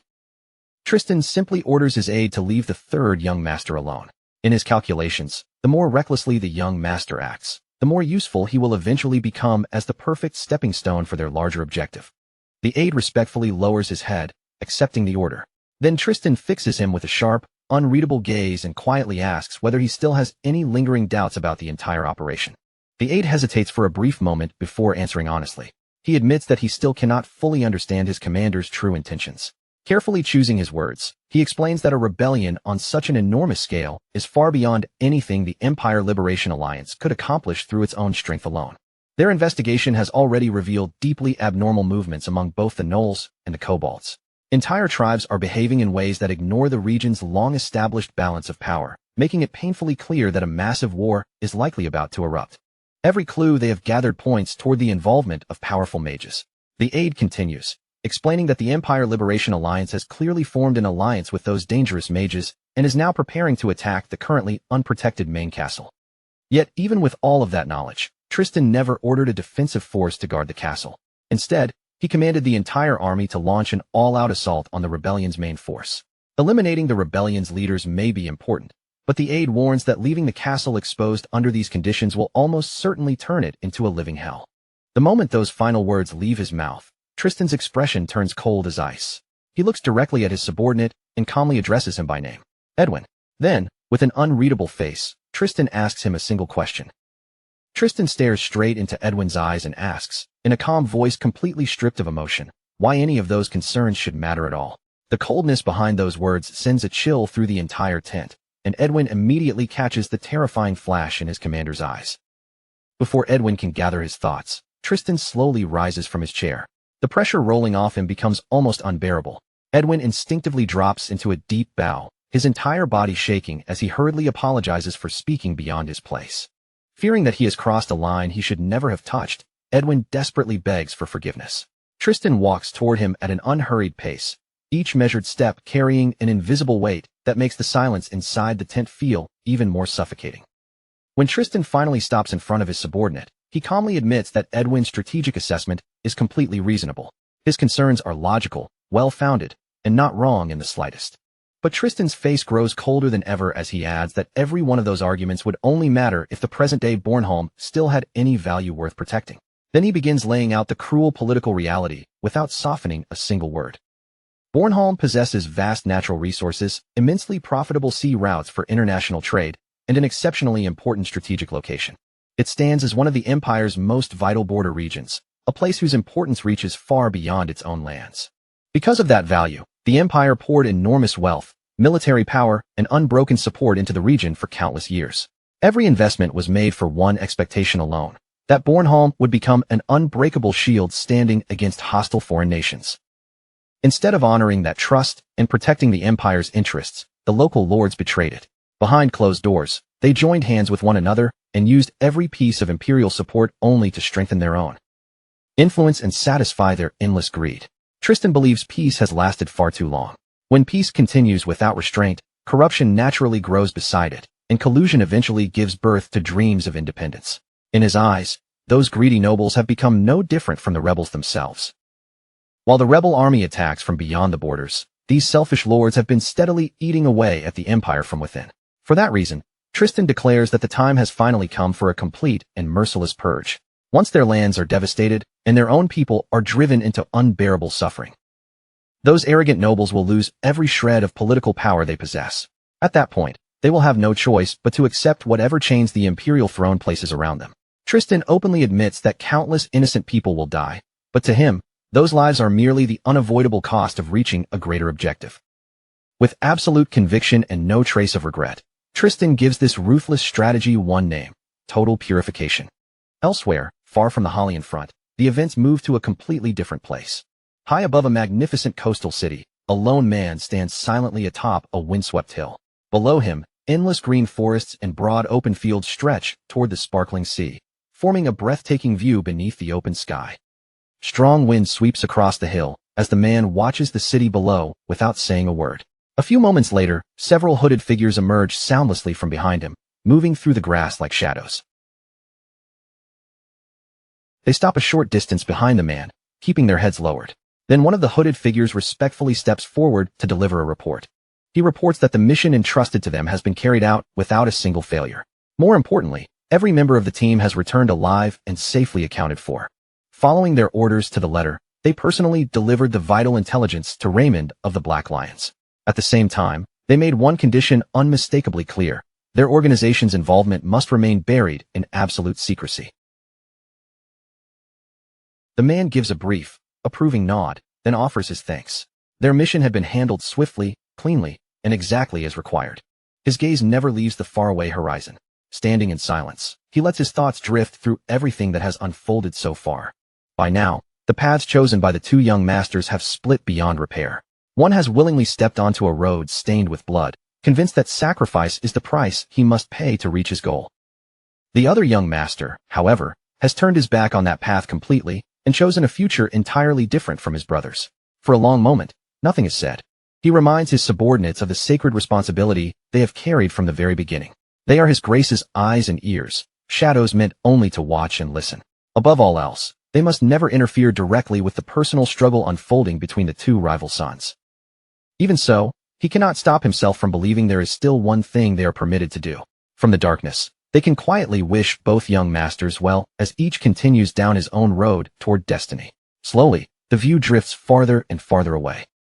At last, the mysterious man's identity is revealed. He is Edwin, the legendary head of the Valdic intelligence organization, a figure feared throughout the world by the title of the Golden Eye. Edwin was the legendary head of the Valdic intelligence organization, a man whose terrifying reputation had spread across the world. Wherever secrets were traded in the shadows, people knew and feared him by the same title, the Golden Eye. Several days before Lucian was officially ordered to depart for Bornholm, Edwin arranged one final private meeting with Sigmund so the two men could discuss everything that was about to unfold. Facing Sigmund in the quiet room, Edwin spoke in a low, measured voice and admitted that events had followed the exact course Sigmund had predicted from the very beginning. Just as Sigmund had anticipated, Lucian had been chosen to command the mission to Bornholm. Yet when Edwin delivered the news, not even the slightest trace of surprise appeared on Sigmund's face. Remaining completely composed, Sigmund explained that neither the second nor the fourth son stood to gain anything meaningful from the current crisis. Because there was so little profit for them, neither had much reason to interfere. The third son, however, was facing an entirely different situation. His power and influence were expanding at remarkable speed, so with that momentum already behind him, he would naturally seize this opportunity to strengthen his position and secure an even firmer place in the battle for succession. Edwin listened without interrupting, then slowly raised another troubling possibility. Could the third son's ambition end up destroying him instead? A hidden truth lay beneath everything now taking place, and almost no one in the world knew it existed. Edwin could not shake the uneasy feeling that the danger surrounding Bornholm was far greater than anyone realized. What appeared on the surface was dangerous enough, but controlling the mercenaries represented only one small piece of a much larger puzzle. The true threat was buried far deeper. Sigmund gave a quiet nod and replied that he would already be satisfied if Lucian managed to recognize even that much on his own. If Lucian blindly followed every command without stopping to question its purpose, he would become nothing more than Tristan's obedient puppet. Once that happened, his chances in the succession struggle would vanish completely, because he would forever remain another man's instrument instead of learning to stand and decide for himself. After a brief silence, Sigmund revealed the principle that had always guided the way he raised his children. Sigmund explained that he had never placed only sweet and pleasant fruit before them. Every road he prepared contained both valuable opportunities and painful trials, because true growth could only come when they faced difficult choices and overcame hardship through their own judgment. If Lucian could understand the direction events were moving, uncover what was truly happening, and freely choose a path different from Tristan's, then Edwin was to ensure that no person and no obstacle prevented him from following that decision. When Sigmund finished, the two men fell silent and turned together toward the nearby portrait of Lucian's late mother. Their eyes remained fixed on her familiar face as a heavy stillness settled over the room. Gazing at the portrait, Sigmund quietly asked Edwin to carry out this request not as a subordinate obeying his superior, but as an old friend honoring the memory of a woman they had both once deeply cherished and respected. The history they shared required no further explanation between them. Understanding exactly what Sigmund meant, Edwin lowered his head in solemn acknowledgement. Then, with a firm and unwavering voice, he confirmed that the order had been received and would be carried out. By the time dawn finally broke across the horizon, the massive gates of the city began to open with a slow, echoing groan. Beyond those opening gates, the soldiers started marching out in formation. Long columns of armored men steadily poured from the city, carrying their weapons and supplies as they began the grim journey toward the front lines. Mixed among the regular troops were numerous mercenary companies that had also joined the operation, their separate banners moving alongside the disciplined ranks of the army. Before the final departure, many soldiers were forced to endure painful farewells with the loved ones they might never see again. Mothers wrapped their arms tightly around their sons, struggling desperately to keep their voices steady and their tears from falling as they held them one final time. Wives clung to their husbands as though refusing to let the moment end, terrified that this embrace might be their last. Nearby, confused children stared up at their fathers, unable to understand why they had to leave or why the adults around them looked so afraid. Grief, anxiety, and unspoken prayers filled the air surrounding the city gates. Countless families remained behind, watching helplessly as the people they loved marched farther away and slowly disappeared into the distance. From the window of their room, Lucian and Hugo silently watched the enormous force leaving the city. As the seemingly endless stream of soldiers passed below, Hugo observed that nearly every available fighting man was being sent directly to the battlefield. Only the bare minimum had been left behind to defend the city itself. The moment Lucian heard that, he understood that the worst possible outcome was no longer merely a fear. It had already begun. His expression hardened, and a slow, bitter frustration rose inside him as he continued staring at the departing army. His thoughts immediately returned to everything he had already attempted. He had personally given Tristan every fragment of information in his possession, including the intelligence obtained from the Liberation Alliance, and every conclusion he had uncovered through his own investigation. Lucian had used every means available to him, doing everything within his power to prevent this reckless military operation from beginning. But Tristan had cast aside every warning without the slightest hesitation. He insisted that the entire threat was nothing more than a false diversion created by the rebels to pull their attention away from the enemy's true objective. That single, dismissive response had completely transformed Lucian's understanding of the crisis. In that very instant, all the scattered pieces connected, and he became certain of one horrifying conclusion. Tristan Valdick had known the truth from the beginning. He had not been tricked, nor had he misunderstood the enemy's plan. He had seen exactly what was coming and deliberately chosen to proceed anyway. Tristan truly intended to allow Bornholm to fall into enemy hands. In his warped way of thinking, sacrificing the entire city was not a failure, but a necessary step toward achieving what he considered a greater purpose. To Tristan, preserving his own vision of order and balance mattered more than the lives of thousands of innocent people. Even if Bornholm burned to the ground and entire families were massacred, he would regard their deaths as nothing more than an acceptable price for the ideal world he wanted to create. Lucian reflected on that truth with bitter disbelief. Despite all the brutality and suffering he had witnessed throughout his life, he had never imagined that anyone could commit cruelty on such an enormous and unthinkable scale. To those who stood at the highest levels of power, thousands of human lives had been reduced to numbers written neatly on a report. Individual hopes, families, and futures carried no weight in their calculations. Once Lucian accepted that reality, every remaining trace of hesitation vanished from his heart. There was no longer any reason to restrain himself or continue playing by Tristan's rules. Beside him, Hugo gave a quiet nod of agreement, and at that exact moment, several familiar figures entered the room. The newcomers were the same informants who had once served beneath Edwin, operating secretly while gathering intelligence from the shadows. Lucian faced each of them with cold, unwavering eyes before calmly issuing his command. They would proceed tonight exactly as planned, without delay and without altering a single part of the strategy. Their objective was perfectly clear. Before the night ended, they would hunt beasts. Far inside the vast forest, an enormous tower rose above the surrounding canopy, its dark silhouette looming over the trees. A suffocating aura poured from the structure, spreading through the woods and weighing heavily on everything nearby. Even the forest beneath the tower's shadow had fallen into an unnatural silence. Around the outer perimeter, pairs of guards moved continuously along fixed patrol routes, scanning the darkness for even the smallest sign of an intruder. As one pair made their way between the trees, one of the guards released a long, exhausted sigh and began complaining bitterly to the man walking beside him. He muttered that only a few more days remained before he could finally leave this miserable, cursed hellhole behind and never look back. Of all the assignments he could have received, he had somehow been sent to guard that horrifying mage.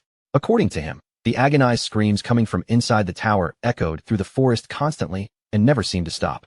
The screams continued through both day and night, yet no one stationed outside knew what sort of gruesome experiments the old mage performed behind those stone walls. As though that were not enough, the man constantly demanded new shipments of rare and outrageously expensive materials. No matter how much was brought to him, the old mage always demanded more. The guard spat angrily onto the ground, then covered his nose with a disgusted expression, saying that even those endless requests were not the worst part of being stationed there. The truly unbearable part was the thick stench of blood that permanently surrounded the tower. The odor was so powerful that anyone approaching the place could tell the old mage must have slaughtered hundreds of people inside. Walking beside him, his bald companion gently patted his shoulder and warned him in a low voice to watch what he said. The bald guard admitted that he understood the frustration, because everyone assigned to the tower felt exactly the same way. Even so, no matter how disturbing the place seemed, they could not afford to speak recklessly. The success of their entire operation depended upon those mages. Until the mages completed their work, the guards had no choice but to endure the horror and continue performing their duty. With that grim reminder hanging between them, the two men resumed their patrol through the dark and deeply unsettling forest. As they pushed deeper through the brush, the bald guard explained that the main force was responsible for keeping the allied army occupied. Meanwhile, the mages had to break through the castle with their magic and capture the lord, whose life would become their only bargaining chip against the empire.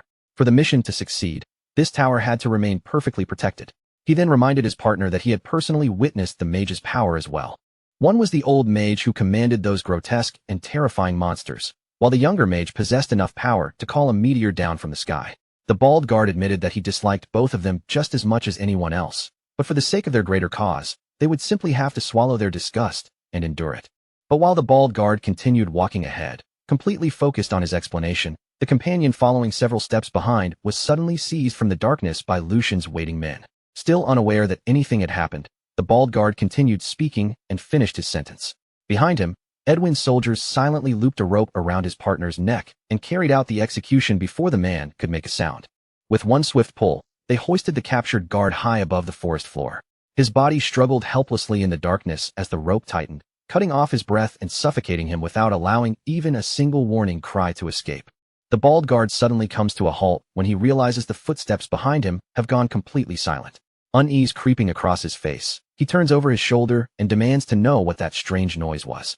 Before the bald man can even understand what has happened, one of Edwin's soldiers silently emerges from the darkness behind him. In a single practiced motion, The soldier presses the cold, razor-sharp edge of a dagger firmly against his exposed throat. Panic flashes across the bald guard's face as his hand desperately reaches for the sword at his waist. But he is already too late. Edwin's soldier draws the blade cleanly across his throat, cutting him down before he can pull his weapon free. The sudden burst of violence sends a flock of nearby crows exploding from the branches. Their black wings beat wildly through the air as their harsh cries fill the forest with a loud and chaotic racket. Not far away, another pair of guards continues making their rounds, still completely unaware of the silent bloodshed unfolding around them. One of the guards glances toward the treetops and complains that those damned crows are making far more noise than usual today.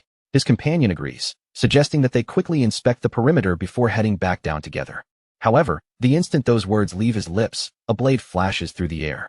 Before either man can react, both of their severed heads are sent spinning away from their bodies. As blood stains the ground beneath the shrieking crows, the two headless guards collapse lifelessly into the undergrowth. Standing calmly above their bodies is the man who slaughtered them with effortless speed, none other than Lucian himself. At the front lines, the Liberation Alliance's main army remains trapped in a tense standoff against the combined forces of Valdic and Bornholm. Their objective may sound simple on the surface, but carrying it out would be unbelievably dangerous. Their first move is to draw the kingdom's strongest troops away from the castle, forcing every soldier and commander to concentrate on the battle directly before them. Once the fortress is weakened and left exposed, the Alliance's mages will unleash enough destructive magic to bring the castle itself crashing down. Tristan understands exactly what the Liberation Alliance is attempting. He has already seen through every part of their strategy, yet he makes no effort to stop them outright. Instead, he deliberately allows the operation to continue because their actions happen to serve his own hidden purpose as well. The result is a strange and dangerously fragile balance, with both sides quietly exploiting one another while carefully hiding the true intentions behind their actions. Even so, whether Tristan has discovered the plan or remains unaware of it changes nothing about one crucial reality. Bringing down a fortified castle is never an easy undertaking. A proper siege normally requires overwhelming manpower, mountains of supplies, enormous resources, and enough time to slowly wear the defenders down. Even when an attacking army possesses all of those advantages, it still faces an uphill struggle. Every wall, tower, gate, and narrow passage inside a castle is specifically designed to place the defenders in the strongest possible position. Throughout history, sieges have remained among the most difficult and brutal forms of warfare. Those protected behind thick walls naturally hold a tremendous advantage over anyone attempting to break through from the outside. Lucian continues examining the situation with a calm and calculating expression. From everything he can see, the enemy is attempting to accomplish something that should ordinarily be impossible. Rather than sending their full army to storm the fortress, the Liberation Alliance has entrusted the entire operation to nothing more than one relatively small detachment. They do not possess the soldiers, supplies, siege equipment, or any of the other necessities normally required to capture such a heavily defended stronghold. For Lucian, that leaves only one logical explanation. The mages accompanying the Liberation Alliance must possess enough overwhelming destructive power to completely reverse the otherwise impossible odds of the siege. Those mages are far more than an ordinary division within the Alliance's forces. They are the beating heart of the entire strategy, the organization's greatest weapon, and the only reason this reckless operation has any possibility of succeeding. Once Lucian reaches that conclusion, he recognizes the perfect opening before them. While every eye remains fixed on Tristan and the battle raging across the front lines, Lucian's group will avoid confronting the enemy army directly. Instead, they will move unseen through the shadows and eliminate the mages themselves. If those mages are taken down, the Liberation Alliance's entire strategy will crumble instantly, stopping the war before it can truly begin. Lucian is not merely planning to win a single clash. He intends to overturn the entire board with one swift and decisive move. Somewhere nearby, hidden from the battlefield, a narrow cave lies buried beneath the darkness. Only the faint glow radiating from a magical artifact provides any light inside its cold and isolated depths. Within the cave, a young man paces back and forth in utter panic, unable to remain still for even a moment. He repeatedly runs both hands through his disheveled hair, bites anxiously at his nails, and mutters that this whole situation is complete madness, that none of it makes the slightest bit of sense. In his mind, the person who devised this plan can only be a complete psychopath, someone who has thrown every trace of common sense aside. As his thoughts spiral out of control, he desperately tries to identify the exact moment everything went wrong. Was it when the Liberation Alliance claimed they had rescued him from the Imperial Army? Or had he doomed himself the moment he accepted their irresistible offer without stopping to question it? The more he remembers, the more bitterly he curses the old man named Jude for manipulating him so easily. That cunning old fox had been playing him from the very beginning. Jude had deceived him from the start without displaying even the slightest hesitation. The old man promised that all he needed to do was cast one lightning spell at precisely the right moment, and in exchange, he would receive his full reward. Trusting that promise, the young mage accepted without realizing he was walking directly into a trap. Even worse, he signed a magically binding contract carrying a terrifying curse. If he ever violated the agreement, half of his mana would vanish forever. Now that he finally understands how completely he was fooled, he can only blame himself for being foolish enough to fall for such an obvious scheme. His breathing becomes heavier and more uneven as despair closes in around him. He had always suspected that the assignment would involve something questionable, but this goes far beyond anything he imagined. Only now, when there is no time left to flee, has Jude finally revealed the horrifying truth. They expect the young mage to release enough lightning magic to blast the castle gates completely off the map, leaving nothing behind but shattered stone and scorched earth. Burning with rage, he curses Jude yet again and demands to know why the old man concealed the true mission until the very last moment, waiting until every possible chance of escape had already disappeared. He grabs fistfuls of his own hair as the terrifying reality settles over him. Because of the binding contract, he has no freedom left at all. No matter what he wants, he must follow every order exactly as Jude instructed. Jude has spent several months preparing this operation, carefully arranging every person and every detail like pieces on a board. After so much planning, victory now appears to be practically guaranteed. The magical power assembled for the assault is already more than sufficient to erase the castle gates in a single instant. The moment those defenses disappear, the soldiers inside will be left completely exposed. What follows will no longer resemble a battle. It will become a merciless, one-sided massacre. Yet the horrifying consequences of the attack would not end with the destruction of the castle or the deaths of its defenders. If he helps bring this disaster about, the young mage will lose far more than his position at the academy. People across the entire world will place the blame on mages, viewing every one of them as a threat. Before long, they will be hunted relentlessly until their kind is driven toward complete extinction. Fear, guilt, and bitter regret crush down on him all at once. He desperately searches his mind for even the smallest path out of this nightmare, but every possible escape has already been closed. The guards surrounding him have been watching far too carefully. They have tracked every movement he makes so closely that he cannot take so much as a single step without being noticed. Just as the last of his hope begins to disappear, however, something in the cave suddenly feels different. The atmosphere around him shifts so subtly that he almost misses it. He freezes in place, every instinct warning him that something is wrong. Only then does he realize that while his mind was consumed by Jude and the impossible situation trapping him, he had failed to notice something unbelievable. The guards who had been breathing down his neck only moments earlier have somehow disappeared. Confused and increasingly suspicious, he slowly scans the cave, wondering how men who refused to leave his side could vanish without producing a single sound. Realizing that something serious must have happened outside, the young mage immediately activates his magic. A faint surge of magical energy spreads outward from his body as he extends his awareness beyond the cave, using his power to investigate the surrounding area. As his magical senses sweep across the terrain outside, a shocking sight enters his awareness. The guards who had watched his every breath are now lying dead one after another, silently eliminated by Lucian and his companions before any of them had the chance to react. Stunned by what he has discovered, the young mage pushes his magic even farther, widening the reach of his senses beyond the fallen guards. Following the faint traces of movement beyond the cave, he begins tracking the intruders through the surrounding darkness. His senses soon locate Lucian's squad, moving with flawless precision and unwavering purpose toward one specific destination. The instant the young mage understands what they are targeting, the suffocating despair that had overwhelmed him finally begins to loosen its grip. A tiny spark of hope returns to his frightened eyes. Barely daring to believe it himself, he lowers his voice and quietly mutters that perhaps he is not going to die today after all. Far from the cave, the Mad Mage's tower rises beneath an eerie and oppressive aura, its very presence seeming to suffocate everything unfortunate enough to stand nearby. The farther anyone descends into the tower's hidden depths, the heavier and darker the surrounding atmosphere becomes. The underground staircase is drenched in blood, each stained step offering a horrifying warning of what lies below long before anyone reaches the laboratory. At the bottom, concealed deep within the tower, waits a hidden chamber. From somewhere inside that chamber, a broken and desperate voice echoes through the room, pleading again and again for only one thing: death. On an examination table, someone lies completely helpless, unable to escape whatever horror has been inflicted upon them. At the center of the laboratory stood a cold metal table, completely encircled by a magic formation that glowed with an eerie, pulsing light. Bound upon that table, A broken man stared desperately at the mad mage and pleaded with him to finally bring his torment to an end. He had already abandoned every hope of rescue. The only thing he wanted now was death, begging for someone to silence the agony consuming his ruined body. Yet the mad mage offered him no compassion at all. He merely released a disappointed sigh and mocked the man for failing to survive even 1 full month this time. He confessed that he had expected far better from this particular test subject. After all, a holy knight was an exceptionally rare specimen, and therefore much more valuable than the ordinary victims who came before him. Slowly shaking his head, the mad mage complained that the outcome was especially troublesome after everything he had already invested in the experiment. After so much time and effort, the knight had been mutated beyond recognition.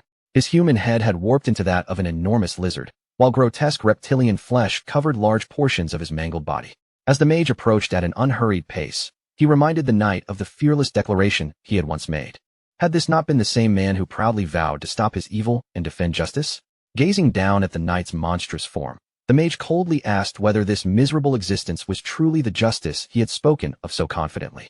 With deliberate cruelty, he reminded the knight that he could no longer protect even his own body.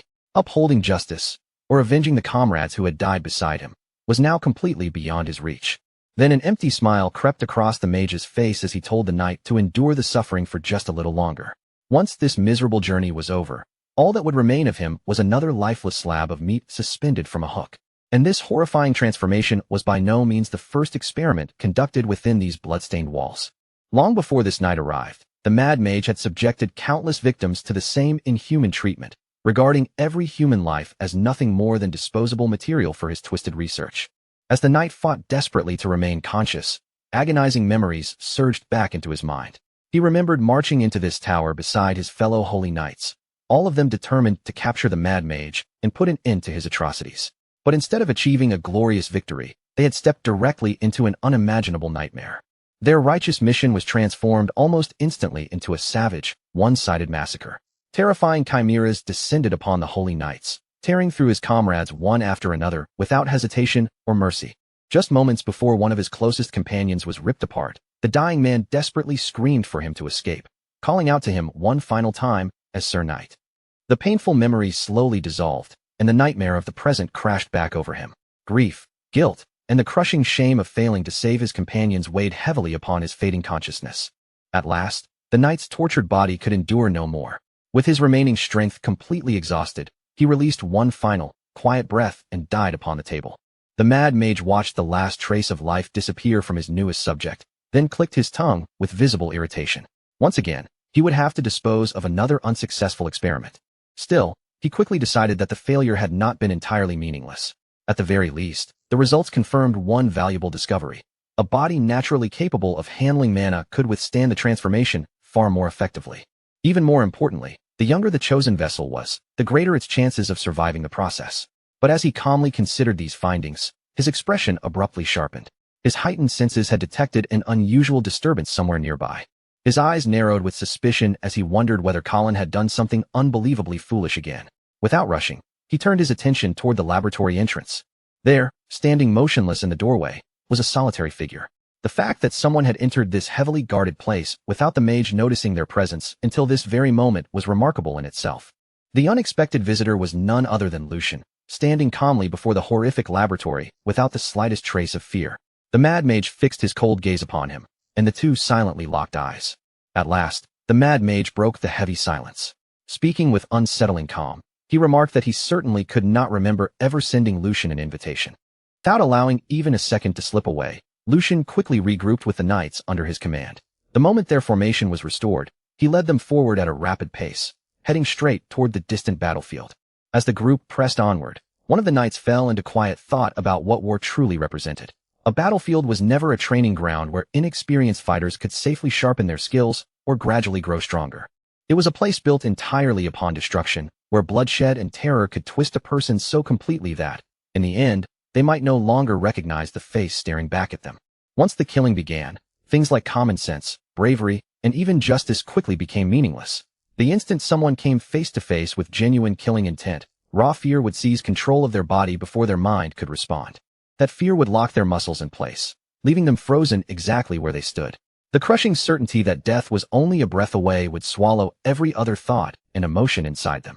As those grim thoughts passed through the knight's mind, memories of a horrifying battlefield suddenly resurfaced, an endless field soaked dark red beneath the blood of countless fallen soldiers. Men hacked one another apart without showing even a trace of mercy.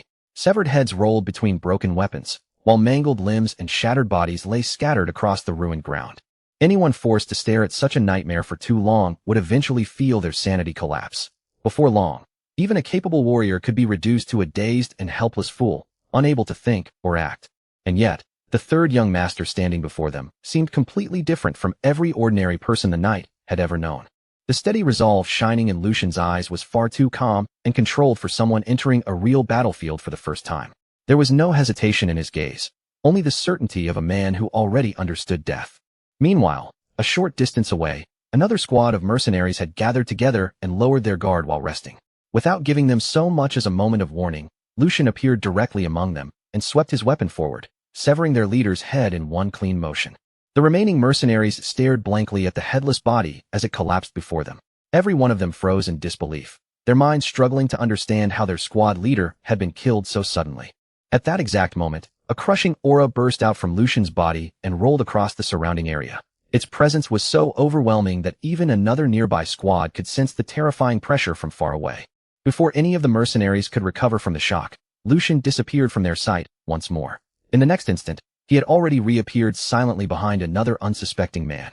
With a single merciless strike, Lucian cut the mercenary down without pausing or showing the slightest hesitation. Panic immediately spread through the survivors as they looked around wildly, desperate to learn the identity of the terrifying attacker hunting them. Lucian offered them no answer at all. He simply stood in complete silence, and that cold refusal to speak weighed on their hearts even more heavily than any threat could have. Then, without warning, he launched himself forward with astonishing speed. His blade flashed through the air as he began slaughtering every mercenary unfortunate enough to stand in his path. Lucian moved so quickly that several of the mercenaries could not even track his figure with their eyes. By the time they turned toward one sound, he had already appeared somewhere else. One after another, the mercenaries felt cold steel pass across their throats. Most of them died before they could even realize that Lucian had closed the distance and reached them. Only then did everyone finally understand what had been hidden in front of them all along. The gentle and peaceful image surrounding the third young master had never revealed his true nature. That calm appearance had merely been a set of chains restraining the monster buried inside him. After erasing the entire mercenary squad, Lucian did not stop to catch his breath or admire the result. His eyes immediately shifted toward the next target, and he continued moving without losing even a second. As Lucian advanced deeper across the battlefield, forgotten memories from his previous life began surfacing one after another, pulled from the darkest corners of his mind by the familiar smell of blood and danger. Even during that former life, missions this dangerous had been exceptionally rare. Each one demanded that he gamble with death again and again, pressing forward while every new step seemed to lead directly into another impossible predicament. One careless mistake, one moment of hesitation, or even the smallest piece of bad luck could send a person's head rolling across the ground. Lucian had once convinced himself that he would never again throw his life into such reckless danger. But every mission like this dragged painful memories back into the open, memories he had desperately wanted to bury forever. Above all else, he despised the people who justified their cruelty by claiming they were fighting for some noble and greater cause. He hated the twisted way those people treated loyal subordinates as expendable pieces. To them, countless lives were nothing more than sacrifices to be thrown away. Also, someone else's ambition could continue growing. That was why Lucian had already reached his decision long ago. He would tear down every person, every belief, and every so-called noble ideal that allowed such disgusting hypocrisy to exist. With that unshakable resolve burning within him, Lucian continued leading his knights through the battlefield in a relentless advance. Before long, their group finally reached the hidden territory belonging to the Black Mage. Deep inside a forest untouched by ordinary travelers, a dark and ominous fortress stood concealed among the trees. Every route leading toward the stronghold was guarded by dangerous creatures, snarling wolf packs, armed goblins, and all kinds of vicious demonic beasts prowling through the shadows. The instant the fortress came into view, one of the knights knew they had finally arrived at their destination. But that realization brought another problem with it. They had only until dawn to finish the mission. By now, the enemy had almost certainly noticed that its scouting parties had disappeared without returning. For the moment, Hugo and the mercenary corps were holding the enemy forces back, buying Lucian's group precious time to complete their objective.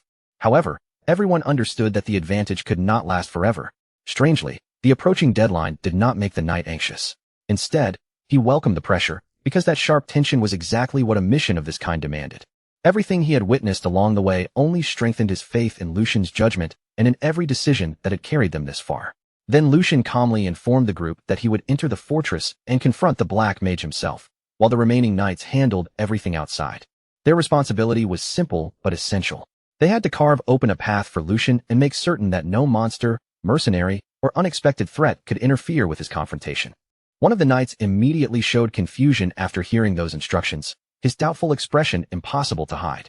Lucian noticed the uncertainty on his face and began calmly explaining the logic behind his decision. As strange as it might sound, the elite knights were actually too powerful for the role Lucian intended to play. The Black Mage was not an honorable opponent, but a living embodiment of cruelty and evil. He was the kind of man who would use any method, no matter how vile, to stay alive and achieve his objectives. Someone that calculating would never willingly face a group of overwhelmingly powerful enemies in a direct battle. Instead, the Black Mage would flee the moment he sensed true danger. And should escape become difficult, he would likely unleash some unpredictable catastrophe, using the resulting chaos as cover for his retreat. That was precisely why Lucian was the best person to approach him. Compared with the heavily trained elite knights, Lucian would appear far less threatening, nothing more than an unguarded and highly tempting test subject. Should fortune favor them, the Black Mage might underestimate Lucian and lower his defenses. That single careless moment would give Lucian the perfect opening to suppress him before he understood what was happening. Lucian made sure everyone understood that he had not chosen this role because he wanted personal glory. His decision did not come from reckless arrogance, blind confidence, or the foolish belief that nothing could harm him. Every detail of the plan had been built upon careful observation, cold reasoning, and deliberate judgment.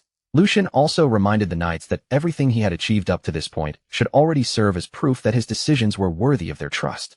Hearing Lucian speak with such certainty reminded the elderly knight of something the young blonde knight had once said. Even after all this time, he could still remember those words clearly. Extraordinary circumstances demanded equally extraordinary choices. As the old memory returned, the elderly knight unconsciously began comparing Lucian with that former blonde young master. The two were different people, yet there was a striking resemblance in the calm way they inspired confidence in those around them.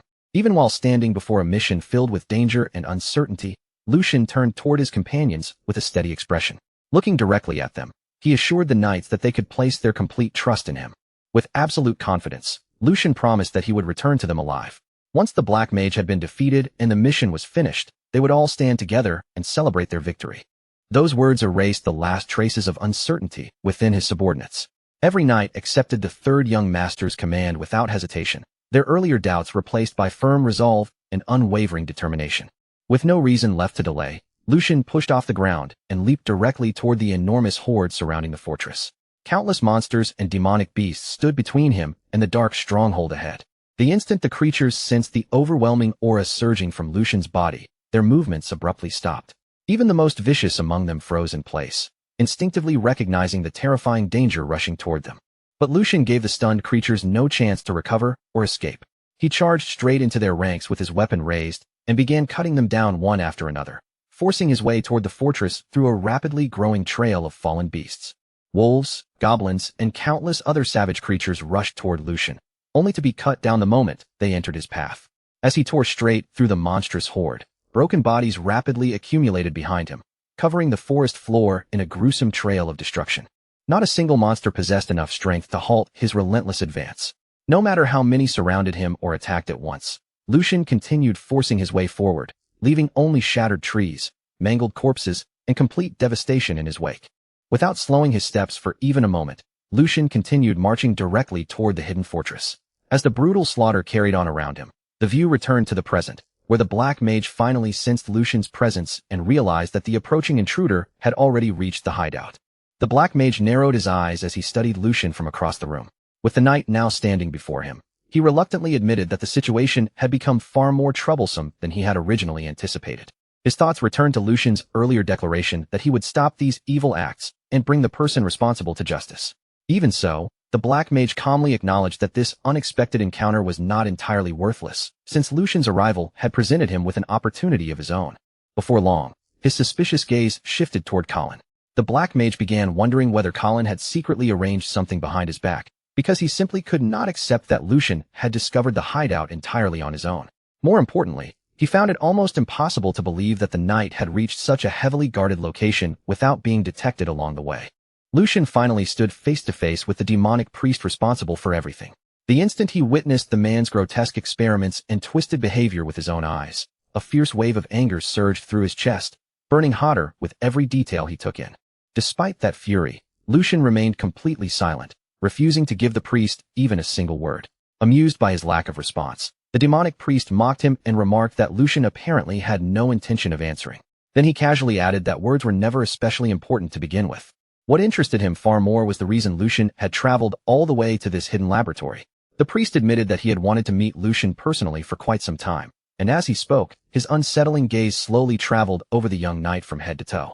With open fascination, the priest praised Lucian's brilliant golden eyes, his almost luminous skin, the perfect balance of his physique, and the remarkable youth of his body. He even admitted that the fools from the Liberation Alliance had not exaggerated Lucian's extraordinary appearance in the slightest. Lucian gave him absolutely nothing in return. He simply continued staring straight at the priest, his expression cold and unmoving, without allowing so much as the smallest reaction to appear on his face. The priest continued his disgusting evaluation by comparing Lucian to one of his previous specimens. Although that earlier subject had been an extremely rare case with the ability to learn swordsmanship, he claimed that placing such an inferior specimen beside Lucian would be nothing less than an insult. In the priest's eyes, Lucian was unquestionably a specimen of the highest possible quality. Every sentence that left the man's mouth sounded more revolting than the one before it. Yet Lucian clenched down on his rising irritation and forced himself to remain silent. Only a short distance away, the lifeless body of one of the priest's failed experiments lay sprawled across a rough wooden board. Its presence made the already dreadful laboratory feel even colder, darker, and more horrifying. Noticing where Lucian was looking, the demonic priest turned proudly toward the corpse and began speaking as though he were presenting a priceless masterpiece. With a pleased expression, he claimed that he had once believed he had already witnessed every disgusting and horrifying thing the world could possibly contain. Yet according to him, Lucian was an exceptionally rare son of a worthless creature, something even his warped experience had hardly prepared him for. Those pointless insults, delivered with such casual contempt, finally pushed Lucian beyond the limits of his patience. The restraint Lucian had maintained until that moment finally shattered. In a voice filled with icy fury, he warned the priest to abandon any hope of receiving a painless death. Before their confrontation ended, Lucian swore that he would force him to understand the full weight of every life he had ruined and every atrocity he had committed. Rather than becoming offended, the demonic priest responded with a calm, almost entertained smile. He remarked that Lucian possessed an unexpectedly filthy mouth for someone who had been raised as the privileged young master of a noble household. The priest admitted that he had never expected Lucian to understand his purpose. After all, everyone who had ever come searching for him had repeated the same tedious accusations, condemning him without making the slightest effort to comprehend his work. Even so, he considered their meeting a stroke of incredible fortune. Lucian had entered the laboratory entirely of his own accord, placing an exceptionally valuable specimen directly within the priest's reach without forcing him to search for it. The priest openly acknowledged that he had still failed to achieve the evolution he had pursued for so long. However, as his eyes remained fixed on Lucian, he appeared utterly convinced that this rare new specimen could finally change everything. The instant Lucian heard the word evolution, a brief flicker of confusion crossed his face. Lucian had no idea what the priest was actually referring to or how any of these experiments related to evolution. Catching that momentary uncertainty in his expression, the demonic priest eagerly began laying out the beliefs that had driven all of his horrifying actions. He said Lucian probably regarded him as nothing more than a murderer who controlled demonic beasts and used them to carry out indiscriminate massacres. According to the priest, the rest of the world was no different, casually grouping people like him together with black mages and treating them as a contagious disease that needed to be completely eradicated. But from his perspective, such judgment was born entirely from ignorance. He believed that humanity's refusal to understand him proved the limitations of mankind, an unstable and fundamentally inferior species. As his speech continued, the natural color gradually drained from his eyes until both of them became completely black. A suffocating and terrifying aura began spreading through every corner of the laboratory, growing heavier as the priest's twisted philosophy became more disturbing. In his view, the human body itself was the clearest possible example of a hopelessly inefficient design. He described mankind as weak in both physical structure and durability, possessing bodies that could be broken far too easily. Even worse, humans willingly imprisoned themselves behind meaningless social rules, outdated ideas, and irrational emotions, all of which prevented them from ever moving beyond their natural limitations. To the priest, those weaknesses revealed what humanity truly was at its core, a flawed species incapable of recognizing its own inferiority. Throughout the entire speech, an unnatural smile remained stretched across his face, making him resemble a demon wearing human skin rather than an actual human being. Lucian continued listening in complete silence, allowing the priest to expose every layer of madness concealed inside his mind. Without showing even the slightest hesitation, the demonic priest reached toward one of the experimental corpses nearby, lifted it into his arms, and held the ruined body with an almost affectionate tenderness. Smiling down at the corpse, he declared that his true purpose was to remove every impurity from humanity and guide the entire species toward genuine evolution. The moment those words left his mouth, his fingers tightened, and he crushed the corpse's face in a single brutal motion. The bones beneath his hand shattered instantly with a sickening crack. Blood burst outward from the ruined head, spraying across the floor, the walls, and everything else surrounding them inside the laboratory. Even Lucian, who had already witnessed countless terrible sights, was genuinely shaken by the madness unfolding directly in front of him. For a brief instant, the sheer cruelty of the priest's action left him visibly stunned. The demonic priest responded to Lucian's reaction with a chilling burst of laughter. Still holding himself with absolute confidence, he demanded that Lucian show him the proper respect and willingly present himself as a tribute. In exchange for that submission, the priest promised that he would not treat Lucian like some mindless piece of flesh used in an ordinary experiment. Instead, he claimed that Lucian would be preserved and handled as a precious specimen who remained fully conscious and aware. Lucian answered immediately, his voice cold and utterly dismissive. He told the priest that he had used an unbelievably long speech merely to express complete nonsense. Lucian then reminded him that, in the name of this so-called evolution, he had deliberately manipulated entire events and driven thousands of innocent people toward their deaths. For the first time, genuine surprise appeared on the priest's face. The priest admitted that he was impressed Lucian had managed to uncover so much of the truth behind his actions. However, his surprise quickly disappeared, and he calmly insisted that such knowledge changed absolutely nothing. As their conversation neared its end, the unnatural darkness gradually receded from his eyes, restoring their ordinary color. Even after his eyes returned to normal, the overwhelming demonic aura surrounding his body did not weaken in the slightest.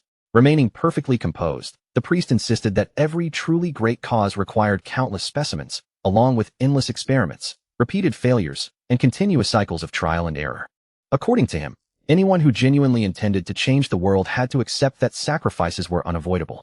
Since Lucian had been born and raised within House Valdic, the priest believed that a noble heir like him should understand that brutal reality better than almost anyone else.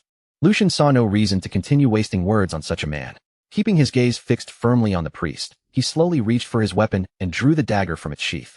With the blade now in his hand, Lucian replied that the priest's reasoning was every bit as twisted as that of every other criminal who tried to justify unimaginable atrocities. He then ordered the man to carve one simple truth deep into his mind. Among all those who endlessly insisted that the world itself was wrong, not one had ever succeeded in putting his own life in order first. To Lucian, the figure standing before him was nothing more than an egomaniacal lunatic hiding his cruelty behind impressive-sounding ideals. That insult immediately shattered the priest's calm expression. His face darkened with anger as he declared that he had originally intended to preserve Lucian's body as a top-grade specimen. Before the priest could finish his threat, Lucian began responding with another cold remark. But the demonic priest had no intention of allowing him to complete it. Without the slightest warning, he suddenly lunged forward and launched his attack in the middle of Lucian's sentence. Lucian had already been expecting betrayal and refused to let the sudden strike catch him unprepared. In that instant, the violent battle that had been inevitable from the moment they met finally erupted. Lucian did not retreat by so much as a single step. The instant the demonic priest attacked, he moved with explosive speed, answering with a lightning-fast counterstrike and driving his dagger directly toward his opponent's body. The demonic priest twisted away at the very last moment, narrowly avoiding the fatal edge by the smallest possible margin. As their weapons crossed and sparks flashed between them, Lucian reached one unshakable conclusion. Simply killing this man would never be enough. The thousands of innocent lives the priest had destroyed, the monstrous experiments he had performed, and the obvious pleasure he took in every act of suffering could never be answered by granting him a swift and painless death. A merciless creature like him deserved to experience agony before drawing his final breath. Yet despite the killing intent pouring from Lucian, the demonic priest remained completely composed, behaving as though the threat before him caused no concern whatsoever. With smooth and practiced movement, the priest slipped around Lucian's side, circled behind him, and immediately launched another attack from the rear. At the same time, darkness once again began creeping across his eyes until they gradually turned pitch black. A sinister smile spread over the priest's face as he let out a mocking laugh. He admitted that Lucian appeared capable of wielding mana, but dismissed that power as nothing more than the feeble resistance of a specimen that had not yet understood its own helplessness. In the very next instant, their attacks crashed together head-on. The collision unleashed a violent shockwave that tore through the entire battlefield, shaking everything around them. The force ripped dust and debris into the air, producing an enormous cloud of thick fog that swallowed the surroundings and completely concealed both fighters from view. Then, for one brief and unnerving moment, every sound vanished. Beneath the dense fog, the entire battlefield fell into absolute silence. Then Lucian emerged from the thick, rolling fog with slow, steady steps, his expression perfectly calm and not a trace of panic anywhere on his face. Barely a moment later, the demonic priest also appeared through the mist behind him. That same deeply unsettling smile still stretched across his lips. The priest kept talking in a relaxed, almost delighted tone, as though every second of their brutal confrontation was nothing more than entertainment to him. He urged Lucian to continue resisting, telling him to struggle with every last bit of strength he possessed. When Lucian answered him with nothing but silence, the priest's voice abruptly twisted into something far darker and more inhuman. He loudly proclaimed that the harder Lucian fought back, the more painfully he would be forced to recognize his own limits. In the end, Lucian would supposedly understand the greatness behind the priest's so-called noble intentions. Lucian remained completely unmoved by the priest's disturbing words. Without letting even a flicker of emotion cross his face, he calmly replied that he had heard this man belonged to the beast faction. Now that he had finally seen him in person, Lucian admitted that the priest certainly lived up to that savage reputation. Lucian dropped back onto the ground and landed firmly on both feet.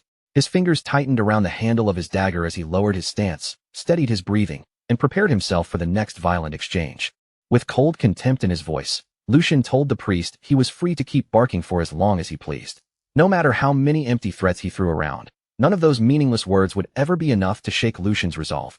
Lucian then raised his gaze with absolute confidence and warned the priest that very little time remained before he would be slaughtered where he stood. Instead of showing concern, the demonic priest merely threw back his head and answered with a mocking laugh. The priest dismissed Lucian's confidence as nothing more than the final act of a desperate man.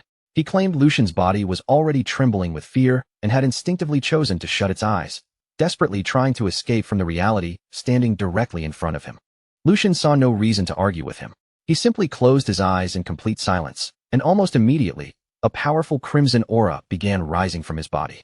The blood-red energy spread outward in heavy waves, wrapping him in an overwhelming and dangerous presence. As the crimson aura continued to surge around Lucian, the demonic priest watched with growing amusement. His smile widened even further, and in a voice overflowing with confidence, he assured Lucian that there was absolutely no need to worry. According to the priest, the next time Lucian opened his eyes, he would awaken as an entirely new version of himself.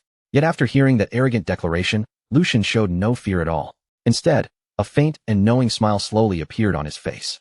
Without opening his eyes, Lucian calmly replied that the only person who would truly lose his sight today was the demonic priest himself. Before the priest could fully understand the meaning behind those words, Lucian suddenly made his move. With nothing more than a casual flick of his fingers, Lucian sent a tiny blue stone spinning directly toward the priest.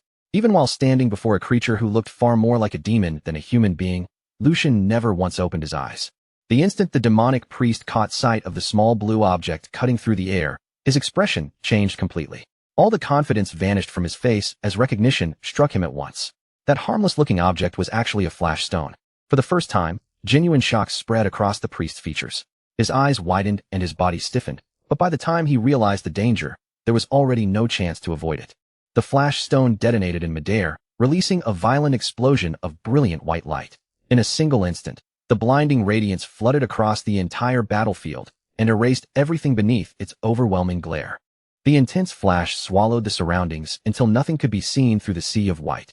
Unable to endure the unbearable brightness, the demonic priest reacted on instinct and threw both hands over his eyes.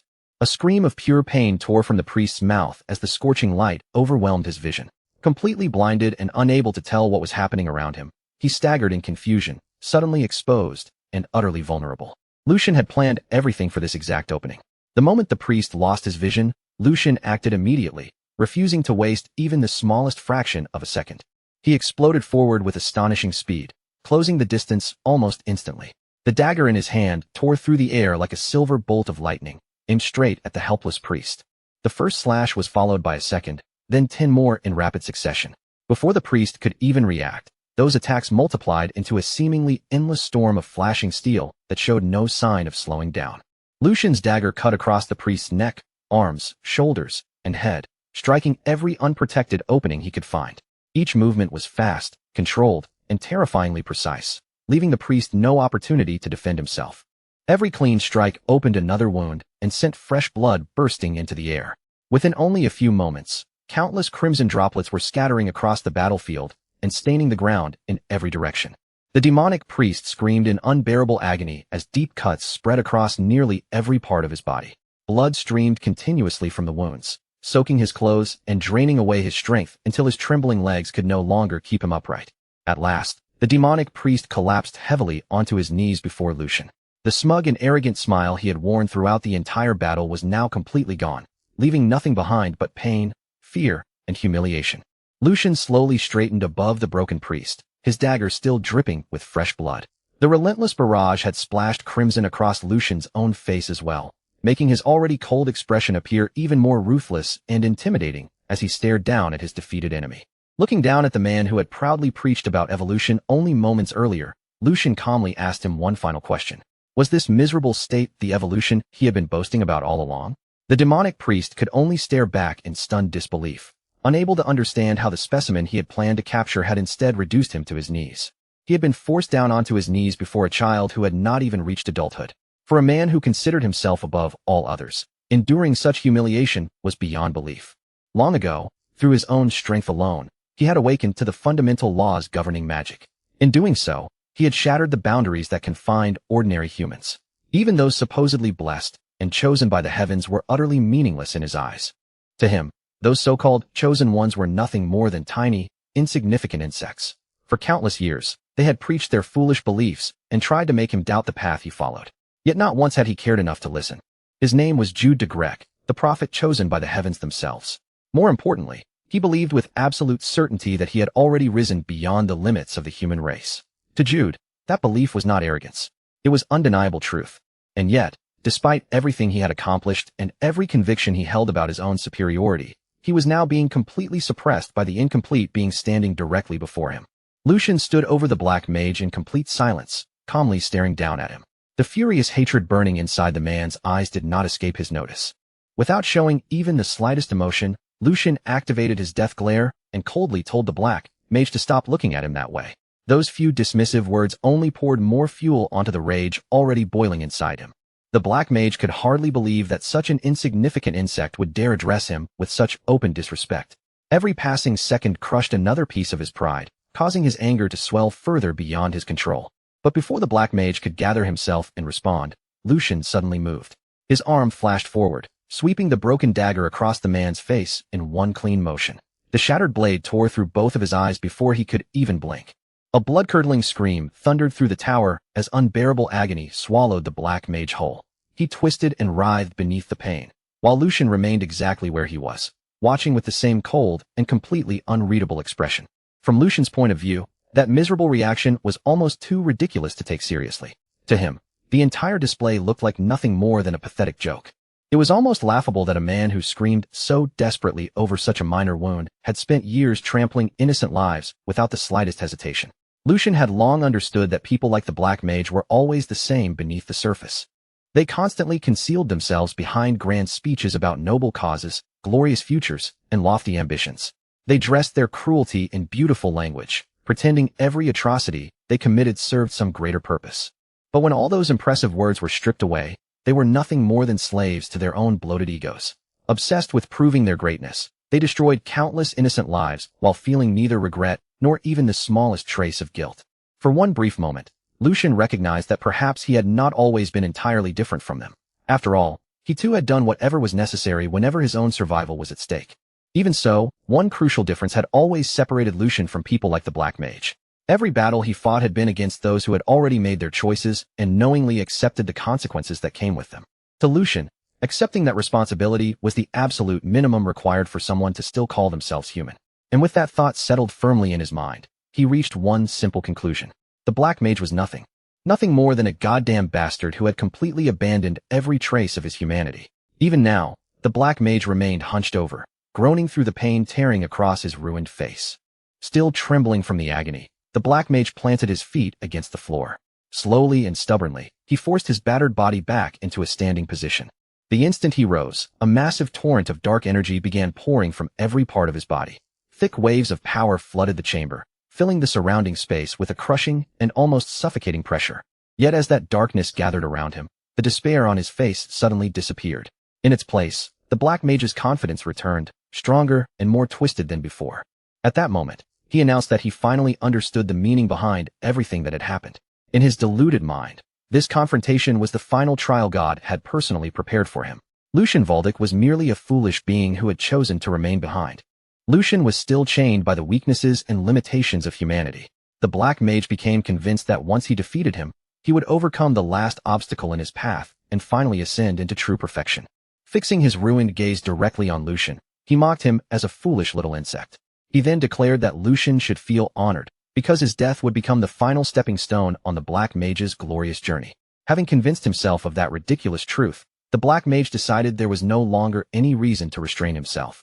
He would hold back nothing, reserve not even a fragment of strength, and reveal the full extent of the power hidden within him. Then, with a deafening scream that shook the air, the black mage released every last trace of power inside his body. An enormous explosion of dark energy erupted outward, causing the entire tower to tremble violently around them. The volume of demonic power was so immense that it swallowed every corridor, chamber, and corner of the structure. It continued surging until it burst beyond the tower's walls, spreading across the surrounding land in a terrifying wave that no one nearby could possibly ignore.